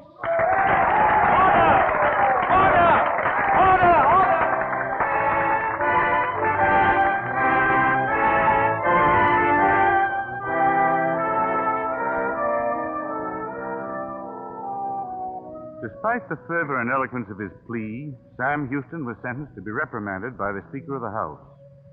A few weeks after his trial, he goes to say farewell to his great friend at the White House and is received by Sarah York Jackson, the President's daughter-in-law. Sit down, General Houston. May I give you some tea? Thank you, Miss Sarah. Is the President at home? Papa will be in presently. He's expecting you. I've brought you a little farewell present, Miss Sarah. Oh, gracious me, another?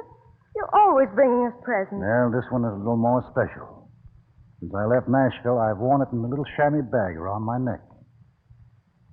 It's for you, Miss Sarah. Oh, a ring. How lovely. Oh, thank you. No, don't thank me. It was always my wish for that ring to belong to someone very dear to me. I'm glad you're here, Sam. I'd like to speak to you. Oh, good afternoon, General. Sarah, will you excuse us? Certainly, Papa. Look, General Houston has given me another present. The most lovely ring. Yes. It is by the tunnel. That's a beauty. You said I mustn't thank you, General Houston. So I'll wear your ring and remember how fond of you we all are. That's fine music from you, Miss Sarah. Now run along, Sarah. Yes, Papa. I wager there's a present for you, too, in General Houston's package. Sam, wasn't that the ring you gave to your wife? Yes, it was. Then you don't want to go giving it away to Sarah. Day may come when Eliza will ask you to give it back to her. I'd hoped for a time Eliza might get over the way she felt about me. Now I know she won't. That's why I gave her ring to Sarah. It shuts the door. Now it's time to shut the door on another failure. Here's my farewell present for you, sir. My ceremonial Indian costume. Now, listen, my boy. I wouldn't get all riled up over that work among the Cherokees if I was you. Maybe the politicians down here did wallop you for it. But I tell you what, Sam. You find out there's more people in this country than those croaking bullfrogs over in Congress. They're different people. They think different. They know what you were fighting for. And they've got their eyes on you now. Well, maybe you're right, sir. Sure I'm right. Show them nothing can lick you. You know, they know that you're a big man, Sam. And they know you can do big things. You've got a destiny in your own country. Destiny. Maybe that's it. Perhaps there's something more to a man's life than his own sorrows. I reckon they just sort of hit him in the heart to prepare him for something he doesn't understand. Maybe it's in the West that I'll find it. The Empire of Texas. Remember, General, I spoke to you once about Texas, and you said I wasn't ready then. But perhaps now my work lies in Texas. Texas. It's a big job, Sam. Texas should be in the Union. should be, and by the eternal it shall. That's what I promise you, General. By the eternal.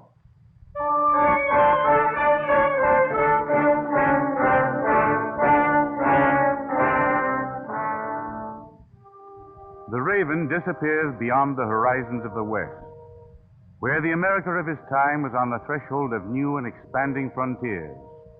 And the America that was to come achieved a new greatness because of the forceful genius of a man who, through suffering and a strange sense of destiny, became the liberator of the vast empire of Texas and a leader in the cavalcade of America.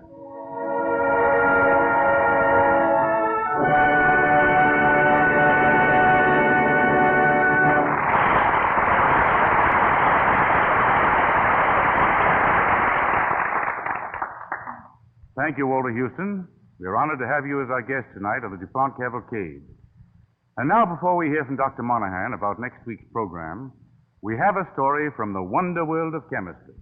If you were traveling in the southern part of the United States these January days, you'd see a familiar picture, perhaps be part of it. For already the southern farmer is doing his planting. In those tiny seeds he's planting, there's the making of success or failure. Seeds can carry diseases that will ruin crops.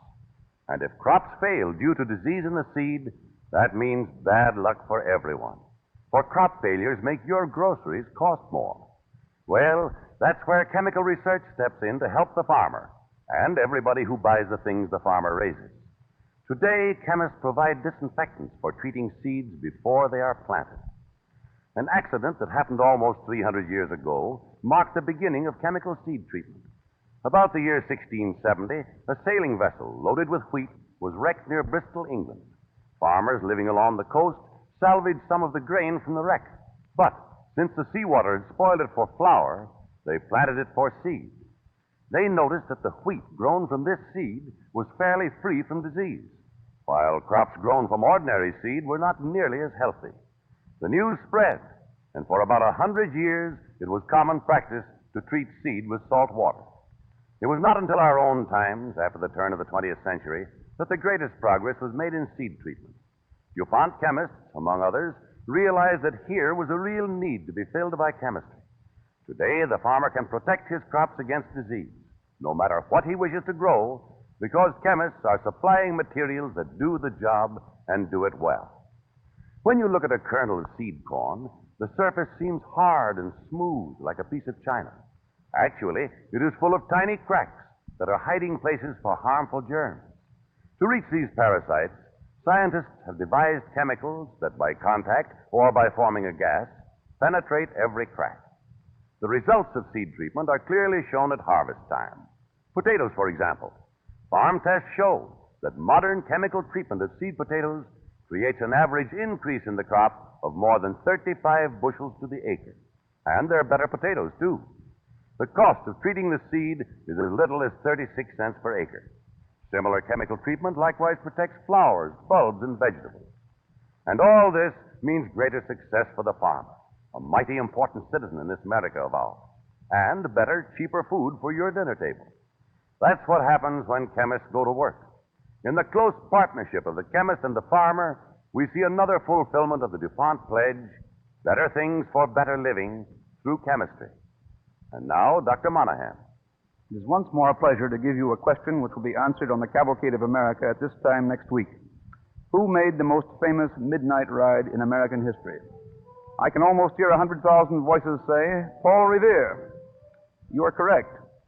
So I'll phrase the question for next week's program this way. What woman in American history made a midnight ride as notable and even more spectacular than that of Paul Revere? Good night.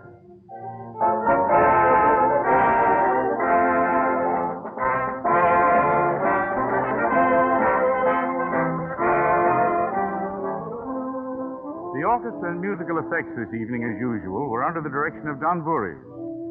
Next week, the DuPont Cavalcade will present an original radio drama based on Carl Kalmar's story of Mehitabel Wing, and starring Jeanette Nolan. This is Thomas Chalmers saying good night and best wishes from the DuPont Company. This is the National Broadcasting Company.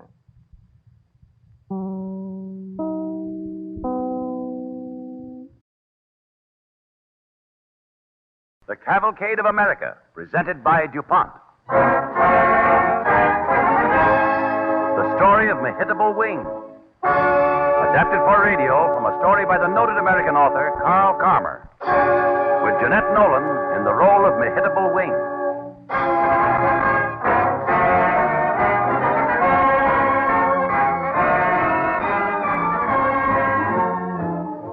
Tonight, the DuPont Company, makers of better things for better living through chemistry, bring you the story of a valiant heroine of 18th century America, Mehitabel Wing. And here's Dr. Frank Monahan, professor of history at Yale University, the Cavalcade of America's historical advisor. Dr. Monahan. It seems to me that history has too long neglected Mehitabel Wing. Tonight, we are going to remedy that injustice. We are fortunately able to do so because of discoveries made by Carl Carmer while writing his recent book called The Hudson. The woman to whom Cavalcade now pays tribute made one of the most remarkable horseback rides in American history. I think that her ride is as notable as the midnight ride of Paul Revere. Beyond its inherent dramatic charm, the story of Mehitabel Wing is symbolic of an important movement in American history, the struggle of the people to own the land upon which they live.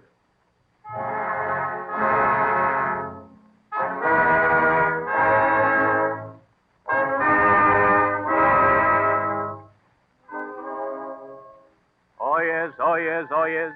Our sovereign lord the king strictly charges and commands all manner of persons to keep silence upon pain of imprisonment. His lordship Justice Horsmanden, this day, the 6th of August, in the year of our Lord, 1766, the Court of King's Bench is in session.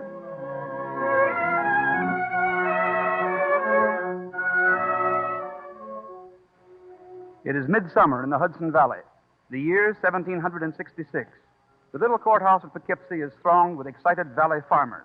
One of their neighbors, William Prendergast, is on trial for his life. On the prisoner's bench is the handsome Irish-born William. Beside him, in gray Quaker dress, is his wife, Mehitabel. Go now, my wife. Here's the judge. I want to stay by thee, William. Besides, there's no other seat empty. 'Tis not fit for you to stay here, nor speak out so freely in the court. The judge didn't mind. He has kind eyes, William. He smiled at me.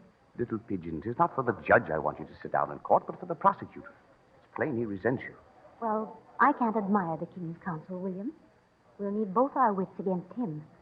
Better I stay close by thee and hear his words plainly. I ask indulgence from the jury and the king's counsel for this delay. My Hessian mare was in foal, and I trusted no hand but my own to superintend the business. Let king's counsel proceed from point of interruption. My lord, the prisoner has not yet pleaded to this indictment. Please, my lord. My husband and I have been advised by our friends that his case is bound up with other farmers in the valley. We hope this is for his advantage. My lord, is there nothing I can plead besides guilty or not guilty? There is no other plea. Your lordship's wisdom will be deeper than the king's counsel. My husband wants a plea in the middle, fitting for an honest man who has done a thing for which he is neither guilty nor not guilty. This Quaker woman does waste the court's time, your lordship. The prisoner will answer yea or nay. William Prendergast, you're accused of having uttered seditious words, of having incited honest men to riot and rebellion, of having set yourself up as captain of a rebel army, of having broken into prisons, of having inflicted outrage upon the king's office holders, of thievery and property, and high treason. How plead you? Guilty or not guilty? So be it. Not guilty. 'Tis a pity, your lordship, that the law forces William to plead in such a way. Your lordship, I move that the prisoner's wife be removed from the court, lest she too much influence the jury. She does not disturb the court, nor does she speak unreasonably. Your lordship, I do not think she should speak at all. I fear her very looks may wrongly influence the jury. Denied. For the same reason, you might as well move that the prisoner cover himself with a veil. I thank thee, your lordship. Your lordship, as counsel for the crown, I will prove beyond doubt this is a clear case from beginning to end. We have witnesses to... But, your lordship, it is not a clear case. It is as we tell thee. William is neither guilty... Your lordship, we have witnesses to establish every charge in the indictment. We will prove that the prisoner did... William is neither guilty nor not guilty, your lordship. Thee must hear our story, for it is the truth. I object, your lordship. This woman has no standing in this court. She is not counsel for the accused. I do but wish the court to hear the truth. Someone must speak it. 'Tis plain the King's Council does not know it. Your Lordship, must King's Council endure these constant interruptions which serve only to confuse the jury?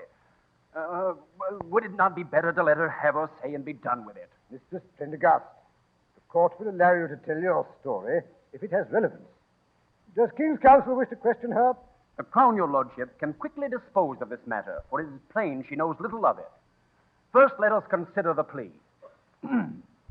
Mehitabel Prendergast, you intimate that the prisoner's plea is inexact. If this is so, why has he not thrown himself upon the mercy of the court? I suspect others here would answer as I, sir. We look upon thy face and find no mercy in it. You see, your Lordship, she but delays the court with digressions. Answer my question. I cannot, sir, if thee interrupt me. Perhaps there will be fewer digressions if Mrs. Prendergast told her story in her own way.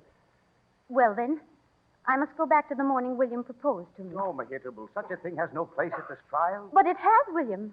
Else we would not be here. Mrs. Prendergast, address your words to the court. Yes, my lord.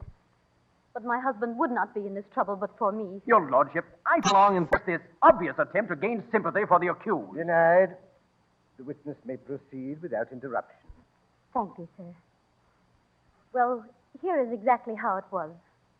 On the morning I speak of, William came to Quaker Hill and held private converse with my father. Snow was falling outside. I was in the kitchen. It was early in the morning, and I was cooking porridge on the hearth. I heard William stamping the snow from his feet outside.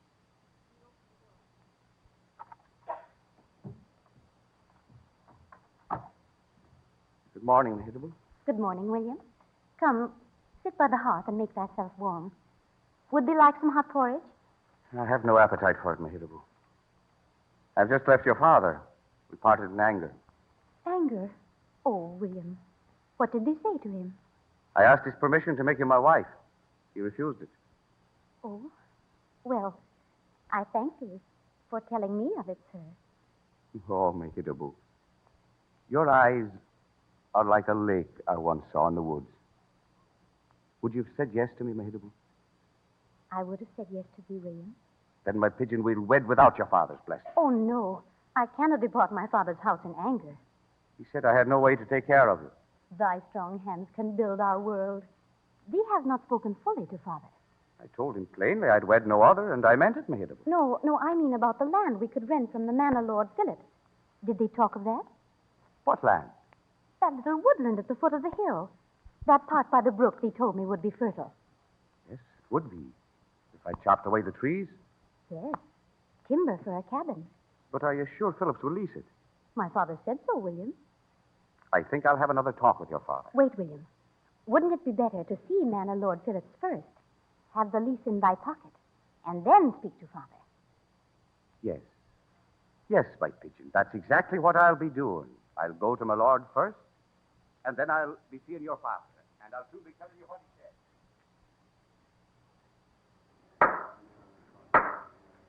And so, gentlemen, after our little talk, several days passed, and then William leased a few acres of land from Manor Lord Phillips. And we took each other with joy and care. But we had come by our lease without realizing some of the terms set down on the paper. And when we finally realized what they meant, we saw that they were unfair. So one day we went to Manor Lord Phillips' great house and waited long before we were admitted to see him. He was alone at his desk, and it was late in the afternoon. We wanted to tell him why we thought the lease was unfair and what we wanted done in justice to ourselves. I have little time for you. Came to ask you, my lord, to change our lease. Change your lease? Yes, my lord. Well, what do you take me for, Prendergast? You're £4 12 shillings due today. We're a pound short, my lord. 'Twas a poor crop. Yeah, you would cheat me out of a pound, eh? And expect me to change the lease? It's not a question of cheating. The terms of that lease are unbearable. Unbearable? Well, you signed it and you live up to it. Or take your wife and yourself off my land. That is the law and you know it. 'Tis an unfair lease, my lord. And we protested. So you protested, Mistress Prendergast. Well, now what's that commotion out there? My lord. What is it, Sheriff? Lieutenant Monroe, who's been evicted from his farm, my lord. He and 2 others demand to see you. Monroe, eh? Well, what do I pay you for? Arrest the blackguard. Put him in the stock. My lord, we've come to ask you... Get out! What do you mean breaking in here like this? We asked you to give Samuel Monroe his farm back. Yes, and lower all our rent, if you will, my lord. Why, you beggars. I should arrest you for trying to get out of your just debt. But please, my lord, they are not just debt. We are honest men, my lord. But is it just to make each of us pay you more rent than you pay to the crown? Just? I am the one to decide justice here. Sign those leases and you'll abide by them. My lord, for all of your 50,000 acres. Hold your We have tongue, to pay you more than that ourselves. And for a lot less than 50,000 acres. 4 pounds, 12 shillings for 50,000 acres. Is that all he pays? That's all. Clear these beggars out of here. Out of my house, I say, and off my premises. You too, Prendergast, and take your wife with you. Go on, clear out. And don't forget, Prendergast, you still owe me for the rent. We'll see about that. Mehitabel, William, please. What is it they would do? You heard it all in there. For our little farm, he makes me pay 4 pounds, 12 shillings. And for 4 pounds, he holds 50,000 acres. I heard it all, William. You ask me what I'm going to do. I'll tell you what I'll do. I'll tell every farmer along the Hudson of this robbery. I'll take to the road. I heard William, but I heard him, too, speak of the law. Ah, the law. It is as he says. No good can come of breaking it. Mehitabel, I love you. But this is no time for turning your Quaker cheek. No, I'll tell my story at every farmhouse and crossroad from here to the end of the valley. Men, listen to me. If we're free men, we quit the plow and take up our muskets now. Are you with me? Then come on, let's not wait. We've a lot to do. You, Monroe, go up the river. You, Whiting, go back into the hills. Jones, you take the King's Road. The rest of you come with me.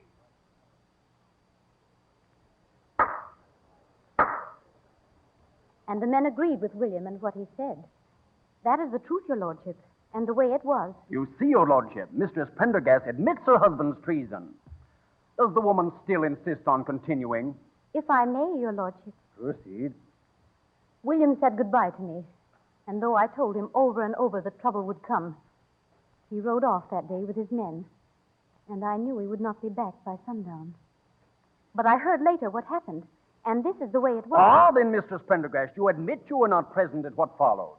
No, I was not, but it is the truth. I object, your lordship. This evidence is only hearsay. Objection sustained. But William was there. William, the tell of it. Well, Prendergast, is it not true that you gathered hundreds of men into a rebel army? Well, maybe it was hundreds, but it was no army. Only honest farmers who felt as I that we'd been set upon. We make the soil sweet by our own labor and want to pass it on to our sons. And isn't it true that with this army, you attacked a jail at Poughkeepsie, inflicted outrage upon the king's office holders? Well, The accused will answer the question. Well, maybe we did that too, your lordship. I don't know what good the telling of this will do for me, but it seemed good at the time. At any rate, we went to the home of Justice Peters, who has thrown many an honest man into jail, your lordship. Well, a couple of the lads and myself give him a ducking in the town pump, that's all. And if I do say it, your lordship, the old billy goat needed it badly, and that's the truth. I must warn the accused not to refer to the esteemed Justice Peters as an old billy goat. Proceed. That's all, your lordship. If I may continue, your lordship. Mr. Prendergast. All this while, I was waiting at my father's house, for it was my time. Then I learned the king's troops were hunting for William. William and his men were in hiding on Quaker Hill in the meeting house. So in the night, I went there, and I asked William to give himself up. I told him that even if everything else in our world was wrong, truth should prove him right in a court of justice. That's probably all there is to our story, your lordship. I thank you, lordship, for hearing us.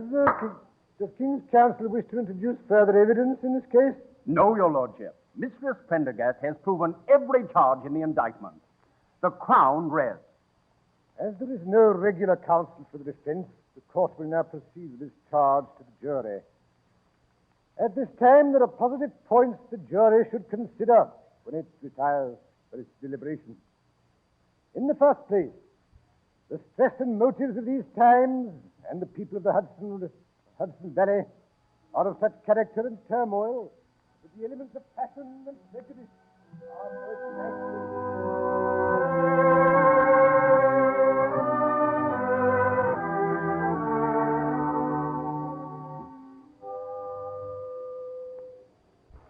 William, I know the jury will set thee free. They must. They must, but will they? There's a bitter difference in the words, my pigeon. But I know they will. His lordship's address was honest and fair. They can find but one way, William, and that is for thee. But we'll see. But remember, the jurymen are farmers, owning their own land, not on leases like us. And this is the Court of King's Bench. Oh, William, And now to know, my pigeon. The jury's ready with its verdict. I pray it's for thee, William. It must be. The Court of King's Bench is in session. His Lordship, Justice Forsmondon. The jury has completed its deliberations. Gentlemen of the jury, are you agreed of your verdict? We are. Prisoner, look upon the jury. Steady, my pigeon. Jury, look upon the prisoner. How say you? Is the prisoner at the bar guilty of high treason, whereof he stands indicted, or not guilty? Guilty. No. No. William, no, they can't. Prisoner will come forward to the bench. William Prendergast, have you anything to say before the court passes sentence upon you? I've nothing to say, your lordship.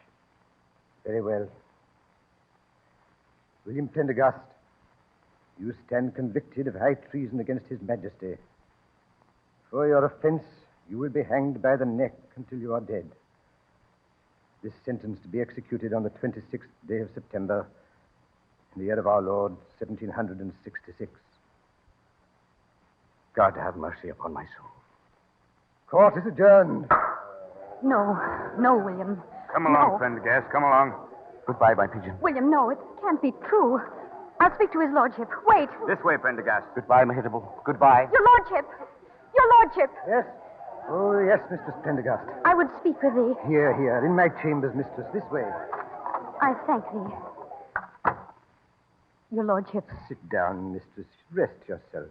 Your lordship, is there any way they can save William? I am sorry, but the verdict is guilty. The weight of the evidence is too damaging. The sentence is prescribed by law. But the truth must be right. I have told William so many times. It is why I persuaded him to give himself up to justice, and why he believed me, your lordship. Is there no way to save him? Pardon from the king. Pardon from the king? Governor Moore is the only man who might effectively petition the king, and he's in New York, 70 miles away. Then can't we go to him? I'm afraid not. Anyway, I've heard he's ready to start on a long journey. I'm sorry. There is no way, mistress. There must be a way. Heaven help me to find it.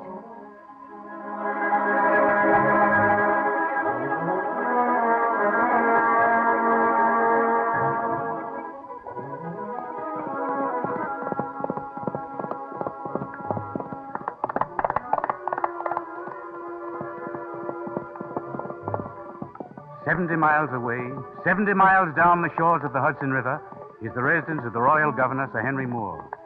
70 miles to the tip of Manhattan Island, and astride our white horse, onward through hour after hour of suspense and fear rides Mehitabel.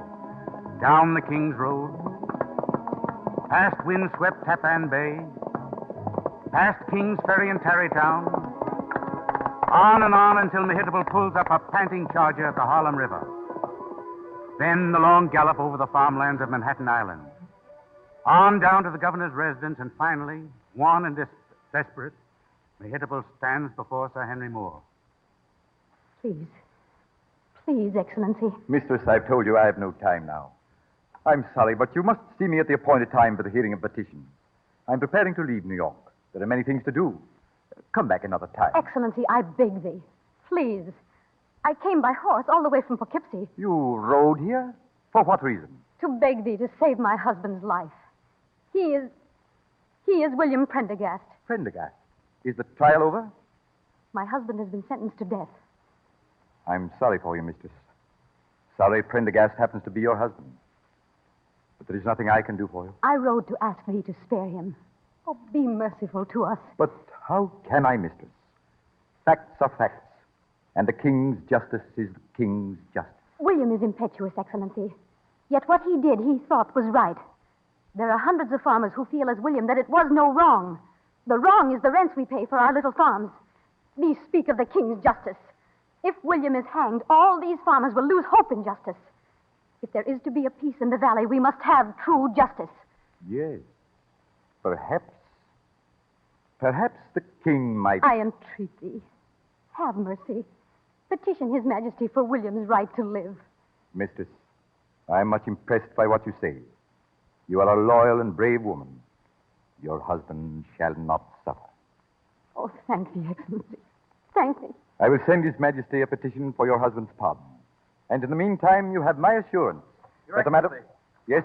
Rumor has come that the Valley farmers are rising again. Valley farmers rising? For what reason? They resent the outcome of the Prendergast trial. We fear that they'll seize the jail and free him. Oh, no. The commanding officer asked your permission to embark troops for Poughkeepsie at once. Very well. Give me the order. Don't sign it, Your Excellency. I'm sorry, mistress. If William Prendergast leaves the custody of the king's officers and takes one step outside the jail door, there is absolutely nothing I can or will do. Your husband will hang.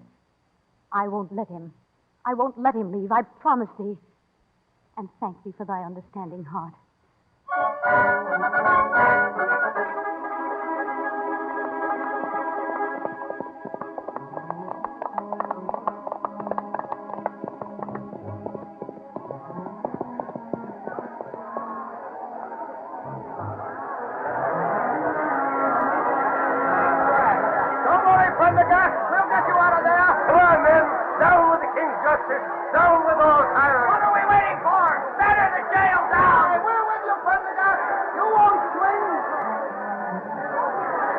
The big square doors of the Poughkeepsie jail are lighted in the glare of torches. A surging mob of valley farmers surrounds the building.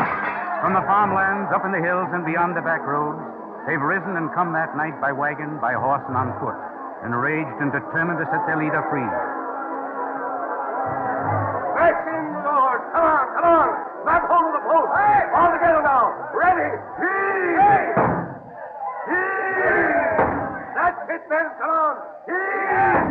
Come on, Prendergast. Come on out. We'll show the king what justice is. There he is, men. There, Prendergast. We told you we'd get you out, Prendergast. Mehitabel. William, don't go with them. Mehitabel. William, listen to me. Is it on task, woman? I'm going with the men now. Wait, William. Wait. Don't. Oh, wait. Stop holding me. Please, William. First you get me to surrender. Now you want me to stay here till I swing. Oh, no, my pigeon. Not this time. William, I have a promise. Promise? From the governor. What do you mean? They'll have a pardon from the king. But not if they leave this jail tonight. By heaven. Men, listen to me, men. Men, I'm not going with you. My wife here says the king will consider my pardon. But I'm not going to get it if there's any more violence. I think I'll stay in jail a little while longer until the pardon comes. So it'll be best if all of you'd go now. Thanks. Thank you, my friend. Heaven bless you all.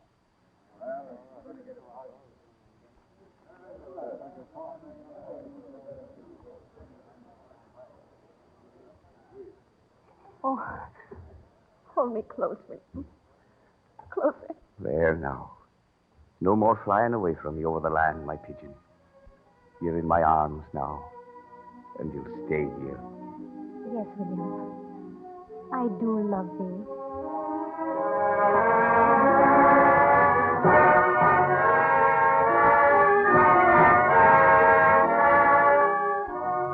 So it came to pass that through Mehitabel's heroic ride for love of her husband, His Majesty the King of England granted Farmer William Prendergast his pardon.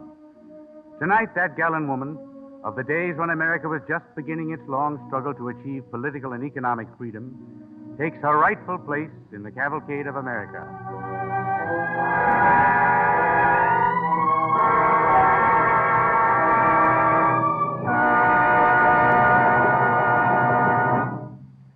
Thank you, Jeanette Nolan. And now, before Dr. Monahan tells us about next week's program, we have a story from the wonder world of chemistry. One day, a Swiss chemist named Brandenberger, employed by a rayon manufacturer in France, was annoyed by a dirty tablecloth in a restaurant. He thought how fine it would be to have a cloth so smooth that spilled food could be wiped off without leaving a trace. The idea struck him, why not coat fabric with a liquid cellulose compound used in making rayon? Well, he experimented a long time, but failed to produce a practical stain-proof tablecloth. Yet he did find that his solution could be made into thin sheets, which he thought might be good for wrapping packages. After years of work, he at last got what he wanted, a flexible cellulose film that was transparent. Now, this film was so costly to make, it could only be used to wrap perfumes and other expensive items in the early days in France. In America, the DuPont Company, recognizing the need for a packaging material that would allow people to see the product underneath, yet protect it at the same time, bought the rights to the manufacturing process and the trademark cellophane. Still, with all its advantages, this early cellophane lacked important properties. So DuPont chemists finally succeeded in developing an entirely new type, moisture-proof cellophane. Here, for the first time, was a transparent material that sealed freshness in and kept contamination out, thus filling a real need. From the very beginning, growing demand made it possible to bring the price down time after time. Just a few weeks ago, DuPont announced the 20th price reduction on cellophane. Today, because of continued research, the plain type is a much better product and costs only about 1/8 as much as when first manufactured here. The moisture-proof type has been reduced at an even faster rate. DuPont now has factories in 3 different cities busy making cellulose film, and another plant is being built. But that is only a small part of the new business created by this industry that sprang from the test tube. Think of the range of products, from pies to pianos, wrapped in this material. Think of the many articles made with it, from clothes bags to Christmas trees. Think how much this means in added employment throughout the nation. Surely you will agree that cellophane is another fine example of the DuPont pledge. Better things for better living through chemistry. And now, Dr. Monahan. In the fall of 1620, the Pilgrim Fathers first landed in New England. But not many of us know the full story of how the first New England settlers managed to survive. That is the subject of our program next week. Following our cavalcade custom, let me ask a question about next week's program. How did a kidnapping English sea captain help save the lives of the Pilgrim Fathers at Plymouth Rock? Thank you.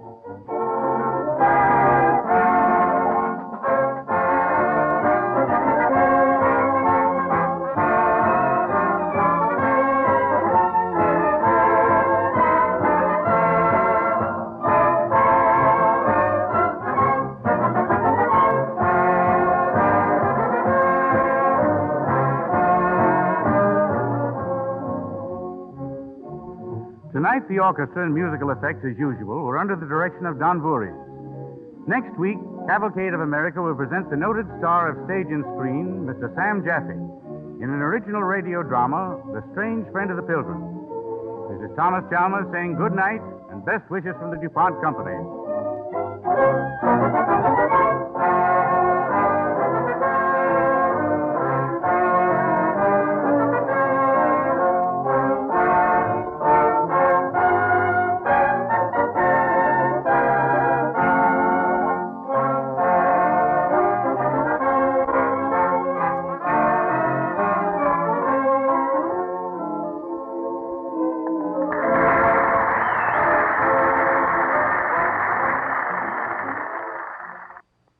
This is the National Broadcasting Company.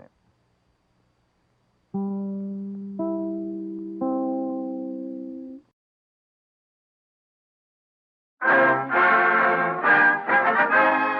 Cavalcade of America, presented by DuPont. A story of 1620, The Strange Friend of the Pilgrims. Adapted for radio from material suggested by Dr. Frank Monahan. With the distinguished star of stage, screen, and radio, Sam Jaffe, as Tisquantum, the strange friend of the Pilgrims.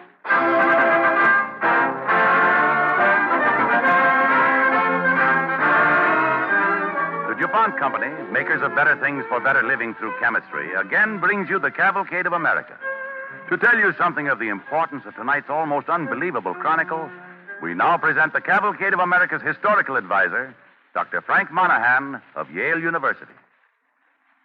Some 37 miles south of Boston, where the South Shore becomes Cape Cod, there is a granite boulder, 2/3 embedded in New England earth. This rock is neither a Gibraltar nor a Quebec, but it is the symbol of a glorious American tradition.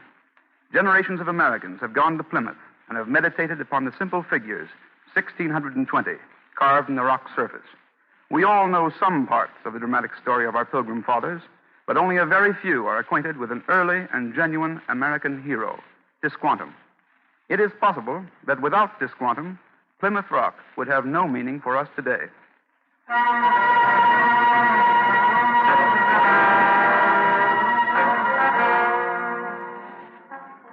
The story of Tisquantum begins 6 years before the Pilgrims landed at Plymouth Rock, the year 1614. Storm clouds massed in the sky, and surging rollers of the Atlantic lashed the bleak and desolate coast of Cape Cod. Offshore, an English ship rides at anchor, and at the rail, the mate and his captain, Thomas Hunt, watch a long boat filled with Indians draw alongside.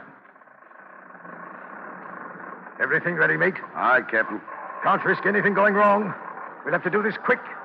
Storm coming up. Aye, Captain, we will. How many Indians do you count? A longboat's packed, Skipper. 23 of them, I make it. Fine prize they'll match. They'll fetch in Malaga.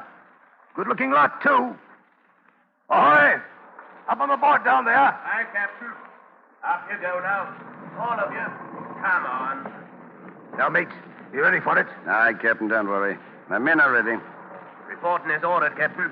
Quite so, Mr. Jones. Have any trouble? None at all, sir.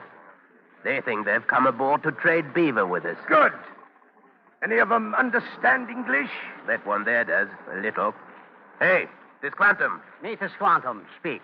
We taught him a few words, Captain, like truck for trade, and he knows you're the skipper. Aye. Skipper. All right, Squanto. We'll trade with you. Take your beaver pelts down in the hold. Store them there, and then we'll trade. Understand? No. Squanto truck here. Can't trade with you unless you put the beaver pelts in the hold. See? Won't take long. Go ahead, Squanto. No. Bad sign. Truck here. See these beads? Plenty more down in the hole, just like them. All you have to do is go down and get them. Ah, that's it. That's the way. Help them down, mates. All right. Come on. All of you. That's right. Down in the hold with your pail. You too, Squanto. No. Squanto, stay here. Come on, brother. Everything's all right, brother. You brother. Good. Squanto, go down. That's all of them, Captain. Now, Captain. Now, slam the hatch. That's it. Now we've got them. Good work, mates. Fine. We'll sail for Malaga as soon as we weigh anchor.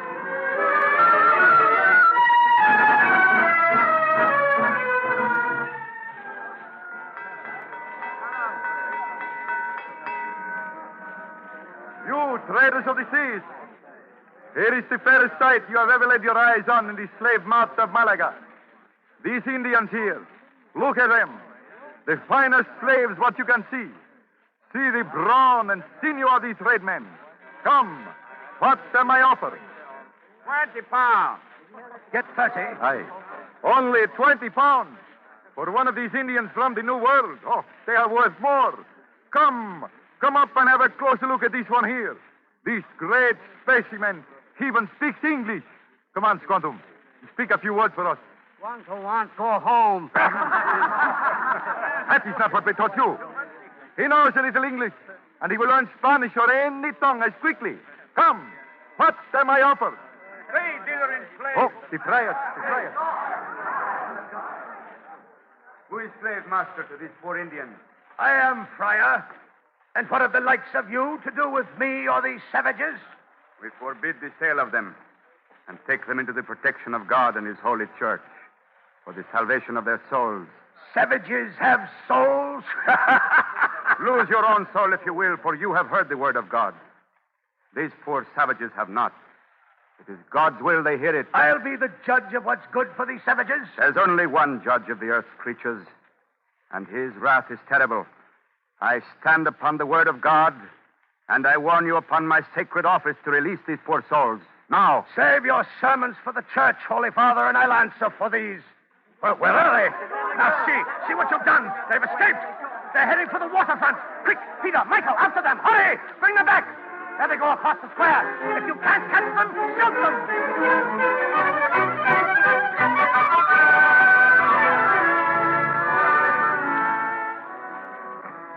The next morning, on the deck of a ship bound north along the Spanish coast, The captain talks with the merchant passenger, John Slaney. They tell me you know the English captain who had the trouble in Malaga. Aye, Mr. Slaney. Thomas Hunt's his name, and a black heart he has, too. My men like neither pirates nor friars, or they would have gotten in the fight. We might not have sailed when we did. Well, the friars have the slaves, or most of them, they say, and we have our good sailing captain. Aye, with this breeze at our stern, we should make England in fine time. You traded well at Malaga, I hope, Mr. Slaney? Yes, it was a prosperous voyage. Skipper! Stir away aboard! Pull him out for a look at him. It's an Indian savage, Skipper. Well, bring him here. Come on here. Oh, here. There we go. Here he is, Skipper. We found him down the hatch. He's one of them at Malaga, Skipper. Yeah, so he is. One that got away from the friar. Aye, Skipper. Men of God save Squanto. Oh, your name's Squanto, and you speak a little English, do you? Ship, yes. 2-3 moon. Hunt and shipment speech me and brother son. Hunt sees us ayont big water. You take Squanto home now, maybe. That way? West? Oh, so he sees you there. No, we're not sailing to the New World. Take him below, men. Here, I found him. I have first go at him. Take hold of this captain, boss, Squanto.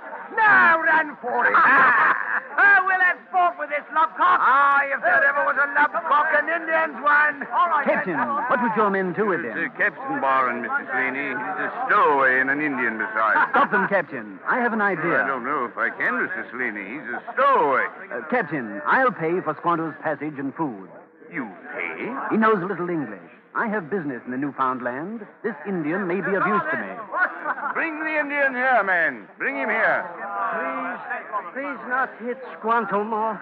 No, Squanto, you're all right if you do as I say. I'll help you if you'll help me.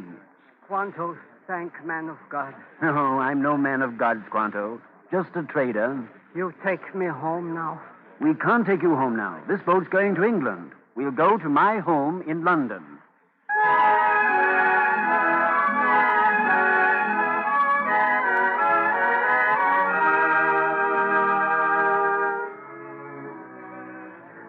It is a Sunday afternoon in London in the year 1615. In quiet, sheltered Temple Gardens, Mistress John Slaney walks with the bronze-skinned Indian Squanto, who is dressed in 17th century London fashion. Tell me, Squanto, did you like the service this morning? Did you understand any of it? Squanto understood a little, mistress. What I understood, I liked. It was the words of the green pastures and the streams. Will you say it for me, mistress? For I liked it. Sometimes, Squanto, you amaze me. I will say it, and you say it after me. I will try, mistress. Very well. The Lord is my shepherd. I shall not want. The Lord is my shepherd. I shall not want. He maketh me to lie down in green pastures. He leadeth me beside the still waters. He maketh me to lie down in the green pastures. He leadeth me beside the still waters. Yes, Squanto. That is a beautiful passage, yet you seem sad when you say it. Does it make you unhappy? Before I go to my father's, mistress, I wish to see my land again and my people. I want to see the meadows where I ran as a boy and the streams I knew in the forest. Of course you do, Squanto. Your own green pastures and your own still waters. We all want that. The Lord is your shepherd, Squanto. He will lead you there. Why did he lead me from there, mistress? Why does he keep me from there? We cannot always know his purposes, Squanto. Yet he is your shepherd. Believe it. Maybe he does not want me to go back to my home. But I do not understand why.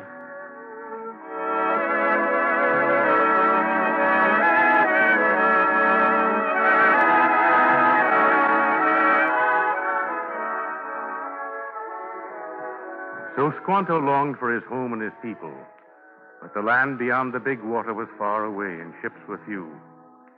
2 years went by, 3, 4, until Squanto, heart-sick and lonely, despaired of ever seeing the land of his fathers again. Finally, in the year 1619, a ship did bring him again to Cape Cod Bay, and he saw once more the familiar hills and forests, his own green pastures and still waters.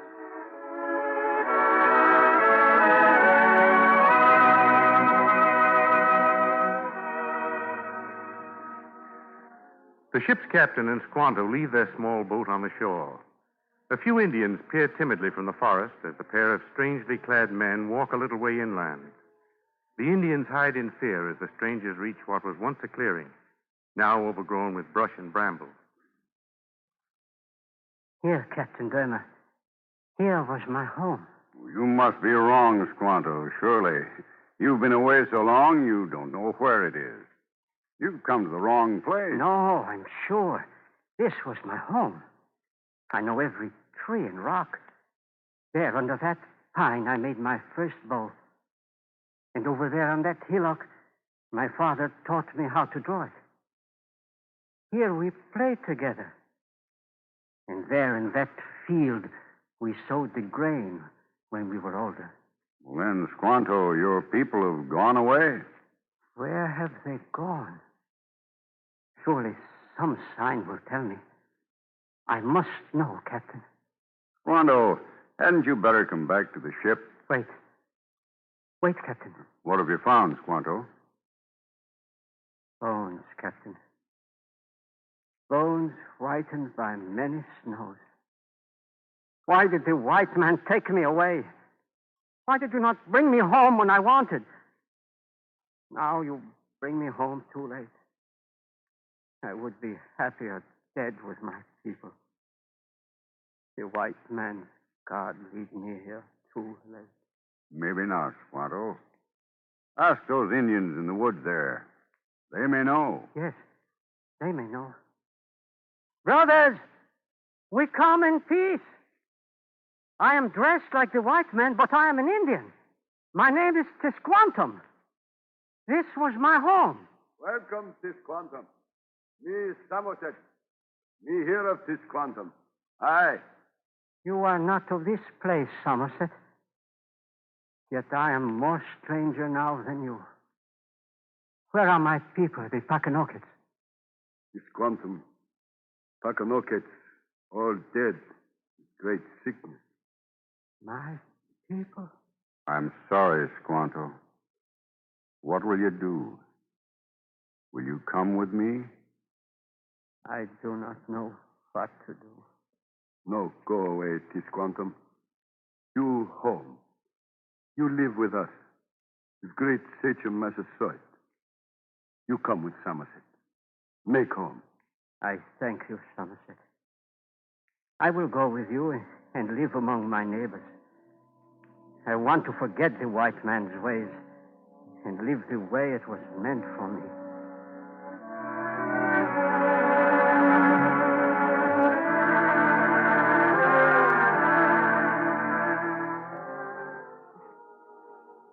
But the homeland for which the Indian Squanto had yearned during those long years of heartache and loneliness was not the green pastures and still waters of his search. Little by little, he resumes his life as a wilderness Indian. And as the moons come and go, rumors come to the village of the Wampanoags of strange events that have happened down the coast. Rumors of a ship called the Mayflower, of stern-faced men clad in black, wearing broad-brimmed hats, belts with silver buckles, and great sweeping cloaks. Somerset see them, Tisquantum. They hear 3 moons. Are they English, Somerset? English, aye. Somerset talk with them. Walk in their village. Yes.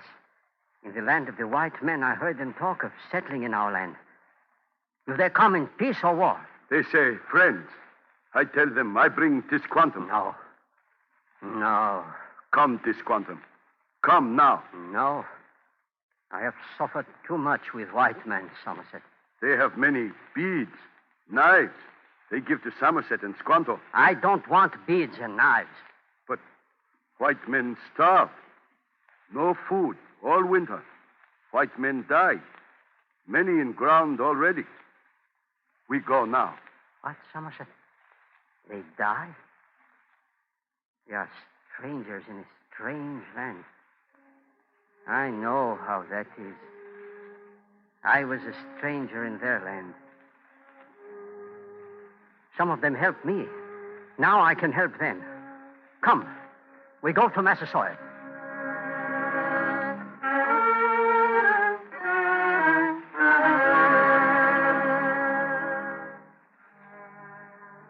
And after a council with the great sage of Massasoit, Squanto and Somerset, together with 80 Indians, tracked through the forest in single file, mile after mile.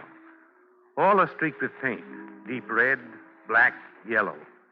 At last, the Indian band enters a small stockade, where a company of white men in black cloaks are standing. Massasoit waits with his braves a little distance behind Squanto and Somerset, who advance with raised arms. Greetings, Englishmen. We glad see Somerset again. Somerset, bring tribe and friend. Aye. Friend here, Tisquantum. Somerset, tell friend, welcome. There's hardly any need of that, brother.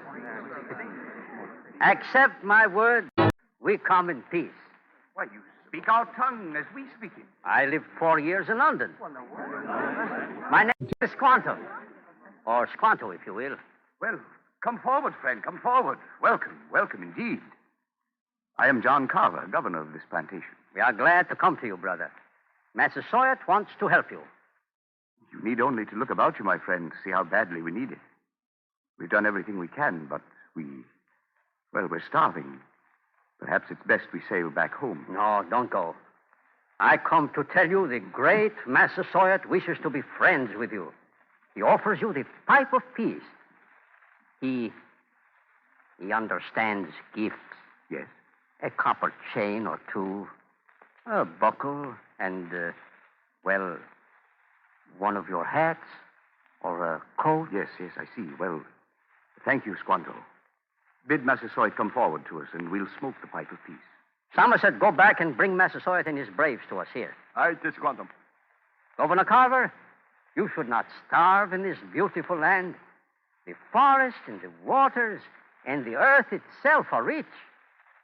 I will help you. This place was my home. We would be grateful to have you stay with us, Squanto, but we have little here. My brother, this peace treaty with Massasoit will bring you friends who will help you as I will. I have talked with Massasoit, and his terms are fair. Neither he nor any of his people will do hurt to any of your people. If any do, Massasoit will send him for punishment. If anything is taken, he will give it back. And when our people come to you, they leave bows and arrows behind them.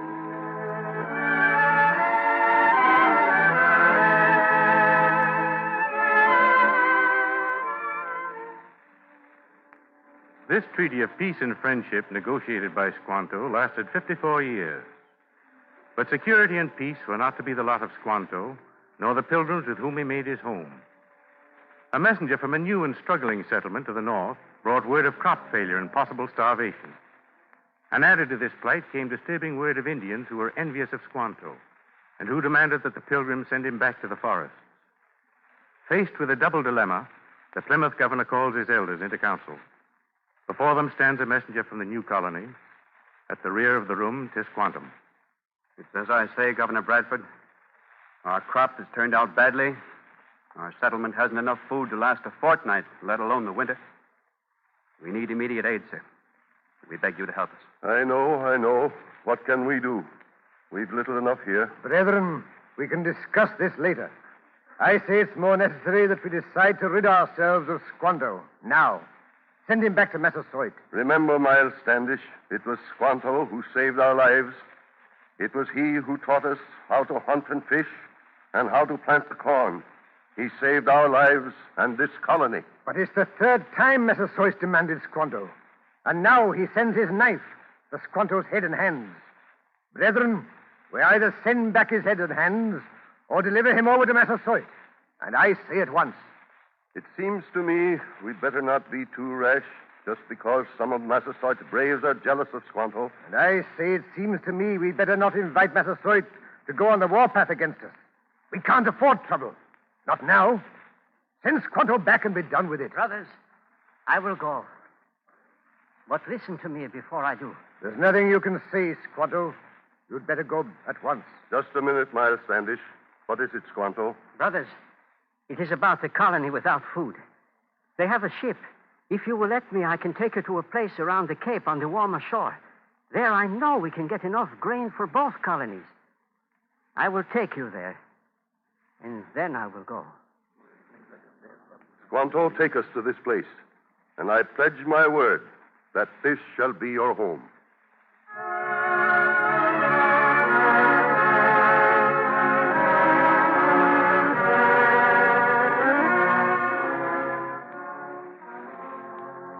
The little ship set out with Squanto as guide, but autumn storms drove it back, with many too ill to go on. Even the hardy Miles Standish gave up. Again they set out, and again the winds almost wrecked the ship on the shoal. At last, Squanto succeeded in taking them to the farther shore, and in storm and rain worked day and night, persuading the natives to trade precious corn and beans, so that the two colonies of white men might survive the winter. And in doing so, Squanto fell ill of fever. And as he lay in a rough Indian dwelling, pilgrims gathered in the cutting wind outside and waited in prayer. Within, Governor Bradford bends over the stricken Squanto. Governor Bradford. Brother. Yes, Squanto. I am here beside you. Rest. It is my last rest. I know. No, Squanto. It is not so. I thank you. But it is to be. It is a sweet rest I go to now. Your life has been a marvel of God, Squanto. He will be good to you as you have been good to us. The Lord is your shepherd. The Lord is my shepherd. I shall not want. He maketh me to lie down in green pastures. He leadeth me beside the still waters. Yea, though I walk through the shadow of the valley of death, I will fear no evil.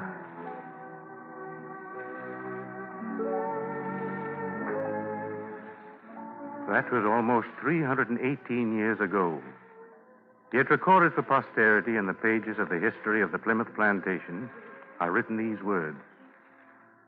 Today we obtained 8 hogsheads of corn and beans. A little before sundown, our dear Squanto died, faithful to our service. His last words were a prayer that he might go to the Englishman's God in heaven.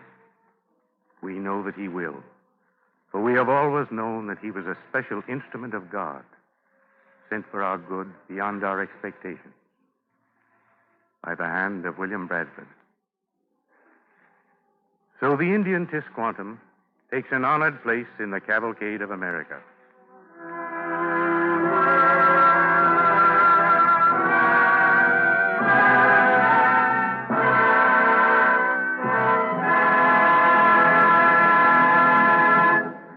Thank you, Sam Jaffe. We're honored to have you as our guest on the Cavalcade of America. And now, before we hear from Dr. Monahan about next week's program, we have a story from the wonder world of chemistry. This year marks the 150th anniversary of the founding of the American Patent System. That brings to mind an amusing story of an official of the Patent Office in Washington 107 years ago who quit his job because he thought there was nothing left to invent. Yes, that was 107 years ago. Nothing left to be invented? Why, almost everything you can think of has been invented during the century since then. The telegraph, telephone, electric lighting, automobile, washing machine, vacuum cleaner, the radio, airplane, television, and a whole range of major chemical achievements. Why, you yourself could probably list dozens of things that have enriched America's life since that day when a man in the patent office thought everything worth doing had already been done. Even today, you sometimes hear pessimists complain that there is no opportunity left in America. The pioneering is all finished. The frontiers have all been reached. Well, this is true as far as land and problems that confronted the Pilgrims are concerned. In the recent issue of the New York Daily News, under a headline, Chemistry, the new frontier, a number of important chemical developments of the past 10 years were listed. Among them were DuPont's nylon, DuPont's neoprene man-made rubber, and two of DuPont's newest plastics, lucite and butysite. The writer pointed out that the next frontier in industry and science is the chemical frontier. That just as the telephone and the automobile had made life happier for millions of Americans, so new chemical discoveries are on their way to make life pleasanter for all of us.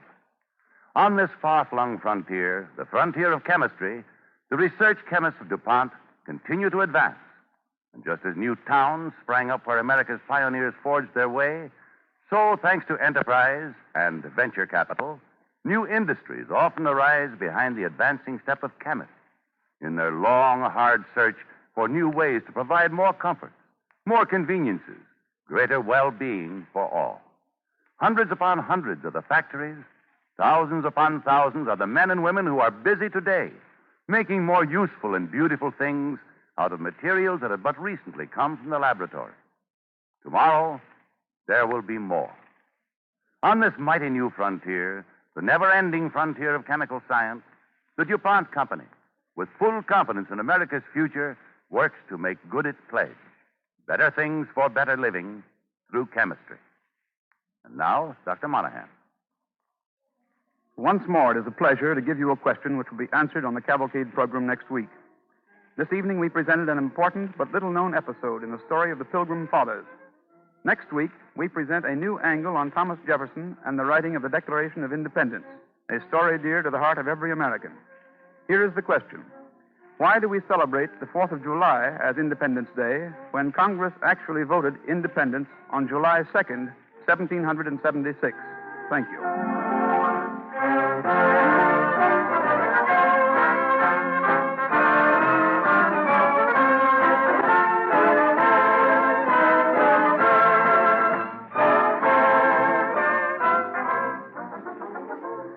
The orchestra and musical effects, as usual, were under the direction of Don Voorhees.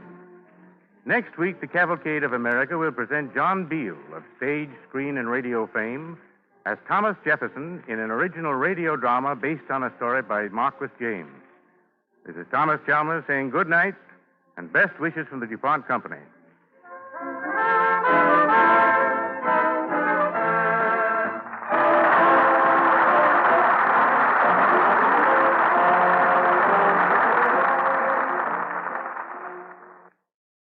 This is the National Broadcasting Company.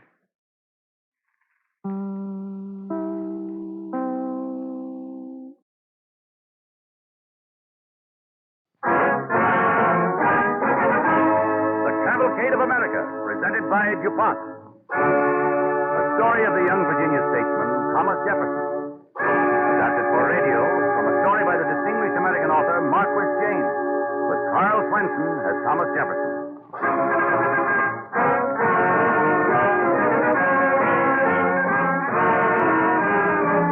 Tonight, the DuPont Company, makers of better things for better living through chemistry, presents a story of Thomas Jefferson in the hour of our nation's birth. John Beale was originally scheduled for the role of Jefferson, but because of illness cannot be here. Carl Swenson will play the role. Mr. Beale will appear later in the series. And here is the Cavalcade of America's historical advisor, Dr. Frank Monahan, professor of history at Yale University. Less than a month after the embattled farmers at Concord Bridge fired the famous shot heard round the world, the Second Continental Congress assembled in Philadelphia. From the everyday business of one of scores of congressional committees, there finally came forth an immortal document, the Declaration of Independence. This, far more than the ring of Concord muskets, was truly the shot heard round the world. It was heard then and has been heard ever since. What Thomas Jefferson then wrote has since launched millions throughout the world on the quest of what he described as life, liberty, and the pursuit of happiness.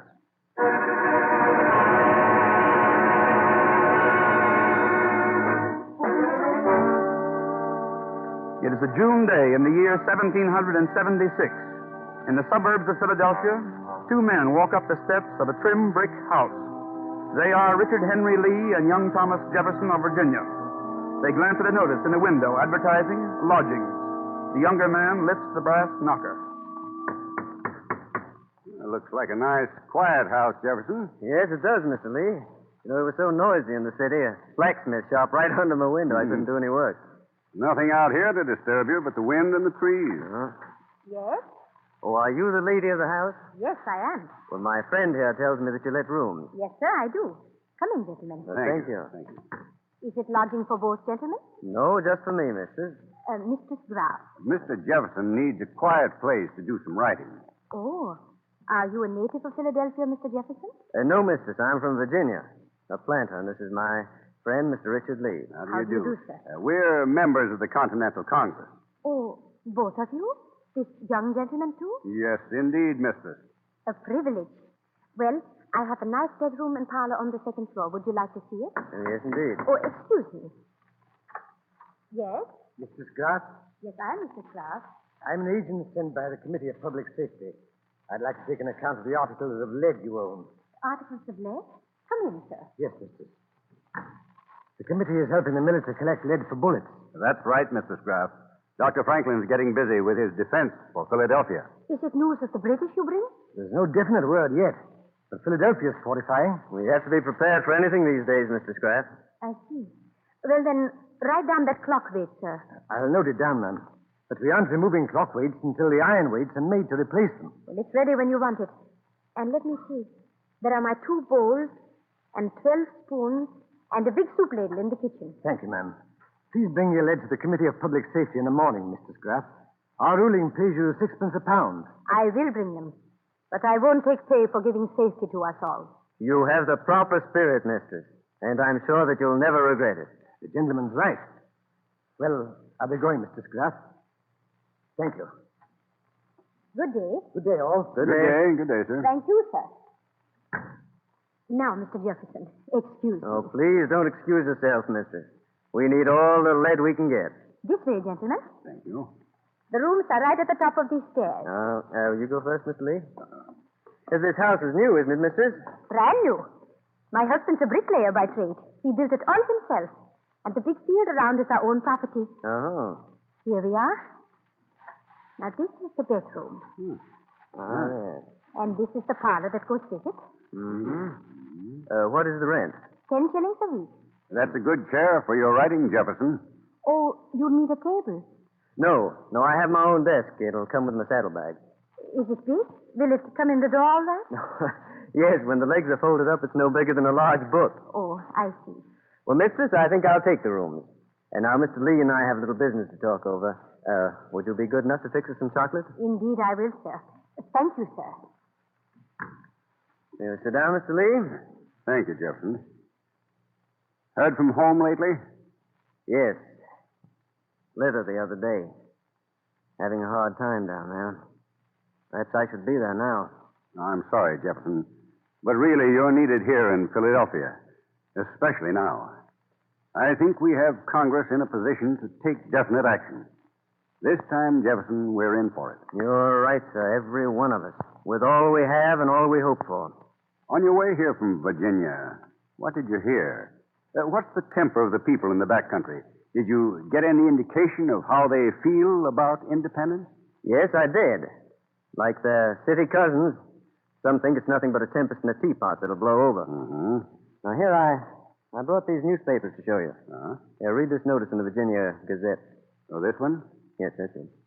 I intend leaving for England immediately to return in a few months. Signed, Anthony Roxborough. Now, here's another in the Pennsylvania Journal. I propose to leave the colony for a short trip abroad. Please apply for payment. Signed, Robert Donald. Blasted Tories. Exactly. Who think they're going on a short trip and come home to find a little uprising all settled. Hundreds of them, thousands perhaps, are of the same mind. Like our cousins overseas. Adam showed me a letter he received just this week. The Crown is still of the same attitude. Parliament thinks it has a riot on its hands. The time is ripe to make an issue of it. I hope you agree. I certainly do, sir. But how many can we be sure of? New York is wavering. Oh, I'm sure we have a majority. Let's show the fat George we mean business. A resolution for independence. And you or I should introduce it. No, you, Mr. Lee. Your reputation and talent clearly indicate that you should. Very well, then. Simply this. A blunt resolution for the Congress is one thing. Now, that's where I come in. Persuading people to accept it is another. That's where you come in, Jefferson. My resolution must be supported by a document which will inform and inspire the people. Yes. Yes, I see, sir. First, a blunt statement. Then, another broader and inspiring document for the people. Exactly. You know, when I was a boy, my father used to say to me sometimes, Thomas, I'm doing this for your own good. And I found out it was for my own good. I see what you mean, Jefferson. Liberty, even for those who cannot appreciate what it means. Yes, sir. Well, sir, it looks as if my work was cut out for me. Mine, too. I'll begin immediately on my resolution. The sooner we introduce it in Congress, the better.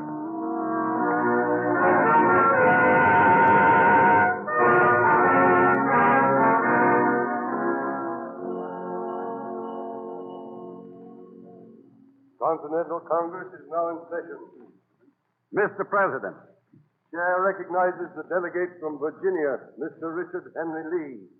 Mr. President, gentlemen of the Continental Congress, I am instructed by the people of Virginia to introduce the following resolution. That these united colonies are, and of right ought to be, free and independent states. Order. That they are absolved from all allegiance to the British Crown, and that all political connection between them and the state of Great Britain is, and of a right ought to be, totally dissolved. Mr. President, we've been given no authority to discuss independence here. Mr. President, we must be allowed to consult our constituents. Mr. President, in view of this uncertainty, I move we adjourn. I second that motion, Mr. President. The Continental Congress has heard the motion to adjourn. All in favor? Aye. All opposed? No. The motion is carried. The discussion of Mr. Lee's resolution will be resumed later. The session is adjourned. Oh, Dr. Franklin. Dr. Franklin. Yes, Mr. Lee. I was just looking for young Jefferson. Oh, there he is. Oh, Jefferson, come over here. Oh, yes, Mr. Lee, right away. Well, good day to you, Dr. Franklin. Mr. Jefferson, we'll soon be ready for your Declaration of Independence supporting Mr. Lee's resolution. I'm asking you and other members of the committee to dine with me at my home next Monday. Thank you, Dr. Franklin. As your own poor Richard has said, a stitch in time saves 9. Well, you may count on me. Monday night, then.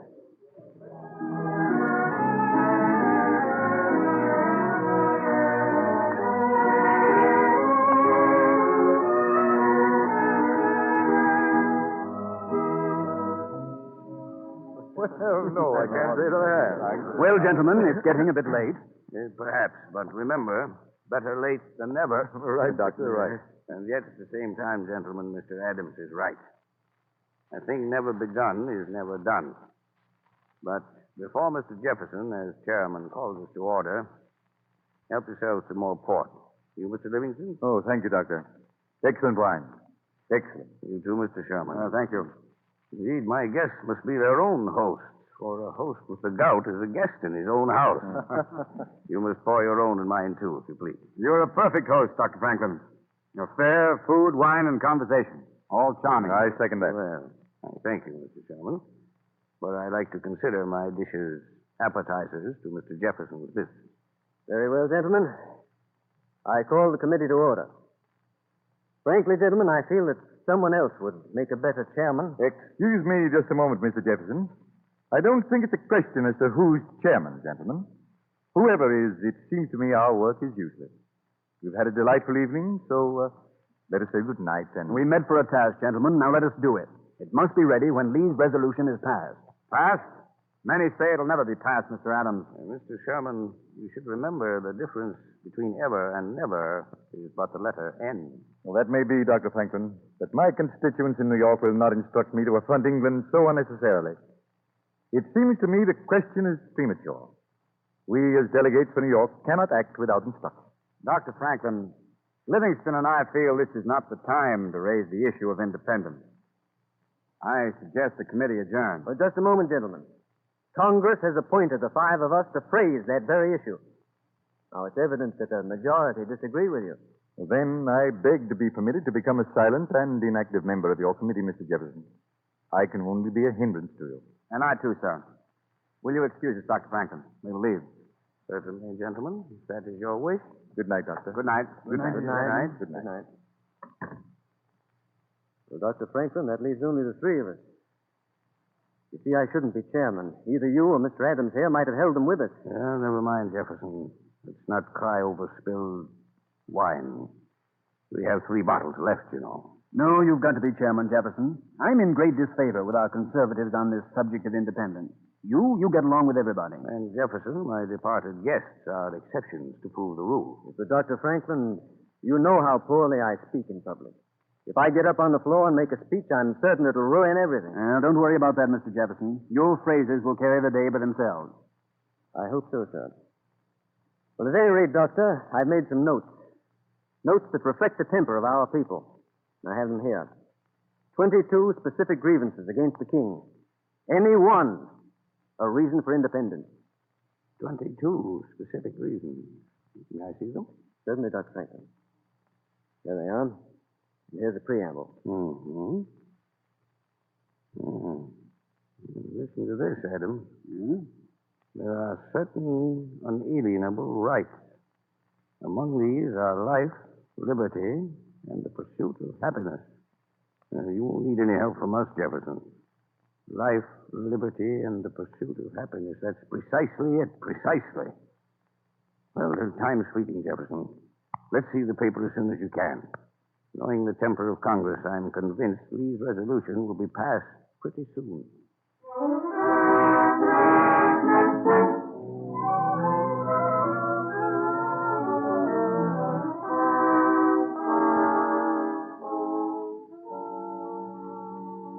Good evening, Dr. Franklin. Mr. Adams. Warm again today. Yes. Well, gentlemen, like the witches in Macbeth, now we 3 meet again. It was a harder fight than even I anticipated. But, gentlemen, the Lee resolution is passed. Now, assuredly, one must all hang together, or we shall all hang separately. Too bad Lee had to go home and couldn't be here to see his resolution adopted. Yes, it was. But now, gentlemen, a toast to our independence. And to July 2nd, the day we won it, gentlemen. The 2nd of July, a day that will go down in our history as the anniversary of our independence. And now, gentlemen, I'll be glad to hear your criticisms of my declaration. Well, Jefferson, Mr. Adams and I both read your draft. We haven't any serious criticism, only a minor suggestion here and there. Let's see now, as I recall, near the start, you said when in the course of human events it becomes necessary for a people. I think I made one change there, crossing out A and making it read one people. Yes, one people. Yes, that's stronger, Dr. Franklin. I made that change. Good. And later on, I believe you stated, we hold these truths to be sacred and undeniable. Did you agree that we hold these truths to be self-evident? Was better? Much better. Much better. I did, sir. Mr. Adams, have you any further suggestions? I believe not, Dr. Franklin. Well, there we are then. Let's see. As I recall, about a score of changes among us, and we're all agreed. Well, I'll go home now and make a fresh coffee so it'll be ready in the morning. Do that, Jefferson, do that. For he must labor today who would be ready for tomorrow. Well, in that case, Dr. Franklin, I'll go to my lodgings and labor tonight, and we'll be ready for the Congress.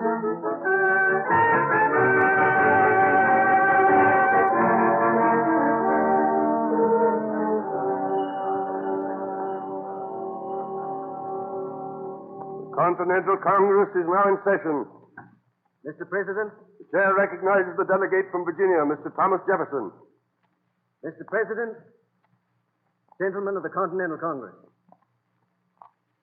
when in the course of human events it becomes necessary for one people to dissolve the political bands which have connected them with another, and to assume among the powers of the earth the separate and equal stations to which the laws of nature and of nature's God entitle them, a decent respect to the opinions of mankind requires that they should declare the causes which impel them to the separation. Now, we hold these truths to be self-evident. that all men are created equal, that they are endowed by their Creator with certain unalienable rights, that among these are life, liberty, and the pursuit of happiness. That to secure these rights, governments are instituted among men, deriving their just powers from the consent of the governed. That these united colonies are, and of right ought to be, free and independent states. 60 delegates in powdered wigs are stirring uneasily in their seats. One member jots down a note. Another scowls. The third adjusts his wig. One slaps a fly away from his silken leg. The red-haired delegate from Virginia is nearing the end of his reading. They have full power, levy war, conclude peace, contract alliances, establish commerce, and do all other acts and things which independent states may have right to. And for the support of this declaration, with a firm reliance on the protection of divine providence, we mutually pledge to each other our lives, our fortunes, and our sacred honor. Mr. President, I strongly object to this paragraph on slavery. I think it poor taste to condemn the king for a crime in which many of the colonies have shared. I agree, Mr. President. I move that the following words be stricken out of Mr. Jefferson's declaration. His Majesty has waged a cruel war. Jefferson, come over by the door. But, Dr. Franklin, I'm mishearing the argument. Never mind. Let them talk. You need a breath of air. Well, you see, Jefferson, why I avoid drafting state papers. Well, they shouldn't take out the paragraph on slavery, Dr. Franklin. It's a question that should be clarified now. Perhaps. But speaking of changes, let me tell you what happened to a friend of mine. He set up a shop. And over his door, a sign read, John Thompson, hatter, makes and sells hats for ready money. Below was a picture of a hat. Well, first one, then another offered suggestions as to how to improve the sign. Pretty soon all John had left was his name and the figure of the hat. An apt comparison, Dr. Franklin. It seems to me that nobody's on our side but those livery stable flies biting at the members' legs. I'm not so sure, Jefferson. We'll see when the vote's taken. Well, it looks to me, Doctor, as if the vote won't come for some hours yet.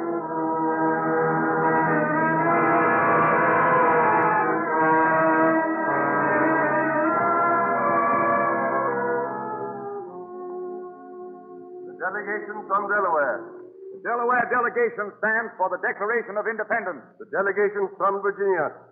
The Virginia delegation stands for the Declaration of Independence. The delegation from Pennsylvania. Dr. Franklin, have the other members of your delegation arrived yet? No, Mr. President. But I'm certain Mr. Dickinson and Morris are not coming. I therefore announce that the Pennsylvania delegation stands 3-2 for independence.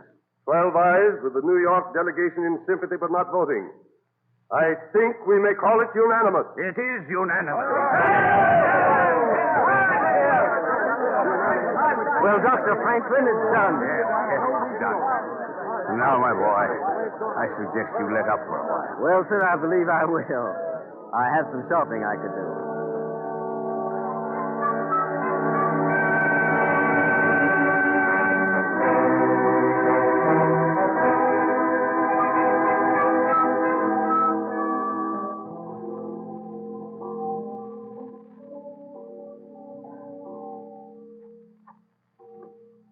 Good afternoon, sir. Good afternoon, ma'am. I'm looking for a present for a lady. A young lady, sir? Yes, my wife. Now, those gloves would be nice, don't you think? They're the finest we can get in Philadelphia these days. What size, sir? Oh, you know, small size. Give me about 6 or 7 pair. And, mix the colors up. I'm sure that you know more about it than I do. Very well, sir. Now, let me see. 2 black, 2 lavender, 2 white, and a pair of red ones. Huh? Something else, sir. A bonnet? A kerchief? No, that'll be all, I think, thank you. Then that'll be 20 shillings, sir. Tell me, would you know why they're ringing the bell over at the State House? The Congress passed a declaration for independence. Oh, I see. Well, I hope it's all for the best, sir. But thank you, sir.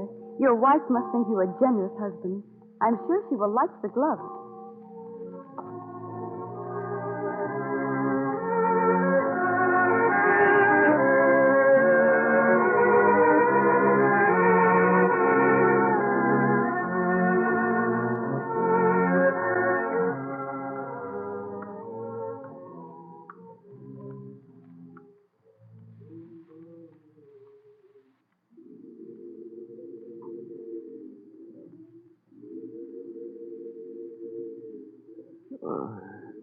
Gloves.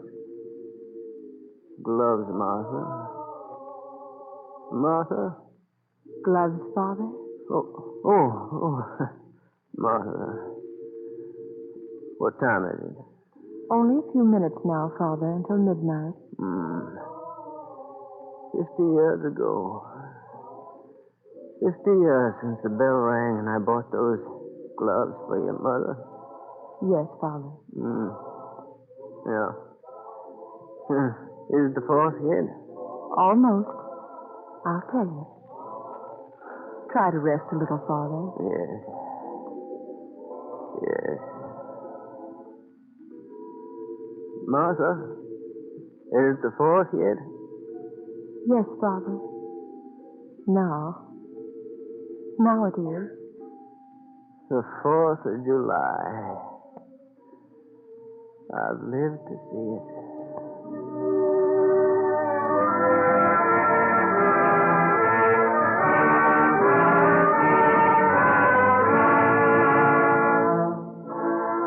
So on July 4th, 1826, 50 years to the day the Continental Congress in Philadelphia adopted his and our nation's Declaration of Independence, Thomas Jefferson breathed his last. And tonight we salute the man who wrote the immortal document, embracing the principles life, liberty, and the pursuit of happiness. A new charter of freedom for all mankind. Thomas Jefferson, who holds an honored place in the Cavalcade of America.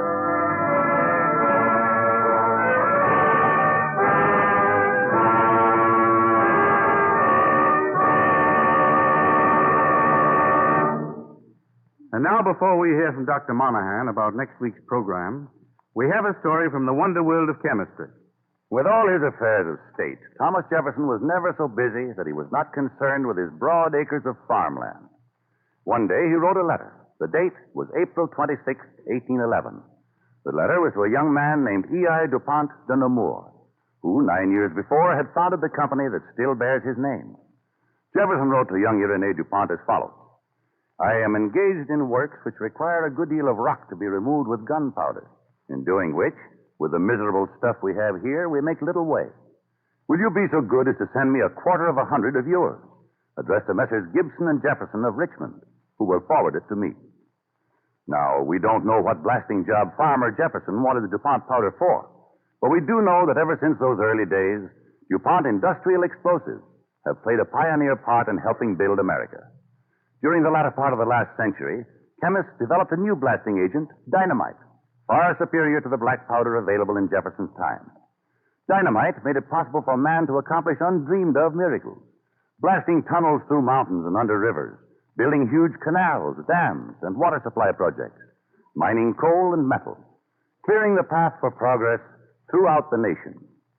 One current example of the engineering feats made possible through the use of dynamite is the new Pennsylvania Turnpike, hailed as the greatest single highway project ever attempted in American history. For more than 160 miles of the way between Harrisburg and Pittsburgh, the Pennsylvania Turnpike runs boldly across the state, much of it through rugged mountainous country. But motorists won't have to go up and down over the Appalachian Mountains. They will roll right through them on a broad, level highway. The total hill climbing will amount to only a third as much as the hills on existing roads, and curves are slight and far between. The result will be a remarkably modern speedway, 4 wide lanes with east and west traffic separated by a center parkway and no intersecting crossings of any kind. Truly, the highway of tomorrow. And dynamite, created and manufactured through chemistry, makes such heroic work possible. DuPont and other chemists supplied the dynamite used in building the Pennsylvania Turnpike, which already has given jobs to as many as 18,000 workers at one time. There indeed stands a monument in concrete to American enterprise, and a fitting example of the DuPont pledge, better things for better living through chemistry. And now, Dr. Monahan. Last week we presented this question. Why do we celebrate Independence Day on the 4th of July when Congress actually voted independence on July 2nd? Many persons confuse the voting of independence with the adoption of the formal Declaration of Independence, which, of course, did take place on the 4th. And it is Mr. Jefferson's declaration, and not Mr. Lee's resolution, which has become the classic statement of democracy throughout the world. My question for next week is, how did the last of the great American freebooters contribute to the certain success of Andrew Jackson at the Battle of New Orleans? Thank you.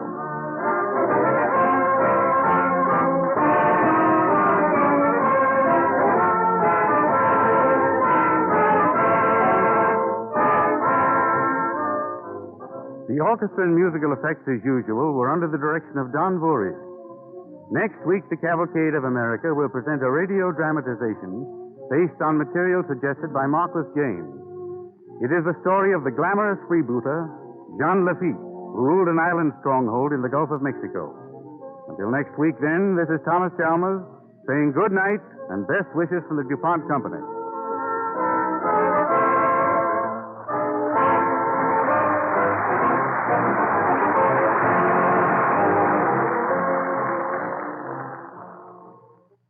This is the National Broadcasting Company.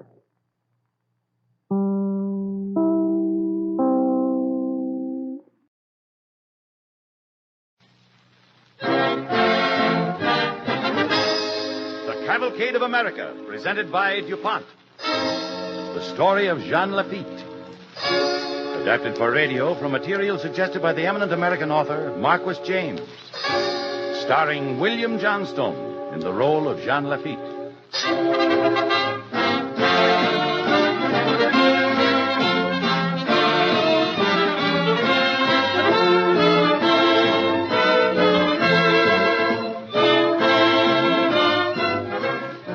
DuPont Company, makers of better things for better living through chemistry, bring you another drama in the Cavalcade of America.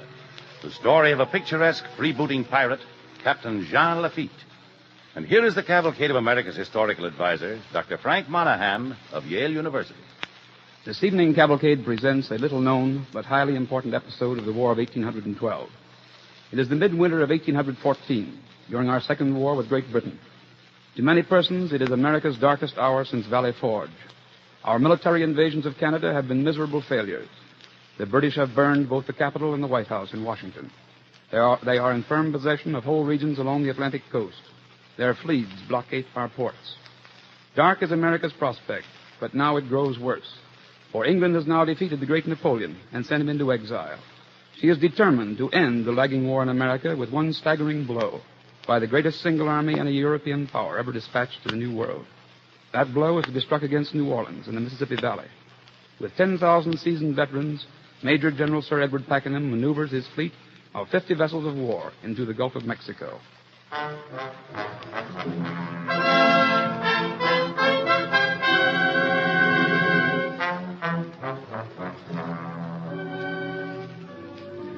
In a dismal tangle of palmetto and cypress is the camp of the hastily gathered frontier militia forces of a worn and weary fighter from Tennessee, Andrew Jackson.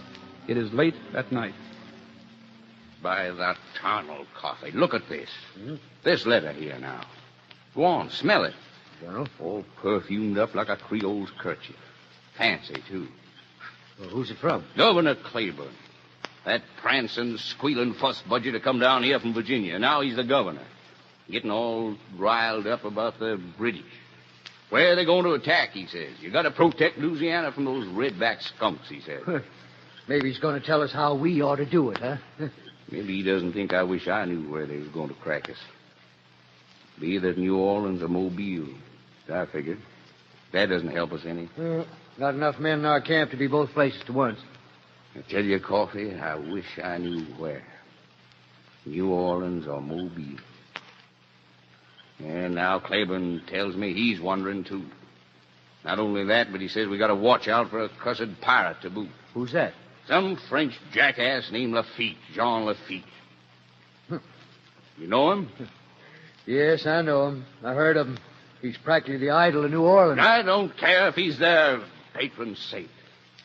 Idol of New Orleans. By that tunnel, I'd like to lay my hands on him. I'd throttle him so fast I'd have to duck out of the way with the teeth flying out of his mouth.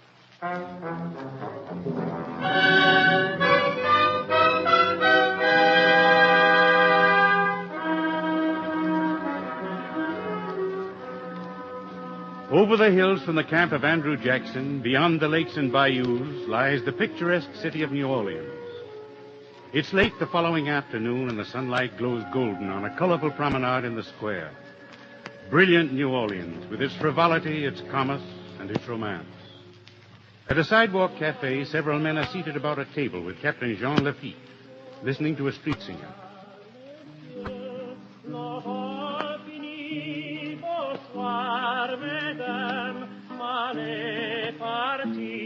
La, la, la, la, la.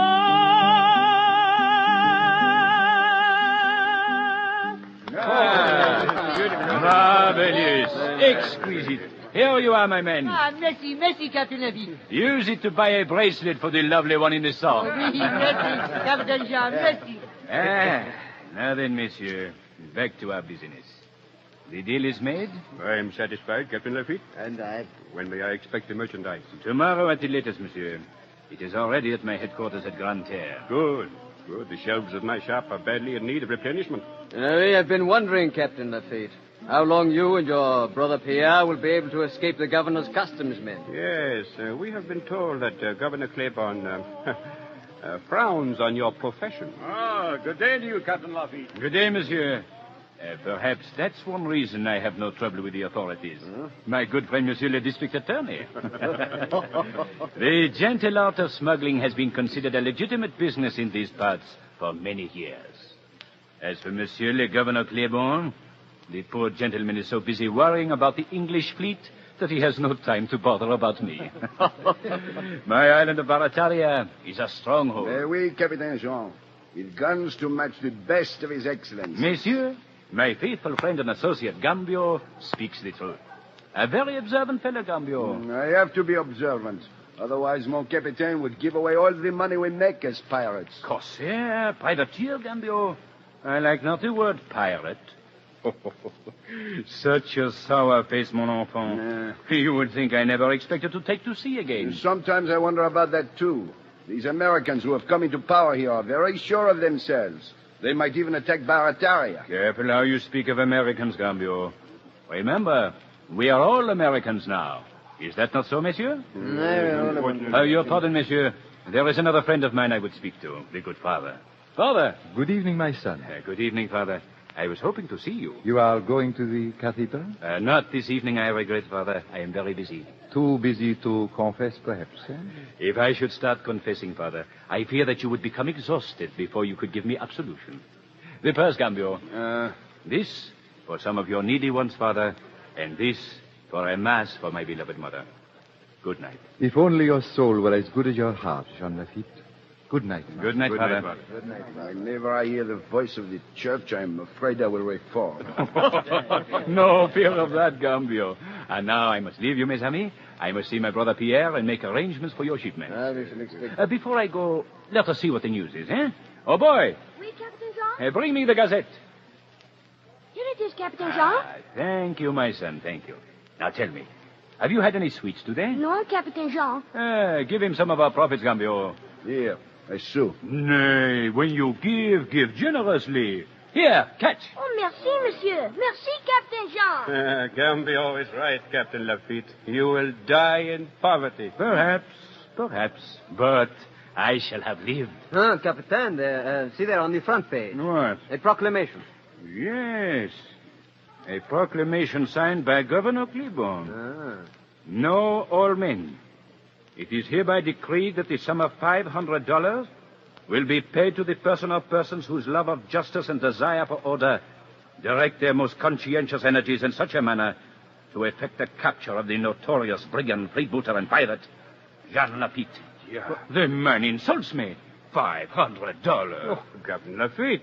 Well, you should be amused by this. Yes, Captain, you must take it as a joke. No, monsieur, not quite a joke. Monsieur Claiborne cannot have the last word. I will publish a reward for the governor. What? Yes. I will offer 5 times the amount he offers for me, perhaps 10 times. Oh, Captain. Not as a measure of Monsieur Claiborne's worth, but as evidence of my own generosity. Come, Gambio, let us find my brother Pierre.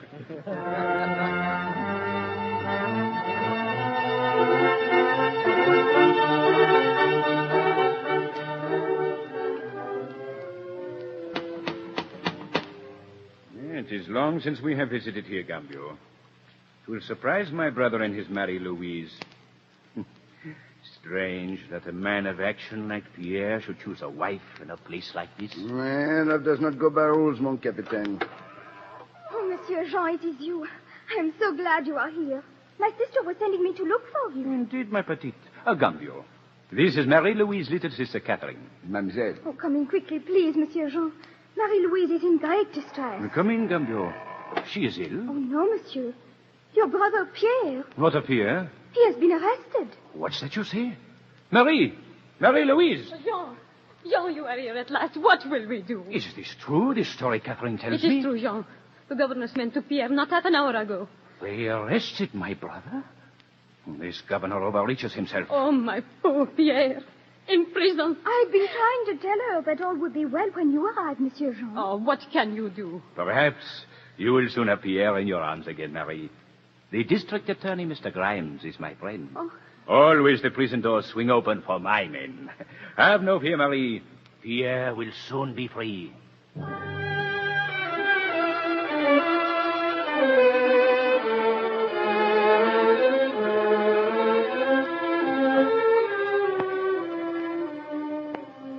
But, Monsieur Livingstone, my friend District Attorney Grimes says you are the best lawyer in all Louisiana.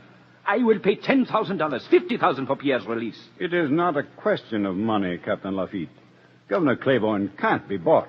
Surely the guards at the jail can be reached. Your brother is imprisoned at the Cabildo itself, under the eyes of the governor's own guard. For years I have always bought my way out of all difficulties. Not with the men who are now in power, Captain Lafitte. I don't think you realize that Governor Claiborne was very much annoyed by your impudent proclamation. Well, I was annoyed by his proclamation. What does the governor demand? As my lawyer, it is for you to find out. If I am to be your lawyer, my advice is that you return to Barataria at once. Here, even you are in danger of arrest. Arrest? Jean Lafitte?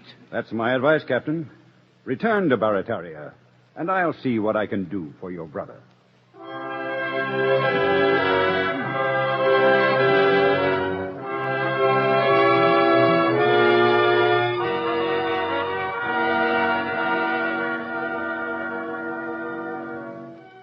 Southward from New Orleans, across the bayous and lakes, lies the Bay of Barataria, its sapphire waters glittering to the faraway horizon. In this isolated setting, there are islands of swaying palm trees, tropical and fragrant. Among them is the island of Grande Terre, a stronghold of the Baratarian pirates. And pacing restlessly on a wide terrace of his fortress overlooking the bay is Jean Lafitte. How many weeks must I be cooped up in this island before I hear from that infernal lawyer? How long must my poor brother languish in that stuffy cabildo? I will go to New Orleans tomorrow. A ship, mon capitaine. There, to the east. Perhaps it is Monsieur Claiborne seeking me. Call them into quarters. Already they hasten to their posts. Hand me my spyglasses. Oui, mon capitaine. Governor Claiborne will find us prepared for... Mais non. It is not the American governor. Take the spyglass, Gambio. Look for yourself. She flies the English colors. An English ship. Perhaps it is a trick. Let them land if they will. Perhaps the fates are playing an interesting game with Jean Lafitte.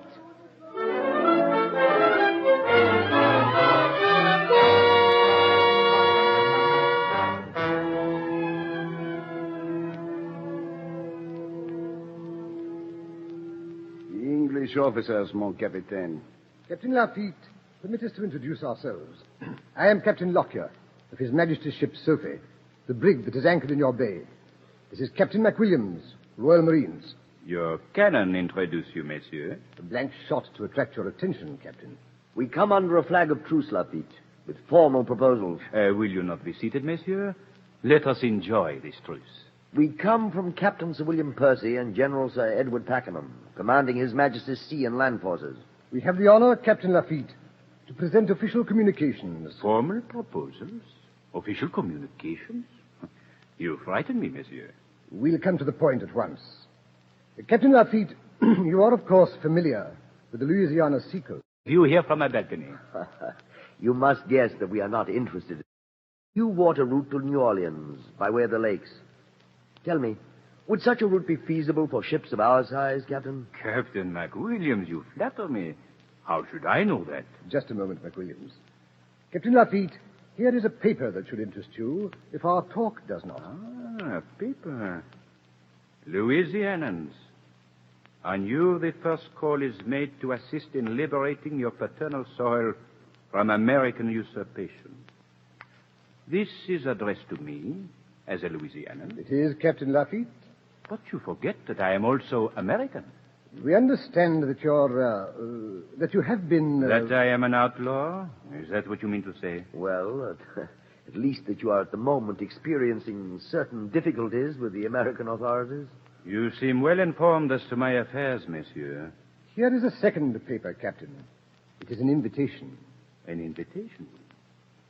I call upon you and your brave followers to enter the service of Great Britain, in which you will have the rank of captain.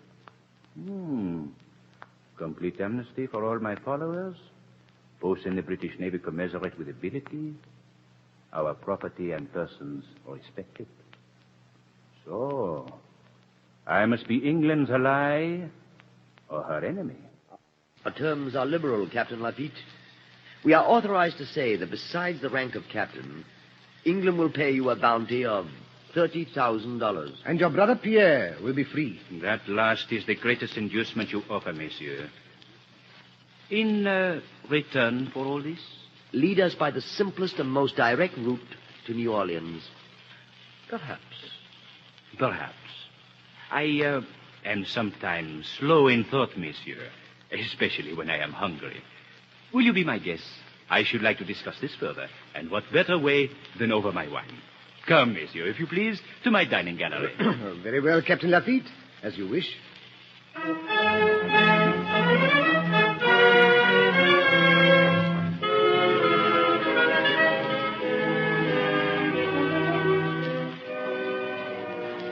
Thank you, Captain Laffite. A delightful dinner. Your pardon, monsieur? I said it was a very good dinner. Thank you, monsieur. And now may we expect your decision, Captain Laffite? I am sorry, monsieur. It will take me 2 weeks to make my decision. 2 weeks? Why so long, Captain? You see, monsieur, my men, unfortunately, do not care for the English. Perhaps you have noticed the way they have of looking at your uniform. No, monsieur, it will take time to prepare them to like you a little. Shall we say 2 weeks? Well, if there's no other way out of it... I shall study the letters well. Very well, Captain. We'll expect your answer in 2 weeks. Come, McWilliams. Au revoir, monsieur. Au revoir, Captain. Au revoir. Mon capitaine, you're going to wait 2 weeks before you give these English their answer? Yes, Gambio. But it is a good offer, mon capitaine. Pierre will be free, and we shall have all the gold we need. Perhaps. But, Gambio, don't you see? I hold the one piece of information that Governor Claiborne desires. We know where the English will attack. What would the governor give for this news, eh? Mais oui. If Monsieur le Governor refuses to trade with us, we join the English. It is a good plan. Perhaps you are right. I can now demand what I will of Governor Claiborne. Power, my friend, is a great thing. Gambio, bring me paper and quill. I'm going to write a letter. Perhaps this game is for higher stakes than I thought.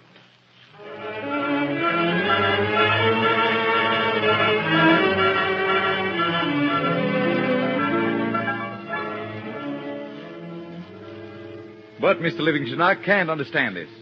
Are you sure this letter is genuine? Yes, Governor Claiborne, I'm sure. I know Jean Laffitte's signature. It was brought to me by his most trusted lieutenant. Are you sure this isn't some trick to effect Pierre Lafitte's release? It says, I offer to give back to the state many citizens who perhaps in your eyes have lost that sacred title. I offer their efforts for the defense of the country.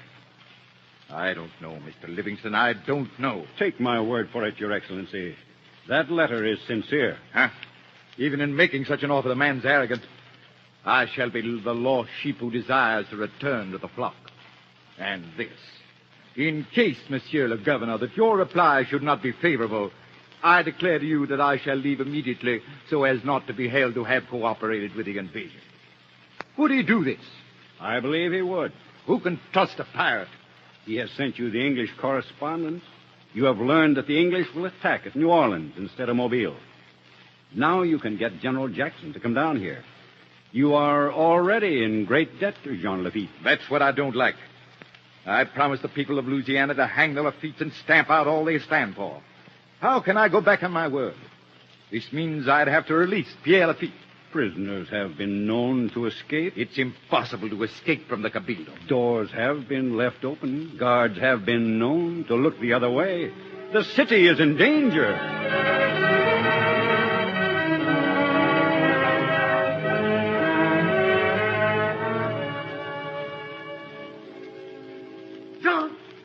Jean!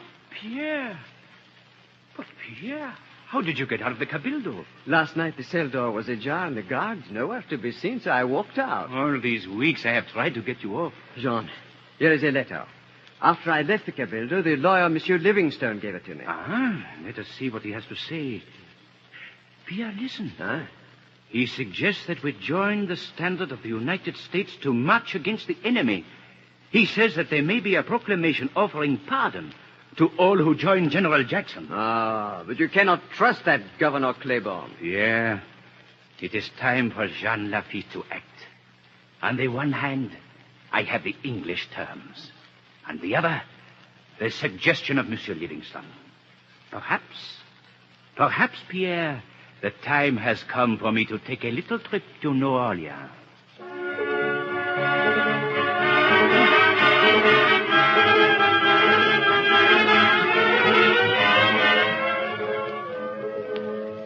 General Jackson, now that we know where the English plan to attack... Why, the tunnel, Coffee, can't I get it into your head that we can't fight them without weapons? Well, you've always boasted a backwoodsman was a match for a dozen redcoats. Men, yes, but they've got artillery. If I had just half as many guns... Well, what do you want? Captain Lafitte to see General Jackson. Captain. I said I'd get my hands on his throat someday. Send them in. Yes, sir.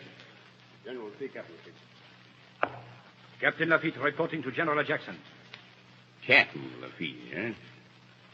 All right, Coffee, you can go. I want to talk to this bandit. But, General... You need have no fear for the General's safety, monsieur. My safety? You think I'm afraid of a blasted pirate? Get out, Coffee, get out. Yes, General. So you're the cussed freebooter I've heard of, eh? Well, come to the point before I string you up. I am here, General Jackson, in reply to the proclamation. The governor said you needed men. Well, suppose I do. What proof have I that you and your cutthroats will play fair? I am trusting myself to you, General. You will have to trust me.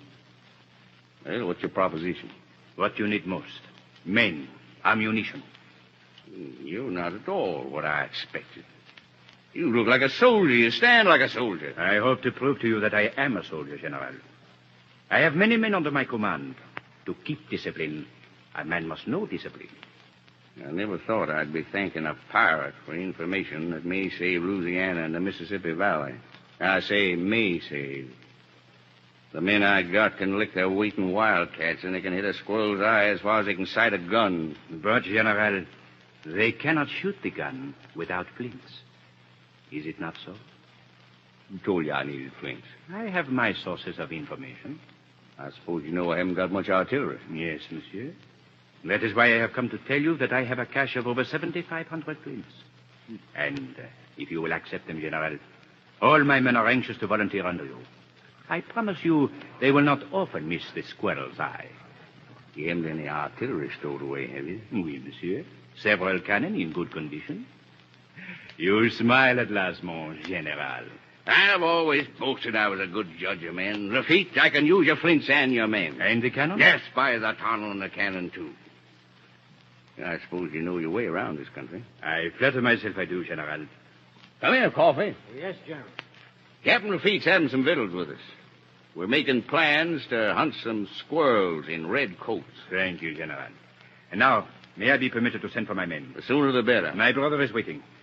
Pass Captain Lafitte's brother. Come in, Pierre. Yes, John? Round up the men. Tell them to get their flints and cannon and come here and join up with General Jackson's force. Now I will give those English their answer. Yes, at once, John. Make haste, Pierre. Wait a minute. You might tell my boys that, too. That'll cheer them up. Tell them we all get ready now to boot those English mules clear back across the Atlantic where they come from. Yes, General Jackson. Tell me something, Lafitte. The English offer was a good one, wasn't it? Very generous. And why'd you refuse it? Why do you throw in your lot with my ragtag and bobtail? Especially when the governor had a price on your head. Perhaps I hate the English. Perhaps it is my sympathy for what I consider the underdog. And perhaps sometime someone may even say Jean Lafitte did what he did because he was an American.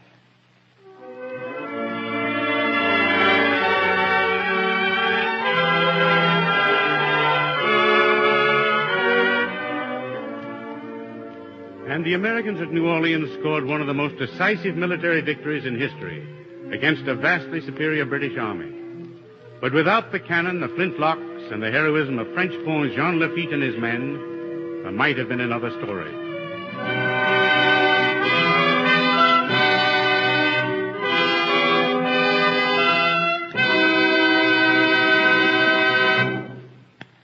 In granting Jean Lafitte and his men a free and full pardon, President Madison in February 1815 declared that it was because they have abandoned the prosecution of the worst cause in order to adopt the best, and particularly because they have exhibited in the defense of New Orleans unimpeachable traits of courage and fidelity.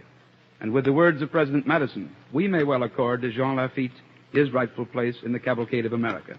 Thank you, Dr. Monahan. From the days of Jean Lafitte up to the present time, New Orleans has been a great center for King Cotton. But New Orleans citizens of 1814 would have been amazed to see the things into which cotton goes today as a chemical raw material. Take one example, plastics. Those modern man-made materials used to make everything from the comb you used on your hair this morning to automobile steering wheels and fountain pens. Isn't it hard to believe that they are born in the cotton field? DuPont makes several types of plastics, and the story of their development is another chronicle of American ingenuity. Before the turn of the century, the comb industry depended chiefly on horn from the long-horned cattle that roamed the western plains. Then horn began to grow scarce after the introduction of the chunky, hornless cattle that were found to be more profitable for beef. But people still needed combs and buttons and other products made from horn. So chemists developed a method of making combs and other articles from plastics derived from cotton cellulose. From 1900 on, there appeared thousands of plastic articles, from optical frames to furniture. DuPont chemists were able to make important contributions in cellulose plastics because of their long experience in using cellulose as a raw material for other products. In the early days, plastics were made to resemble ivory, amber, tortoiseshell, ebony, and the entire range of semi-precious stones. Nowadays, plastics do not try to imitate anything. They are beautiful and useful in their own right. In 1907, there were only 3 kinds of plastics, each having unique qualities. But the curious thing is, for another 22 years, until 1929, that picture of the plastics industry remained practically unchanged. Most of the spectacular development in plastics has taken place within the past 10 years. Today, there are at least 13 types of plastics, each with distinctive properties. This new industry, born in the chemist's test tube, has meant the employment of thousands of workers, not only in plants like DuPont's that make the basic materials, but also in factories throughout the land that turn plastics into countless articles of better living for your daily use. Plastics are an admirable example of the DuPont pledge. Better things for better living through chemistry. And now, Dr. Monahan. Now we present the question, which will be answered on the Cavalcade program at the same time next week. What member of Abraham Lincoln's immediate household was under suspicion and actually investigated as a Confederate spy during a most critical period of the Civil War? Thank you. DuPont is pleased to announce that next week the Cavalcade of America will present one of the great actors of our times, Mr. Raymond Massey. Mr. Massey will be starred as Abraham Lincoln in an original radio play written especially for the Cavalcade of America by the distinguished dramatist, Mr. Robert E. Sherwood.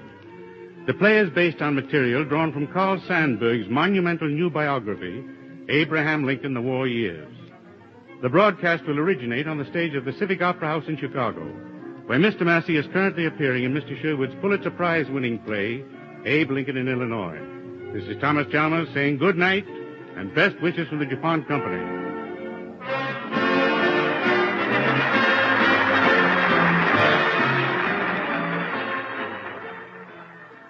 This is the National Broadcasting Company. The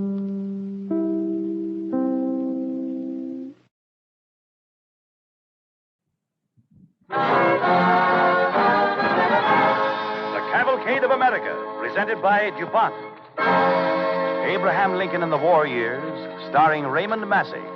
An original radio play by Robert E. Sherwood, written especially for tonight's Cavalcade of America. Based upon Carl Sandburg's Abraham Lincoln, The War Years.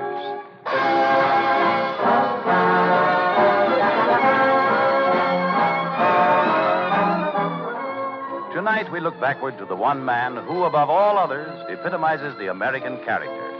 DuPont, in looking backward on the role it has been privileged to play in the American scene, takes pride in the fact that it has been able to add to the strength of the Union of the American States that Lincoln re-welded. For DuPont and chemistry are doing their part in making America secure and self-sufficient within her own borders, no longer dependent on foreign sources for the vital raw materials for factory and farm that once came from the four corners of the earth. At the time of the last World War, American life and industry were plunged into a chaotic state through sudden stoppage of foreign imports. Rubber, camphor, nitrates, dyestuffs, to mention a few of the necessary ingredients of our daily living, rose to almost prohibitive prices as their scarcity became stringent.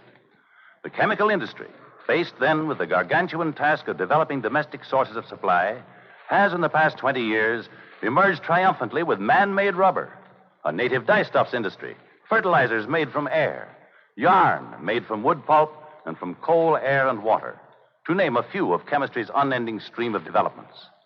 Our liberation from dependence on an undependable world is even now a saga of American enterprise that we might well thrill with pride to hear.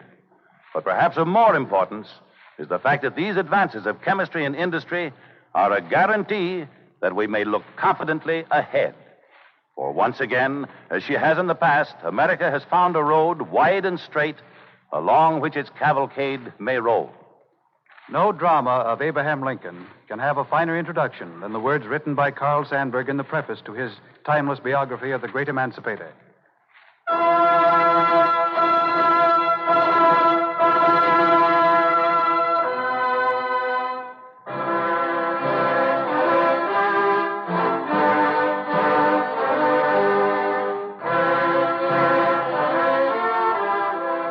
Story of a great struggle, we meet gaps and discrepancies. Many men and women, now faded and gone, lived the drama before it could be written. They do and say what they did and said in life, as seen and known to the eyes and ears, the mind and spirit of themselves, or other men and women of their own time. Some of them spoke with action, some with words, some with both action and words. What they say by act or deed is often beyond fathoming, because it happened in a time of great stress.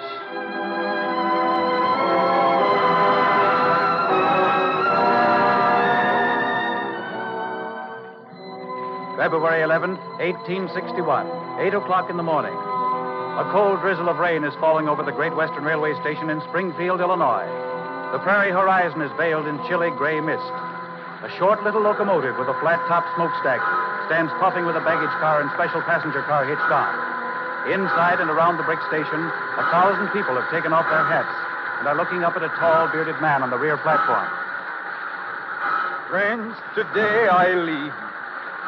I go to assume a task more difficult than that which devolved upon General Washington. Unless the great God who assisted him shall be with me and aid me, I must fail. Permit me to ask you that you will all invoke his wisdom and guidance for me. With these few words, I must leave you.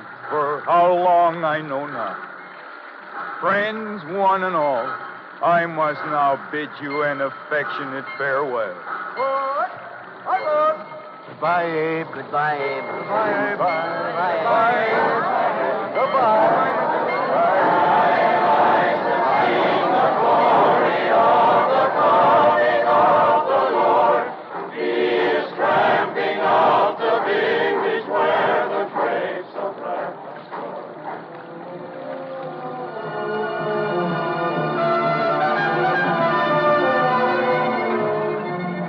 At Decatur, they watched from saddle horses. All over now. He'll split the Union worse than he ever did his Sangamon Law. Prince of rails, indeed. Anybody with that abolition ape would make a better president. I say it still should have been Judge Douglas.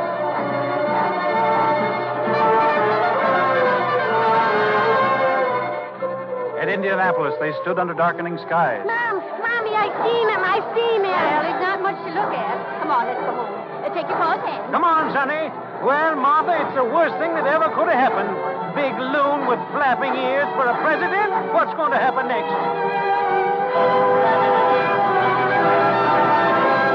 At Buffalo, they watched, and some waited.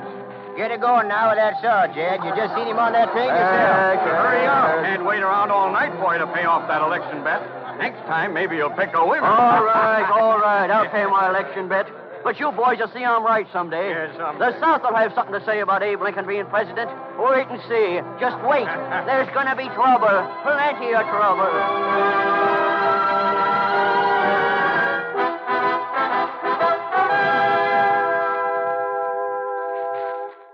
February 21st, 1861. Philadelphia, in a hotel parlor. Well, here you are, Abe. I'm mighty glad to see you. Thank you, Norman. If my journey keeps going on at the slow rate it has so far, it'll be Resurrection Day before I reach the cabin. Well, anyway, in 10 days' time, you'll be president. Abe, the country wants to know how you're going to stop secession. I can't answer him yet. You've got to, Abe. Now, listen. I want to tell you something. Once years ago, when I and other lawyers were riding circuit, there was a heavy spell of rainfall, and all the streams were flooded, and we had great difficulty fording them. We stopped at a little tavern. There we met a preacher who was accustomed to riding over that region in all sorts of weather. We gathered about him for advice as to how we could get over the Fox River. He told us he knew all about that. But, he said, I have one fixed policy in regard to Fox River. I never cross it till I come to it. Who's that? A man's outside. Wants to see you, Mr. Judd, and the president. All right, Abe? Yeah, let him come in. Very well, boy. This way, sir. Gentlemen, my name is Alan Pinkerton. I am a detective in the employ of the Pennsylvania Railroad. I have come to tell you, Mr. Lincoln, that there's a serious plot to assassinate you when you arrive in Baltimore. The ringleader is a man named Fernandina. Probably just another one of those fanatics. But he has a strong group of followers. They're all armed. They're desperate. And, Mr. Lincoln, they're killers. You are their enemy, Abe. You know that there are many who will do anything to prevent you from... Be quiet, gentlemen. Oh, I thought you were alone. Good evening, Mrs. Lincoln. It's just a little political discussion, Mary. That'll be all, gentlemen. I'll give your suggestions my most serious consideration. Very good, sir. I'll see you later, Abe. Good day, Mrs. Lincoln. Good day. Good day, gentlemen. Abe, what were they talking about? Oh, they were just talking about political appointments. Come here, Mary. Come over to the window. Now then, Mary, look down there. That's Independence Hall, where I'm speaking tomorrow. Abe, I'm frightened. I'm frightened. Frightened of what? Of everything that may come to us. Civil war. There's nothing to be scared of, Mary. We may have a pretty rough road ahead of us, but we'll pull through.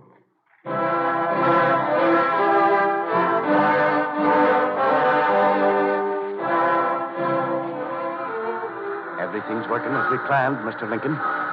Fine, Mr. Pinckney, fine. Taking this special train will get us to Baltimore long before you were scheduled to pass through. The town will be asleep. We'll be leaving any minute now. Thank you, Mr. Pinckney. Guess I'll get some sleep. Good night.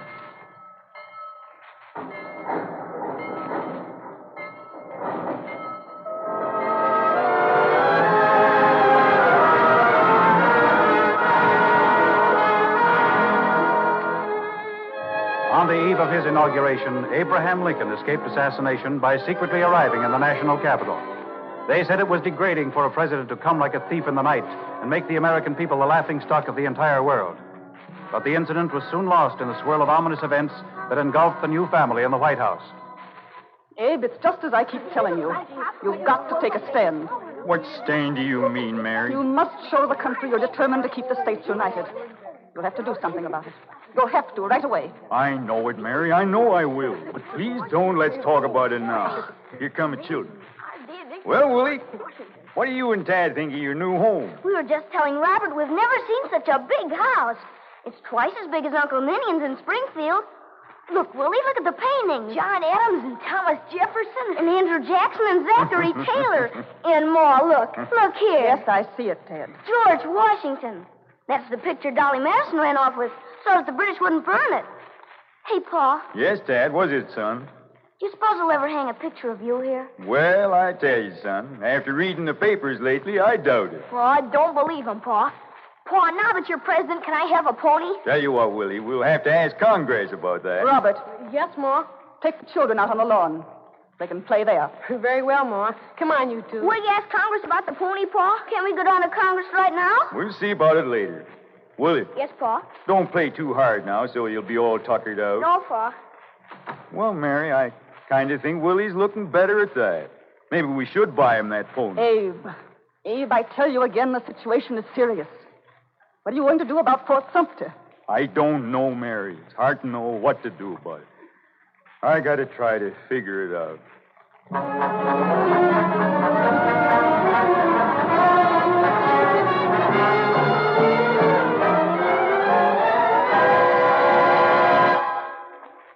Gentlemen, I've called this meeting of the Cabinet to discuss the serious situation in Charleston. It is proposed that this government send relief to Fort Sumter. Do you think we should do it, Mr. Seward? No, I do not. Such an action would provoke instant secession in the South and lead us directly into a civil war. What about you, Mr. Chase? I agree with Mr. Seward. You, Mr. Cameron? Let the people of South Carolina have Fort Sumter, and let us have peace. Mr. Blair, what is your opinion? If we fail to come to the defense of Fort Sumter, we may as well shut up shop as a self-respecting government. We must send relief, even if it does mean war. Mr. Wells? I disagree heartily with Mr. Blair. Mr. Smith? I vote no on sending relief. Mr. Bates? My vote is the same. Evacuate Fort Sumter. If the South wants to secede and form a new nation, let them do it. There's room on this continent for as many nations as there are in Europe. Our course is clear, Mr. President. The sentiment of this cabinet is 7-1 in favor of evacuation of Fort Sumter. Thank you, gentlemen. Thank you for giving me the benefit of your opinion. But the final responsibility rests on me. Yes, Mr. President. And your first duty is to preserve peace. My first duty is to preserve this union. And my policy must be governed by the dictates of my own conscience as to what is right. I shall give orders at once to the Army and Navy to send relief to Fort Sumter. Mr. President, it won't be easy for you to justify this dangerous action to the Congress and the people. I know that, Mr. Seward. I know it won't be easy.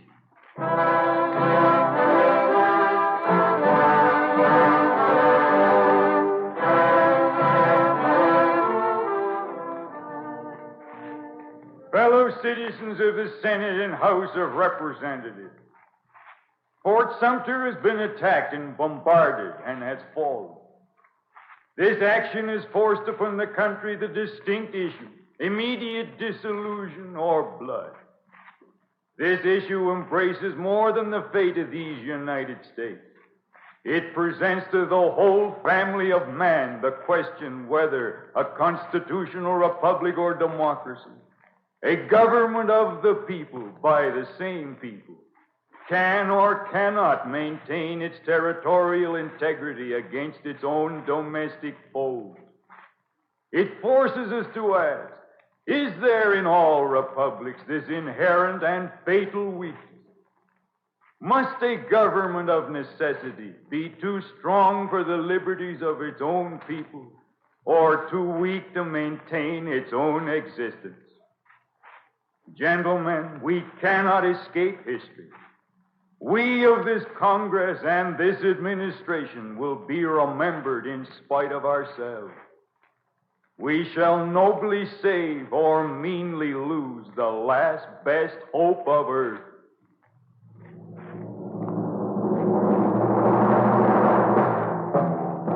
We're coming, Abe. We're with you, Abe.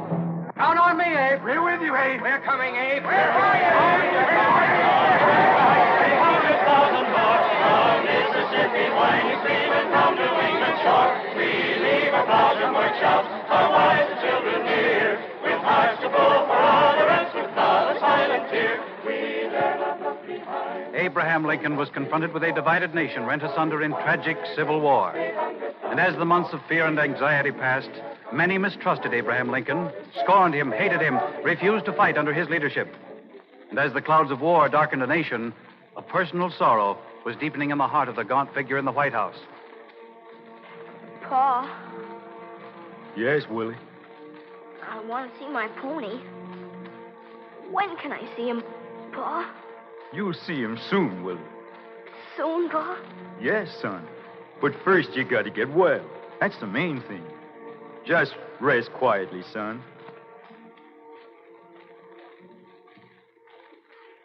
Yes, I will.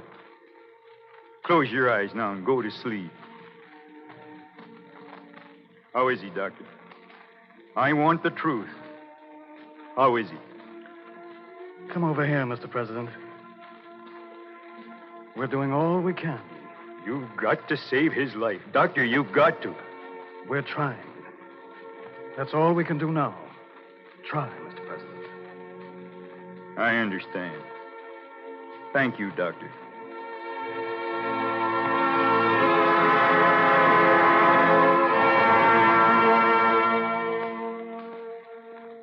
You mustn't give way, Mary. I know how hard it is. Sometimes I feel I can never be glad again. But we've got to keep our sorrow to ourselves. There are many thousands of mothers and fathers, north and south, who have seen their own sons die on the field of battle. It's up to us to set them an example in courage. It's one thing to be thankful for. At least our little boy died, an innocent child. Mary. I'd rather have him go that way than have him killed in this horrible war. So cruel, so senseless. Brother fighting against brother. My own brothers are fighting on the southern side against us. Mary, I wish you would not speak of that. Why not, Abe? My brothers are fighting for the South because that's the cause they believe in. Why shouldn't I speak of it? I'm proud of them. Abe, do you believe what the gossips are saying? I'm a traitor because my family came from Kentucky. That I'm really against you in the Northern cause? Mary, you don't have to ask me that.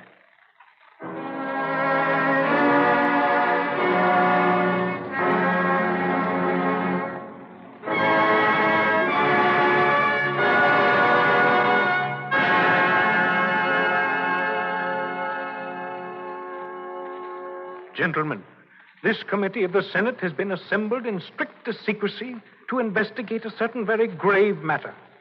The belief is spreading throughout the country that all our misfortunes can be traced to one person, a spy in the White House. That person is Mrs. Lincoln. Gentlemen, I beg you not to be too hasty. This matter is of the gravest importance to the nation. It certainly is. With what we all know, I'm in favor of exposing the whole presidential scandal. And I'd go as far as impeachment. Well, now, wait a minute. We can't have a public scandal. Not at this time, anyway. Well, Attention, gentlemen. What is it? The president. The president? How did he know we were meeting? Will you go in, Mr. President? Thank you.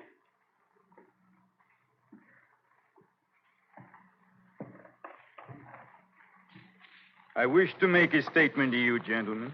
It is as follows.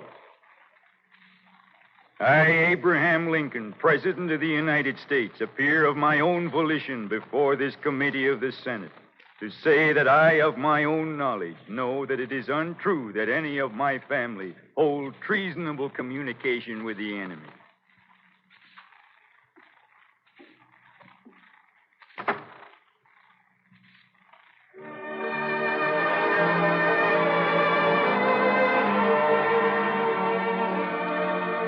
The Senate committee was deeply moved, and the investigation was dropped. But Lincoln's sadness was not relieved. On a chill, gray November day in 1863, the president was sitting on a platform on Cemetery Hill in Gettysburg, listening to an oration by Edward Everett. It was an oration. It lasted 2 hours, but the crowd there loved it.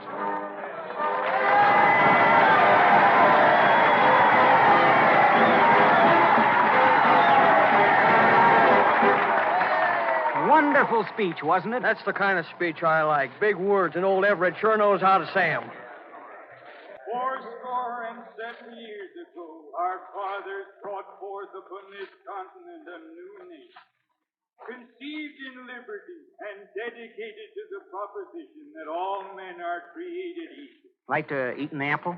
Now Thanks. we are engaged in a great civil war, testing whether that Crop nation this year or ain't so any good. nation so conceived and dedicated can long endure. We are met on a great battlefield of that war. We have come to dedicate. Say, old Abe's talking now. Can't hear him, can you? Well, don't make much difference if we do.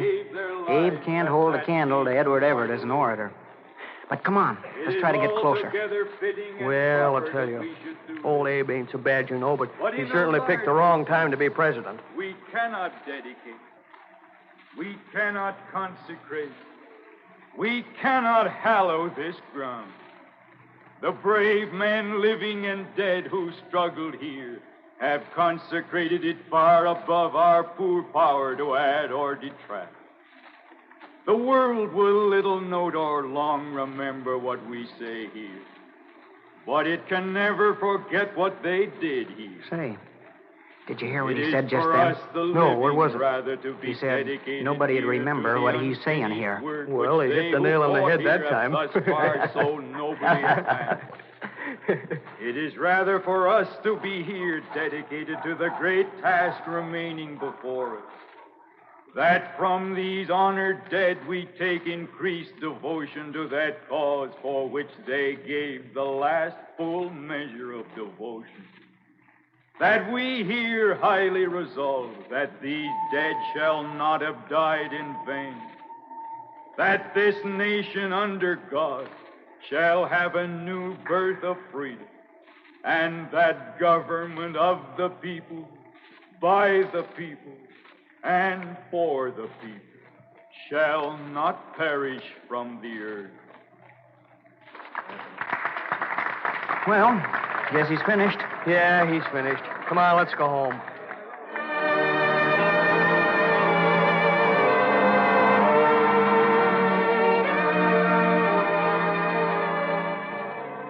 There were many who did not understand and appreciate the meaning of Lincoln's words at Gettysburg that day, but their portent and message has outlived the tragedy and chaos of those 4 sorrowful years. At last, the superior strength and wealth of the northern states asserted themselves, and the tragic war came to an end. And on March 4th, 1865, Abraham Lincoln was inaugurated for the second time. With malice toward none, with charity for all, with firmness in the right as God gives us to see the right, let us strive on to finish the work we are in, to bind up the nation's wounds, to care for him who shall have borne the battle, and for his widow and his orphan, to do all which may achieve a just and lasting peace among ourselves and with all nations.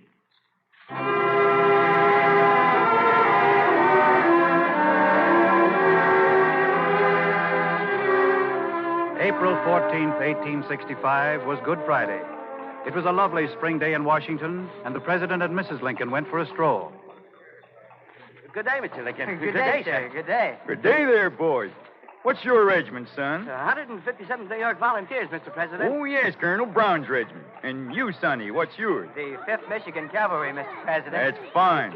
Well, it's all over now, boys. You'll be going home soon, and there'll be a heap of work for all of us to do. Yes, sir. That's right, Mr. Goodbye, President. boys. Goodbye. Goodbye. Good day, sir. Good day, Mr. You know, Mary, it's been a hard time for the people. It's been a hard time for us, Abe. And I tell you, when my term of office is over, we'll go back to Illinois and pass the rest of our lives in quiet. I'll take up law practice again, just as if nothing had happened. It'll be good to be among our own neighbors again. Oh, Abe. Do you think people will ever feel really happy again? Yes, Mary. People get over these things if they try, even when they haven't much heart for it. Well, you can try. But I don't really feel like going to the theater tonight. We mustn't feel like that, Mary. It'll do us good. It's been a long time since we've been able to sit back and enjoy a real good laugh.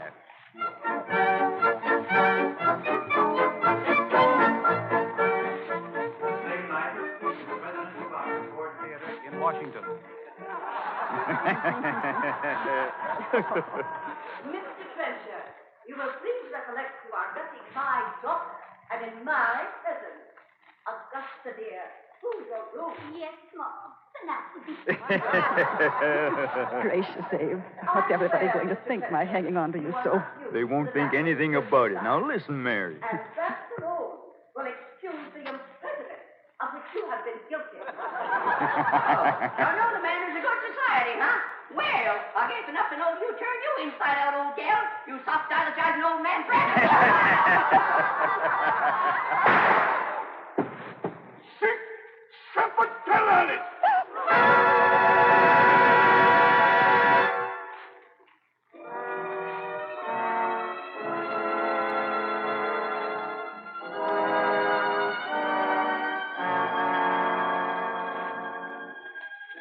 There was a funeral. It took long to pass many given points. Many millions of people saw it. The line of march ran 1,700 miles. Yes, there was a funeral from the White House in Washington where it began. They carried his coffin and followed it nights and days for 12 days. Bells tolling, bells sobbing the requiem, the salute guns, cannon rumbling their inarticulate thunder. To Springfield, Illinois, the old hometown, the Sangamon nearby, the New Salem hilltop nearby, for the final rest of the cherished dust. And the night came with great quiet, and there was rest. The prairie years, the war years, were over.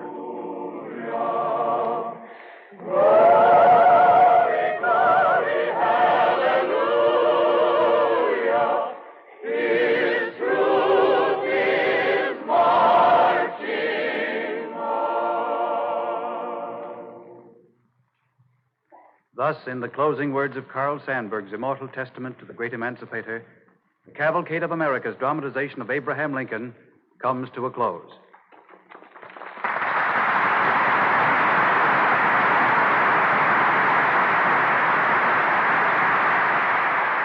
To Raymond Massey, to Robert E. Sherwood, and to Carl Sandburg, our thanks. DuPont, knowing that all Americans have a deep and sincere affection for all things that touch upon Lincoln, is preparing a souvenir copy of tonight's script as it came to you over the air. A copy may be obtained by writing to DuPont, Wilmington, Delaware. And with it will go DuPont's earnest wish that it may serve to remind those who receive it of the hope and courage inspired by this simple man who takes his secure place in the small company of the immortals. Next week, the Cavalcade of America's guest star will be the beloved and distinguished American actress, Miss Ethel Barrymore. And here's what Dr. Monahan of Yale University, our historical advisor, has to say about next week's program. In my opinion, next week's Cavalcade is truly an exciting scoop in American history. The author, Bessie James, spent more than 12 years researching thousands of documents and manuscripts. From her story materials, Cavalcade makes live again one of the most unusual women in American history. The role of that extraordinary woman will be played by Miss Ethel Barrymore. Here is the question which her characterization will answer. What important woman pioneer in the field of 19th century American journalism was formally convicted of being a common scold and had her fine paid by the Secretary of State?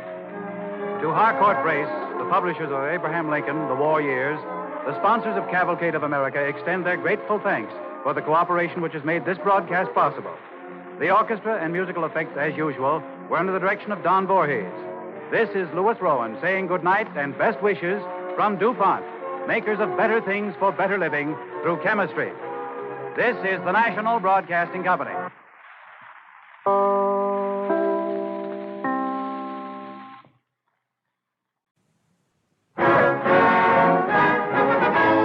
The Cavalcade of America, presented by DuPont. The story of Anne Royall. Adapted for radio from material and new biography of Anne Royall, written by Bessie Rowland James. With the beloved and distinguished star of the American theater, Miss Ethel Barrymore.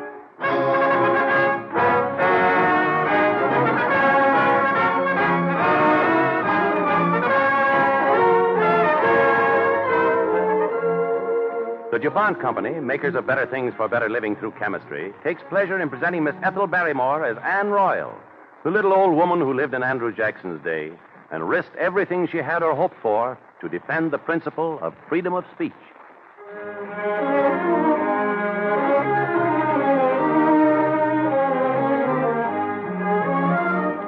My name is Anne Royall. Are we going to stand by while money changers fill their pockets out of the national treasury? Are we going to allow people to undermine the very principles of this democracy? I say run them out before it's too late. I despise cant. I despise these pious meetings held in the name of a cause. Those caterwauling females and dandies who can't see a hand outstretched in need at their door. I say break them up. Keep this splendid country free of hypocrisy and corruption.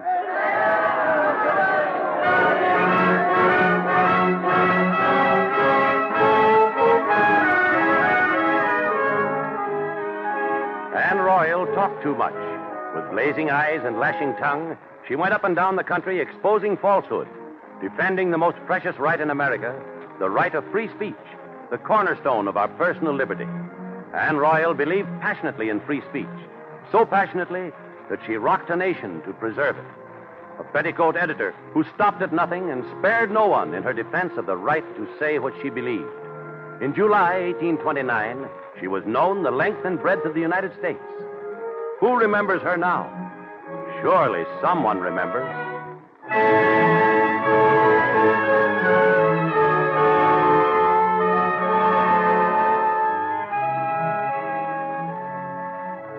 My name is John Coyle.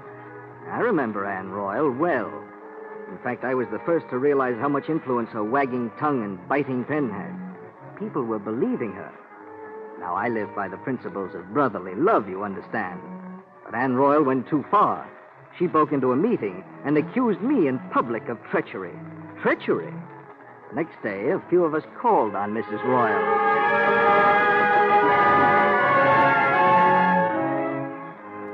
This is indeed an honor, gentlemen, but you come all the way up the hill to my house. Sit down, won't you? Mrs. Royall, we're not here to mince matters.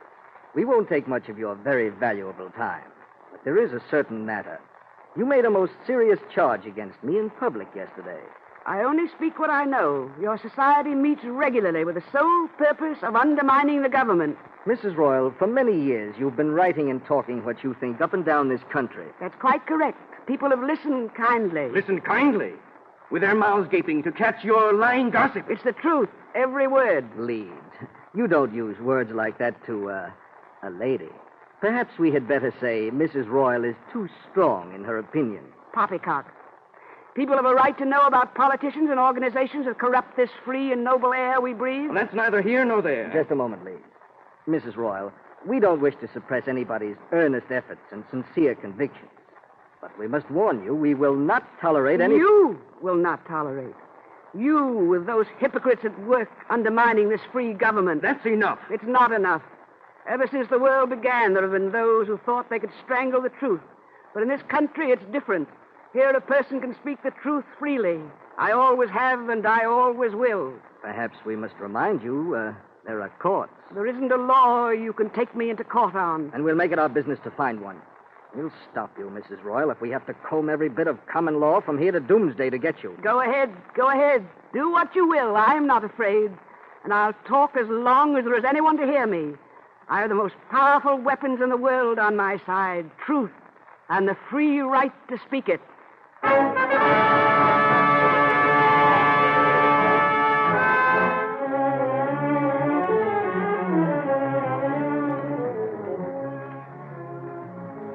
I remember Anne Royall.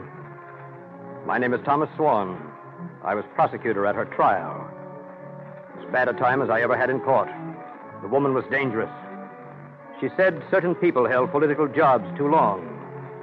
With my record of 28 years as district attorney, I was glad to be the prosecutor that morning when Anne Royall's case was called.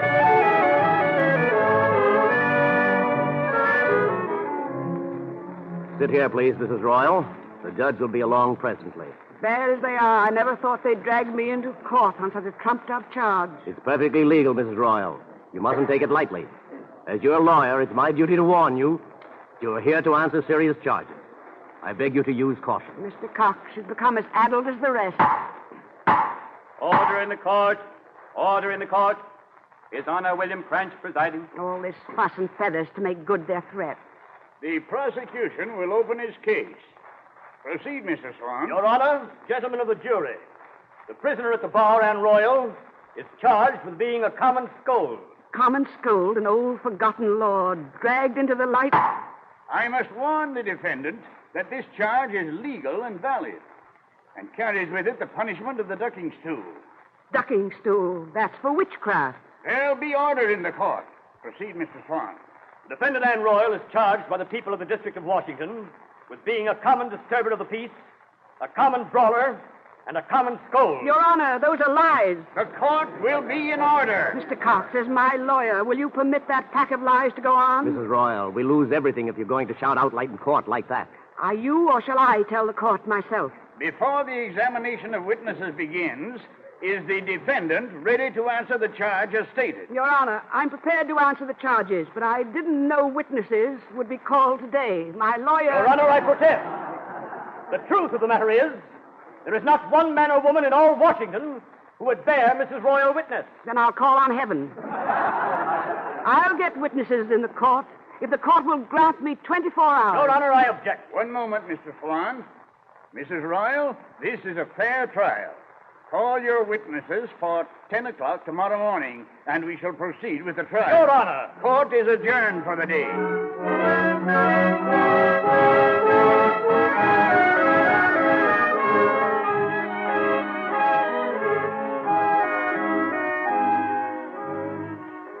Remember Anne Royall?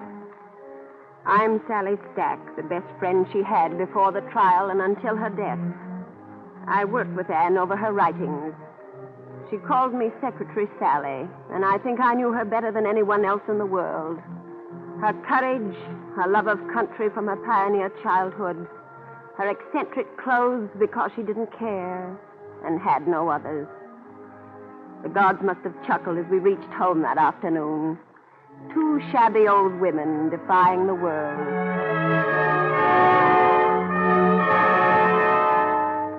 Throw open the window, Secretary Sally.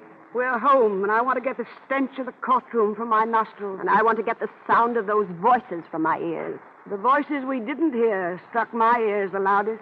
Of a sudden, my old friend, General Van Ness, has developed poor ears and good legs. Twice I spoke when he hurried on. Sally, we live in a mightily shrunken world this evening. Cowards. All of them.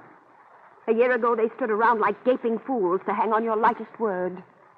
But witnesses, Anne, you must get them. There's just one I want. Just one. With him here, I could forget all the others. Aye. And he would turn in his grave now to see what they're doing to his wife. No, he wouldn't. William Royall would hold up his head and fight as he fought the redcoats, and he'd have me do the same against my enemies. But who are my enemies, Sally? Why have they done this to me? Because they're cowards, Anne. And you have no fear. But the ducking school. I'm old. They know. They know I couldn't survive it. So, I'll go. Lawyer Cox, no doubt. I come up from his papers for air. Is Mrs. Royall at home? She is, sir, but Oh, bring him in, Sally. Heavens, we've always received people and always will. Today's no different from any other. I'm glad you feel that way, Mrs. Royall. I'm not sure I agree. Well, William Leeds. And what is it this time? Well, I've come with an offer, Mrs. Royall. So, we will bargain this time. Now, you've been trying to get a pension for some time, Mrs. Royall. Rightfully so, for my husband's services in the Revolution. Well, if you will cease writing, if you will withdraw your books and hold your tongue, that pension can be arranged. If you think you can silence me... You can live comfortably and quietly the rest of your life. I'm not interested, Mr. Leeds. Well, perhaps we might arrange to dismiss this trial. This whole distressing matter will be forgotten. And if I should refuse? The choice is yours, madam. Well, that's clear. We're in the open. And here's my answer. Go home and tell your filthy schemers Anne Royall will write and talk the truth as long as there is a spark of life in her. Very well, Mrs. Royall, if that's your answer. But I will not be responsible for whatever your enemies do to you. Anne, what's that noise? You can't fight the whole world, Mrs. Royall. Look out the window. Anne, look out. Some more of the fine work of your friends, Mr. Leeds? Hoodlums that would prey on women. I'll answer them. Anne, don't go to the door. Mrs. Royall, you're in danger. I'm not afraid of this danger. It's in the open. What do you want? Anne, look out. Anne, are you hurt? Your forehead's bleeding. Nothing. A piece of glass grazed me. Now you, Mr. Leeds. You and your friends have done a fine night's work. Now get out. Get out before two women push you out. Get out. Get out. Anne, sit down. Shaking like a leaf. I'm all right. Sally, where's my bonnet? Heavens, you're not going out now with that mob? I'll go the back way. I've just thought of my last witness.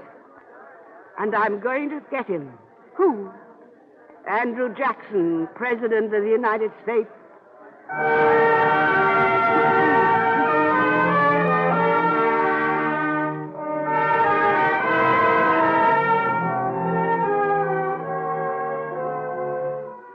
My name is George.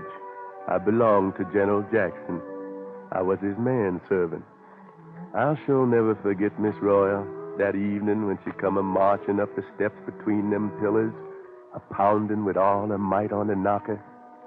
General Jackson always did let anybody who wanted to see him come right in. Figured if folks couldn't see the president, there wasn't much use of having one.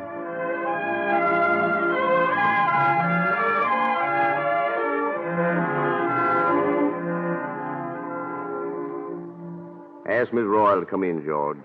Tell cook to set another place for supper. Yes, sir, General Jackson. But if I can say it, sir, she don't look hungry this time. She look mad. I expect so. Show her in. Come in, please, Mrs. Royall. General Jackson. Well, evening, Miss Royall. Good evening, ma'am. Sit down, won't you? Mighty glad to see you. Thank you. Those are rare words for me to hear these days. So they're after you, huh? You know? Oh, yes. News trickles in here once in a while. I see you have your head bandaged. They stoned my house tonight. That's bad, man. I can send a guard. No, that's not what I want. Mr. President, you've always been a friend of mine. Why not? We're two of a kind, ma'am. Sort of rough. With frontier mud on our shoes that sometimes splashes on the carpets of these nice parlors. I like the way you speak out your mind, like your lungs were full of good, clean Tennessee air. That's kind of you, sir. I'm afraid not many others feel as you do. Not backing down, are you? No. Mr. President, would you go on the witness stand for me? Witness stand? Yes. And tell them what I've said is the truth, that I have a right to say it. What are they trying to do to our country when a man or woman can't speak his mind? Well, I tell you, ma'am, if I was plain Andrew Jackson back in the saddle, I'd say a word for you. But I'm President of the United States now. But, Mr. President, couldn't I subpoena you? So you're going to subpoena the president, eh? Well, that will make history. Ma'am, I'm blamed if I wouldn't like to see you do it. But if the president could be subpoenaed, he'd be spending all his days in court with a number of folks out after his hide. Everybody hating an old woman who wants the truth to be known. They gave us a constitution. They said a lot about freedom of speech and ideas. We've still got the Constitution, ma'am. Maybe folks are beginning to forget what it means. I know, Mr. President. I was a little girl when it was written. Maybe we were all children then, only now we've grown up and the dream has vanished, and the land is black with evil, Mr. President. And the fawning little men who are betraying the noble heritage of the giants of our American childhood, Washington and Benjamin Franklin, Thomas Jefferson. Miss Royall, tell you what I'll do. I'll have Major Eaton, the Secretary of War, be a witness for you. And I'll tell him to speak a word for your character. Oh, thank you, Mr. President.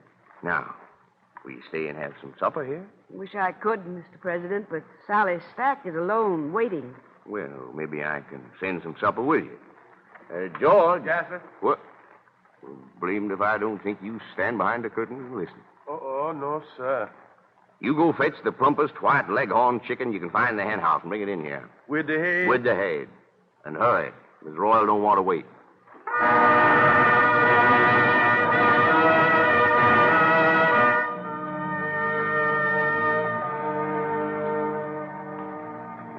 I am William Cranch, judge on the bench at the trial of Anne Royall. Remember her? I'll never forget her. It was a troublesome business. She had friends in high places, but she had enemies, too. And already the case had begun to reek in the newspapers. Though most of the editors hated and feared Mrs. Royall, they were turning our witchcraft trial, as they called it, into a Punch and Judy show. And small wonder as the trial went along. I remember that afternoon, Coyle was on the witness stand.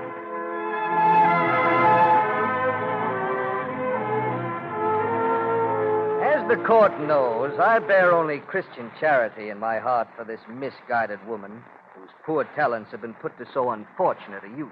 Yes, go on, Mr. Coyle. What did Mrs. Royall say when she broke up your meeting? She accused us of treachery. She said we were trying to undermine the government. And accused you of treachery? Well, of course, that is a rather strong word. And, of course, untrue. Yes, of course. We may have talked over the clerical party. Lies, Your Honor. Order. Proceed with the testimony. You see, the woman is obviously malicious and hysterical. Lies. In the course of her speeches and criticism, what else did Mrs. Royall call you? Only my love of honesty. Answer the question, please. She called me Pumpkin Willie.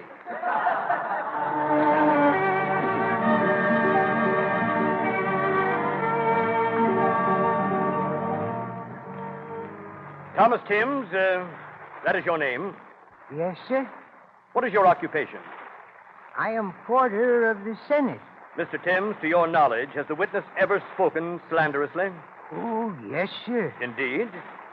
Will you please tell the court when? Mrs. Royall said that Mr. Watterson and I were the handsomest men in Washington. And if that isn't slander on all the other Washington men, I protest. Are we to make this court the laughing stock of the country? You did that when you built the ducking stool at the Navy Yard, Mr. Swan. I'll clear this courtroom. Will the prosecution go on? That is all, Your Honor. We have too much respect for womanhood to undermine this woman's character further. The witnesses have concluded their testimony that Anne Royall has made a public nuisance of herself as a common scold. The prosecution rests.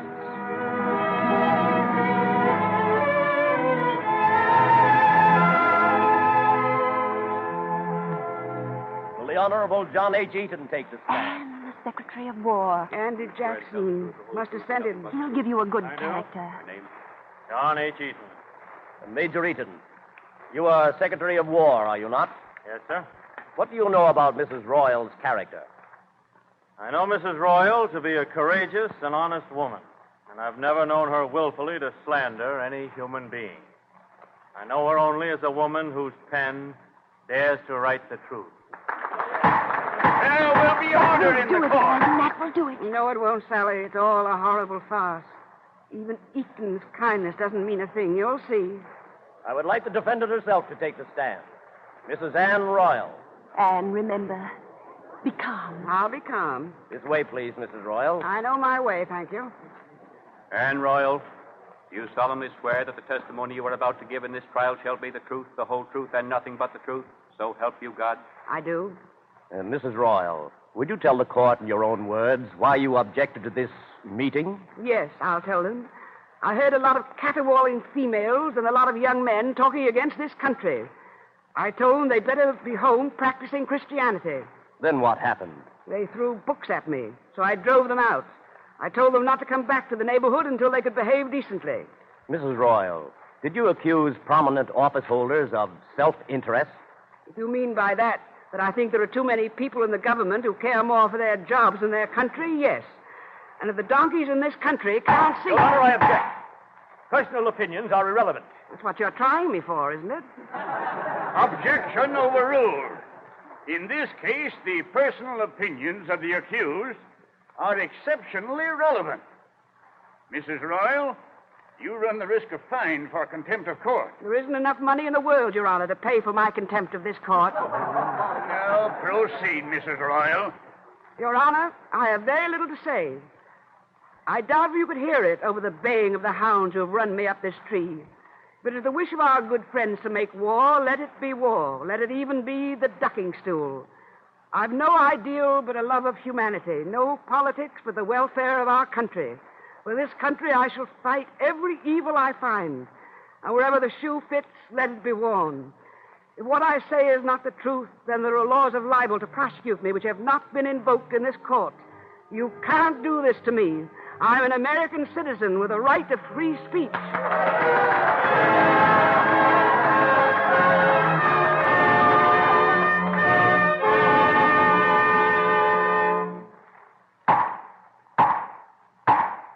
Gentlemen of the jury, you have considered the evidence in the case of the People versus Anne Royall. How say you? Is the accused guilty as charged or not guilty? Guilty.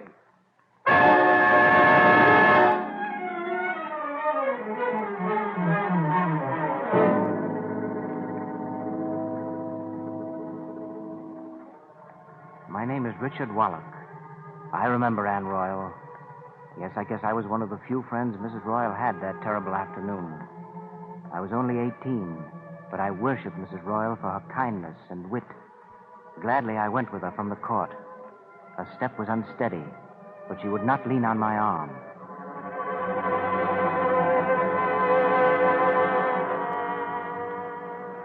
That a court of justice and a court of the United States could be so used. But Mrs. Royall, the judge waived the ducking for only a $10 fine, and Secretary Eaton himself paid the fine and bond. A bond to keep the peace like a common vagrant.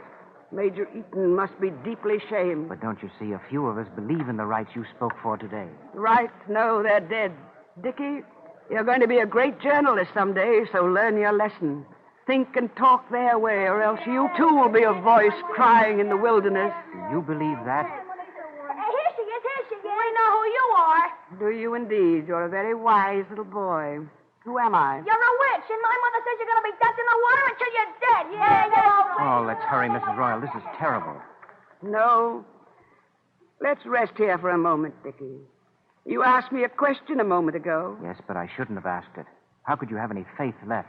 No, you were right to ask, and I want to answer, here with the sunshine on us and the elm trees whispering above us and the white buildings of the Capitol gleaming there on the hill. No, Dickie, I'm not a voice in the wilderness. I'm part of this as you are, and those small boys, and the justice and tolerance that'll grow up to find. Then they haven't stopped you, Mrs. Royall? Stop me? Let me tell you, Dickie. I have plans for starting a newspaper. A paper to speak the truth and defend the right. That has been my faith. And as I have lived, I will die by it. I believe in this country and its people. I believe in the divine principles of justice and freedom for which these people fought, which will grow up as the nation grows. I believe that no petty evil or temporary wrong can harm the enduring greatness of the American spirit.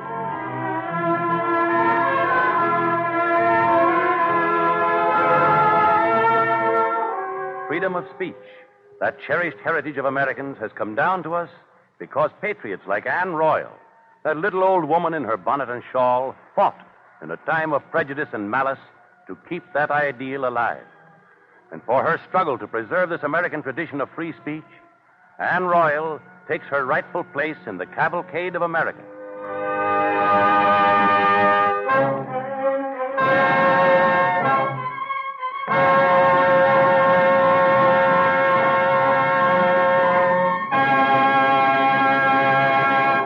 Thank you, Miss Barrymore. We're proud to have you as our guest on the Cavalcade of America.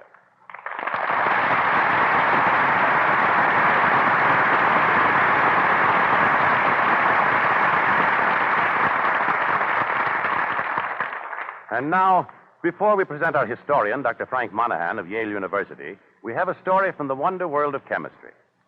At a dinner in the city of Washington, two beautiful transparent globes were displayed side by side.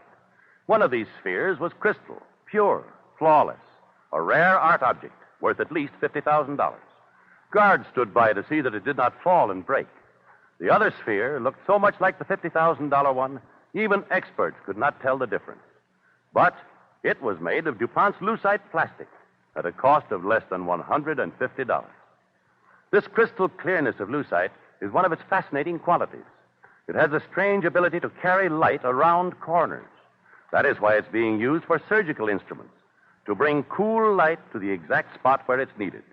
It also has an incredible power of reflection. That's why highway markers are being made from it. Reflectors that outline the road a full mile in front of your headlights.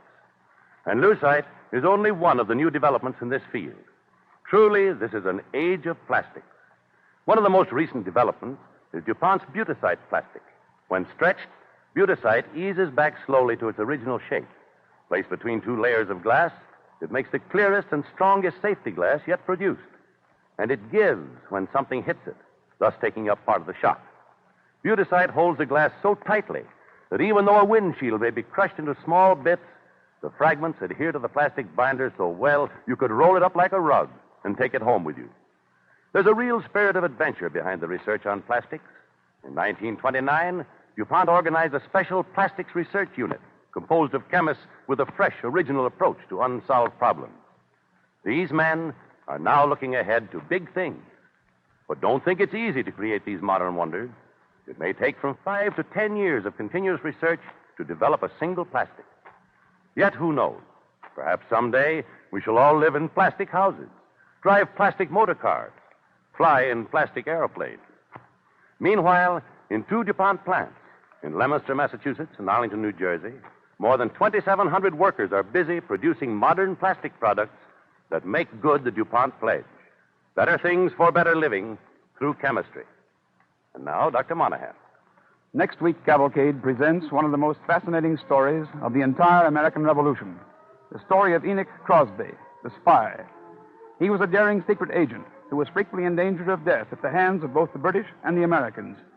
His thrilling and poignant story gave James Fenimore Cooper the materials for the first truly American novel.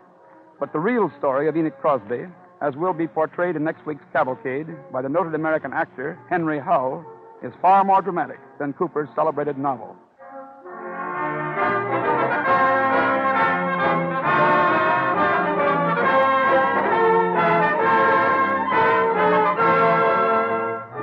On tonight's program, the orchestra and musical effects were under the direction of Don Voorhees. Until next week at this same time, this is Basil Rysdale saying good night and best wishes from DuPont.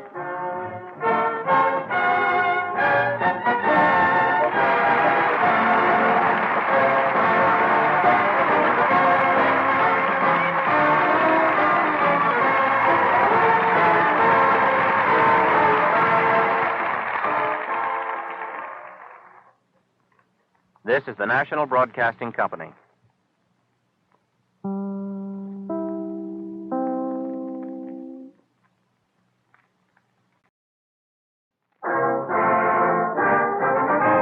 The Cavalcade of America, presented by DuPont. The story of Enoch Crosby, the spy. Starring the noted American actor Henry Hull as Enoch Crosby.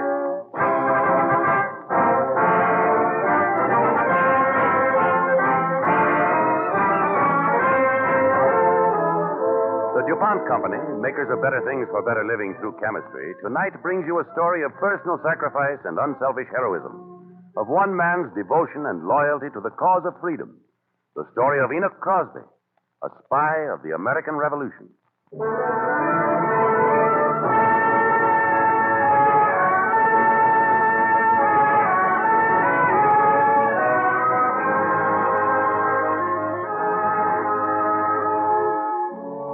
It is the year 1820 in the town of Bedford, New York. On a shaded porch, two men sit with their pipes and wine in the late afternoon. The younger is James Fenimore Cooper. The elder is a former president of the Continental Congress and the first Chief Justice of the United States Supreme Court, John Jay. Mr. Jay, did you ever have a plague of critics biting you? You mean this novel you've written, James? Yes, sir. Have you read it?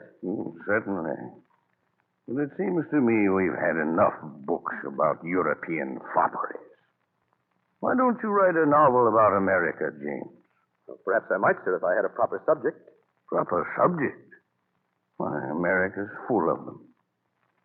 I can tell you a story of one man who helped make our country free. I'd like to hear it, Mr. Jay. Well, this man was a shoemaker. The British were in New York, the Americans in retreat. Westchester County, in between, was the neutral ground. When was this, sir? It was the year 1776. I was a member of the Committee of Safety, meeting at Fishkill. We met with General Washington at his headquarters. He'd summoned us there for a conversation on the difficulties which faced our cause in the state of New York.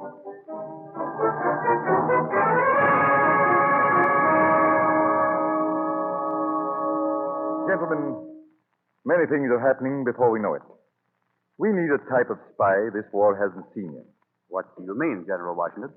We need some man who loves our cause so completely, he'd be willing to masquerade as a British spy to get us the right information and give them misleading reports of our plans. It is the duty of your committee to find such a man. Very well, General Washington. We'll be asking someone to do a thankless task, Mr. Jay, but you and I know it is a necessary one. His identity must be a secret between us. But remember, the very success of our cause may depend on that man.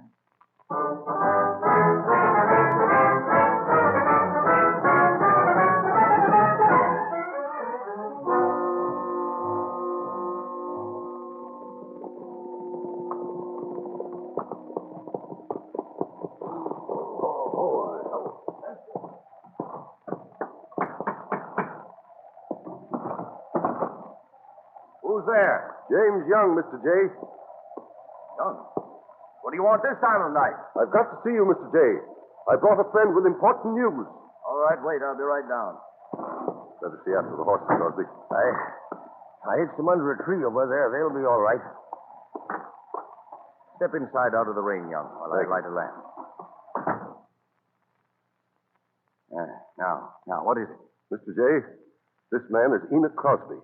He has information for your committee. Good. What is it, Mr. Carson? Mr. J., I know of a company of Tories being recruited not an hour's ride from here. Well, who are they? Do you know their names? I got all their names written out right here, and the time and place of their next meeting. Well, sit down, Mr. Crosby. Sit down. Tell me your story from the beginning. Well, sir, you see, I'm a shoemaker by trade, but I was on my way to enlist. When I was going through Elizabethtown, I fell in with a traveler who mistook me for a Tory. I take it he was one himself. Precisely, sir, a blasted Tory. But I stayed with him in his home for 3 days until I had all the names and facts. Good for you. Then I persuaded him that I was so eager to join the British, I'd go on ahead of them. But instead, I came here to Mr. Young, and then he brought me here tonight. Here's the list. Yes. Everything seems complete. Young, will you go to Mr. Dewars, tell him I sent you, and urge him to hasten here with the other committee members? Yes, sir. I'll be glad to do whatever you say. I'll have them all here as quick as I can, Mr. Jay. Well, I wish we could discover more or all their plans as easily, Crosby. Oh, we could. I'm sure we could, sir. And it would be a dangerous course for any man, Crosby. Well, a man would have to be sharp, it's true, But if a man's business was plausible, he might deceive him. If he was, say, an itinerant shoemaker? Oh, yeah, perhaps you're right, Mr. J. Yeah, I did it this one time. I could do it again, I reckon. If you succeed, Crosby, you'll deserve more credit than you'll ever get. But if you fail, well... I know.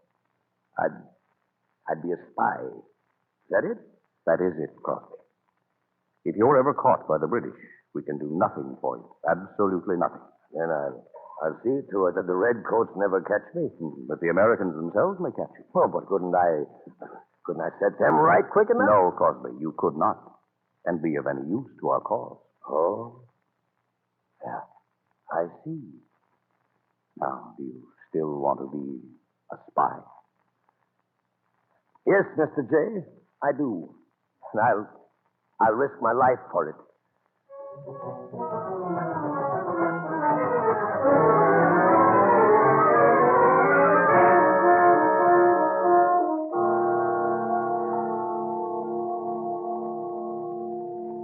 Colonel Harcourt? Yes? There's a shoemaker outside who wishes to see you. Shoemaker? Well, I have no time for a shoemaker today, Lieutenant. He says he has certain information of the rebels you may find interesting, sir. They all have information. It's all worthless. What's his name? Where's he from? Name is Crosby, he says. He's just come from White Plains. Well, send him in. He kept his eyes open at White Plains. He may be worth our while. Yes, sir. Colonel Harcourt will see you. Thank you, sir. Thank you. Well, Colonel Harcourt, how'd you do? Come in, Crosby. Come in. I say, you needn't bow so low with all that. Oh, I'm bowing, sir. Well, not rightly, but you see, I'm a shoemaker by trade, and I always like to see good boots on a man. Suppose we forget boots for the moment, Crosby, and hear the news of the rebels. You come from White Plains, I understand. Yes, sir. And speaking of the rebels, none of them have got boots to compare to yours. Not even General George Washington himself. Indeed. You mean to tell me you're his cobbler? Well, I get around, Colonel. And when you know a man's boots, you know the man pretty well, I always say. Now you take General Lincoln's boots. Come, Crosby. I want to know the strength of the rebels at White Plains. If you can tell me, do so. If you can't, be gone. If I do, will you let me make your next boots, sir? Yes. Yes, we can arrange something, Crosby. Now, what of White Plains? Why, it was just as I started to tell you, sir. General Lincoln took himself and his boots away from White Plains this morning, and there's only a company afoot. Just a minute, Crosby. Lieutenant. Yes, sir? Step up here to the desk a moment. Oh, Crosby, some of my boots are in that cabinet over there. Take a look at them. They'll give you an idea of my style better than these I'm wearing. Yes, sir. Very well. I certainly will, sir. Lieutenant, the fool's told us more than he realizes. There's only one company of foot soldiers at White Plains. We can strike there Sunday and catch these hymn-singing rebels away from their muskets.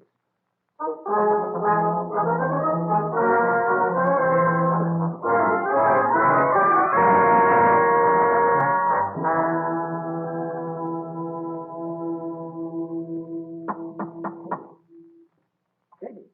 Father! Enoch. Katie! What are you doing here? Enoch, my darling. You're home. Katie, what are you doing here this time of night? Not so loud, Enoch. You're with your father. I just got him comfortable. Father? Is he ill? Sick with worrying over you. And I'm worried too, Enoch. Oh, I've missed you. I'm so glad you're back with me now. Oh, don't leave again. Oh, now, please, Katie, let's not talk about that. Enoch, everybody's wondering which cause you work for. My cause, Katie? Well, my only cause is shoemaking. People don't think so, Enoch. They say you're a Tory spy and that you must have been sorry when the British were beaten at White Plains. They're saying you've been paid British gold, and it's a wonder the Skinners haven't robbed you long ago. Oh, those Skinners, Enoch. They're robbing practically everybody, and I'm afraid for you. Katie, do you believe all this about me? I must believe some of it, Enoch. I know there's a price on your head.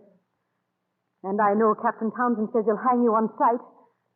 Oh, Enoch, don't you see what's going to happen to you? Give it up. Listen, who's that? Hide. Hide quickly, Enoch, and I'll see. It may be the Skinners. Yes, it is the Robin Skinners, Enoch. Hide. I'll get them to go away. No, they'd find me pretty soon. But, Enoch, I don't care what you've done. Hide. I might as well. Please. Open up, and we'll break down the door. Open up, Crosby. We know you're in there. Take it in there.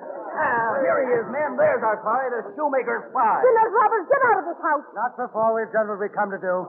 Please, be quiet, will you? My father's asleep in the next room. We care not for an old man. Where's your money, Crosby? He has no gold. Now, be quiet, Sadie Haynes. He has gold, sure enough, the king's gold.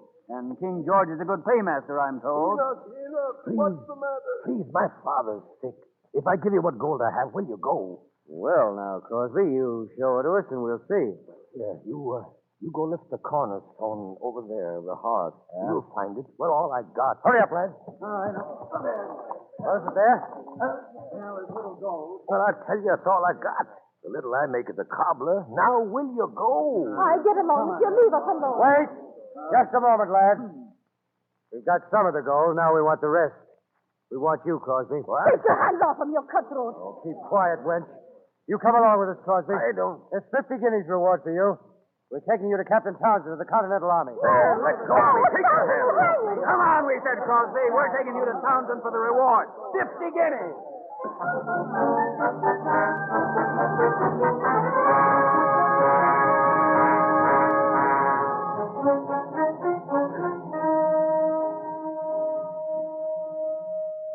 Well, Crosby, you're my prisoner at last. Well, no dispute on that point, Captain Townsend? Nor this, Crosby. I'm charging you with treason. You're a spy. I've sworn publicly to have you hanged on sight. I heard you promise that. You heard correctly. Nothing could make you change your mind? Nothing. Well, have I no right of appeal? You can appeal to General Washington if you like, but it'll do you no good. Well, it would do me no harm.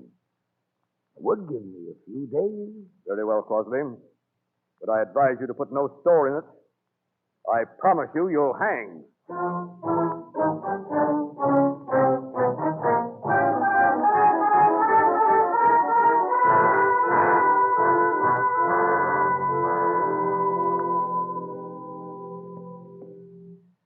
General Washington?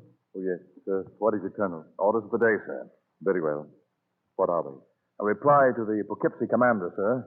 He's been promised reinforcements for his garrison. Yes, I remember.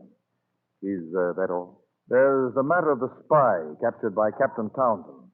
He urges that you confirm the sentence of hanging. Shall I attend to it, sir? Yes, take care of it. Very good, sir. At once. Oh, just a moment, Colonel. That last matter, who is this spy? He goes by the name of Enoch Crosby, notoriously in communication with the enemy. Crosby. Yes, sir. I think I'll hold up his sentence.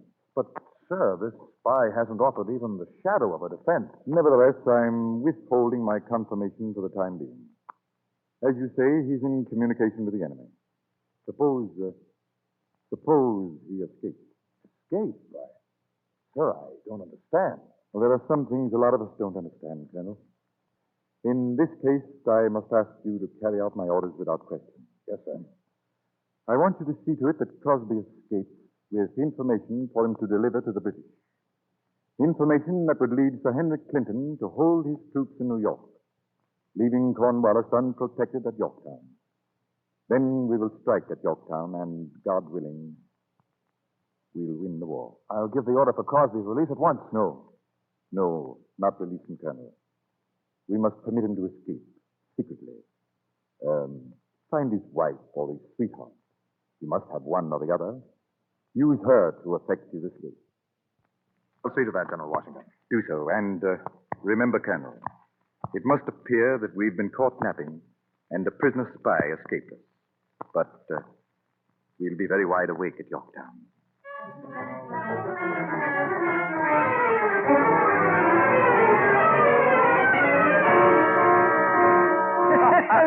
By Judas, that's good. I tell you, Jada, Those are the very words General Washington said to Colonel Hamilton. I heard them myself. Well, I never would have believed it. Then the general's just like you and me, Colonel. Why, of course he is. He'd be as good a jailer as you or I. You should know him as I do. Well, say, now what would he do with that spy, Crosby, we got in the jail here? Yeah, he's a general, isn't he? He knows the fortunes of war. Aye, you mean the misfortune of the rope. That's the fate of a spy. What's that? Who's out there? Open up the door. You hear that? It's a woman this time of night. Who is it? It's me, Katie Haynes. Oh, sure. Katie Haynes. She has a bright eye for Crosby in there. Well, what'll I do? Oh, let her in. Where's the harm in a pretty face ever so often? Well, right you are. Come in, Katie. Thank you, sir. Good evening. Wait, now.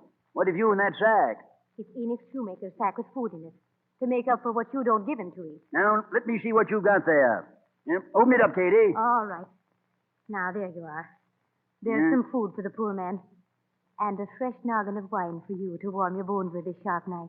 You hear that, my friend? Wine. That's good of you, Katie. I knew you'd be letting me see him for the wine. You're both fine gentlemen. You'll not be denying me. Not me. I'm in no mood to deny anyone, especially a wench with a wild, beautiful face like yours, lad. Hey, jailer? Aye. I'll be drinking your health, Katie Haynes. Go on in with you, pretty. Thank you. And God's grace to you both. I'll not be staying long. Second door on your right. You'll find Crosby there, Katie, waiting for you. Aye, I hope so. Enoch. Katie, my darling. Oh, it's good to see you, Enoch. I've some food here. Come out for a breath of air, jailer. I have something to tell you. Never mind, your prisoner's all right. He's in good company. Aye, night air will do me good. I'm coming. Enoch, quick. Yes, what is it, Katie? The tall one, not the jailer. Well, who is he? He don't belong here. First time ever I've seen him around the jail. He's from headquarters, Enoch.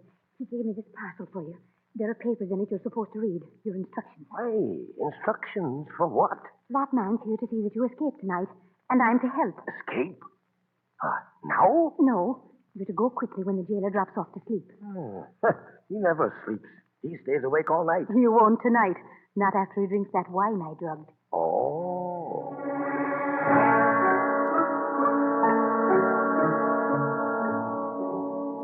I tell you, Rawlings, we've got to get some information somehow. Sir Henry Clinton is frantic. The situation is desperate. Yes, I wish we could get hold of that shoemaker. Maybe he could tell us something. Oh, Crosby. It's all up with our spy. The rebels have him with a rope around his neck. I wish we knew what those rebel in rags are planning to do next. Yes, what is it? The man's out here to see you, Colonel. I'm busy. He said to tell you it was the shoemaker. Crosby escaped. More lives than a dozen cats. We better see him, sir. Naturally. Have him come in, orderly. Yes, sir. Colonel Harcourt will see you. Hello. Good morning, gentlemen. Good morning. Crosby, we thought we'd never see you upright again. What happened, man? Fellow like me's got a gleam in his eye for the girls. And there's always one that catches it. And rather than see me swing, she won't be stopping a drugging a jailer either. And I walked out with a lot of news I've heard in the rebel camp. News?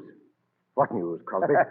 You wait, you'll hear. We'll finish with you, my lad, where the rebels didn't, if it isn't the kind of news we want to hear. Oh, you want to hear it, all right, Colonel. But come, man, out with it. All right, then. Now, listen. It's this. The rebels are planning to attack New York. New York? Excellent, Crosby, excellent. This will certainly give Sir Henry Clinton enough time to prepare a proper reception. What a fatal error it would have been to have sent reinforcements to Cornwallis in Virginia. I knew it. Our cause will win, Crosby. Oh, I always knew that, Colonel. You're right, sir. Our cause will win, all right. October 19th, 1781. The headquarters of General Washington at Yorktown, Virginia. The cause had won. Gentlemen, one more cup before we go out to the parade ground. Yes. To our glorious victory. Just a moment, Colonel Hamilton. To General Washington, our commander, and the eternal memory of this day here at Yorktown. General Washington. Thank you. Thank you, gentlemen. General Lafayette, may I call your attention to the music? Perhaps you and France are not acquainted with the brave old tune. The world turned upside down. Well, it certainly turned our world right side up. Well, may it ever remain so. Shall we go, gentlemen? Come in. A message from Lord Cornwallis, General Washington. He will not be able to present his sword to you this day. He's suddenly been taken ill. He has instructed General O'Hara to deliver his sword to you. Thank you. Ill. He's as healthy as a bull. There's an insult to you, General Washington, in this sudden illness. It's not my Lord Cornwallis that surrenders. It's his sword, a symbol of British defeat. We have one gentleman, and that's all that matters. General Lincoln, will you receive Lord Cornwallis' sword in my name? In your name, yes, I will, General Washington. Attention! General O'Hara, I have the honor of representing General Washington. It is my Lord Cornwallis' sword, General Lincoln, in token of his surrender.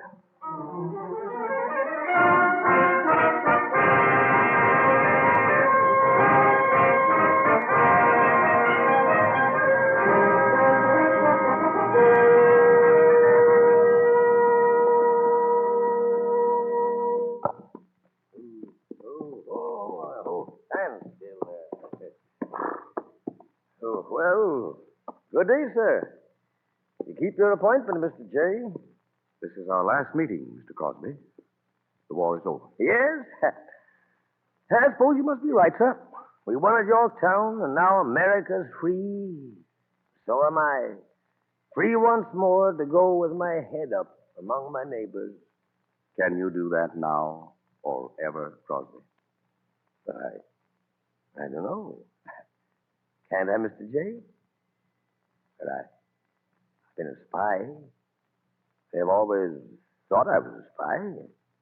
A Tory spy. Would they change their opinion now? It's hard to overcome suspicion, Crosby. Your neighbors don't know that you never betrayed information to the enemy unless we authorized you. We know what you've done, Crosby, but I doubt that your neighbors will ever understand. You've made a great sacrifice, and you've done your country a noble service. That's reward enough, sir. Thank you. I can do a little more. I can now pay you in part for that service. This isn't much, but it may help you to start again. No. Thank you, sir, but no. No, what I did, I didn't do for money, but to serve our country, as you and General Washington did. But, Crosby, our situations are different. We have gained some honor, but you have gained only the reputation of a traitor to America. And you may go to your grave with that reputation. Is there nothing I can do for you? Well, just give me your hand, sir, as you have given me your friendship. No matter what people will think of me, I'll always try to remember that no sacrifice, no matter if it's a lifelong one, is ever too great to ask of any man in the service of his country. Well, goodbye, sir. Come on, boy. Come on, get along, boy. Get along there. Goodbye.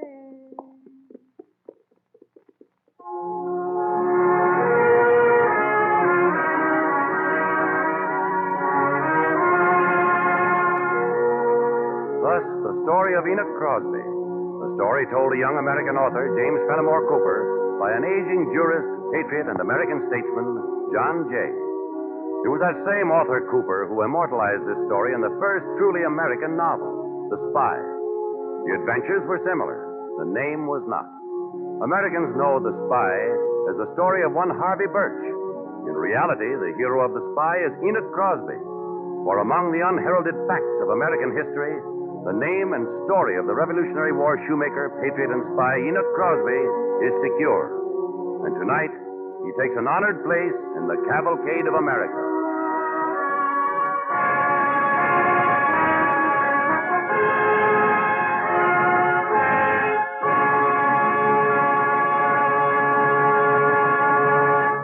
Thank you, Henry Hull.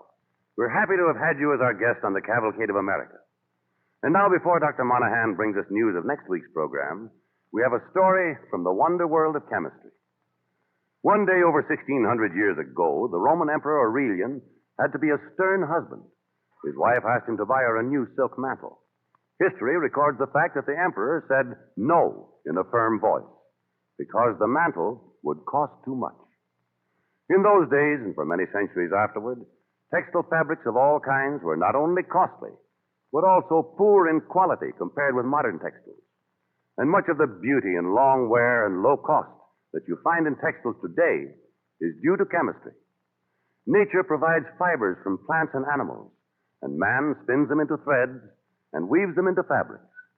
Chemistry helps man put them into usable form. Wool, for example, has to be cleaned and cleaned before it's fit to use. Today, chemistry provides solvents and soap-like products to clean wool far better than in generations past and at lower cost.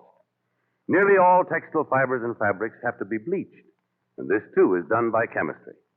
Then there's the dyeing process to give fabrics the colors you want. In the early days, it was done with vegetable and animal dyes, some of them so costly that only the rich could afford goods of certain colors. Now, chemistry steps forward to the rainbow of colors men never dreamed of before, so inexpensive that everyone can afford them. And within the past 20 years, American chemists in DuPont laboratories have created fast dyes that stand up under the strongest sunlight and remain bright and fresh through repeated washing. Even after the fabrics are woven, the chemist's work goes on, for he has developed products that make textiles resist either water or fire. DuPont recently introduced a new, durable water repellent that lasts the life of the garment. The chances are you own outdoor clothing that has been treated to make it resist moisture. When it comes to cleaning fabrics, chemistry provides new solvents for dry cleaning that really take out grease spots and grime. And your laundry relies on efficient but harmless chemical products to keep white things white and to keep colors bright and fresh. Further research on textiles is being carried on every day in DuPont laboratories to continue to fulfill the DuPont pledge, better things for better living through chemistry. And now the Cavalcade of America's historian, Dr. Frank Monahan of Yale University. Next week, Cavalcade will present The Stolen General, a rollicking story of a 4th of July celebration in Rhode Island in 1777. The most spectacular part of the celebration was the daring, almost mad exploit of a youthful lieutenant, William Barton, whose role will be taken by the distinguished young actor John Garfield. It is probably the secret ambition of every soldier to steal into the enemy's midst and kidnap the commanding officer. The capture of the British general, Prescott, in his nightshirt, was hailed by General Washington, who said that America might well rejoice because a black cloud had been lifted in an evil hour. This was precisely what Lieutenant Barton did, as a fitting celebration for the first anniversary of American independence.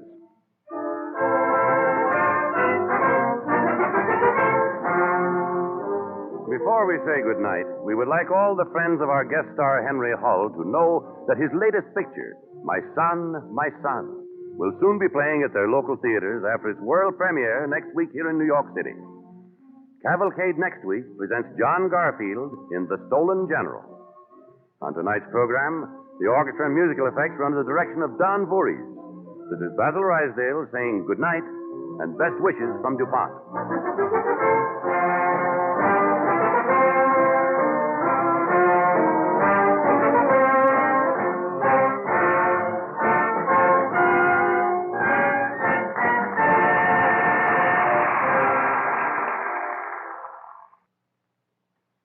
This is the National Broadcasting Company.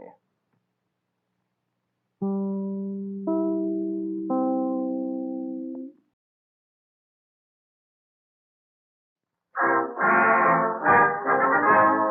Cavalcade of America, presented by DuPont. The Stolen General, a drama of America's first anniversary of the 4th of July. Adapted for radio from a story by Marquis James.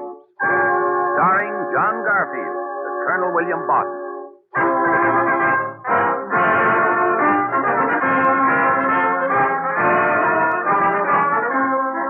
The DuPont Company, makers of better things for better living through chemistry, tonight present a young American actor who in brief 3 years has risen from relative obscurity to stardom, John Garfield.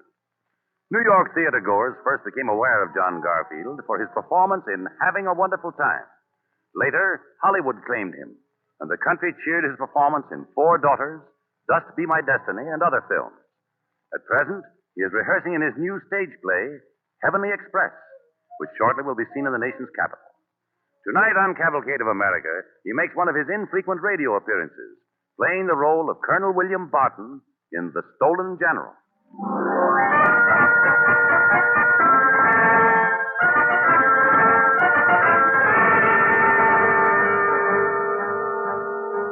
The afternoon of July 3rd, 1777, the headquarters of Colonel Stanton, in command of a regiment of colonial militia at Tiverton, Rhode Island. The colonel looks up as his second-in-command, Lieutenant Colonel William Barton, enters. Colonel Stanton. Yes, Barton? Private Coffin's outside. Just escaped the British. Coffin. Have him come in. Coffin. Colonel Stanton wants to see you.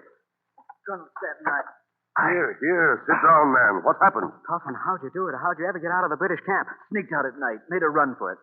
There was a party for General Prescott at the Overing House, and I took the chance. So that goose-faced Tory Overing is entertaining the British peacock, huh? More than that, Colonel Barton. Prescott's quartered in his house. Just across the water. Newport Island. Not far, either.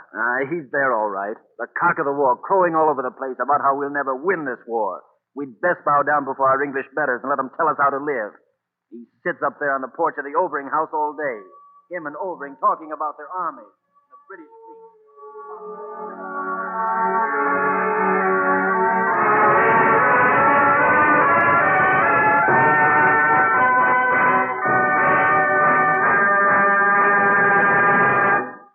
Very passable sort of place you've got here, Overing. Not England, of course, but not bad. Foul, hot weather, though, and only July. Man must have his little comforts, you know, even if he is putting down a rebellion. It's an honor to have you, General. I'm awfully sorry about the weather. That's the way it goes in this country. Oh, what will your rebel neighbors do to you, Overing, if things don't turn out our way, Good heavens, General, you don't think there's any chance of that, do you? My dear Overing, in a war, one side is bound to win, you know. That's the point. I know, General, but... you're trying to frighten us.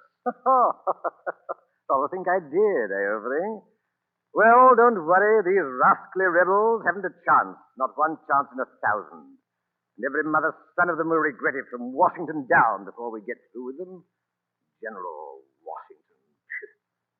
Why, they're all silly beginners, ragged and starving, and beaten, too. Only they haven't the sense to know it. I hear a good many of them are deserting every day. Absolutely. The whole ridiculous rebellion is falling apart.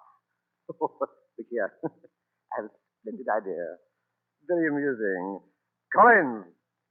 Lost it all. Where's that loafing orderly? Collins! Yes, General. Oh, there you are at last, Collins. Give him my fan, will you? Beastly hot. And bring me one of those rebel prisoners my men caught yesterday. Yes, General. What are you going to do with them, General? May I ask? Oh, just a little sport, Overing. I want to show you what sort of jackanapes you're quaking in your boots about. Patriots. Bah. I wager we could get any of them to quit if they got the chance. He's one of the prisoners, General. Coffin, private. Rhode Island militia. Never mind his titles, Collins. You may go. Overing. Look at the beggar. Now you see what sort of scarecrow soldier His Majesty's army is obliged to bother with. All they need is a chance to desert. I dare say this fellow was rather pleased to be captured. Eh? Now, that's a lie. See here, you Shut up, you rotten Tory. You and the rest of the dirty traitors will get what's coming to you someday. I'll smash your head for that, you blasted rebel. Now, Overing, don't be silly. Too hot to fight, and gentlemen don't strike their inferiors. I've got a better idea. I say, Collins. Collins, hang it, man, you're deaf. Take Fabrice, what's his name, back with my orders. And give him a dozen lashes. No, let's make it 2 dozen. May teach him to be civil. Yes, sir. Come on, you. Do go away now, Overing. That's a good fellow, will you? This heat's suffocating. Oh, what a place, what a war. Ye gods, I wish it was over. Where the deuce is my...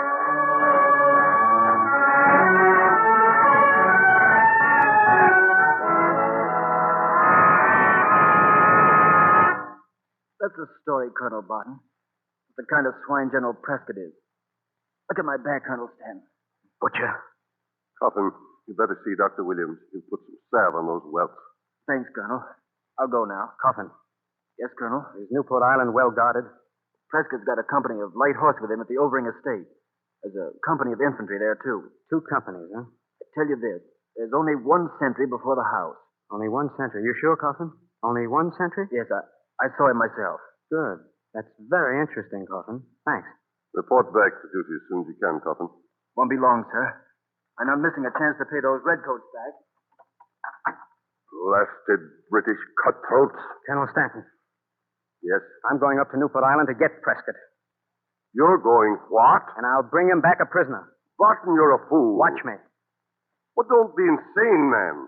The British fleet's guarding Newport Island. You heard Coffin say Prescott's protected by infantry and cavalry at the Overing Estate. What? I never heard anything so fantastic. I heard Coffin say there's only 1 sentry guarding the house. 1 sentry. Well? It's ridiculous. I won't allow it. But listen, Colonel Stanton. Only 1 sentry between us and the general. And only the British war squadron between you and the sentry. What, you'd be blown out of the water before you got half started. I know it can be done, or I wouldn't try it. Give me 40 Rhode Island oarsmen who know these water better than any man alive. Give me a dark night, and we'll slip past that squadron and Prescott's ours. The Americans need something to perk up their spirits. That'll make the British look silly and give us a real 4th of July celebration. It's absurd, Barton. You can't do it. And I won't be responsible for ordering men to risk certain death on any scheme as crazy as that. Well, look, Colonel, the British have captured General Lee. He was second in command of the American army. Well, we get Prescott. We exchange Prescott for Lee. Well, Colonel? Oh, I don't know, Barton. I wish you wouldn't tempt me this way. Parade the regiment. Let me call for volunteers. Well, all right.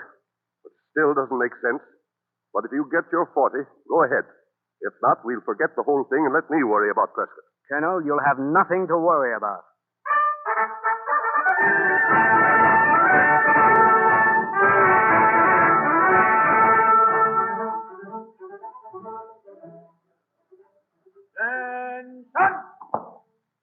Stand at east. Men, Colonel Stanton has given me permission to find out how many of you would be willing to accompany me on a secret and dangerous expedition. That's all I can say about it now. But I tell you, boys, it's for freedom. And don't forget, tomorrow is the 4th of July. Any man ready to volunteer without hearing any more about it, and what I've just told you, will step 3 paces forward. Well, Colonel Stanton, that's more than 40. It's the whole regiment. You win, Barton, but you can't take them all. Don't need to. Men, thanks for your spirit, but I can't use all of you. I've got it. Here's what we'll do. Tomorrow we're having boat races. The first 5 crews to cross the finish line will report to me at the cove. That'll make an even 40 in all. Just the right number of good oarsmen. I'll say you. Thank you, men. Well, there we are, Colonel. Good luck, Barton. You'll need it. Thanks, Colonel. Now we'll show you one way to celebrate the 4th of July.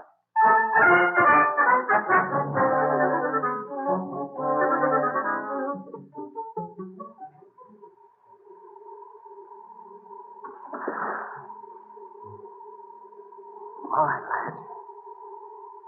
Pull. Pull. Pull. Now, remember what I told you back there on the shore. Aye, Colonel. Do you think the others can see us out here? It's mighty dark. I'll tie my handkerchief to this pike here. They ought to be able to see that. Must be drawing near the warships, Colonel. Shh. No more talk, men. There's the British fleet ahead to port. 12 warships. Take it slow. Easy. What's that? My oar broke, sir. Watch it now. Shh. Who's out there? Don't move a muscle, men. Hold still. Who's out there, I say? What's the matter, mate? What are it about? Oi! Anybody there? Not a sound, mate. You dreamed it. Well, yes. Can't see nothing in this rain.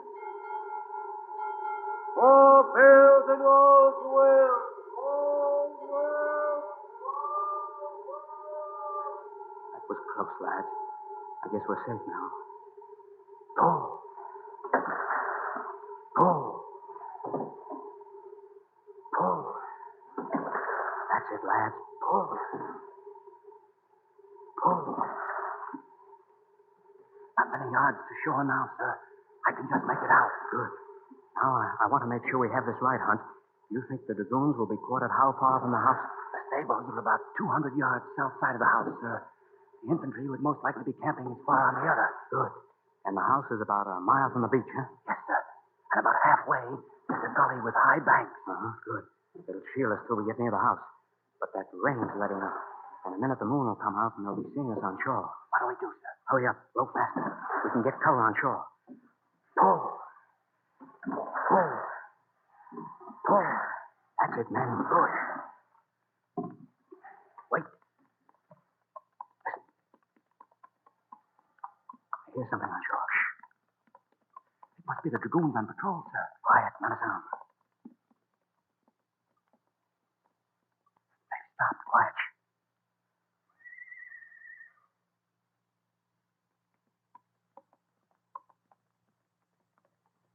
They're going on, sir. Do you think they saw us? I don't know, Hunt. Moon's almost sailing out from behind that cloud. They might have. Listen. They're gone. We're safe. Can you tell whether they're going away from the house or to it, Hunt? I'd guess away, sir. Then we may be lucky again, lads. All right, lads. Here it is. Pull. Pull for shore. Pull. Pull.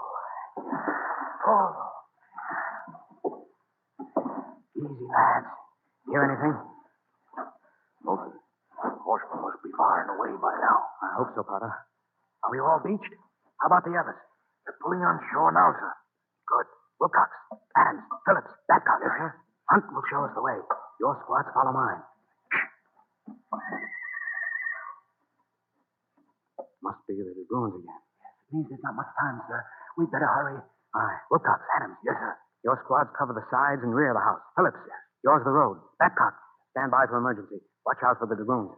You men remaining here, get the boats turned around. We'll have to get away fast. The rest of you come with me up to the house.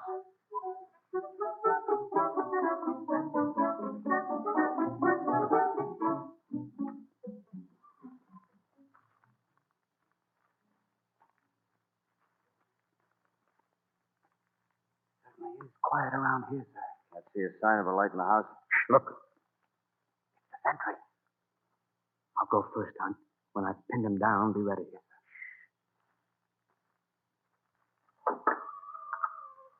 Who comes there?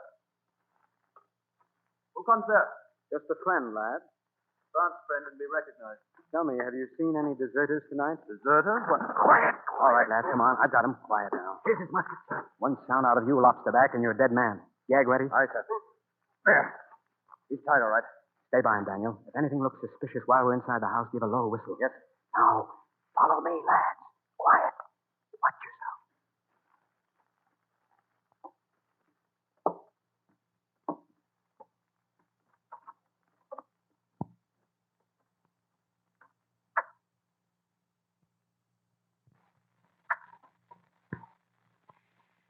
Listen. I wonder where his lordship is, sir. That's what we've got to find out, Hunt. Without raising the whole house. Careful. Don't bump into any furniture. There's a candle down the hall. Somebody's coming. Quick, back of the stairway. Gentry. Gentry, what's up? Are you Mr. Overing, sir? Yes, I'm Overing. Why, you blew out my candle. I believe you did it on purpose. There's enough light for what we want. What do you want? What are you doing here? Sorry, but I have urgent dispatches from Newport for General Prescott. Better show them to Major Barrington before disturbing the general. Where's the light? If you'll just show us the way to General Prescott, Mr. Overing, we can do without a light, thank you. You've acted strangely for a courier. I don't believe... Never mind what you believe, Overing. Where's Prescott? Why, you're not even British. You are... Americans, yes, you toy dog. Now, where's Prescott? Quick. I won't tell you. Quiet. This pistol's got a lot of bark than yours if you want noise. See? Now then. You think I'll surrender General Prescott? What's going on out there? Quiet. Overing, what's going on, I say? Tell him it's all right. Go on. My pistol may go off in the wrong time. Quick. It's all right, General. Nothing wrong. Tell him he has visitors on a matter of importance. Go on, say it. You have visitors, General, on a matter of vital importance. They insist upon seeing you, sir. I beg you. Well, who are they? What do they want? Tell him you're bringing us in, Overing. Come on. I'm bringing them, General. Yes, we'll be right there. What's so fast, Overing? Let me get into something. Who are these visitors? I don't believe I know their names, sir, but Don't be ridiculous, Overing. Do you mean to say you admitted them without finding that out? Who are you, sir? What does this mean? Colonel Barton, Rhode Island militia. You're my prisoner. You hear, Overing? You traitor! No, General, please. I see it now. You regret this, Overing? That's enough of this. Quiet. Out of bed, General, and start dressing. I'm accustomed to giving orders. I don't take them from ragged rebels. Have it your own way, General, but you look better in clothes instead of a nightshirt. You're coming with us. Louse them out, lads. One, two, Wait. three. Possibly I had better follow your advice. You'd better. Here's your waistcoat. Quick. Thank you. And now, Better hurry, sir. I saw a light off near the stables. Come along, General. You'll have to dress later. but I can't go this way with only a nightshirt and my waistcoat in bare legs. Where's my breeches? Quiet, General. Overing, where are the General's breeches? Quick. Here. There they are. Oh, thank you, Overing. But this will mitigate your punishment only slightly. When His Majesty hears of No, this... sir, you don't still believe that I had anything to do with this? Don't stand there like a carp, Overing. Hand me my breeches. There's the signal, sir. Somebody must be coming. You're right. Quick, Hunt. A couple of you lads better tie Overing up and gag him, put him in the General's bed. No time for your breeches now, General. Bring him along, lads. Now listen, General. We've got to get you out of here quickly and quietly. And if you let one peep out of you, I'll blast you right out of that nightshirt. Come on, men.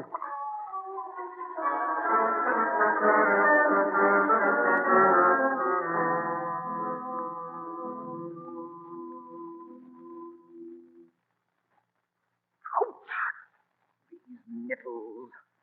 You have to go so fast, Barton. This is an outrage. If you don't keep quiet and hurry along, General, you'll find out what a real outrage is going to be. These brambles are scratching my legs. Just a minute. We can fix that, General. Austin, Turner. Right. Make a hand chair for the General to ride in style. Riding along like this bare-legged nightshirt. By George, I haven't even got my sword. Come now, that's a serious mistake indeed. Who ever heard of a general without a sword? Who'll volunteer to go back for the general's sword? I'll go back, sir. All right, Daniel. You mean to say you think you can go back for it? Well, shouldn't we? Come, the etiquette, General. How could you surrender without it? But, Daniel, remember, you'll have to hurry. We can't wait too long for you at the boats. You won't have to, sir. I'll be there with it almost as soon as you. Getting past that British fleet again is going to be our last risk. Then we'll be back in camp again. Hurry, lads. Thank heaven the moon's disappeared. We've got to make for the boats and be off.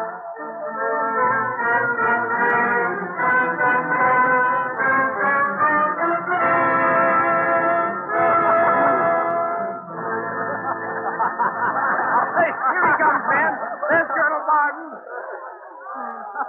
Here's to you, Colonel. You have a nice trip.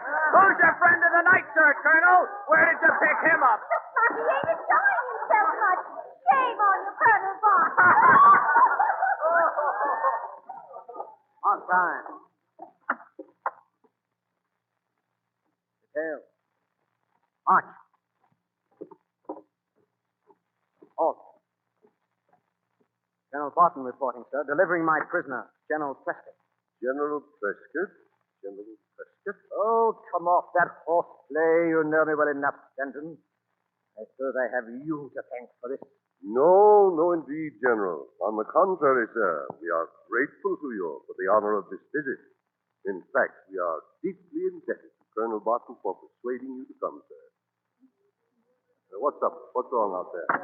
Colonel Stanton. Yes? I beg pardon, sir, but a message has arrived here under a flag of truce. Flag of truce? I believe he's from Newport, sir. Admit him. Yes, sir. I wonder what this can be, a flag of truce. Colonel Stanton, see you now. Right this way. Oh, General Prescott, I came my horse as quickly as I could, sir. I have your wardrobe, sir. General Prescott, do you know this man? Of course, I know him. My orderly, you know. That time I received some attention. Are you all right, sir? Did they harm you? It's all so shocking. The staff is terribly upset. You can reassure my staff. Tell them I have been treated with proper respect. Well, thank heaven for that, sir. I also brought you a purse, sir, in case you wanted anything these persons refused to supply. I also thought to bring you this bottle of perfume. I beg pardon, Colonel Barton. Haven't you kept the general standing long enough? He must be exhausted. Certainly, Potter, you're right. Do sit down, General. Forgive us our rudeness. Sounds like your loutish Yankee sense of humor to me. Oh, no, General, I assure you, quite the contrary. Everything must be of exceptional satisfaction, sir.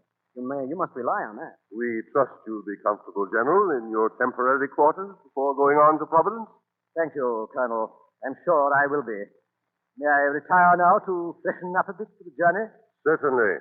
Potter, I detail you to escort General Prescott to his quarters. Yes, sir. Men, attention. Why, thank you. This way? This way, General Prescott. Orderly, be sure to bring along the General's perfume. After you, General. Order.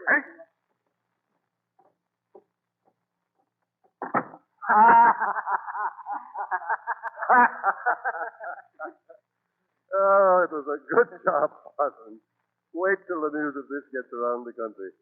The best thing that could have happened at this time. A great job, my boy. Excellent. Colonel, you should have seen him without his breeches.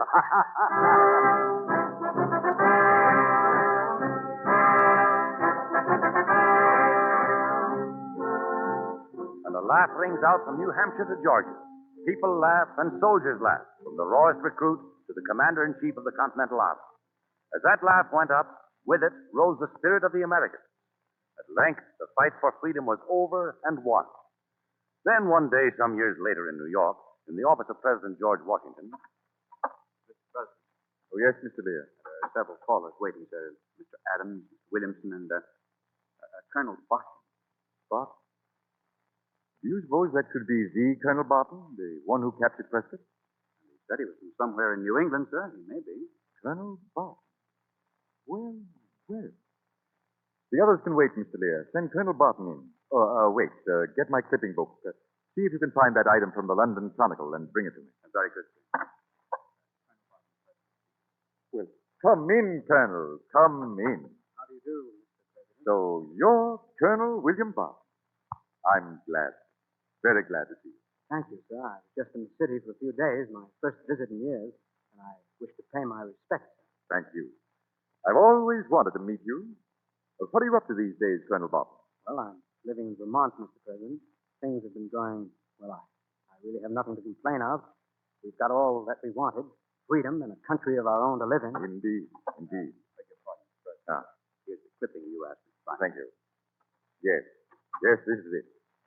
Barton, here's something to interest you. A bit of doggerel I saved from the London Chronicle. It was September 23rd, 1777. I'll wager you haven't heard it. Well, I don't know, Mr. President. What's it about? I'll read it to you, Colonel. Othello cries the handkerchief, I prize it more than riches.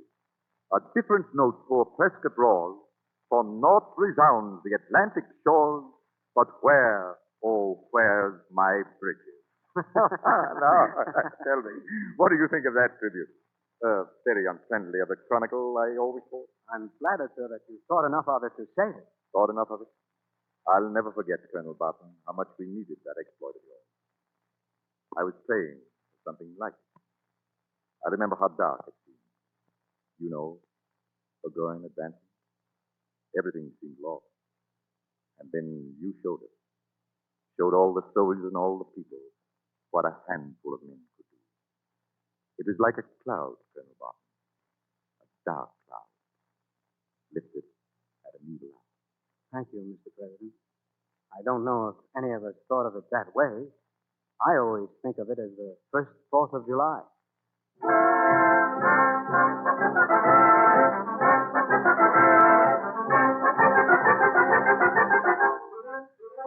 By his celebration of the first 4th of July, William Barton struck an effective blow at British authority and prestige, and a blow for American independence. But the reason it appealed so strongly to the American colonists was because it expressed their own and America's sense of humor. And for his courage and enterprise, William Barton tonight takes a rightful place in the Cavalcade of America.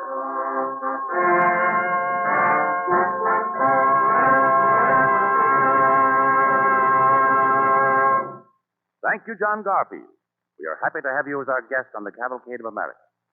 And now, before we hear from Dr. Monahan about next week's program, we have a story from the wonder world of chemistry. Visitors to Port Petrel in Southern California these days see a curious sight. A big ship comes to anchor more than half a mile offshore. It is a tanker, ready to load up with oil. The sailors hook a cable to a buoy floating in the water alongside, and haul up a gigantic hose, a foot in diameter and 180 feet long. This hose is attached to a pipe that lies on the ocean floor and connects with storage tanks near the shore. Oil is pumped into the ship, and then the hose is dropped back into the ocean. One of the chief reasons why this method of loading is so efficient is that the big submarine hose is lined with neoprene, the amazing chemical rubber developed by DuPont chemists. Natural rubber wouldn't do for a lining because oil or gasoline would soon destroy it. But even though the oil has to be heated to above 120 degrees to make it flow easily, this chemical rubber can take it. Neoprene's ability to resist oil and grease and chemicals comes a lot closer to your daily life than the job of loading tankers on the Pacific coast. When you stop at the service station to get gas, chances are that the gasoline is pumped through a neoprene-lined hose. As a matter of fact, neoprene is used for conveying petroleum products every step of the way from the oil well to the engine of your car or the oil burner in your basement. And in jobs where men have to walk on oily, greasy floors, as in garages or packing plants, they're wearing shoes with neoprene soles. And up in the sky, airplanes are flying through the clouds with neoprene fuel tanks, like football bladders tucked inside the wings. Now, neoprene does duty in your own kitchen, too, because neoprene resists the softening effect of grease in cleaning preparations. Sink scrapers, strainers, soap dishes, and drain board mats are being made of it. And housewives find neoprene gloves last much longer than rubber gloves for dishwashing, polishing furniture, painting, and other household tasks. So you see what a variety of needs are served by the unique qualities of this DuPont development. The chemical rubber that has its beginning in a strange combination of raw materials. Limestone, coal, and salt. It looks and acts like natural rubber, but is superior in many ways. The special services provided by neoprene are another illustration of the DuPont pledge, better things for better living through chemistry. And now, the Cavalcade of America's historian, Dr. Frank Monahan of Yale University. At the close of our broadcast on Sam Houston, earlier in the present series, Destiny, chiefly in the person of Andrew Jackson, was directing Houston to the western horizons of America, to Texas. Next week's program portrays the brilliant consummation of this unusual career. This is a story of how, following the massacre at the Alamo, Houston led a ragged remnant of Texans in one of history's most extraordinary retreats. Suddenly he stopped, wheeled about, destroyed the larger Mexican army, and captured General Santa Anna, president of Mexico. By this, Houston won the independence of Texas, and thus paved the way for the American annexation of that fabulous empire, which is the Lone Star State.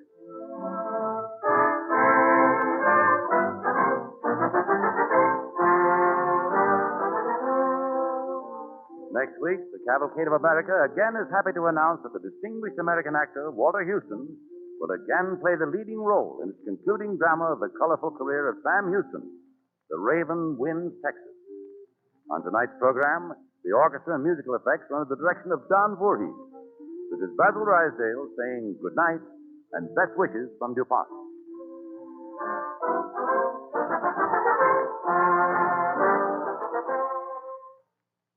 This is the National Broadcasting Company.